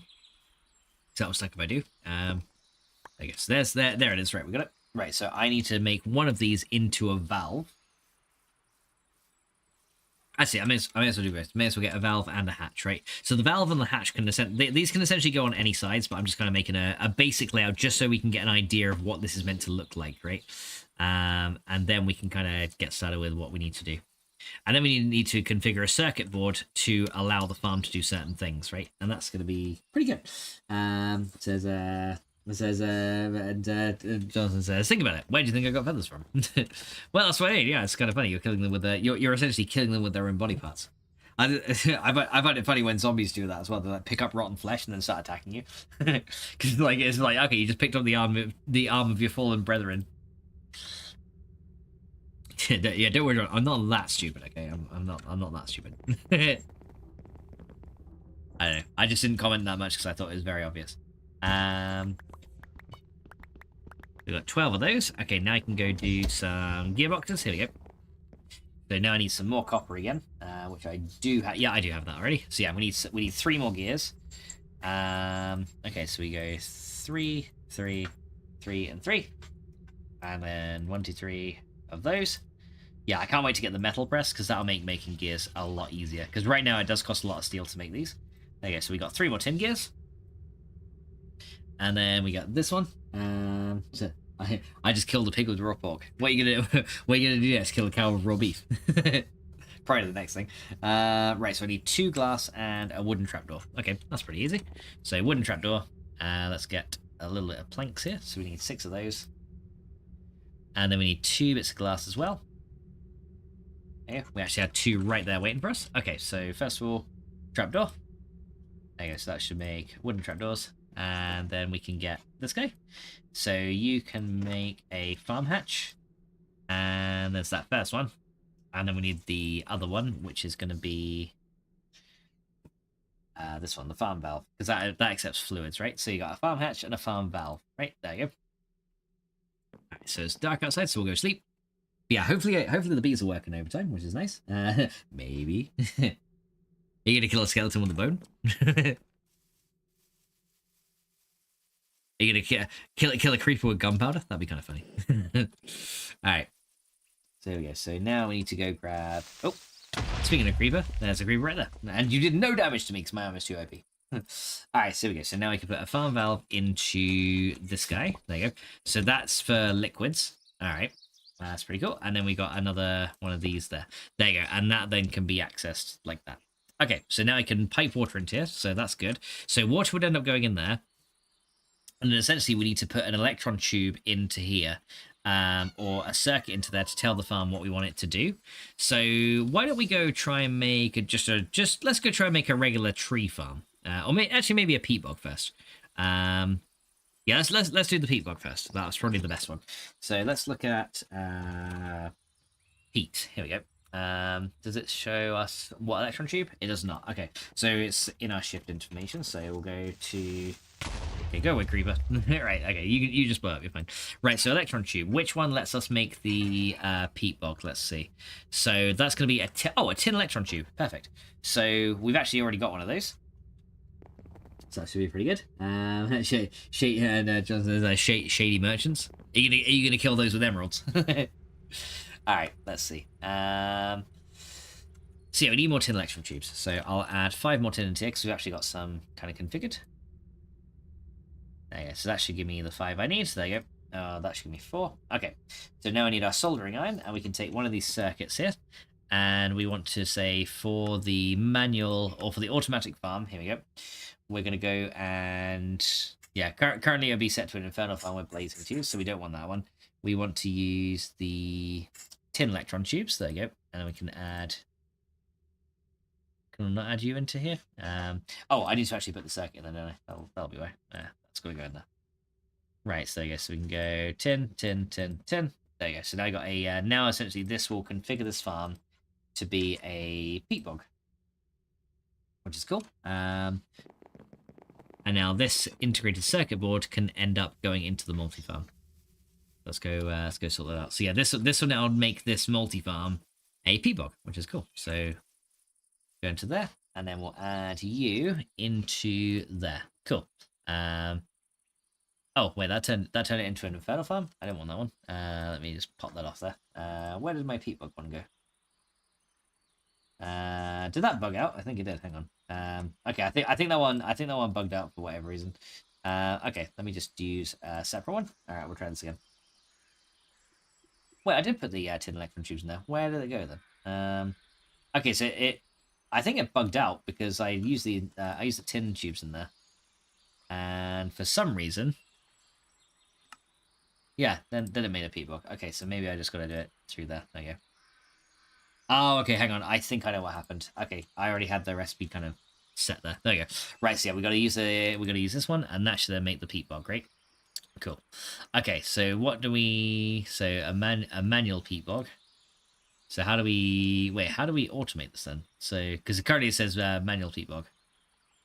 That's a manual farm peat bog. No, I wanted the auto. I wanted the auto one.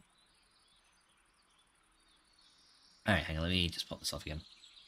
Let's see. Yeah, managed arboretum currently. Yeah, so I think without it, it just makes a tree farm, right? So if we don't put anything on there, it'll just do that. Okay, so why did they go to manual farm? I probably set it up incorrectly. Okay, yeah, because we want it to be an automatic one, not a manual one. Manual? We don't need. Oh, was that a butterfly then?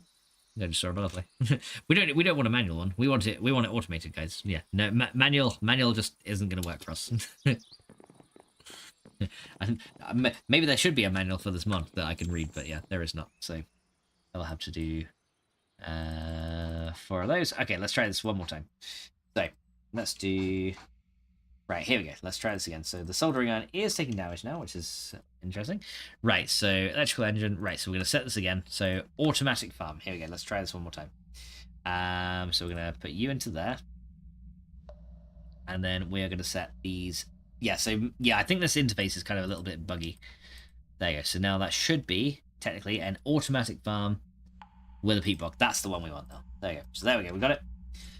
So this guy has now got to go back on there. Okay, yeah. Sorry about that, guys. I was thinking this is what we wanted to do, but it was being a little bit strange. But yeah, automating peat would be very, very nice. So automatic farm with a peat bog should now go in here, right? So that's now an automatic farmer with peat. There you go. Now it should say, yeah, manage peat bog. There we go. So yeah, so this thing should now just require water.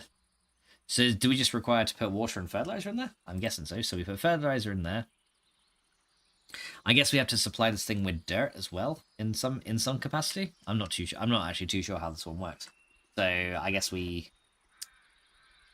put, yeah, I guess we put just dirt in here, and then that will make it run. And we just put some water in there as well. Okay, so do I have a? I wonder if I have a tank that I can just drop some water through here.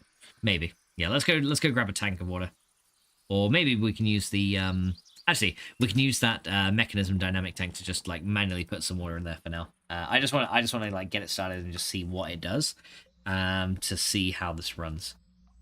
But yeah, once we got it working the first time, then we'll pretty much know what we got to do in subsequent runs, right? So yeah, it's all about the first time setup, getting to know how it all works and stuff. I've got some peat here. I also got to like put a bog earth in there. We might have to put bog earth in there to make it run. There you go. So we've got 14 buckets of water in here. There you go. And then we can hopefully pipe them into this farm over here. So yeah, I just like put it in there. There we go. Right, so that'll start filling out. Okay, so that will insert the water into there. And oh, we need some power into this thing as well. Okay, yeah, there is that too. So the gearbox is this one here, right? So yeah, so we need to essentially provide a power source to it. Do I have a capacitor bank or something I can just take some power from? Maybe, not sure. No, okay. So I kind of set this up a little bit far away from power, so we might need to run some power down here. Or I can just use some kind of medium energy storage, like just to get it started. Do I have a can I make a capacitor of some kind? Because I think I think there's like a basic one from Integrated Dynamics as well that we can use to store some power in. Let's see. So we got what we got here? Create a capacitor. That's not the one. That we will be making that, but nowhere near yet. Okay, so we need So for basic capacitors, we need 4 of these basic ones, which is empowered Restonia, some gold.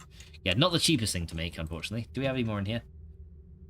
We got empowered Restonia in there. Yeah, we are definitely gonna need to get more empowered Restonia for a lot of capacitors later, because they're kind of expensive right now. Although later on when we get UU matter, then they'll be a bit cheaper.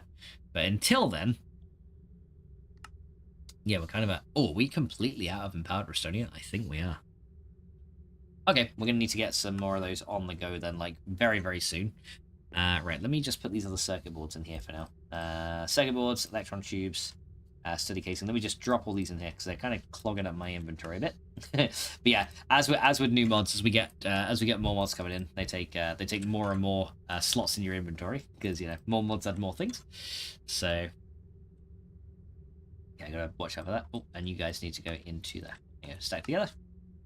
And then hopper, trapdoor. There you go. Yes, get rid of all these things for now because I've got a lot of random junk, especially mob drops as well. They're kind of getting in my way too. And yeah, soldering iron can go just up there for a minute. Okay, so yeah, we need to figure out a way to get power into that system. I could use it. Actually, I'll tell you what I could do. A very easy thing I could do actually, and I don't know why I just didn't think of this before. That peat-fired engine that we've got over in there. Why don't we just grab that and then have it power the farm? That'll probably make it run. That'll probably make it run indefinitely because it'll get powered by peat. And technically that would automatically generate ash for the empowered diamantine as well. Yeah, so here's my electrical engine here. And yeah, as you can see, I've got 21 more ash in there. But yeah, I can actually grab this guy. And then a little bit of extra peat from here. Because I've got a little bit here. Yeah, this is my original peat farm. This right here. It's very manual. So yeah, I think we just need to like provide dirt to it or something, I suppose, and just let that run. So let's just get a load of the peat out of here.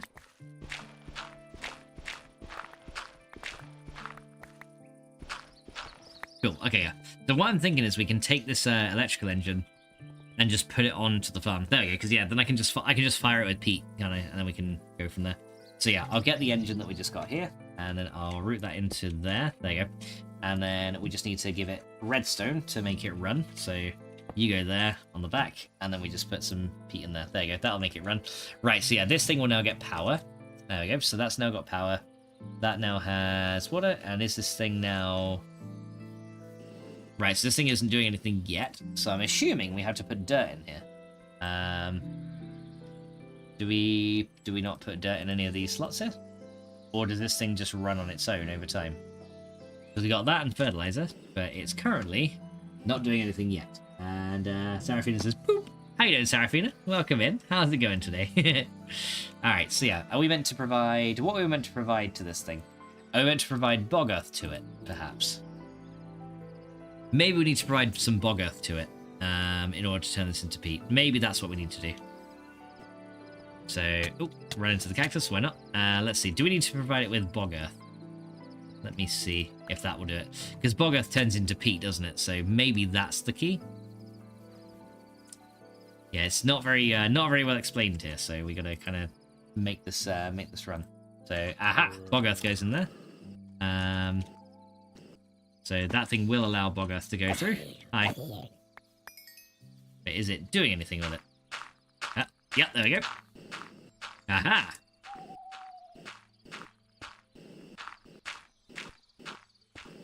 There we go. So now that's putting the bog earth in there. And yeah, that will essentially automate the production of peat, I'm guessing. So yeah, I'm assuming then as long as we can supply it with bog earth, it will make peat. It might actually automate... It might automatically make more, though, thinking about it. Okay. Let's go grab a bit more. I want to see how this runs over time. So yeah, what we should find then is, as long as this thing is powered by peat, we should... yeah, there's the rest of the bog earth in there, so I can just add some more in there. Okay, so yeah, that should essentially... I don't know if that's going to make more of this populate. Yep, there you go. So then that'll kind of fill that up. Cool, there you go. So yeah, now I got some bog earth kind of like automatically on here. So what I'm thinking now is, yeah, this thing here will essentially turn it into peat over time. And then I'm not sure if that'll continually recycle it or not. I guess we'll find out. Doesn't says, I thought of an idea. Killing an iron golem with an iron ingot. Go for it. Right, go away. Yeah. I'll have to essentially let that thing run. But yeah, essentially that's the basics of a forestry multi-farm, right? So yeah, you just kind of like leave it like that. You can, yeah, I've set this up to be powered with peat. So, you know, it's not the fastest thing in the world, but, you know, it's something. Go away, Creeper. You can't damage me anymore. I'm too powerful for you. But yeah, I think I want to set up a few multi-farms. One of them will be for peat, for sure. So we can generate power with that. The other one... Eventually, I'll probably make it so that, yeah, we'll power one of them with peat, and that'll be used for different things. But I think we can, once we get that, we can make bituminous peat, which I think is a little bit of a better one. Because yeah, what we need for that is ash, propolis, which we get from bees, and then more ash, and then that makes one. So yeah, 2 peat will then turn into 1. But yeah, that burns for slightly longer in a power generator as well, which is really good. An idea for you, killing a creeper with TNT. I mean, technically I could. Am I gonna? I don't know. No, killing a creeper in the mining dimension with a bed. But yeah, essentially we just have to let that run now. So yeah, that's now being managed as we need it to. Hi. How you doing? Right, there you go. Alright, so yeah, is there any more stuff happening with the bees? Let's have a look and see. Have we got any other different types of honeycombs or bee drones or anything like that? There's a couple of things going on. There you go. Right, so let's see. Do we get any new honeycombs in here? So yeah, we got a lot of dirty combs, which is kind of funny. Do we get any new drones or princesses or anything like that? Got some valiant ones. What I'm hoping eventually is we'll start getting things like... Oh, I think we got a cultivated one. Nice. Okay, that's pretty good. So yeah, over time, what I'm hoping for is by random chance, we get the bee types that we want, which is going to be kind of cool. Hi. How you doing? What's next? Spider with string? Hi there. And you. Aha! You thought you were going to explode, but I proved you wrong. How about killing a skeleton with a... How about killing a skeleton with a skeleton? I've done that before. Yeah, you kind of make them shoot each other, don't you? I've done that before. Yeah. Hi, baby skeleton. How you doing? Go away. Yeah, and I also don't know which mod adds baby skeletons, but something does. One of these mods do, and I don't know which one. Okay, so we'll drop that off. Okay, yeah, I got a load of random crap on me. Let me see if I can sleep through the night. I got to recharge my armor as well. Right, there we go. Drop this down here. But yeah, having an auto peat farm would be very nice, because we can just essentially get as much ash as we need automatically. By essentially burning that in a generator, which would be very, very good. Because yeah, that will be necessary. But yeah, I've really got to queue up some more. I've really got to queue up some more empowered Restonia because we're actually running out like very, very quickly. And for all these capacitors that we're going to need to make, eventually we're going to require a lot of it. Okay, so I've got string. Probably got cobwebs as well. Anything else on here that I don't need? Yeah, I can drop the bottles. Don't need that. Don't need that. Don't need that. Yeah, all this armor I don't need. Same with the dirt and these planks, just get rid of those. Regular peat I will keep, and then we can just do you. Nice. Hey, I leveled up. I leveled up. Yay! That's awesome. Sarafina says, if you figure out you want to keep it going like that, maybe you should hook it up, and if it auto exports the bog earth over to that fixture. I honestly would love to see you try playing while the Stranded games. Probably one where you're stranded on a desert world, trying to survive after your ship crashes. That was really cool. Oh, Forever Stranded. Yeah, I've seen that one. There's arrows from a dispenser, of course. String can be used to trigger a redstone clock to rapid fires. True, yeah, it can be. But yeah, that'd be pretty good. Yeah, I've looked, and Serafina says, I'm okay, how about you? I'm alright then, Serafina. I'm alright as well, Serafina. But yeah, I think I will probably keep it going eventually. But I'll probably end up moving it like into the ground so it looks a little bit nicer. Because yeah, right now it kind of looks a bit, you know, when it's like up in the air like that. I get why the structure's like that, because they're meant to be like powered underground and have like an area underneath to kind of deal with everything. But yeah, we should essentially have this running. But now I'm just going to keep it over here for now, but I may end up moving it like...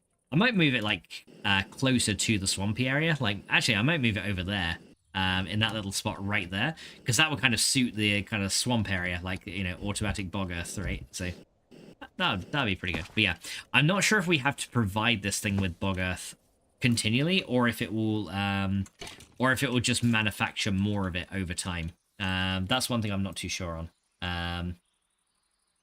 Because I'm thinking, like, if this thing outputs peat down here, because fertilizer is easy enough to use, right? And this thing is still using water very, very slowly, but it still is. But yeah, getting this hooked up to water will not be an issue. Like, that's going to be very, very easy, if we need to. But yeah, I'm thinking, like, the peat will probably get output, unless it gets thrown out of the item hatch back here. Which I'm not too sure. But yeah, these engines essentially will produce ash for me over time, which is nice. But yeah, it might get... I'm not sure if it gets thrown out of here or if it doesn't. It's actually...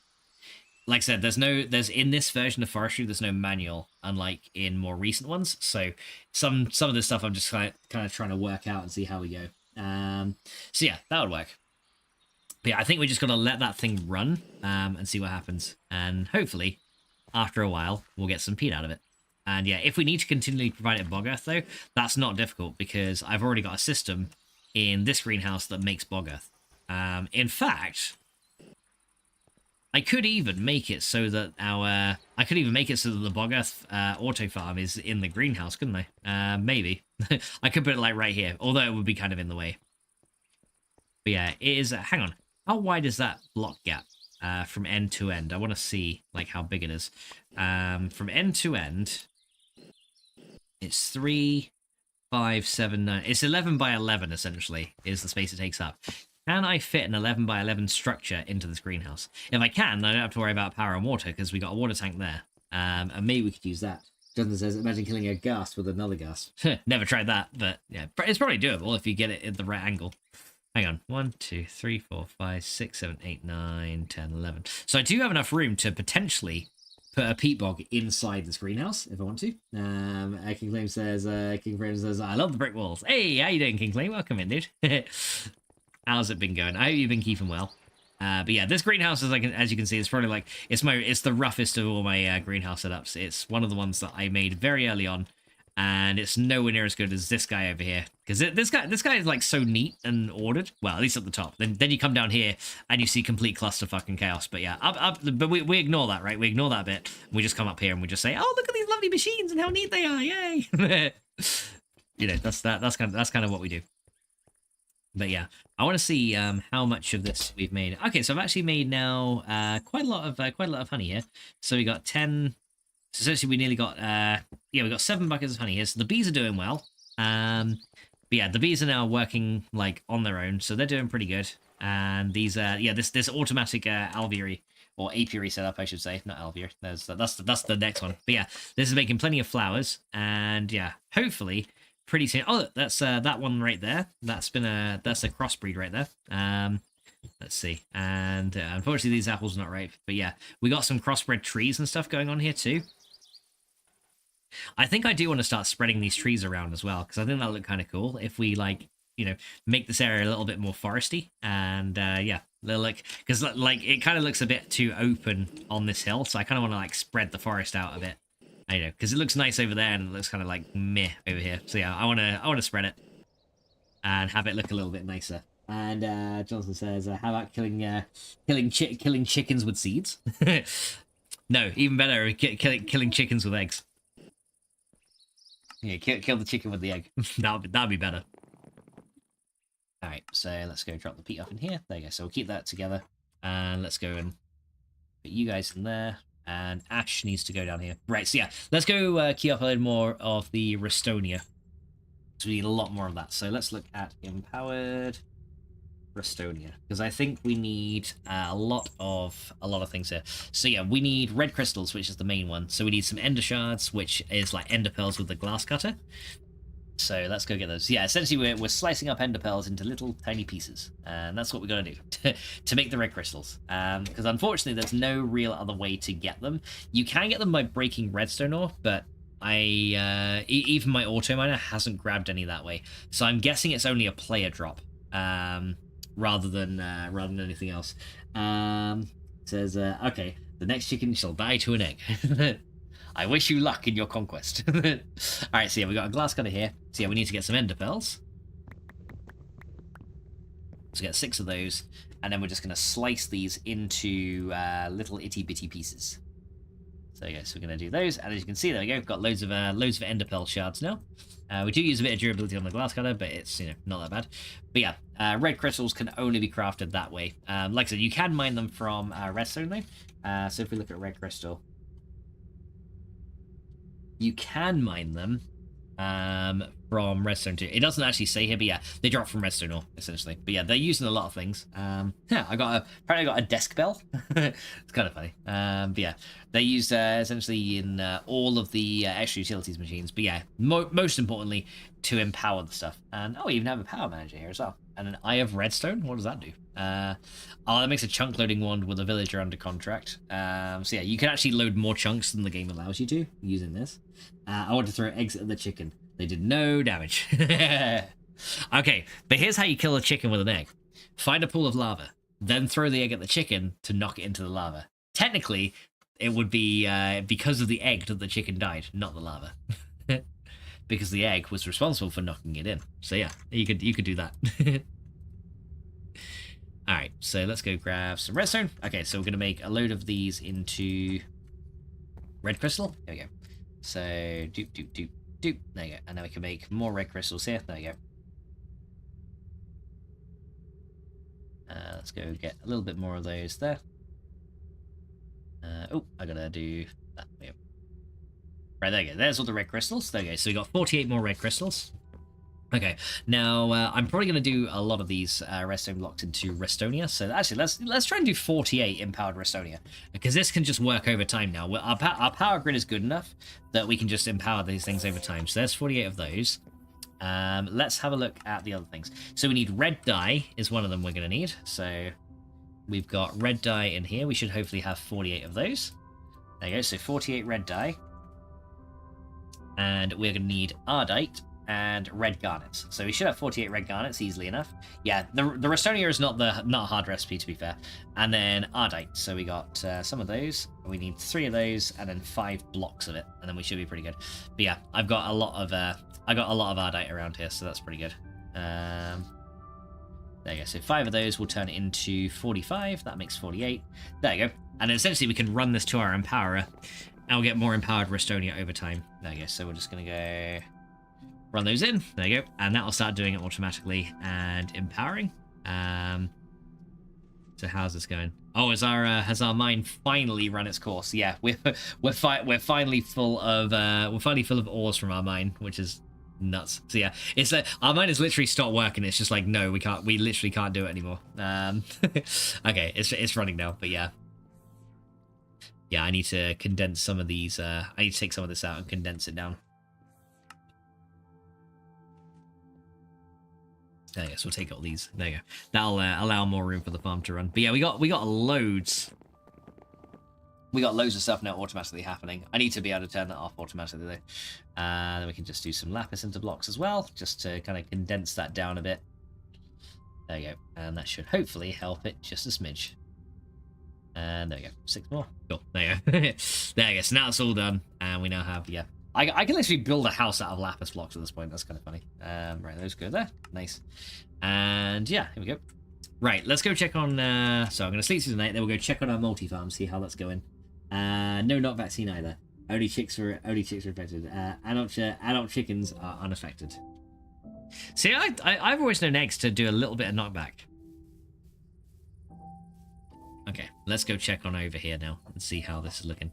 Right, so did we get any peat in here? We did.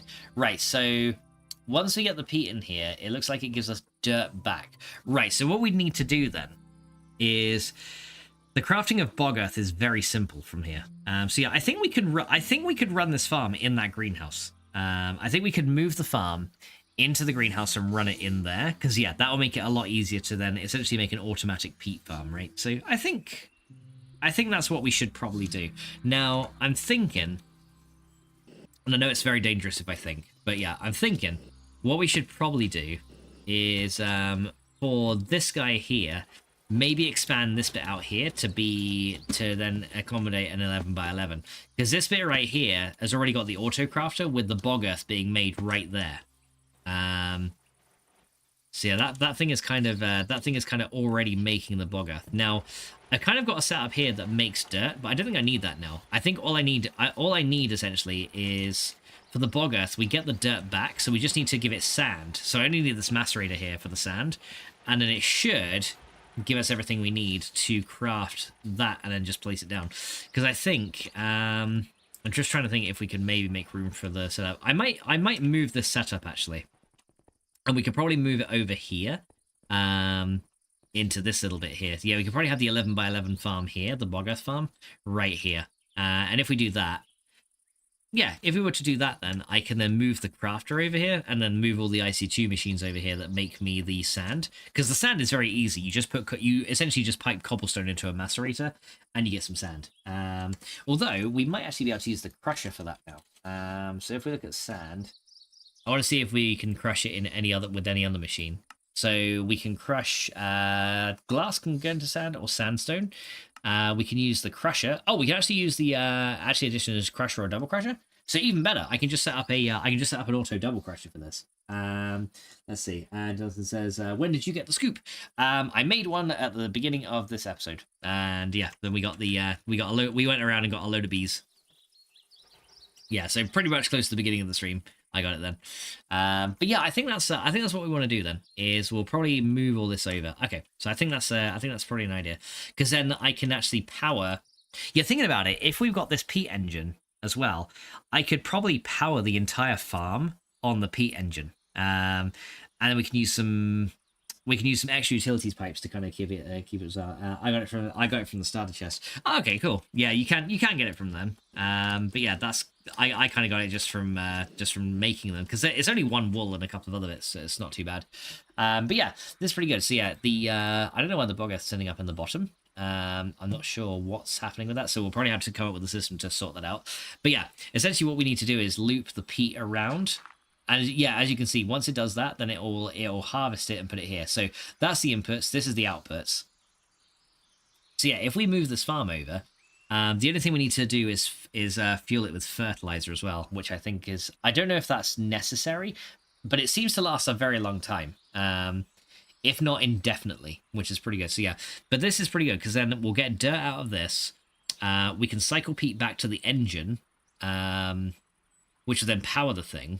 We get dirt out of it anyway, and then essentially we get automatic ash. So yeah, that is running over time on its own, which is really, really good. So yeah, this multi-farm, I think we are gonna incorporate it into the greenhouse. I think we're gonna do it. Okay, so in order to do that, we're gonna have to, unfortunately, dismantle the entire thing. But we did make it correctly, so yeah, that's absolutely fine. But yeah, we should see this break in a minute and get replaced. Yep, there you go.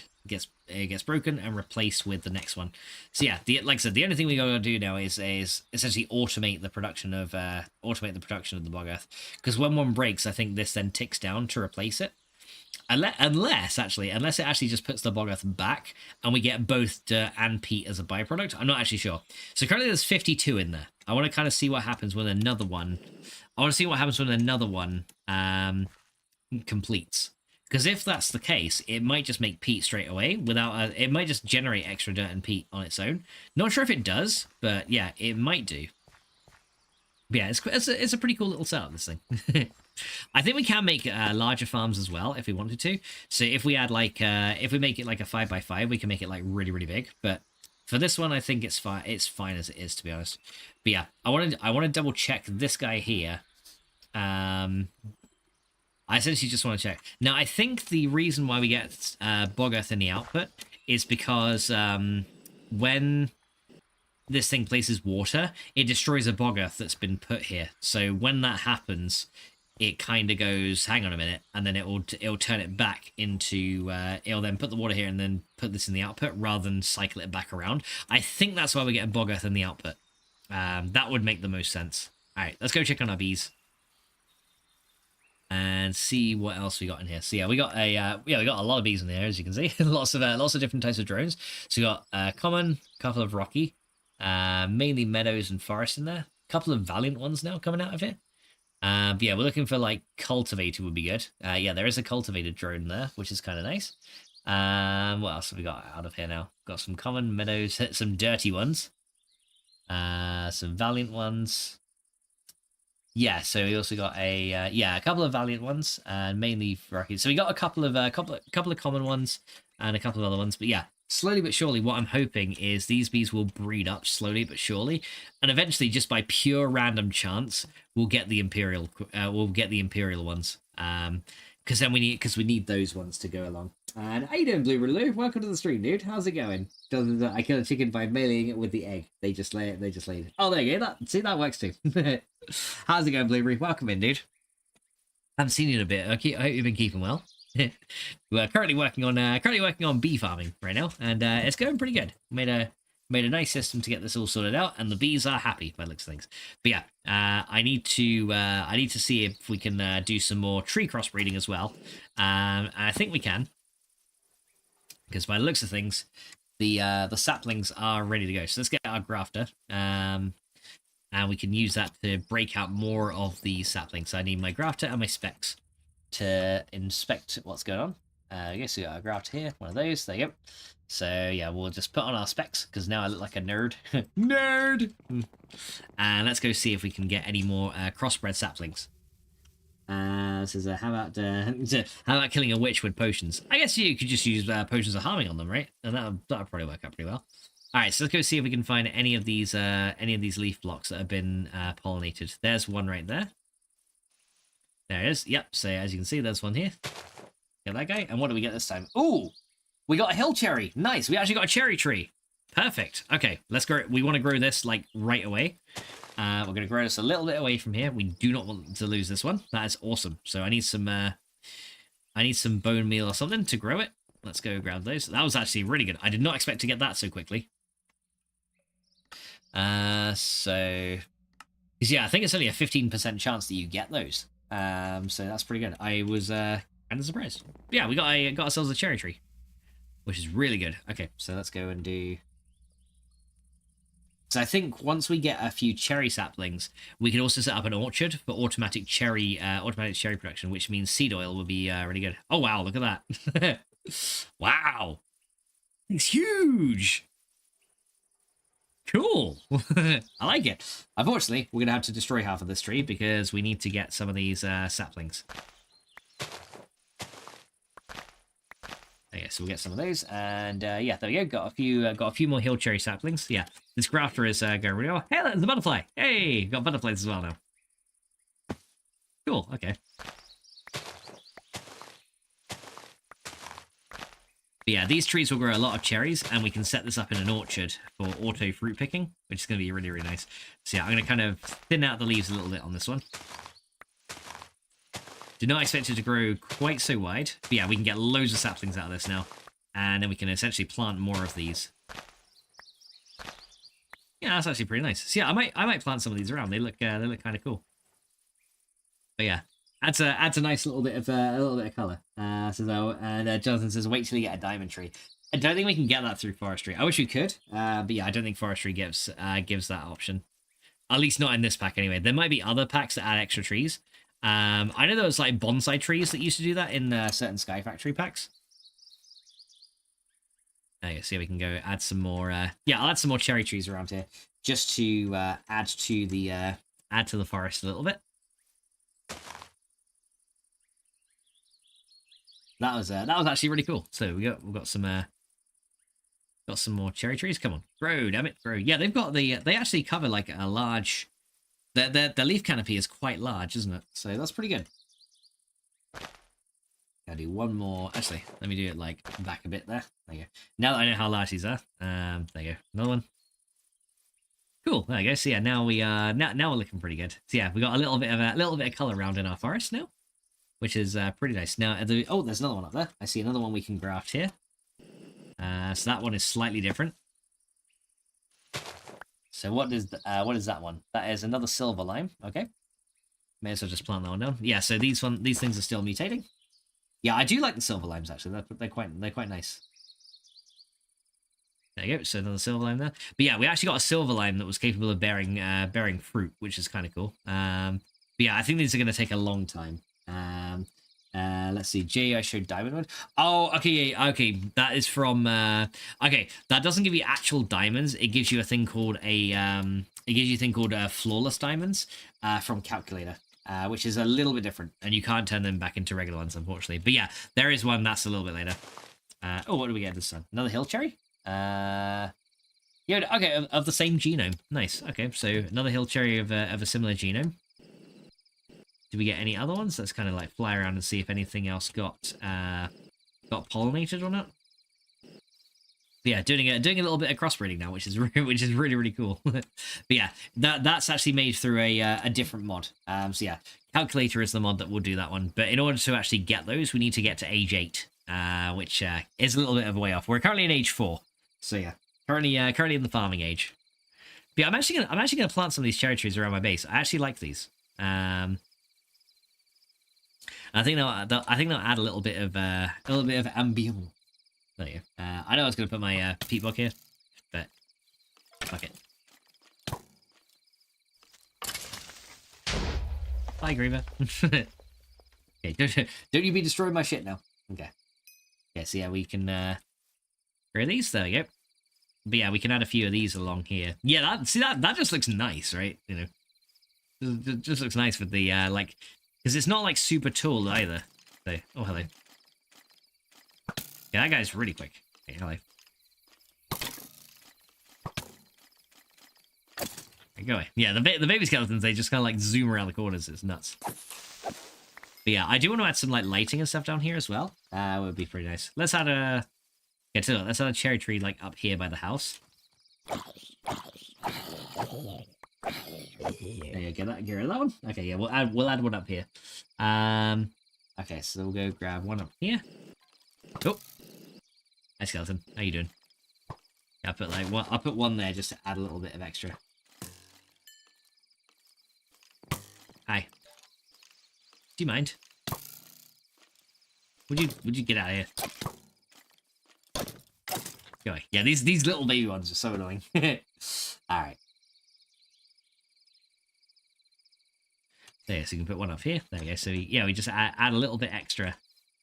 Every few little trees just add a little bit of extra nice awesomeness to it, which is cool. There we go. Yeah, now our world is getting a little bit prettier, which I'm very happy with. Yeah, unfortunately, skeletons do get more room to hide, but get out of it. Yeah, skeletons do get a little bit more room to hide, which is the only unfortunate thing. And Pez says, not sure where all the ends came from. Welcome back, Pez. Pez was like,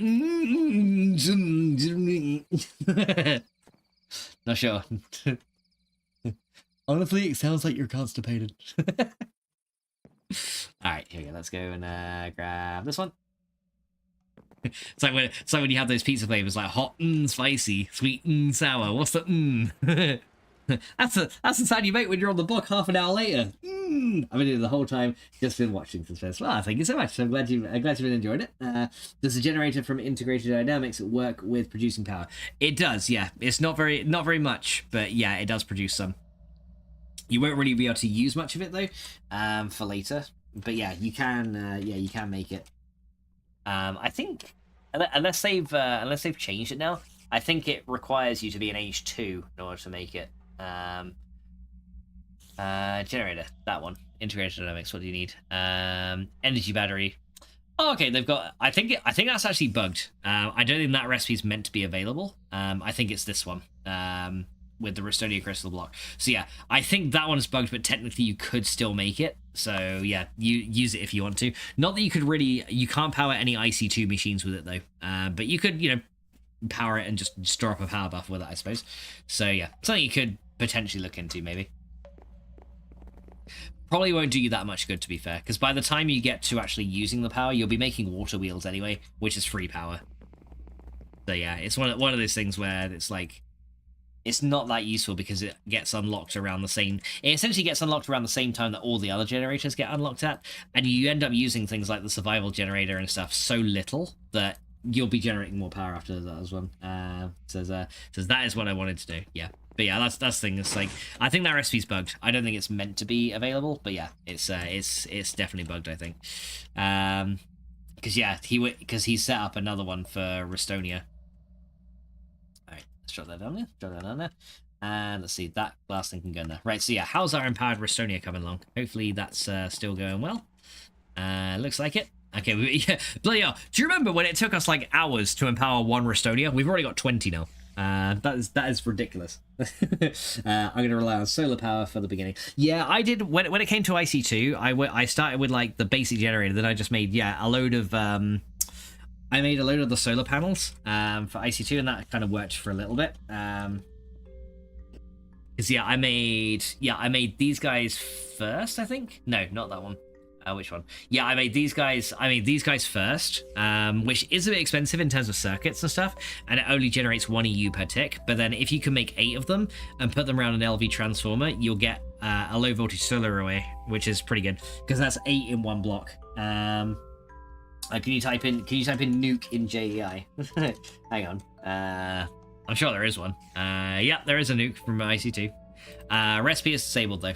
So yeah, no crafting nukes for you or me. But yeah, this is the one. This is what I used, like 6 of these. So yeah, it took me a lot of generators to make and a lot of tin and copper and stuff as well. But yeah, I made 6 of these essentially, low voltage solar arrays. Actually, no, I think I made 7 in the end to power what I did, but that was enough essentially to power all the machines in this room minus the centrifuges and the washing plants. Like everything else though, like macerator furnaces, the compressor and all these guys, it was enough to power all of those, which is pretty good. Jonathan says there's an achievement for dying to your own nuke. Yeah, I don't think we'll be getting that one. Not that I really want to set off a nuke anyway, because that'd be kind of a bad idea. We may not rest now, there are monsters nearby. No. There should be a recipe for nuke. Well, I clicked on it and it said it didn't say anything. It's not also used in anything. So it could be disabled in this pack. It wouldn't surprise me if he disabled it, to be fair. But I mean, I guess you could just blow up your own nuclear reactor, right? And then just, you know, just have that and blow that up, and then that would work. Alright, so there we go. We can put our hill cherries in there. But that was really good. I'm actually really happy we managed to get the cherry tree. So that's pretty cool. So yeah, I'm thinking, yeah, we should probably set up that multi-farm. Can I sleep now? Yes, I can. Because yeah, the seed oil can be made from cherries as well, which is pretty good. But I think we want to work towards the nut trees for extra seed oil. Because what else is... I want to see what else seed oil is used in. Seed oil. Because yeah, I think the more we have, the better off we could be later. So that's used in the bottler to just essentially make jerry cans of it.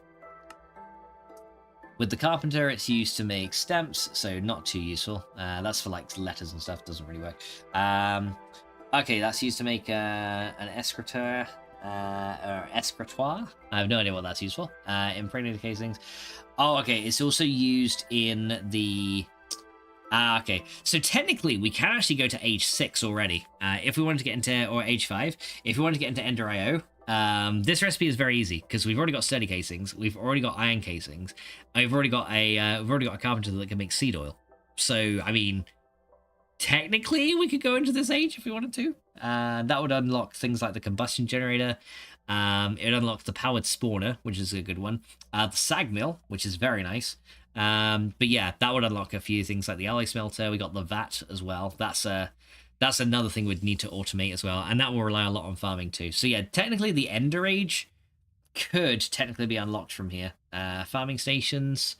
We'll also get access, once we get into the Ender Age, we also get access to the Slice and Splice, which is going to be needed to make a few things like you've got the a tormented enderman head where you can like mix it with water, which is kind of funny. But yeah, essentially it can make the ender resonator, and once you get that, you can make these Klein flasks, which you can then finally use to make ender chests that you can wirelessly transport items with, and also ender pouches and ender tanks as well. So yeah, those things are pretty good.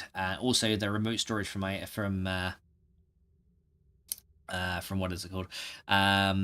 Yeah, and you can make ender tanks as well. So yeah, that essentially is like wireless fluid transport. So imagine like the phantom faces and stuff, but like better. So yeah, you can then finally make those to push and pull items wherever you want them. I'm saying there should be, not that there was. No, that's what I mean. There should be, but I think he's disabled it. Okay. All right, let's see. But yeah, looks like that's that's an ender tank we can make. So yeah, that allows you to kind of like transport liquids wirelessly, which is really, really good. It says, could you load the world in creative mode, pull out the nuke from the creative menu, and then leave the save, and then it's vote. I mean, I could, but I'm not going to. Yeah, I don't necessarily want to set off a nuke, so yeah, I'm not going to do that. Because that'd be a very, very bad idea. Especially all the stuff we've made already. Like, technically there's explosions disabled, but it might destroy the landmass, and I don't really want to ruin the mining world either. We already made a big enough crater with the bed. But yeah, I'm not too worried about the achievement, to be fair. Okay. Oh, hello. Hi there. But yeah, I see butterflies. Look at them. Yay. Yeah, the butterflies are good as well, because they also pollinate the forestry trees, so that's something else that you can kind of work on. Yeah. Yeah, would you just die already? Go away. This guy, I swear. But yeah, that's looking good. So yeah, now we've got more common drones as well. But yeah, we need to make the analyzer as well, which is gonna be, yeah, we got the one from forestry, the portable analyzer. So that requires, what do we need for that? Tin, a diamond, and 2 stained glass. Does that have to be any kind of stained glass? Any glass panes, okay, and some water, and that will then make the portable analyzer. And then with that, we can also make the standard one if we wanted to as well, for the analyzer. But yeah, essentially, the block version of the portable power and liquid honey. Yeah, okay, so this thing can be powered with liquid honey, which might be better because yeah, we're actually making liquid honey already, and then we can like use that to analyze all the different bees we get. So yeah, we could stick the liquid analyzer like somewhere along this chain, like maybe behind here where the liquid tank is. We could stick it like there. You can build it high up so it doesn't do much damage. And bonus, if you cover the blocks with water, to negate the block damage. See, I'm not sure if the nuke actually works like that in Ice 2. I'm not too sure. But like I said, I don't want to risk it. I'd rather not. Okay, but yeah, we've made this work so far, and everything so far seems to be going pretty well with this stuff. So yeah, we've now got essentially a whole thing of honey in here. There you go. That's nearly done. 9,900. But yeah, with liquid honey, that'll probably work out pretty good. But yeah, let me see if I got any other different honeycombs as well. I'm kind of interested to see if I got some. This is it worked against the weather. All right, here we go. So let's see how we're going here. So yeah, as you can see, we got a lot of rocky combs. What does rocky combs give us actually? Does that give us anything in particular? That can be extracted to make direct granite andesite. Okay, so essentially you get like a 50% chance of essentially any of the combs. Also get stone dust from industrial craft 2 as well. Nah, not really something I want to extract. It's kind of just like a waste. So yeah, rocky combs I might end up voiding, to be honest, or using those to make other things. Because yeah, they don't really give you that much. They don't really give you that much good stuff, to be honest. So yeah, how are these guys doing? What have we got in here? So yeah, we got some rocky queens in there. Just seeing what other ones we got. The forest ones. Yeah, so I got some rocky ones, forest ones. Oh, we actually got a valiant queen in there as well. Nice. Valiant mixed with rocky. I don't know what that's gonna give us. But yeah, I might have to set up a I may have to set up some specific ones because yeah, we got a common queen and a common drone now. So those guys are working up. So those two are rocky together. Common queen and a dirty drone. Ooh, such a dirty drone. Oh my. But yeah, I think that's something that we want to work on as well at some point, because that would be pretty good to get set up too. Oh, I literally just saw some bees get kind of moved over them. Let's go. It's kind of cool when you just see like things just move on their own. All right, how are these frames doing? Oh, we're nearly out of durability on these. These have got like yeah, these are nearly out. So we might need to make some more impregnated frames. So yeah, let's go do that. So that's going to require some more wood to make more impregnated sticks. So yeah, the impregnated frames are pretty good actually. They increase the speed by a lot. So if we look at the frame, because we also have the sweet frames as well, but that just requires a regular frame with some more sticks, and that will make a slightly faster frame. But yeah, it halves the mutation rate of the bees, which is not that good. Because essentially at this point, we're trying to get as many different mutations as we can. So yeah, what we need really is we need this one. Like the proven frame would be good, but we can only get those from apurists. But yeah, that gives you yeah, much slower genetic decay as well, which is nice. But yeah, Valiant plus the Steadfast makes the heroic. Yeah, that's I don't think we got the Steadfast one yet, so. But yeah, what we need though is more of these frames. So yeah, the super gold frame would be very nice, but we need to set up a to get that we need crushed ice, and then crushed ice comes from, yeah, we need ice shards, and for that we need an icy princess, or a glacial one, or a merry one, or a tipsy one. So how do we make an icy one? Industrious and wintry makes icy. Yeah, and then that one, icy and wintry, makes a glacial. And then glacial gives you, yeah. So essentially, these ice shards though are actually needed later for the vacuum freezer in Tech Reborn, and that is in age. That's like in age 10, so it's quite late. It's quite late. But yeah, it's actually kind of interesting. You can actually make this kind of early. Because what does that make? That can then turn hot tungsten steel into tungsten steel.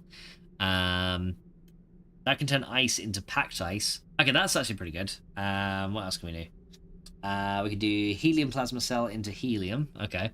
And we could also do water cells into empty cells. Okay. So these things essentially is just for tungsten steel, isn't it? Yeah, that's pretty much it. So JS says it's JS is a dungeon chest. Oh wait, I may actually have that then. Because I think somewhere I had like a load of bees in storage, if I remember rightly. I can't remember if I put them in any of these. But yeah, I do remember getting some from I think there was like one from an end city or something that I got, but I can't remember. I know I did get some, but I have no idea where I put them. So yeah, there were some, but yeah, wherever they are now, I've got no idea. They've gotten lost somewhere. And yeah, I would have thought they'd have been in one of these 6 main crates, but yeah, it appears I've lost them. Unless they're in one of these. Maybe they're in that one. Nope, not in that one. They won't be in that one, and they won't be in that one. Nah. Okay, so yeah, I did have some, and I guess they've just gotten missing. But yeah, there were some. Although they could be in a box somewhere, maybe in my house or something. But yeah, that's fine. Let's hope they're not dead. Nah, they don't die in crates. Essentially, when they're outside of crates, they're just treated as items, so they don't die or decay or anything. So it's pretty good. So there we go. So we can just drop that in there. Nice. And we'll just fill that hole in. All right, let me actually fill in the that lower bit of the ground with some torches and stuff, because I've been meaning to do that for ages and I just never did. So let me go do that, and that will then keep everything looking nice. All right, so some torches, and we'll just add some. Yeah, nighttime already. Damn, nighttime already. That's just like time is flying, isn't it? Okay, so let's go down into here, and then we're just gonna drop inside. And we're just going to light this area up just a smidge. Yeah, just put a couple of lights around. Doesn't need to be anything. Doesn't need to be anything special. Just as long as there's no spawn spots in there. There is a spawn spot right there, so I guess we'll have to put just a light in the middle here. Actually, I can probably light up even easier if I just did this. Light, light, light. There you go. Yeah, probably easier if I just did that. And then we'll just F7 it just to make sure no more spawns are possible. I'll put a light. Can't put one there, so I'll put one there. There you go. That'll probably deal with it. Yeah, that'll do. And we can just cover this over with some dirt, and then all of our item interfaces will be kind of hidden, and then it'll essentially, like, you'll obviously see some of the stuff there, but it'll look like it's just a bit more natural with not too much things going on. That's kind of the design I want to go for, where it like looks a little bit more natural. Because I think that looks a little bit nicer. Yeah, nice natural looking area. Like obviously this laser is a little bit not natural, but yeah, these on their own look pretty nice. So I want to keep it like that. Okay. Yeah. So yeah, now we're gonna get a lot of crap from the zombies. A lot of stuff that we don't need. One thing I do want to look at actually is there's an engineer's lantern that we can make that does require power. But the cool thing is, I think it actually limits mob spawns in a 32 block radius. And it's something that immersive engineering adds. I want to have a look at that, actually. Because, yeah, we can maybe use that on the outside of our bases to just, like, stop the mob spawns pretty much completely, which would be super nice for when we're just working and doing stuff around here. So let's get rid of those, and get rid of those, and then use these XP orbs. There you go. Use that to level up it. Nice. Okay, yeah. So I think there was something. Let me look at the manual of immersive engineering real quick. So I made myself like all the books and stuff here. So I may as well use them. So engineer's manual. Here we go. Hang on a second. So if we go in here, I think there was something in here. Let's see. Go in. Shaders. Hang on. Shaders are items you can find in the world that require. They don't have a purpose by themselves, but they can be equipped to revolvers, drills, railguns, and possibly other things. Okay, so that's nothing I need. But yeah, there was something under here that had like, yeah, engineer's lighting. Here we go. Okay, so we can make the lanterns, which you've already made, but then there's this other one, which is the powered version. Yeah, powered lanterns are one of the first ever invented uses for electric power. To run these, you need to connect them directly to your power grid using wires. They'll allow power to be transferred through them, so you can link them in a row. Using the engineer's hammer on them will flip them upside down. Okay. As long as they are supported with supplied with a little bit of power, they will light up the surrounding area like a normal lantern, but additionally, they will also prevent hostile mobs to spawn in a 32 block radius. Okay, that's pretty good. I'm going to kill a cow with wheat. I wish you luck. So yeah, apparently we can just wire these together. Okay, I want to see if we can make some. So what is this recipe for this one? That is essentially just glowstone and essentially iron plates, right? And we get a powered lantern as the recipe. So is it the same in this Modpack though? Powered lantern, here we go. So that is, yeah, okay, that's pretty easy. So yeah, just glowstone, iron, and yeah, just glass panes. So yeah, I want to try this real quick, see how this goes. Cow dead. Good stuff. All right, so let's see here. So let's grab these. Let's make a load of glass panes. We'll just make a ton of them. because I'm probably going to make a lot of these if they work. I just want to try out this with some wiring and just see what it's like. So we got those, and then what else do we need? We needed iron plates, which I know I have a load of over here, and then glowstone, isn't it? And a bit of redstone. So iron plates we should probably have a ton of in here, so let's just kind of cart all these back. Yeah, that's a lot of iron plates. Yeah, that's a lot of damage. Right, okay, so lots of iron plates here. So you can go back in, yeah, go back in here with the rest. Okay, so we've got some iron plates right there, got some glass panes, and it was just redstone and glowstone. So I'll just grab a couple of blocks of glowstone, a little bit of redstone as well. There you go. Right, let's try and make a few of these. So let's just make as many as I can. Yeah, that'll do. Yeah, got those, just so we can use them later if we want to. And it's not as if I don't have the redstone or anything to support that, so we is good. And right, so now apparently we can run wires through these, right? So let me grab, I should have some wires in here. Some of the cable rolls. I've got 3 of these copper cables. I think I used the rest of them for other things. But yeah, apparently these can be rotated upside down with an engineer's hammer. So I'm guessing, yeah, we just have to connect a cable between them like this. So do we just do that to that? Yeah, okay. So these run essentially just on a cable. We don't need to use a wire relay for these. And they look pretty nice, actually. I actually like those. They look pretty cool. Killing chickens with chicken. Alright, so yeah, that's actually pretty good. So yeah, all we gotta do is hook these up to a power source, and then they should essentially run. So how are we gonna do that? I could probably take a laser feed from my Actually, I wonder if we get a capacitor bank lower down. Yeah, if I make like one basic capacitor bank, I could probably do that actually. So we need to get our Restonia. That's still empowering, but as you can see, yeah, 38 more empowered Restonia. Nice. We've got loads of that now. So we can make more of those capacitors. So we can just uncraft a lot of that. There we go. And then these can now be turned into capacitor banks. So let's go put some of those in. There's a couple. Right, so we need some more enriched gold as well. Yeah, that's the other thing we need to automate a lot of is enriched gold. But all these capacitors we need, that's electrum, enriched gold, here we go. We just half that, and then we can open that, there we go. And then we'll go make a load more of these capacitors, there you go. So chuck those in there. And yeah, we'll just chuck a load of Restonia in there. There you go. So that'll keep making more capacitors as we need them. That is awesome. There you go. So that's looking good.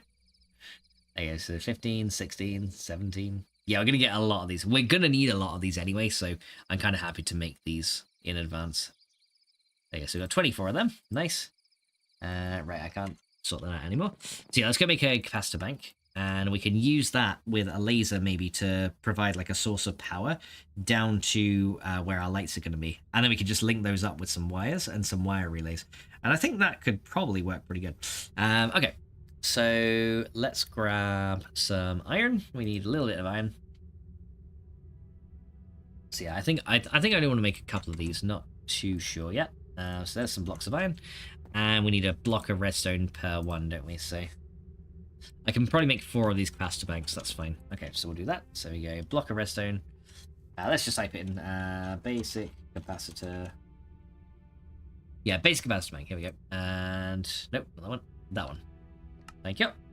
So 4 basic capacitor banks, very nice. Alright, so yeah. There's monsters outside, so we can't really sleep yet, but that's fine. Hi. Okay, oh, getting tag teamed by 2 babies. That's fine there. Yeah, I was hoping he was gonna blow up one of these guys.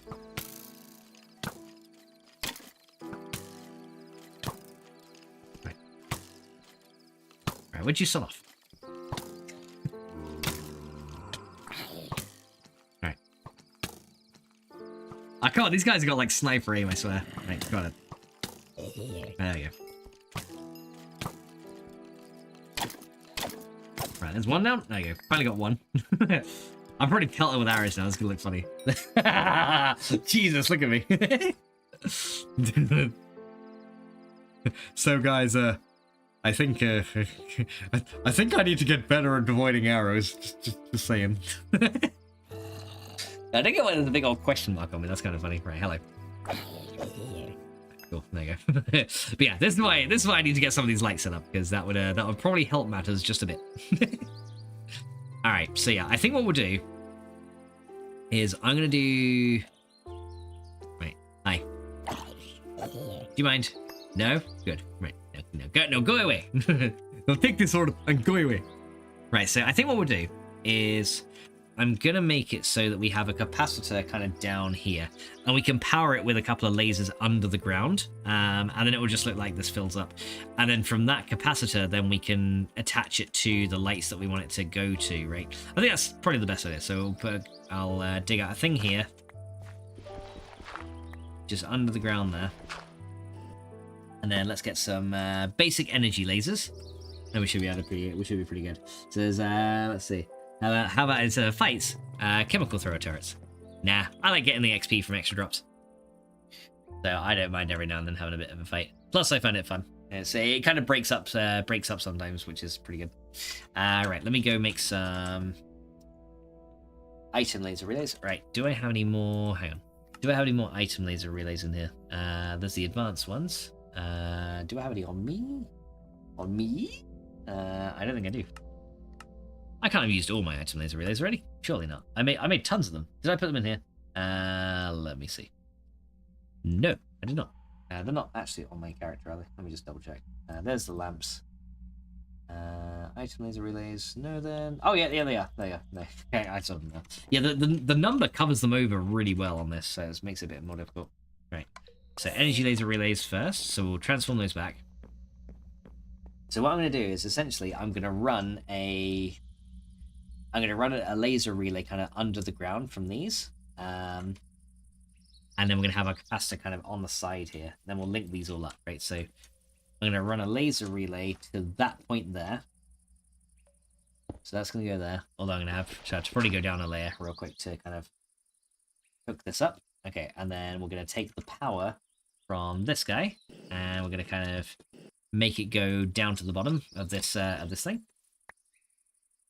Right, then I'm going to grab that again, and then we're going to put another laser relay right over here. There we go. And then we can take this out into a capacitor bank down the bottom. There you go. So we'll put another relay right there. There you go. And then we'll just use our laser wrench to hook it up. There you go. So yeah, now that's essentially transferring power down the column. And then all we need to do is put the capacitor right there, right? So you put it there. And what we should find is this thing will slowly, hopefully, fill up with some power. So I'm going to say this is going to be an input. And then power will slowly fill up into there. And then we're going to have an output on the top. There you go. So that needs to be an output. So yeah, output will be on the top here. And then on the top of here is where we can put our first, we can probably put our first light on the top of this. Like this. So I can probably, I think I can power it like this, right? Or does it have to be powered specifically with a wire? It may need to be specifically powered with a wire. Okay, so that's fine. I can do that. So, okay, so if that's the case, we can grab a wire relay, which I should have a few of in here, because I made a load of them like at the beginning, and then I just stopped using them. So we need an LV wire connector for this.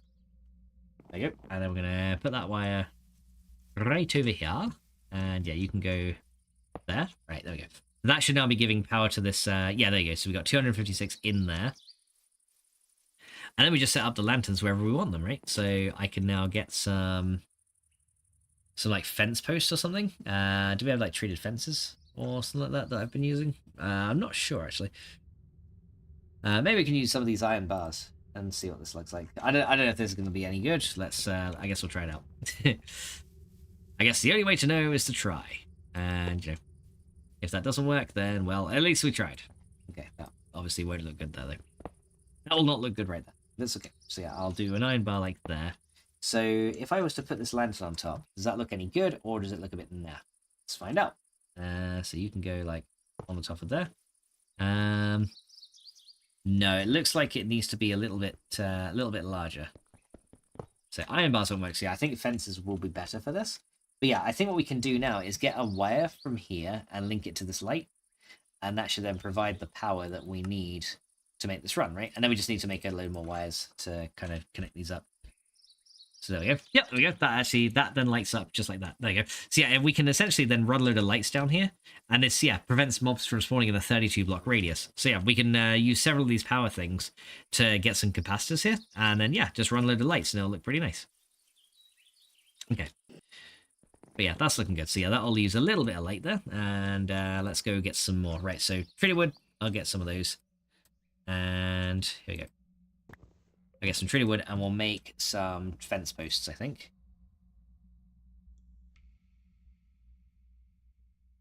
There you go. And we'll make some, treated fence posts like this. And I guess we can do those. There you go. Oh, hang on. There you go. Treated fence posts. Nice. And then we got a little bit spare, just in case we need some more. But yeah, I think this will look better on the treated fences. So we'll run out here, and then we can just drop this down like there. There you go. Yeah, that's a lot better. Yeah, so that looks pretty good. We could technically use these as lampposts as well if we wanted to. Like that would actually also work pretty good. But yeah, I think these can only be like 8 blocks apart, right? So that's another thing we're gonna have to kind of bear in mind. They can't be super close together, because otherwise they will, or they can't be super far apart, because otherwise they just won't function if we're not careful. But yeah, we could also use this to light up the inside of our factory as well if we wanted to. Just to like light up the ceiling areas would be actually also kind of nice. But yeah, this should work. So I think I can now connect that one to that one. There you go. Yeah, so now essentially we can make these light up some more. Question: do you have exposed wires for immersive engineering? You could create the electric wire fences. I mean, yeah, I think with HV wires, right? You could also make a Tesla coil, from what I know. But yeah, technically you could, I think. Yeah, with HV wires you can. So we're gonna do 9. Yeah, I think we got a gap of 9 here. That's a gap of 7, and okay, no, it's got to go there. So a gap of 7, a gap of 7. There you go. And then we can put another one on. And yeah, that'll be a start. And yeah, more mob spawns will be prevented in like the main area here, which is pretty good. Plus that'll also hopefully stop the spawning on my roof as well. As long as we light these up pretty good. But yeah, that looks kind of nice. But yeah, it's all being fed from this one little system right here. So yeah, we can kind of keep those going. Although, thinking about it, I probably wanted the light to start here, didn't I? Then go backwards along here. But I guess it doesn't really matter too much. Still looks pretty good. Yeah, so you need one like there. So we can do another one right here. I guess for corner bits it doesn't really matter too much. I can just kind of run. Yeah, the only problem is right there with the fences, it kind of interacts with that in a weird way. So yeah, I need to make some more wires. So let's go get some more. HV wires are the only wires you can't institute. They can't insulate to make. I can't insulate to make them harmless. So I think I can walk through LV ones, right? Or can I not? Yeah, I can walk through LV ones just fine. Yeah, I think it's if it's MV and HV, then yeah, if you walk through those ones, it does damage them. But yeah, LV I don't think does anything. At least as far as I'm aware, I've never had a problem with LV. Right, so we'll drop those. And yeah, let's get rid of all this extra crap that I keep picking up. Yeah, lots of like helmets and stuff like that. We're just gonna take these out. Don't want them. Right, so zombie head, rotten flesh. Don't need those. Dirt, arrows. Get rid of those. Glass pane. Yeah, that's looking good.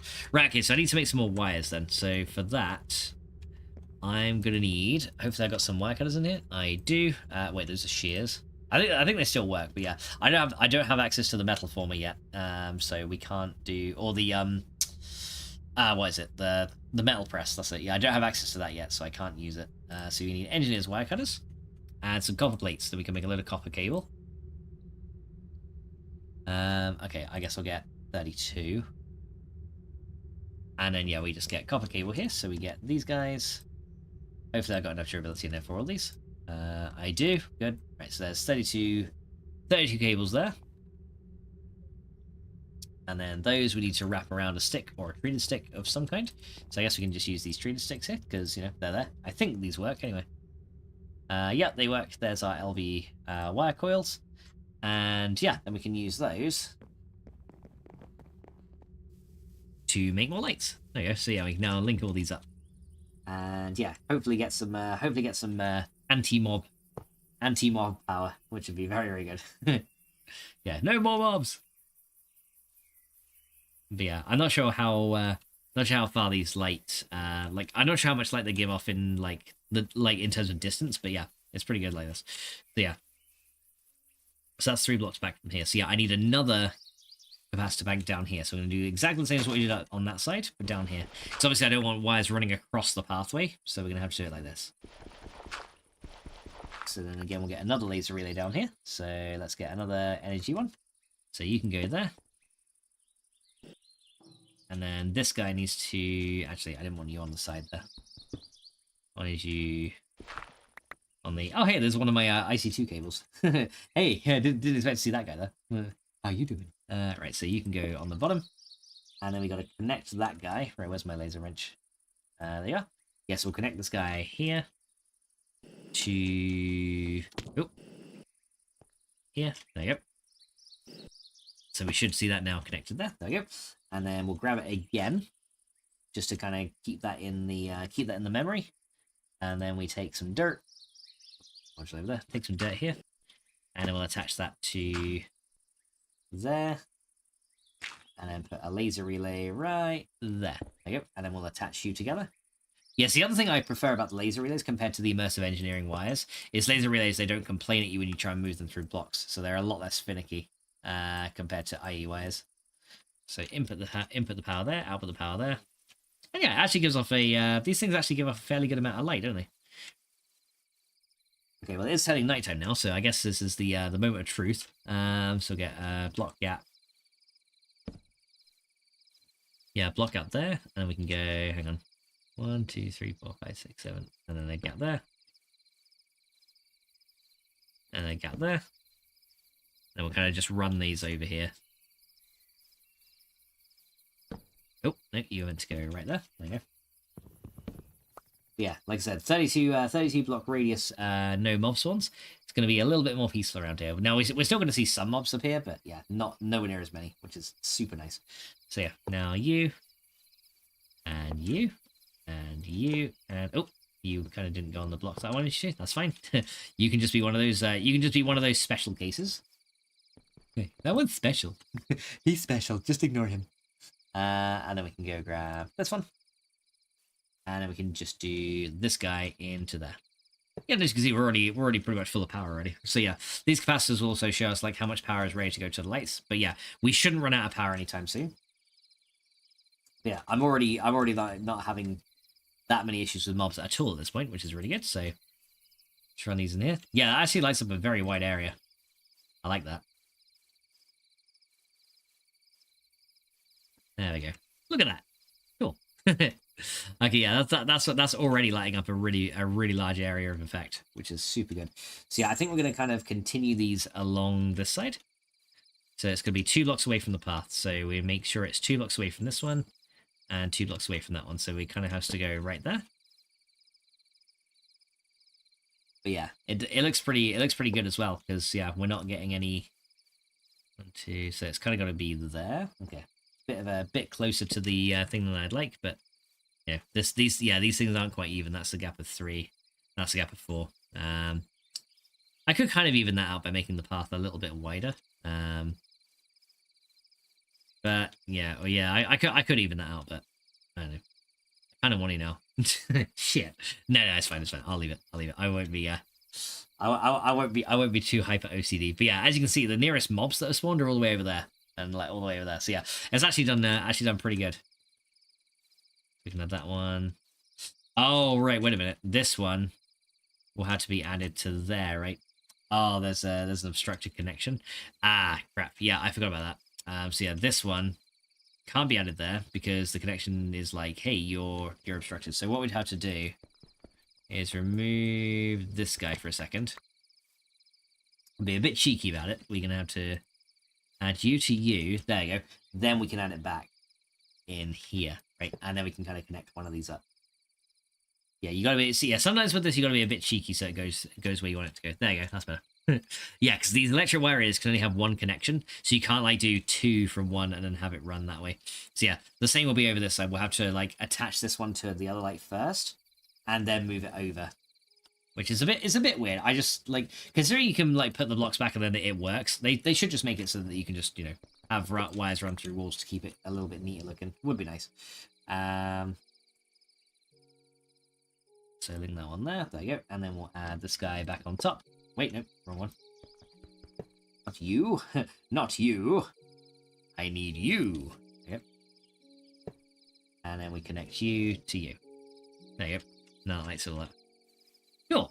Very nice. I have no idea what's going on with the lighting right there, but cool.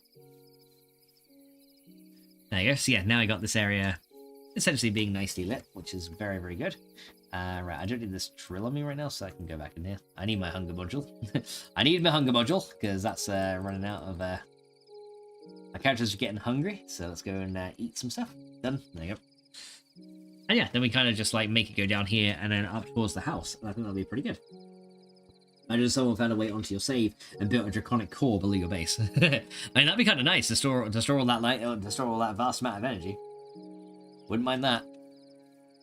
Alright, so yeah, for this one we got 1, 2, so we got 1, 2, 3, 4. Okay, same with here. 1, 2, 3, 4. So that next one's going to go there, and then we go kind of the regular distance again. Okay, that looks good. So we'll do that one, and then we'll keep going along this way. Just making sure to light up as we go.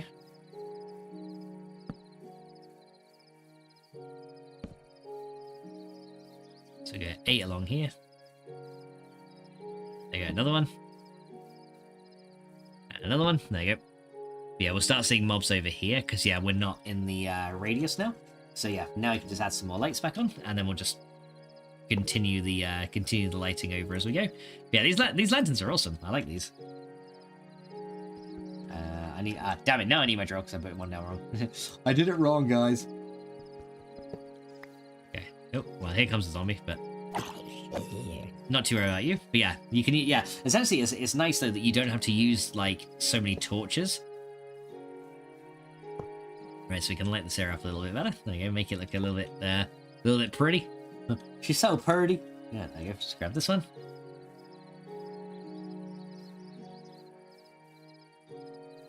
So yeah, we do have my mining dimension portal here, but eventually I'm going to remove this. Aha!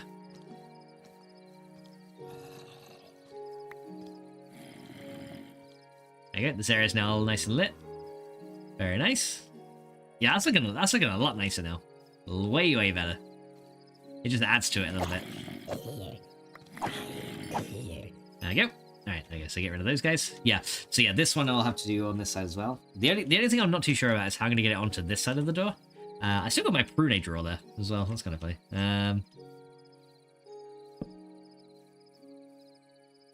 So I'll probably have one like... And I can probably just go 1, 2, 3, 4... There you go. So yeah, this one here will be a bit shorter because this is the entrance to where the actual factory bit is. So you guys can kind of go there. That'll work. And then we can just add these to these. There you go. That lights this bit up as well. Okay. Yeah, we might actually not need lights right there. It kind of doesn't. Yeah, I don't think we actually need them there. So it looks pretty decent here. We do need more over this side though to kind of keep this side like going as well. Although, again, I'm not sure how I'm going to get the lights over that side, unless I add another separate power pylon. But we do need some here. But yeah, I'd probably have a light here, to be fair, and then we'll just kind of end it there. Okay, so I'll do one here. I know it's not going to look very good because the way the fence kind of works, but it'll be fine. Everything's fine. No one's going to notice, apart from everyone that's watching, but no one's going to notice. It's so good. There you go. It's fine. It's fine. Yeah, the only problem is I'm not going to be able to get the lights from there to kind of over here, though. But we've kind of got some lanterns up here that sort of deal with that in a way. So I might need to just add a few over that side. But yeah, so far this is looking pretty nice now. Yeah, and then by night we get a lot less bothered by all the stuff trying to come and kill us, which is, you know, a positive, I think. I think that might be a positive. Just saying, just pointing that out. Right, so how are we doing over this side? So this power cable is to back as well. Okay, so same again. Make sure no mobs are coming this way. So yeah, I kind of want to light up around here as well, just to keep this going. Okay, so keep the same kind of design. Alright. So now we do one of you into there. There you go. And then we can store that laser. come up here. There you go, store it in. I guess that's looking really nice, actually. Imagine if they made it so that upon the door that's open, shielding is upon to where the door is open, shielding. Oh, in like a draconic reactor. That'd be fucking terrifying. Would be funny though. Yeah, you just open the door. Next minute, you just hear near. It's like emergency. Everyone evacuate immediately. You just see the reactors assigned to self-destruct and shit. That'd be funny. Yeah, that'd be one of those things. Like, that's one thing I'm probably gonna do at the end of the series is literally like disable all the explosion protection from my loaded chunks and then set off all my nukes and my draconic reactor at the same time, and we're just gonna like blow everything up. That'd be because that'd be a fun end to the series. I think when we get there, we got a long way to go before that happens, but yeah, will be fun. Right, so input power there, output power to the top. Right, so you are getting power now. Perfect. There you go, and then we put another one of these guys up on the top here. There you go. And yeah, then we just have to keep these guys going across here. So yeah, I'll probably make it so... I'll probably kind of do it symmetrical on this bit here, and then we'll kind of keep the same sort of pattern going. So yeah, one of these I will have to remove, so I may as well do the lights first and connect those, and then we can attach that wire on the other side. So yeah, this one we need to remove. I don't know if I can just remove that without a tool. No, I need a tool for that. Alright, well, out comes the drill. Okay, I don't need my lasers though, so we can remove that as well. So just a reminder, this reactor is right below your base. If it was built. Well, like I say, if it's the end of the series, it doesn't matter. You know, plus you can always make a backup, so... Yeah, that's why this game has very frequent server backups. It's kind of useful. Kind of useful just in case the worst happens. You know, just in case everything blows up, I'm going to be like, well, I didn't quite want that to happen, so I'm just going to pretend it didn't and just roll back time. Alright, there we go. And then we can do that one. That one. There you go. Now we got some light over here. Cool. Wait, did that remove some of the trees, or was that just the lighting effect? It was, I think, okay, it was the lighting effect. I was like, hang on a minute. It literally looked like it removed some of the trees off. I was like, wait a minute. Right, so then we need to do the same over the side, so we're going to kind of have it here. So that one's got to go here. So another light right there. There you go. And then, right, so this one, I don't know if we can actually reach that one. Okay, that was fine. Like I said, that one might be a problem, because I'm not sure if it can reach, but it should be able to. There you go. But yeah, this one we're going to have to run the... We're going to have to run the lights like over to here, so 2 blocks away. 1, 2... Yeah, 1, 2, 1, 2. 1, 2, 1, 2, 1, 2, 3. Sound like I'm like testing for a show, don't I? 1, 2, 1, 2. Testing, 1, 2. There you go. And then we can keep going this way. And then we'll kind of bring this lot of lights over this way. So what's the gap here? 1, 2, 3, 4, 5, 6. Okay, so it's a 6 gap first and then 7. We'll keep it kind of... And then gap 1, 2, 3, 4, 5, 6, 7. And a gap. And 1, 2, 3, 4, 5, 6, 7. And oh, well, that kind of works right there. There we go. Okay, cool. That actually gets me right to the door. Perfect. So then we're just going to go you. And you. And you. Yeah, gotta make our basic a little bit nicer when we can. See, not a problem. Not a problemo. And then we can go grab the lights here, and then we just link these guys. Yeah, this is awesome. Speaking of which, I should probably check on my reactor to see how this is going. Just to see how we're doing in it. Right, so how are we doing in terms of power gen? Right. Oh, okay. So these guys... Oh, are we full on power storage? We are. Wow, okay. I guess because our ore production stopped, we're now, like, completely full on the power storage. And how you doing, Zach? Welcome in, dude. But yeah, so power storage is full. These things are no longer running as quickly. Just essentially building up their internal power buffer, which is pretty nice. This one is slowly filling with energy. So yeah, all of our nukes are kind of going slowly but surely, but yeah, looking good. All right, let me see. How many MOX fuel rods do I have now? I want to check that as well, because I've not been down here in a while. So let's see how many MOX fuels we now have in here. We have 9 MOX fuel. Nice. So yeah, slowly but surely producing more. But yeah, we're not using enough energy to produce mox fuel at the minute, so we probably want to do that soon. But yeah, that's pretty cool. So yeah, our nuclear reactor though is still running, and it'll power, like, more of these will power on when needed. As you can see, they're kind of like powering on a little bit every now and then, but yeah, they'll power on more when needed.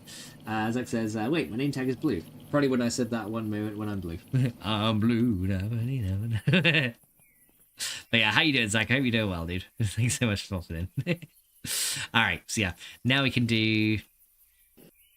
I kind of want to do, like, a load of lanterns across here to just make this bit look really nice as well. Which I probably could do, actually. If I was to do this... this... Yeah, if I was to do, like, something like this... then maybe I could make this work eventually. Like, I'm not going to wire these up yet, but I think, at least for this side, I can make this work. Like that, and then we can figure out a way to... Oh, that's that. Even that's obstructed? Wow, okay. that's a bit harsh. I'm a bit annoyed, says Zach. Why are you annoyed, dude? What's going on? What has got you so annoyed? Right, what have we got here? Anything from the fishing thing? Protection. Oh yeah, there's a mending booklet. So yeah, this auto fish is working overtime, which is nice. Not really getting us too much great stuff. A lot of junk, so I'm just gonna get rid of a lot of this. Tripwire hook, yeah, get rid of it. Couple of name tags, rotten flesh. Got a lily pad, yeah, we can get rid of these water bottles as well. Yeah, just get rid of all that stuff, yeah, because that's our auto fish kind of doing its thing. So yeah, I'm hunting for a pig and a chicken. Well, I wish you luck on your hunt for said pig and chicken. But yeah, that should at least prevent a load of mob spawns. And then, yeah, we can keep it going. Yeah, actually, I need to keep it going this way, don't I? So 1, 2, 3, 4, 5, 6, 7, 8. And then...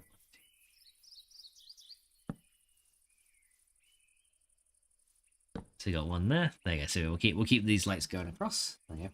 And yeah, these kind of end up sort of going over here. And then we'll just link these guys up here. There you go. Oh, a little more. There you go. And then we can just grab some cable and put you guys together. Hang on. We're not attached to the same point. So you and you. There you go. That's better. There you go. I'll link to here, and then we got our house up here. Okay. So yeah. Honestly, like, linking up the hills is a little bit difficult, so I might not end up doing that, unless actually I move this one block higher. Yeah, I might do it one block higher, then at least we can link up the hill. Yeah, that might work better. So if I put a bit of dirt there, yeah, if I put some dirt there, that'll probably link it higher. So one block of dirt there, then we do that, and then we put this on this bit here. There you go. Yeah, that's probably gonna be how it needs to link to make it work. So we'll try that. And let's see. The chicken was found. Now to find the pig. Because I was playing Meme C, then I had an awakening over my inventory. I switched races. Races to Angler, and it reset me, and I lost the orb. And me and my friend were like, "No!" Oh dear. I'm sorry to hear that. Yeah, character resets suck. I'm sorry to hear that, dude. But yeah, hopefully you managed to get another one. Right, 1, 2, 3, 4. 5, 6, 7, 8. So yeah, we kind of need to do it like right here. So I guess what we'll do to kind of make this a thing, we can go... No! Yeah, exactly. Yeah, just like that. Right, so yeah, we can kind of angle it up here like that. There we go. Yeah, this is actually being powered from that relay all the way down there. It's kind of funny to do one up here. There you go. And we can light up the way all the way to the house up here. Oh, is that blocked? By what? Probably by that. Right, can I now do it from here? Let's see. Connection is obstructed. No, it's not. Like, I can literally see it. And yes, I said I can see it. So if me, a blind bugger, can see the connection, then surely that can reach. How? How is that obstructed? That is literally fine. Okay, it might be... Okay, it might be this one here. Okay. Bring it back here. Okay, now will you reach? You're still obstructed. By what exactly? Like, there is a clear line of sight from that light to that one. Okay, well, I guess we can't run any more lights up this way then. Okay, so I guess that'll have to be where this slot ends. And then any other lights will have to run from, like... We'll probably have to hook up power to where the house is, and then run lights from up here and to come down. Yeah, I'll probably end up doing that then. Because I have no idea why it's obstructed. It's like, it's clearly not obstructed. But, yeah, for some reason, the game's like, it's obstructed. Yeah, that's the thing. That's why I don't use immersive engineering much for the wire power, because the obstruction, the whole, oh, that's obstructed mechanic, sometimes just doesn't make sense. Like, that is not obstructed. I can clearly have a line of sight from there to there. So yeah, it's the way the wires work. It's a little bit stupid. Now I have to kill 100 more enemies to get that back, to get my angle raised to V2. You can do it, dude. Remember, you must believe in thyself. And if one believes in thyself, then the good stuff happens, yeah. I think, yeah, something like that. Yeah. If you will it to be so, then the good stuff will come. And then he's probably going to turn around and be like, well, I will it to be so that I can have my character reset and not actually fuck up on me, but that didn't work, did it? They'll be like, well, yes, that is true. Right, so let's get rid of all this other crap that we don't need. Yeah, got some tripwire hooks. Not sure why I ever needed those. But yeah, tripwire hooks, get rid of those. Bolts, don't know why we'd even want those. Okay, let's go and drop the rest of the stuff off. So LV wire connectors, and what else we got here? So those can go in there. Powered lights technically can go in there because they're a powered item, so they can just stay with the rest. LV wire coil can go in there with the redstone ones. Ha! We're actually back down to 3. Funnily enough, I was like, that's interesting. There you go. So LV wire coil together. Nice. Okay. Oh yeah, water bottle. Don't need those. Yeah, it's funny. I'm fishing and end up getting water bottles. And it's like, hey, of all the things you could want when you're around so much water, surely you want water, right? And I'm just like, yeah, water's fun. I want all of it. That's more. There's clearly not enough water around here. Is that water? Who'd have thunk it? Alright, you can go in there. There you go. We got some more basic capacitors which you can put into there. There we go. So that's looking good. And then iron casing in there. Right, so yeah, I need to get some more stuff for the bees. So let's go sleep first. And we should be pretty good. So actually, I've done it twice now. I have to awaken my my angle and my rabbit race to V2. Then what I'll be doing tomorrow is doing that to upgrade those 2 races. Jonathan says, who would win? A squad of clones from Star Wars or a squad of USNC soldiers? I have no idea. Don't know enough about either of those media, so I couldn't tell you. long and short, yeah, no idea. Right, so let's go make some more of these impregnated frames. I need 24 of these. There you go, and then we can hopefully get enough of these impregnated sticks to last a while. There you go, so let's go run back around here. Whee! Alright, so back to the carpenter we go, and the carpentering we will go. A carpentering we will go. Hey ho, a carpentering we will go. What? Alright, so do I have any more impregnated sticks in here? I don't believe I do. I don't believe I do. What a shame. Oh my. And hey, there's butterflies here. I love seeing the butterflies around this area. It makes it look so cool. This area looks so nice now.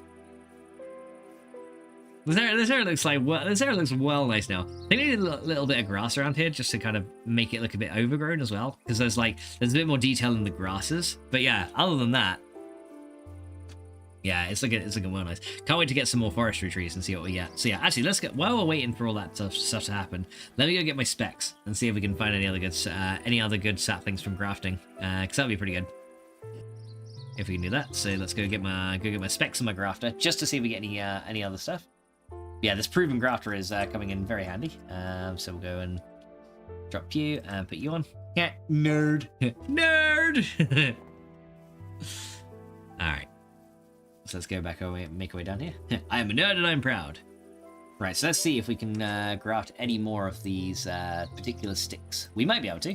You never know. But yeah, I think having a tree farm set up to make these impregnated sticks automatically would also be very nice in the future. Right, so let's have a little look around. I'm going to see if any of these guys got pollinated. It looks like that one there did, but no, it didn't. Okay, so these apples are still unripe. Right, have the bees been doing... Oh, hang on, what did I just pick up? I picked up a... Oh, a rotten flesh. Okay, I was like, what the hell did I just pick up then? And I was like, yeah, rotten flesh. I was like, oh, okay. Oh shit, this thing is full. Look at this. Wow. Okay. Okay, so let's go take out some of these. Okay, we're gonna need a trash can to put some of these bees in. Yeah, I did not expect this thing to fill up so quickly. This is probably like jam packed with like spare stuff that I can't remove. Yeah, it literally is. Yeah, I cannot recycle the princesses right now because this thing is yeah, this thing is already full. So I guess we'll take out like the basic ones and we'll keep in like the cultivated ones and stuff like that. Because yeah, that's kind of interesting. Well, I have got my apiarist chest over here that I can initially transfer some of them to for now. Okay, so let's take out all the basic ones, right? So we'll take out like anything like rocky, common I'll keep, forest. Yeah, as long as they're not princesses, we've got to make sure they're not the princesses. Forest drone, yeah. Yeah, but things like things like Valiant and other ones I'll keep in. So yeah, Meadows ones we can take out of here. Yes, yeah, and we'll put those into the apiarist chest. Here we go. And that'll keep us there. So Meadows ones, dirty drones, yeah. As long as they're not princesses, we can just put those in there. But yeah, they're essentially mutating with different genomes now, which is kind of cool. Right, any other ones we want to take out of here? Yeah, so we got Meadows ones. Yeah, let me take out all the Meadows ones for now, because yeah, they're all the same color. And it'll make it a bit easier to kind of sort through. Because yeah, I want to keep like the things like the common ones. I want to keep in there so they can start breeding up into imperial bees eventually. So we have to remove some of the stock from here now, to make sure that we only get certain ones.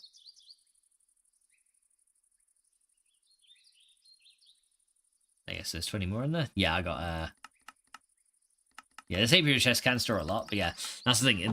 This thing is like literally eating up room in my storage crate. That is insane. Says what does chat and Johnson says, what does chat say about the Witch will win? So far nothing. Let's see. When was an item in meme? It says I really won. It's just like shut up and take my money. Take my money. Right, there we go. So let's see. We got forest drones. Those can come out of here as well. Actually, no, I do need the forest drones in here, so we're going to keep those together. Yeah, I'm just hoping for a eventually an imperial one, but yeah, we'll take out the we'll keep the forest drones in there. We're going to take out the rocky ones. Common forest, rocky. There you go. Yeah, any rocky ones we'll take out here as well now, because yeah, these don't produce as much stuff as I need. Like the rocky combs are not that useful, so get rid of all those ones. We can remove those. Same with the dirty ones. Probably take them out in a minute as well. But yeah, we're gonna have to analyze these and see which ones have the best genes eventually. But for now, let's go grab these. Yeah, I kind of automated this so it's so quick that I can't keep up with it. Yeah, these will all need to be analyzed eventually. So yeah, these guys can come out of here. There's all of our bees. There you go. And now hopefully I can kind of condense that a little bit. There you go. Now I got many rocky drones, so we can get rid of those. Common, common I'm going to keep in there. Yeah, forest ones and common one. Yeah, forest, common, and valiant I'm going to try and keep together. There's a rocky one there. And yeah, and cultivate as well. We want that one too. So rocky. Valiant, common, right, so those are fine. Another rocky one there, 2 rocky ones there, another 2 there. I guess dirty ones will take out as well. Rocky, common, valiant, forest, rocky there as well. Rocky, dirty. Right, there you go. So yeah, so we're gonna keep the forest ones now, I think. So dirty. Valiant. Right, there we go. So yeah, forest, common, and valiant we're going to keep together. There we go. So we can just stack all these. Hopefully we can have enough room for all these. Yep, there we go. All right, there we go. That's better. So yeah, now all these should be emptying out. So yeah, we got some forest drones in here. Let's make sure that these don't have rocky drones in them. Yeah, rocky or dirty drones need to come out of these now. Rocky queen and a valiant drone. That's fine. That can just stay as it is. What we got here? So rocky drone, get rid of that one. Keep the forest one. Yep. We got dirty drone, forest drone. Yeah, so we got meadows and forest. Yeah, because if we do meadows and forest, that'll make common. I think the rocky one has kind of diluted the stock a little bit, which is not so good. So you probably have to remove those as best as we can. Valiant drone, that'll do. What have we got here? Rocky, get rid of that one. Valiant drone, yeah, that'll do. Okay, so we do have some Rocky queens as well, but that's fine. We'll just get rid of these. Get rid of these guys and just keep them in there. There you go. Yeah, there you go. So yeah, I'm now nearly full on these things, which is not so good. But yeah, Dove says, what's the question? The question was, hang on. The question was, who would win? A squad of clones from Star Wars or a squad of UNSC soldiers? That was the question over on the red side. As for me, I have no idea because I don't know enough about either to really know to be able to compare power levels, but maybe someone else does. All right, so there we go. So we got 64 impregnated sticks now. So let's go and grab a load more of these. Yeah, so yeah, these cycles actually went through very, very quickly. So there's another 8 there. And then we're gonna load these up into the B frames. So just gonna do 3 in that one. There you go. So 3 in each, as much as we can. There you go. 2. Yeah, this should make things go a little bit faster. Yeah, there you go. That one's going to shoot right down now. Yeah, I can actually see the progress bar going down. That's how quick these frames actually make it run, which is really cool. Says UNSC, they be Marines. Says does. All right. Yeah, yep. So that's looking good. So there you go, John. Dove says the USNC would be the winners. All right, so yeah, I need to also get the, I also need to try and find a way to get the items out of this thing, just so it doesn't kind of hang the crafting, because right now it's got like an inventory buffer, but if this thing gets full, it just kind of hangs the crafting, and it's not good, so we need to find a way to remove that eventually. But yeah, as you can see, we've got plenty of seed oil being made in here, which is good. It's definitely keeping up with its internal buffer. So yeah, I've got, yeah, so the seed oil production has actually gone very, very well, which is super nice. I'll take that. There's another 64, so we can make another load of these. So that's what I'll do. So another, well, there's 8. There you go. So we can do, I guess we'll have to do it like that. Because I fucked up, you're fucked up. There you go. Come on. Go on the thing. There you go. So 8 more of these. There you go. Yeah, we need more logs to make this, because yeah, for whatever reason, these impregnated sticks require logs and not planks. I have no idea why. I have no idea why we need to use the full logs. All right. So yeah, we need to go get some more wood eventually. But yeah, this is why setting up an automated tree farm would probably be for the best, right? So how is the how's this doing? So I'm assuming now this has run out of power, right? So I'm assuming now. Oh no, this thing is still going.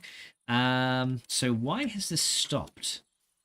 It's because it's run out of water. Okay, makes sense. Okay, cool. So yeah, that is still going though. And did this reduce? Like we had 50 something in here. Did we still have 50? No. So we do still need to make bog earth manually to make peat. Okay, so that's fine. So bog earth being manually made is going to be something that we have to work on. So I agree. Plus the bullets from the USNC would cut through the clone armor like a hot knife through butter. All right. Well, I'm glad you finally agree with one of the answers that we gave, which is good. All right. So here we go. Through here, right. Right, let's go sleep. There we are. Make sure it's daytime again, and then the bees can start. The bees can begin. So yeah, aviaries or the apiaries now. Aviary? That's for birds. yeah. I guess we really are going through the birds and the bees, guys, aren't we? Yeah, we're automating the aviary. Yeah, the apiary is now automatic, which is good. Don't need those on me now. Right, so I need to get rid of some certain things here. I guess these capacitors are not really the capacitors that are in here are not really kind of okay. We can get rid of this. I'm just trying to like reduce what we've got in here a bit, because we got a lot of random stuff. I only need 1 screwdriver, so we can actually craft those together to repair it fully. There we go. So we can just use that. Yeah, repair it fully. Done. There you go. That says plus drones are the plus clones are the precursor to stormtroopers, and they have no aim. That yeah, that's true. Yeah, they have potato aim, don't they? Just like me. All right, so we can get rid of that. Don't need that. These other capacitors here, I'm going to actually put over here. I'm not actually sure what these do, but yeah, we got remarkable capacitors. We've got a capacitor, maybe 2 of those actually. a mystery wrapped in tinfoil. Okay, what have we got? A found capacitor. And so we've got a load of like random capacitors that we don't need here. There you go. And now that will go ahead and reduce how much stuff we've got in here, which is a little bit better. So yeah, I'm kind of happy about that. And also we don't need this random bow either, just taking up room. Yeah, a lot of these things are just like things we don't need anymore, taking up a lot of room. Okay, so yeah, I think we need to move that farm to the inside then. So that's what we're probably going to do. So let's go dismantle it from over here, and we're going to move the thing and get that sorted out. So yeah, then we can like hook it up to water and then, you know, have the peat bog essentially automatic from there, which is going to be pretty good. Now the other thing we're going to need to look at as well eventually is hummus, I believe. That's going to be one of these things. Yeah, there's a skeleton down there. But yeah, if we just stand here, we should be fine. But yeah, hummus is another thing we're going to have to look at. Not hummus, here we go. Yeah, that's going to be another thing, I think, for the farms that we're going to need, which is essentially dirt surrounded by fertilizer, which then makes hummus. So yeah, rich soil that can grow plants, and it doesn't require water, degrades into sand over time. So yeah, essentially this is if you don't want to provide water to your farms, which is, you know, I don't know why you would do that, but yeah, the only way you can really make it is to kind of craft it like that. You can uncraft it in a carpenter. Although I do see you can make it with mulch automatically in the carpenter. You actually get 9 this way, so it's a little bit better. And mulch is made essentially by how do we get mulch? Okay, we need a moistener, and that will take wheat and then decay it into mulch. Okay, so we do need to make a moistener as well. It does require water as well. Welcome back, Zach. How you doing, dude? So yeah, it does require some water. That's a machine we've not made yet. So a moistener essentially is 4 copper gears, some glass, and some sturdy casings, which is kind of cool. But yeah, let's go take care of the little bugger down here. How you doing? hit him with the drill. Get out of here. There you go. Take care of that little bugger. Right, there we go. So he's out of here. So yeah, we can take out the peat from this peat engine. And let's go remove all this stuff here. And we're going to take this farm down. Now that we know how these farms are built and the size that they're going to be, which is really good, we can now remove all the stuff here. And right, I'm going to actually remove these water sources. Before I take out all the peat. Got to remove the water. So otherwise it will go everywhere, and that's not something that we really want, as you can see. There you go. Water everywhere. There you go. So we get rid of that. There you go. And then I should just fill this bit in here and here, and there and there. There you go. Perfect. There you go. And oh, I need to come back up here. There we go. And let's just grab all these from the top. Yeah, I got a load of spare peat coming out of here, a bit of bog earth as well. And we can just take out all the bog earth from there. So yeah, I got a load of peat, load of dirt, load of bog earth. Nice. And there we go. Right, now I just have to dismantle the entire thing, so we can just mine through all this lot. Yeah, this doesn't interact with the drill, so we kind of had to just do it like this. But we can kind of like mine out the top like that if we want to, which is pretty good. And then we're just going to hopefully get all of our... Hopefully we're going to get all these blocks back, is what I'm really hoping for, because if we lose them all, that's going to suck. But yeah, let's go take all these out. But yeah, at least we have a concept now. See, we have a way to automate peat, which is really good. And we're just going to take this all down. There you go. So yeah, at least now we know how to build one of these, which means we'll be able to eventually use it for the... intended purposes of tree farming, which would be really good. Because yeah, I think we can make one of those orchards. We can then automate, we'll be able to automate things for seed oil and stuff like that, which would be really good. So let's go fill the dirt in. There we go. Right, okay, so now we can go build this in the actual greenhouse area itself. And we'll go from there. Okay, so let's get started. So let's go into here. And I kind of... I went to the wrong greenhouse. I need to... wrong greenhouse. Wrong end. Right, here we go. So we got to go this way. Okay. So yeah, this is an 11 by 11 design, essentially. So we need to go from this corner and leave a gap. Then we're going to go 1, 2, 3, 4, 5, 6. So the center of it is going to be here, right? So that's where the center of the farm is going to be. Right there. Okay. Because then we got 1, 2, 3, 4, 5 on this side, and then 1, 2, 3, 4, 5 on this side, which leaves a 1 block gap either way. And that's fine. Yeah, okay, so that'll do. So let's go and dig out the top section where the bricks are going to end up, right? So that's the first thing we'll do. So we'll dig out the top bit. We'll just get started with this slowly but surely. So yeah, it's kind of like a diamond shape like this.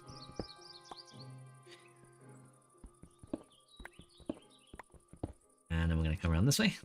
Oh no, not quite. Actually, I think I've... So it's going to come out 3, right? So 1, 2, 3... Oh, it's 4, isn't it? Yeah, it's 4 out like that.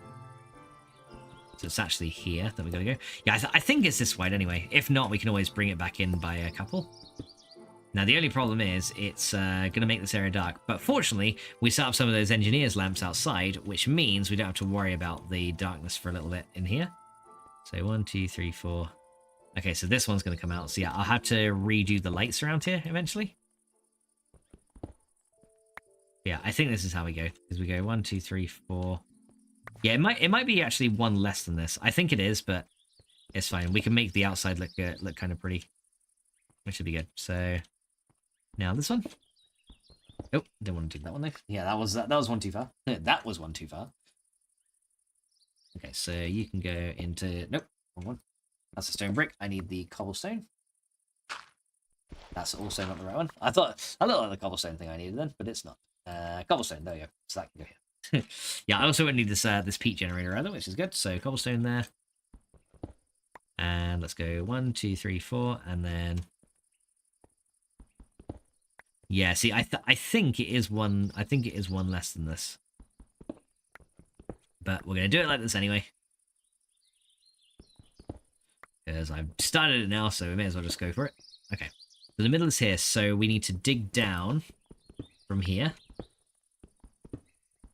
Yeah, I'll have a way down to actually, you know, see what's down here as well. Eventually. But yeah, this bit here, we got to dig straight down. And that'll be a 3-way thing as well. I'm now producing seared bricks for the smeltery. Hey, congrats, dude. Awesome. Alright, so yeah, that's where the middle is. So we're going to dig now. So it's going to be 4 high. So that's 1, 2... yep, 2, 3, 4. Okay, there we go. So that's 4 blocks high right there. Okay, so this will be where we can kind of access under the farm to like pipe stuff in and out of it, which is fine. So now all I gotta do is just dig this out a little bit here, and then just take all these out. There you go. And then we're just gonna keep going here, and we're gonna put in all the stone bricks once we're done. But yeah, I'll do it like 3 wide and see if I made a mistake here. I probably did, to be honest. Probably made it a little bit too big, but it's okay. We can make a larger farm if we want to though. But yeah, I think for the peat bog having that inside would probably be good. Oh, my drill is actually out of charge, which is pretty bad. So we got to go charge that up real quick. So is my belly. My belly's out of charge as well. Okay, let's go over here. And let's go to our wireless charger and let's just chuck the drill in there. There you go. Is that not going to charge? There you go. Okay, there we go. Taking a little bit of time. There you go. And then just put you back in there. Cool. There you go. So we've got our drill back. That's now fully charged. Don't need that bit of rotten flesh on me. There you go. Got it. All right. So yeah, let's go set up this auto farm in here. Here we go. So we're going to come into here, and then let's go start digging this out again. Oh, get out of it. There you go. Right now I got enough power in the drill. I'm not going to keep the battery on me just because it charges the capacitors in my inventory, which I don't want it to do. So I'm kind of happy just to not have that do anything. There you go. So we'll sort that out. Alright, there you go. So that's now all sorted. Good stuff. Okay, so now that that's done, we can start working on the actual farm blocks themselves. Hopefully, I got all these back, is what I'm hoping. But I guess we're going to find out. There you go. Isn't there another drill that can have silk touch? This one does. I think the iridium drill from IC2 can have silk touch as well. It has a configurable fortune or silk touch mode, I believe. So yeah, technically, so yes, there is. Now I think about it, yeah, there is. Okay, so we need to have a farm control right here. So farm control can go there. We've got the farm hatch. That's where stuff's going to get piped in and out. I guess I'll have the farm hatch to this side. And then we got the farm gearbox for power can be there. And then the liquid valve can be there. There you go. So that's all those done.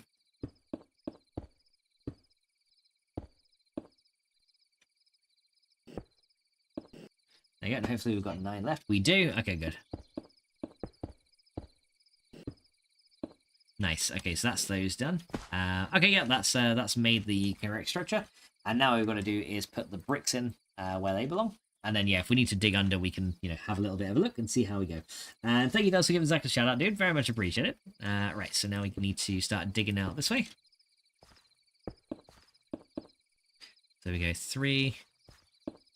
Yeah, I think it was only 3 across. So yeah, it might be a little bit less than I thought. I honestly thought it was 4. There's 2. But yeah, if it is 4, then I'll know if I've done it right when we have 4. So we'll have like a couple of spare layers, right? So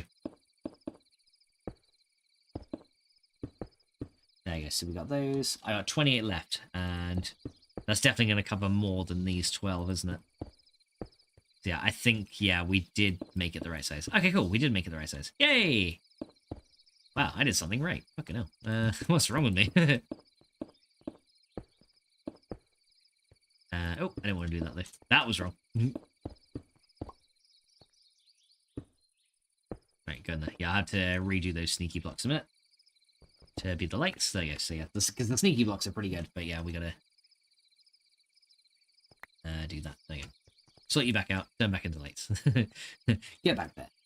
Get back there. Turn into lights. What are you doing? There we go. And then we got 3 here. Perfect. There you go. Right, so that is the farm essentially made again. And like I said, we don't have to worry about mob spawns, because I think that there covers this in a 32 block area. So that's pretty nice. Now, like I said, it is dark here, and it says that stuff can spawn on this, but yeah. I think once we get it configured to do what we want, it should be fine. But yeah, this should essentially allow me to do the peat bog in here, right? Doves says, home, and boy, do I feel better. I'm glad, Doves. I'm glad you're feeling better, dude. That's awesome. Okay, so yeah, now I need to go and... Okay, so there is a fluid laser relay kind of going along down here. And I'm thinking we could link that fluid laser relay to the... We could easily link that fluid laser relay to the farm hatch, couldn't we? Instead, because that's actually going to somewhere that I don't even know where that's going at this point. I think it's like just outside here that it's ended up. And yeah, instead of going here, we could feed it to the farm hatch instead. But yeah, I could have sworn the fluid laser relay is like down here somewhere. So I'm going to try and dig this out and find it. Right, so there's the farm there. Okay, so it's a little bit over this way.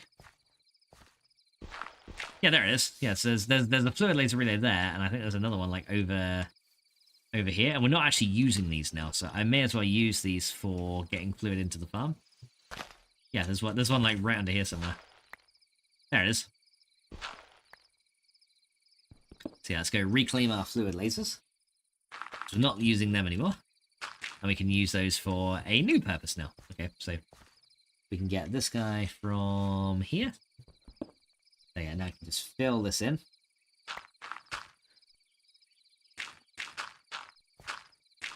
There you go, and then we'll just kind of close this area off a little bit. Right, okay, so I got a little bit of room under here now. So yeah, I left myself a little bit of room under here to be able to walk around. But I'm going to end up, I'm probably going to end up digging this entire space out anyway, to be fair. Because yeah, there's a lot of stuff I just need to dig out as well. I've been out of a restaurant for about 8 hours, says Doves. Justin says, squid spawning is very annoying. Yes, it is. Kind of funny though, but it is a bit annoying. Alright, so yeah, we're going to kind of dig over this way. And hopefully once we get to the end of the farm area, we'll get a little bit of light down here. So let's go dig out all here.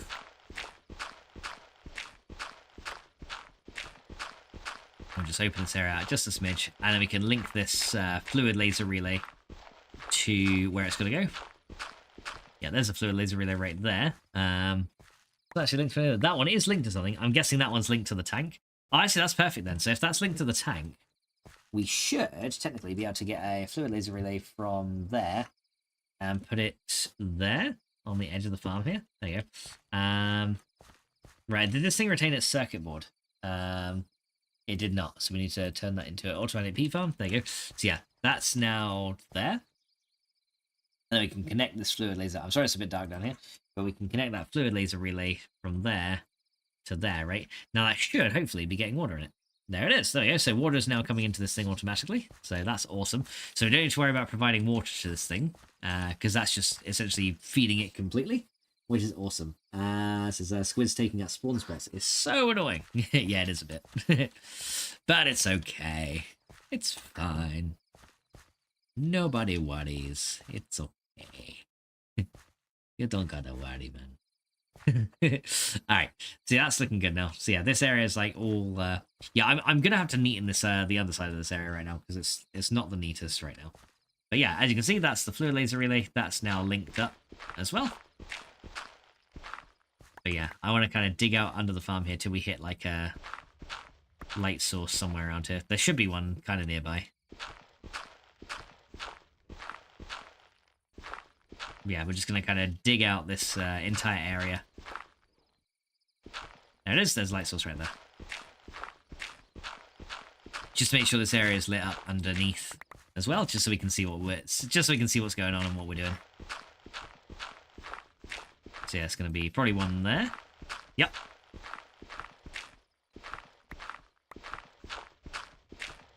There you go. So yeah, now we can, yeah, now I have a bit more room to work, and we can do things under here is where we can do like other bits of crafting to make the peat work, or you know, item transport under here, which is going to be pretty good. But yeah, there's that thing all sorted out.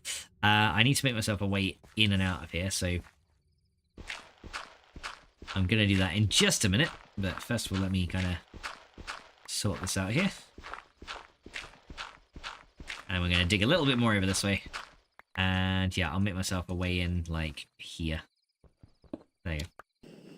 So come up here. Yeah, there we go. So yeah, now I got a way down there to access the farm hatch when it's done. But yeah, so now we got the main water into the farm, which is good. So the only thing we got to really do now is provide it with. Now, does it necessarily need the fertilizer or not? I don't know. I want to check that actually. So if I put the bog earth on here, now this won't work yet because it doesn't have the power. But I'm wondering if I put the bog earth on there, if it will cause any issues. It may, but it may not. And if it doesn't, then I'm just going to be like, well, you know, may as well just do it. May as well just do it that way then, haven't we? So yeah, I do need to get some power down there. Now, I'm not a fan of the laser running across the ceiling. I mean, it looks kind of cool, but like to get to certain things that are under the ground, it's not really that great. So what I ended up doing in this greenhouse in particular was I ended up using these capacitors. As you can see, they store a lot of RF in them.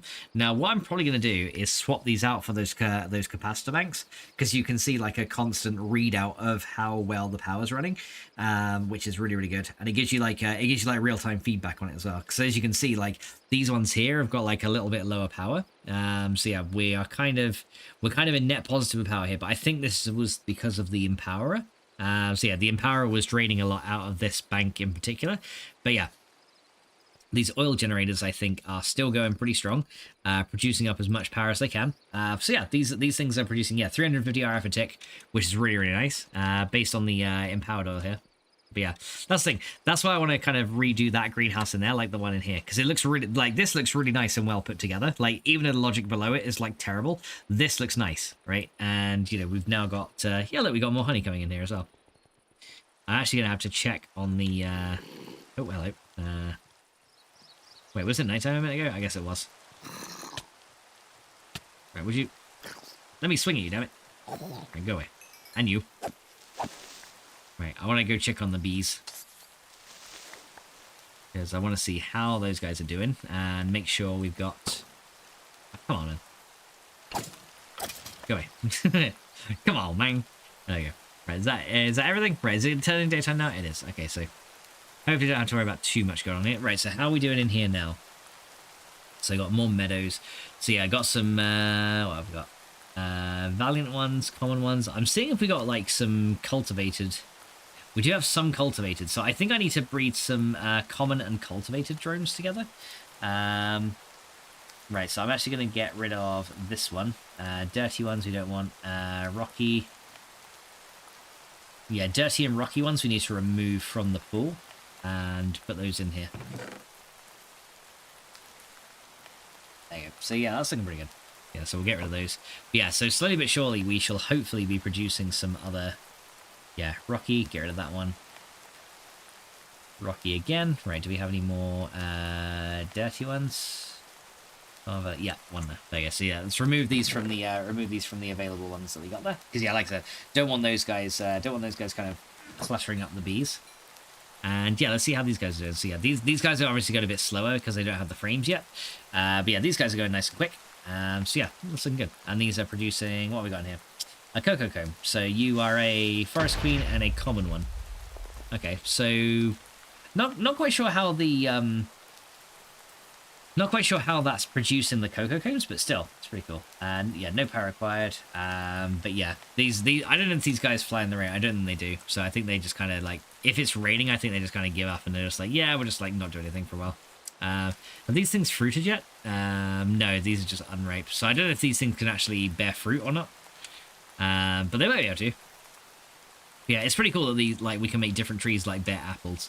But yeah, these fruits taking ages to actually ripen. Right, where'd you go away? Goddammit! I swear, you skeletons are so annoying. Is it because it's raining? Yeah, it's because it's raining that we're getting mossels. Although I don't think it was dark enough for mossels. They must be the ones that are like left over from the night. Yeah, the lighting doesn't quite reach out this far. So yeah, it won't. Unfortunately, it will not prevent the mob spawns too much. But yeah, it's okay. But yeah, okay. But yeah, we're doing all right. So that's running fine. We've got so we got some rocky drones and stuff in this one. Again, let's go make sure all the rocky ones are removed. So yeah, rocky drone we don't want. Another rocky. Yeah, so keep the meadows in that one. So yeah, we'll have to remove them from the actual apiary as well. So forest and valiant in that one, that's fine. Common and forest is what we want together. Cultivated. Okay, there's a rocky queen. I might have to try and like remove some of the rocky queens from here as well, and just find some regular meadows ones, just so we can maybe try and get the more of the cultivated ones. But yeah, these ones are already in noble stock anyway, so. We also got, the dirty queen as well. Pristine stock dirty queen. Oh my god, such a dirty queen. But yeah, we've actually got 2 dirty queens here, that's why. So those ones have mutated, but the wrong way. So we need to go find some more beehives, essentially. Because, yeah, they're not doing what we want them to do. So yeah, I might have to go get my scoop and my smoker and actually go try and hunt some more bees, eventually. But, guys, that is probably going to have to be for another time because, yeah, getting very late right now. Didn't actually realize what the time was, but it's actually super late.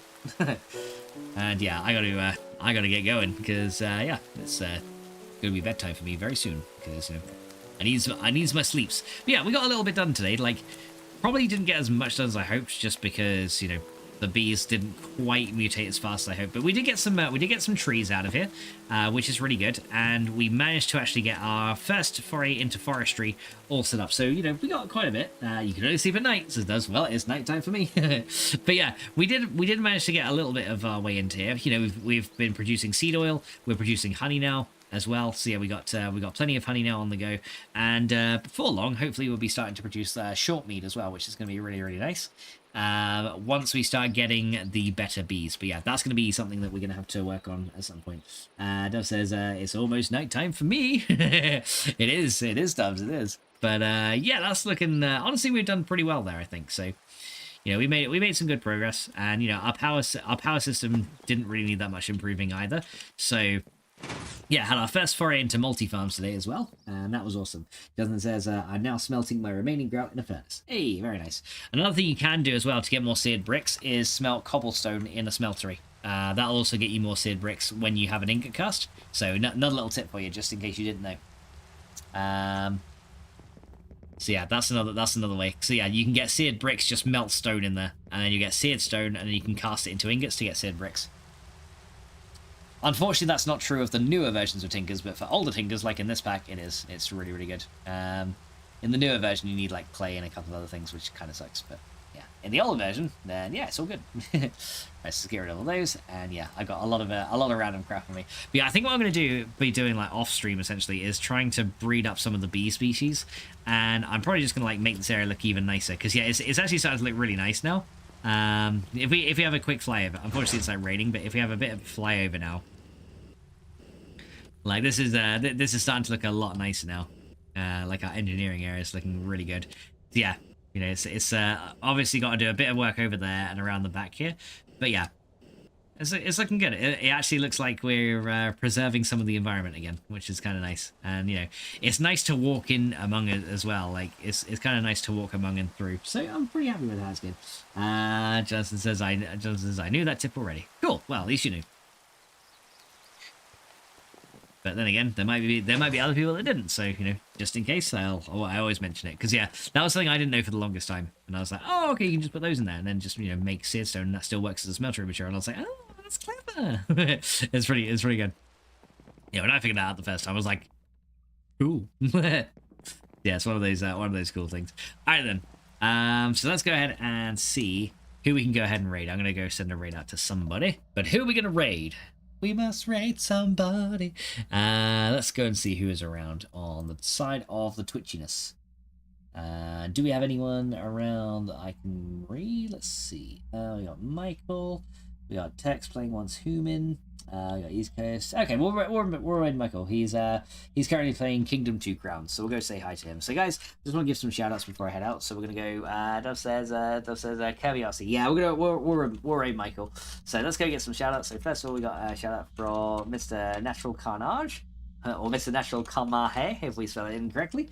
There you go. Just says raid self. No, never read myself. That's a bit silly, isn't it? that would accomplish anything. That doesn't make other people feel good. So we gotta raid them, make them feel good. So you got one for Carnage, we got one for D2 Dubs. There you go. Yeah, shout out for Dubs. Also got one for Grave. Even though he wasn't here, we're still going to give him a shout out because he's awesome.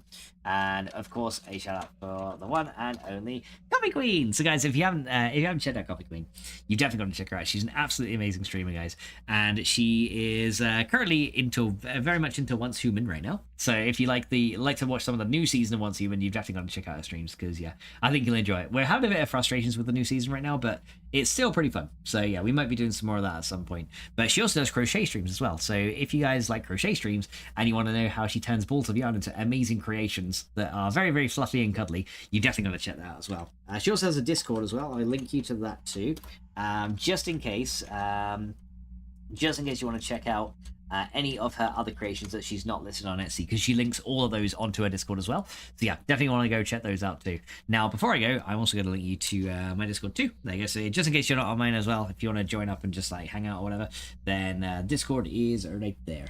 So yeah, it appears I need a bit more grout, indeed. Well, that's not too bad. At least clay, sand, and gravel are not too hard to find, right? So yeah, you should be all right. But yeah, if you want to check out Coffee Queen, that's where you can, and then you can join either of our Discords here as well, if you want to join up and come in and say hi. So let's go ahead and send a raid to Aussie Michelone. No, Aussie Michael, of course. Aussie Michael 1. Let's go raid you. Aussie Michael 1. I'll go send you guys over there. So yeah, he's playing Kingdom 2 Crowns, and yeah, looks pretty interesting, and he's very much into this game right now, so hopefully you guys will enjoy it as well. But I'm going to head off, guys. Thank you so much for coming along. I'll catch you guys in the next one. So until then,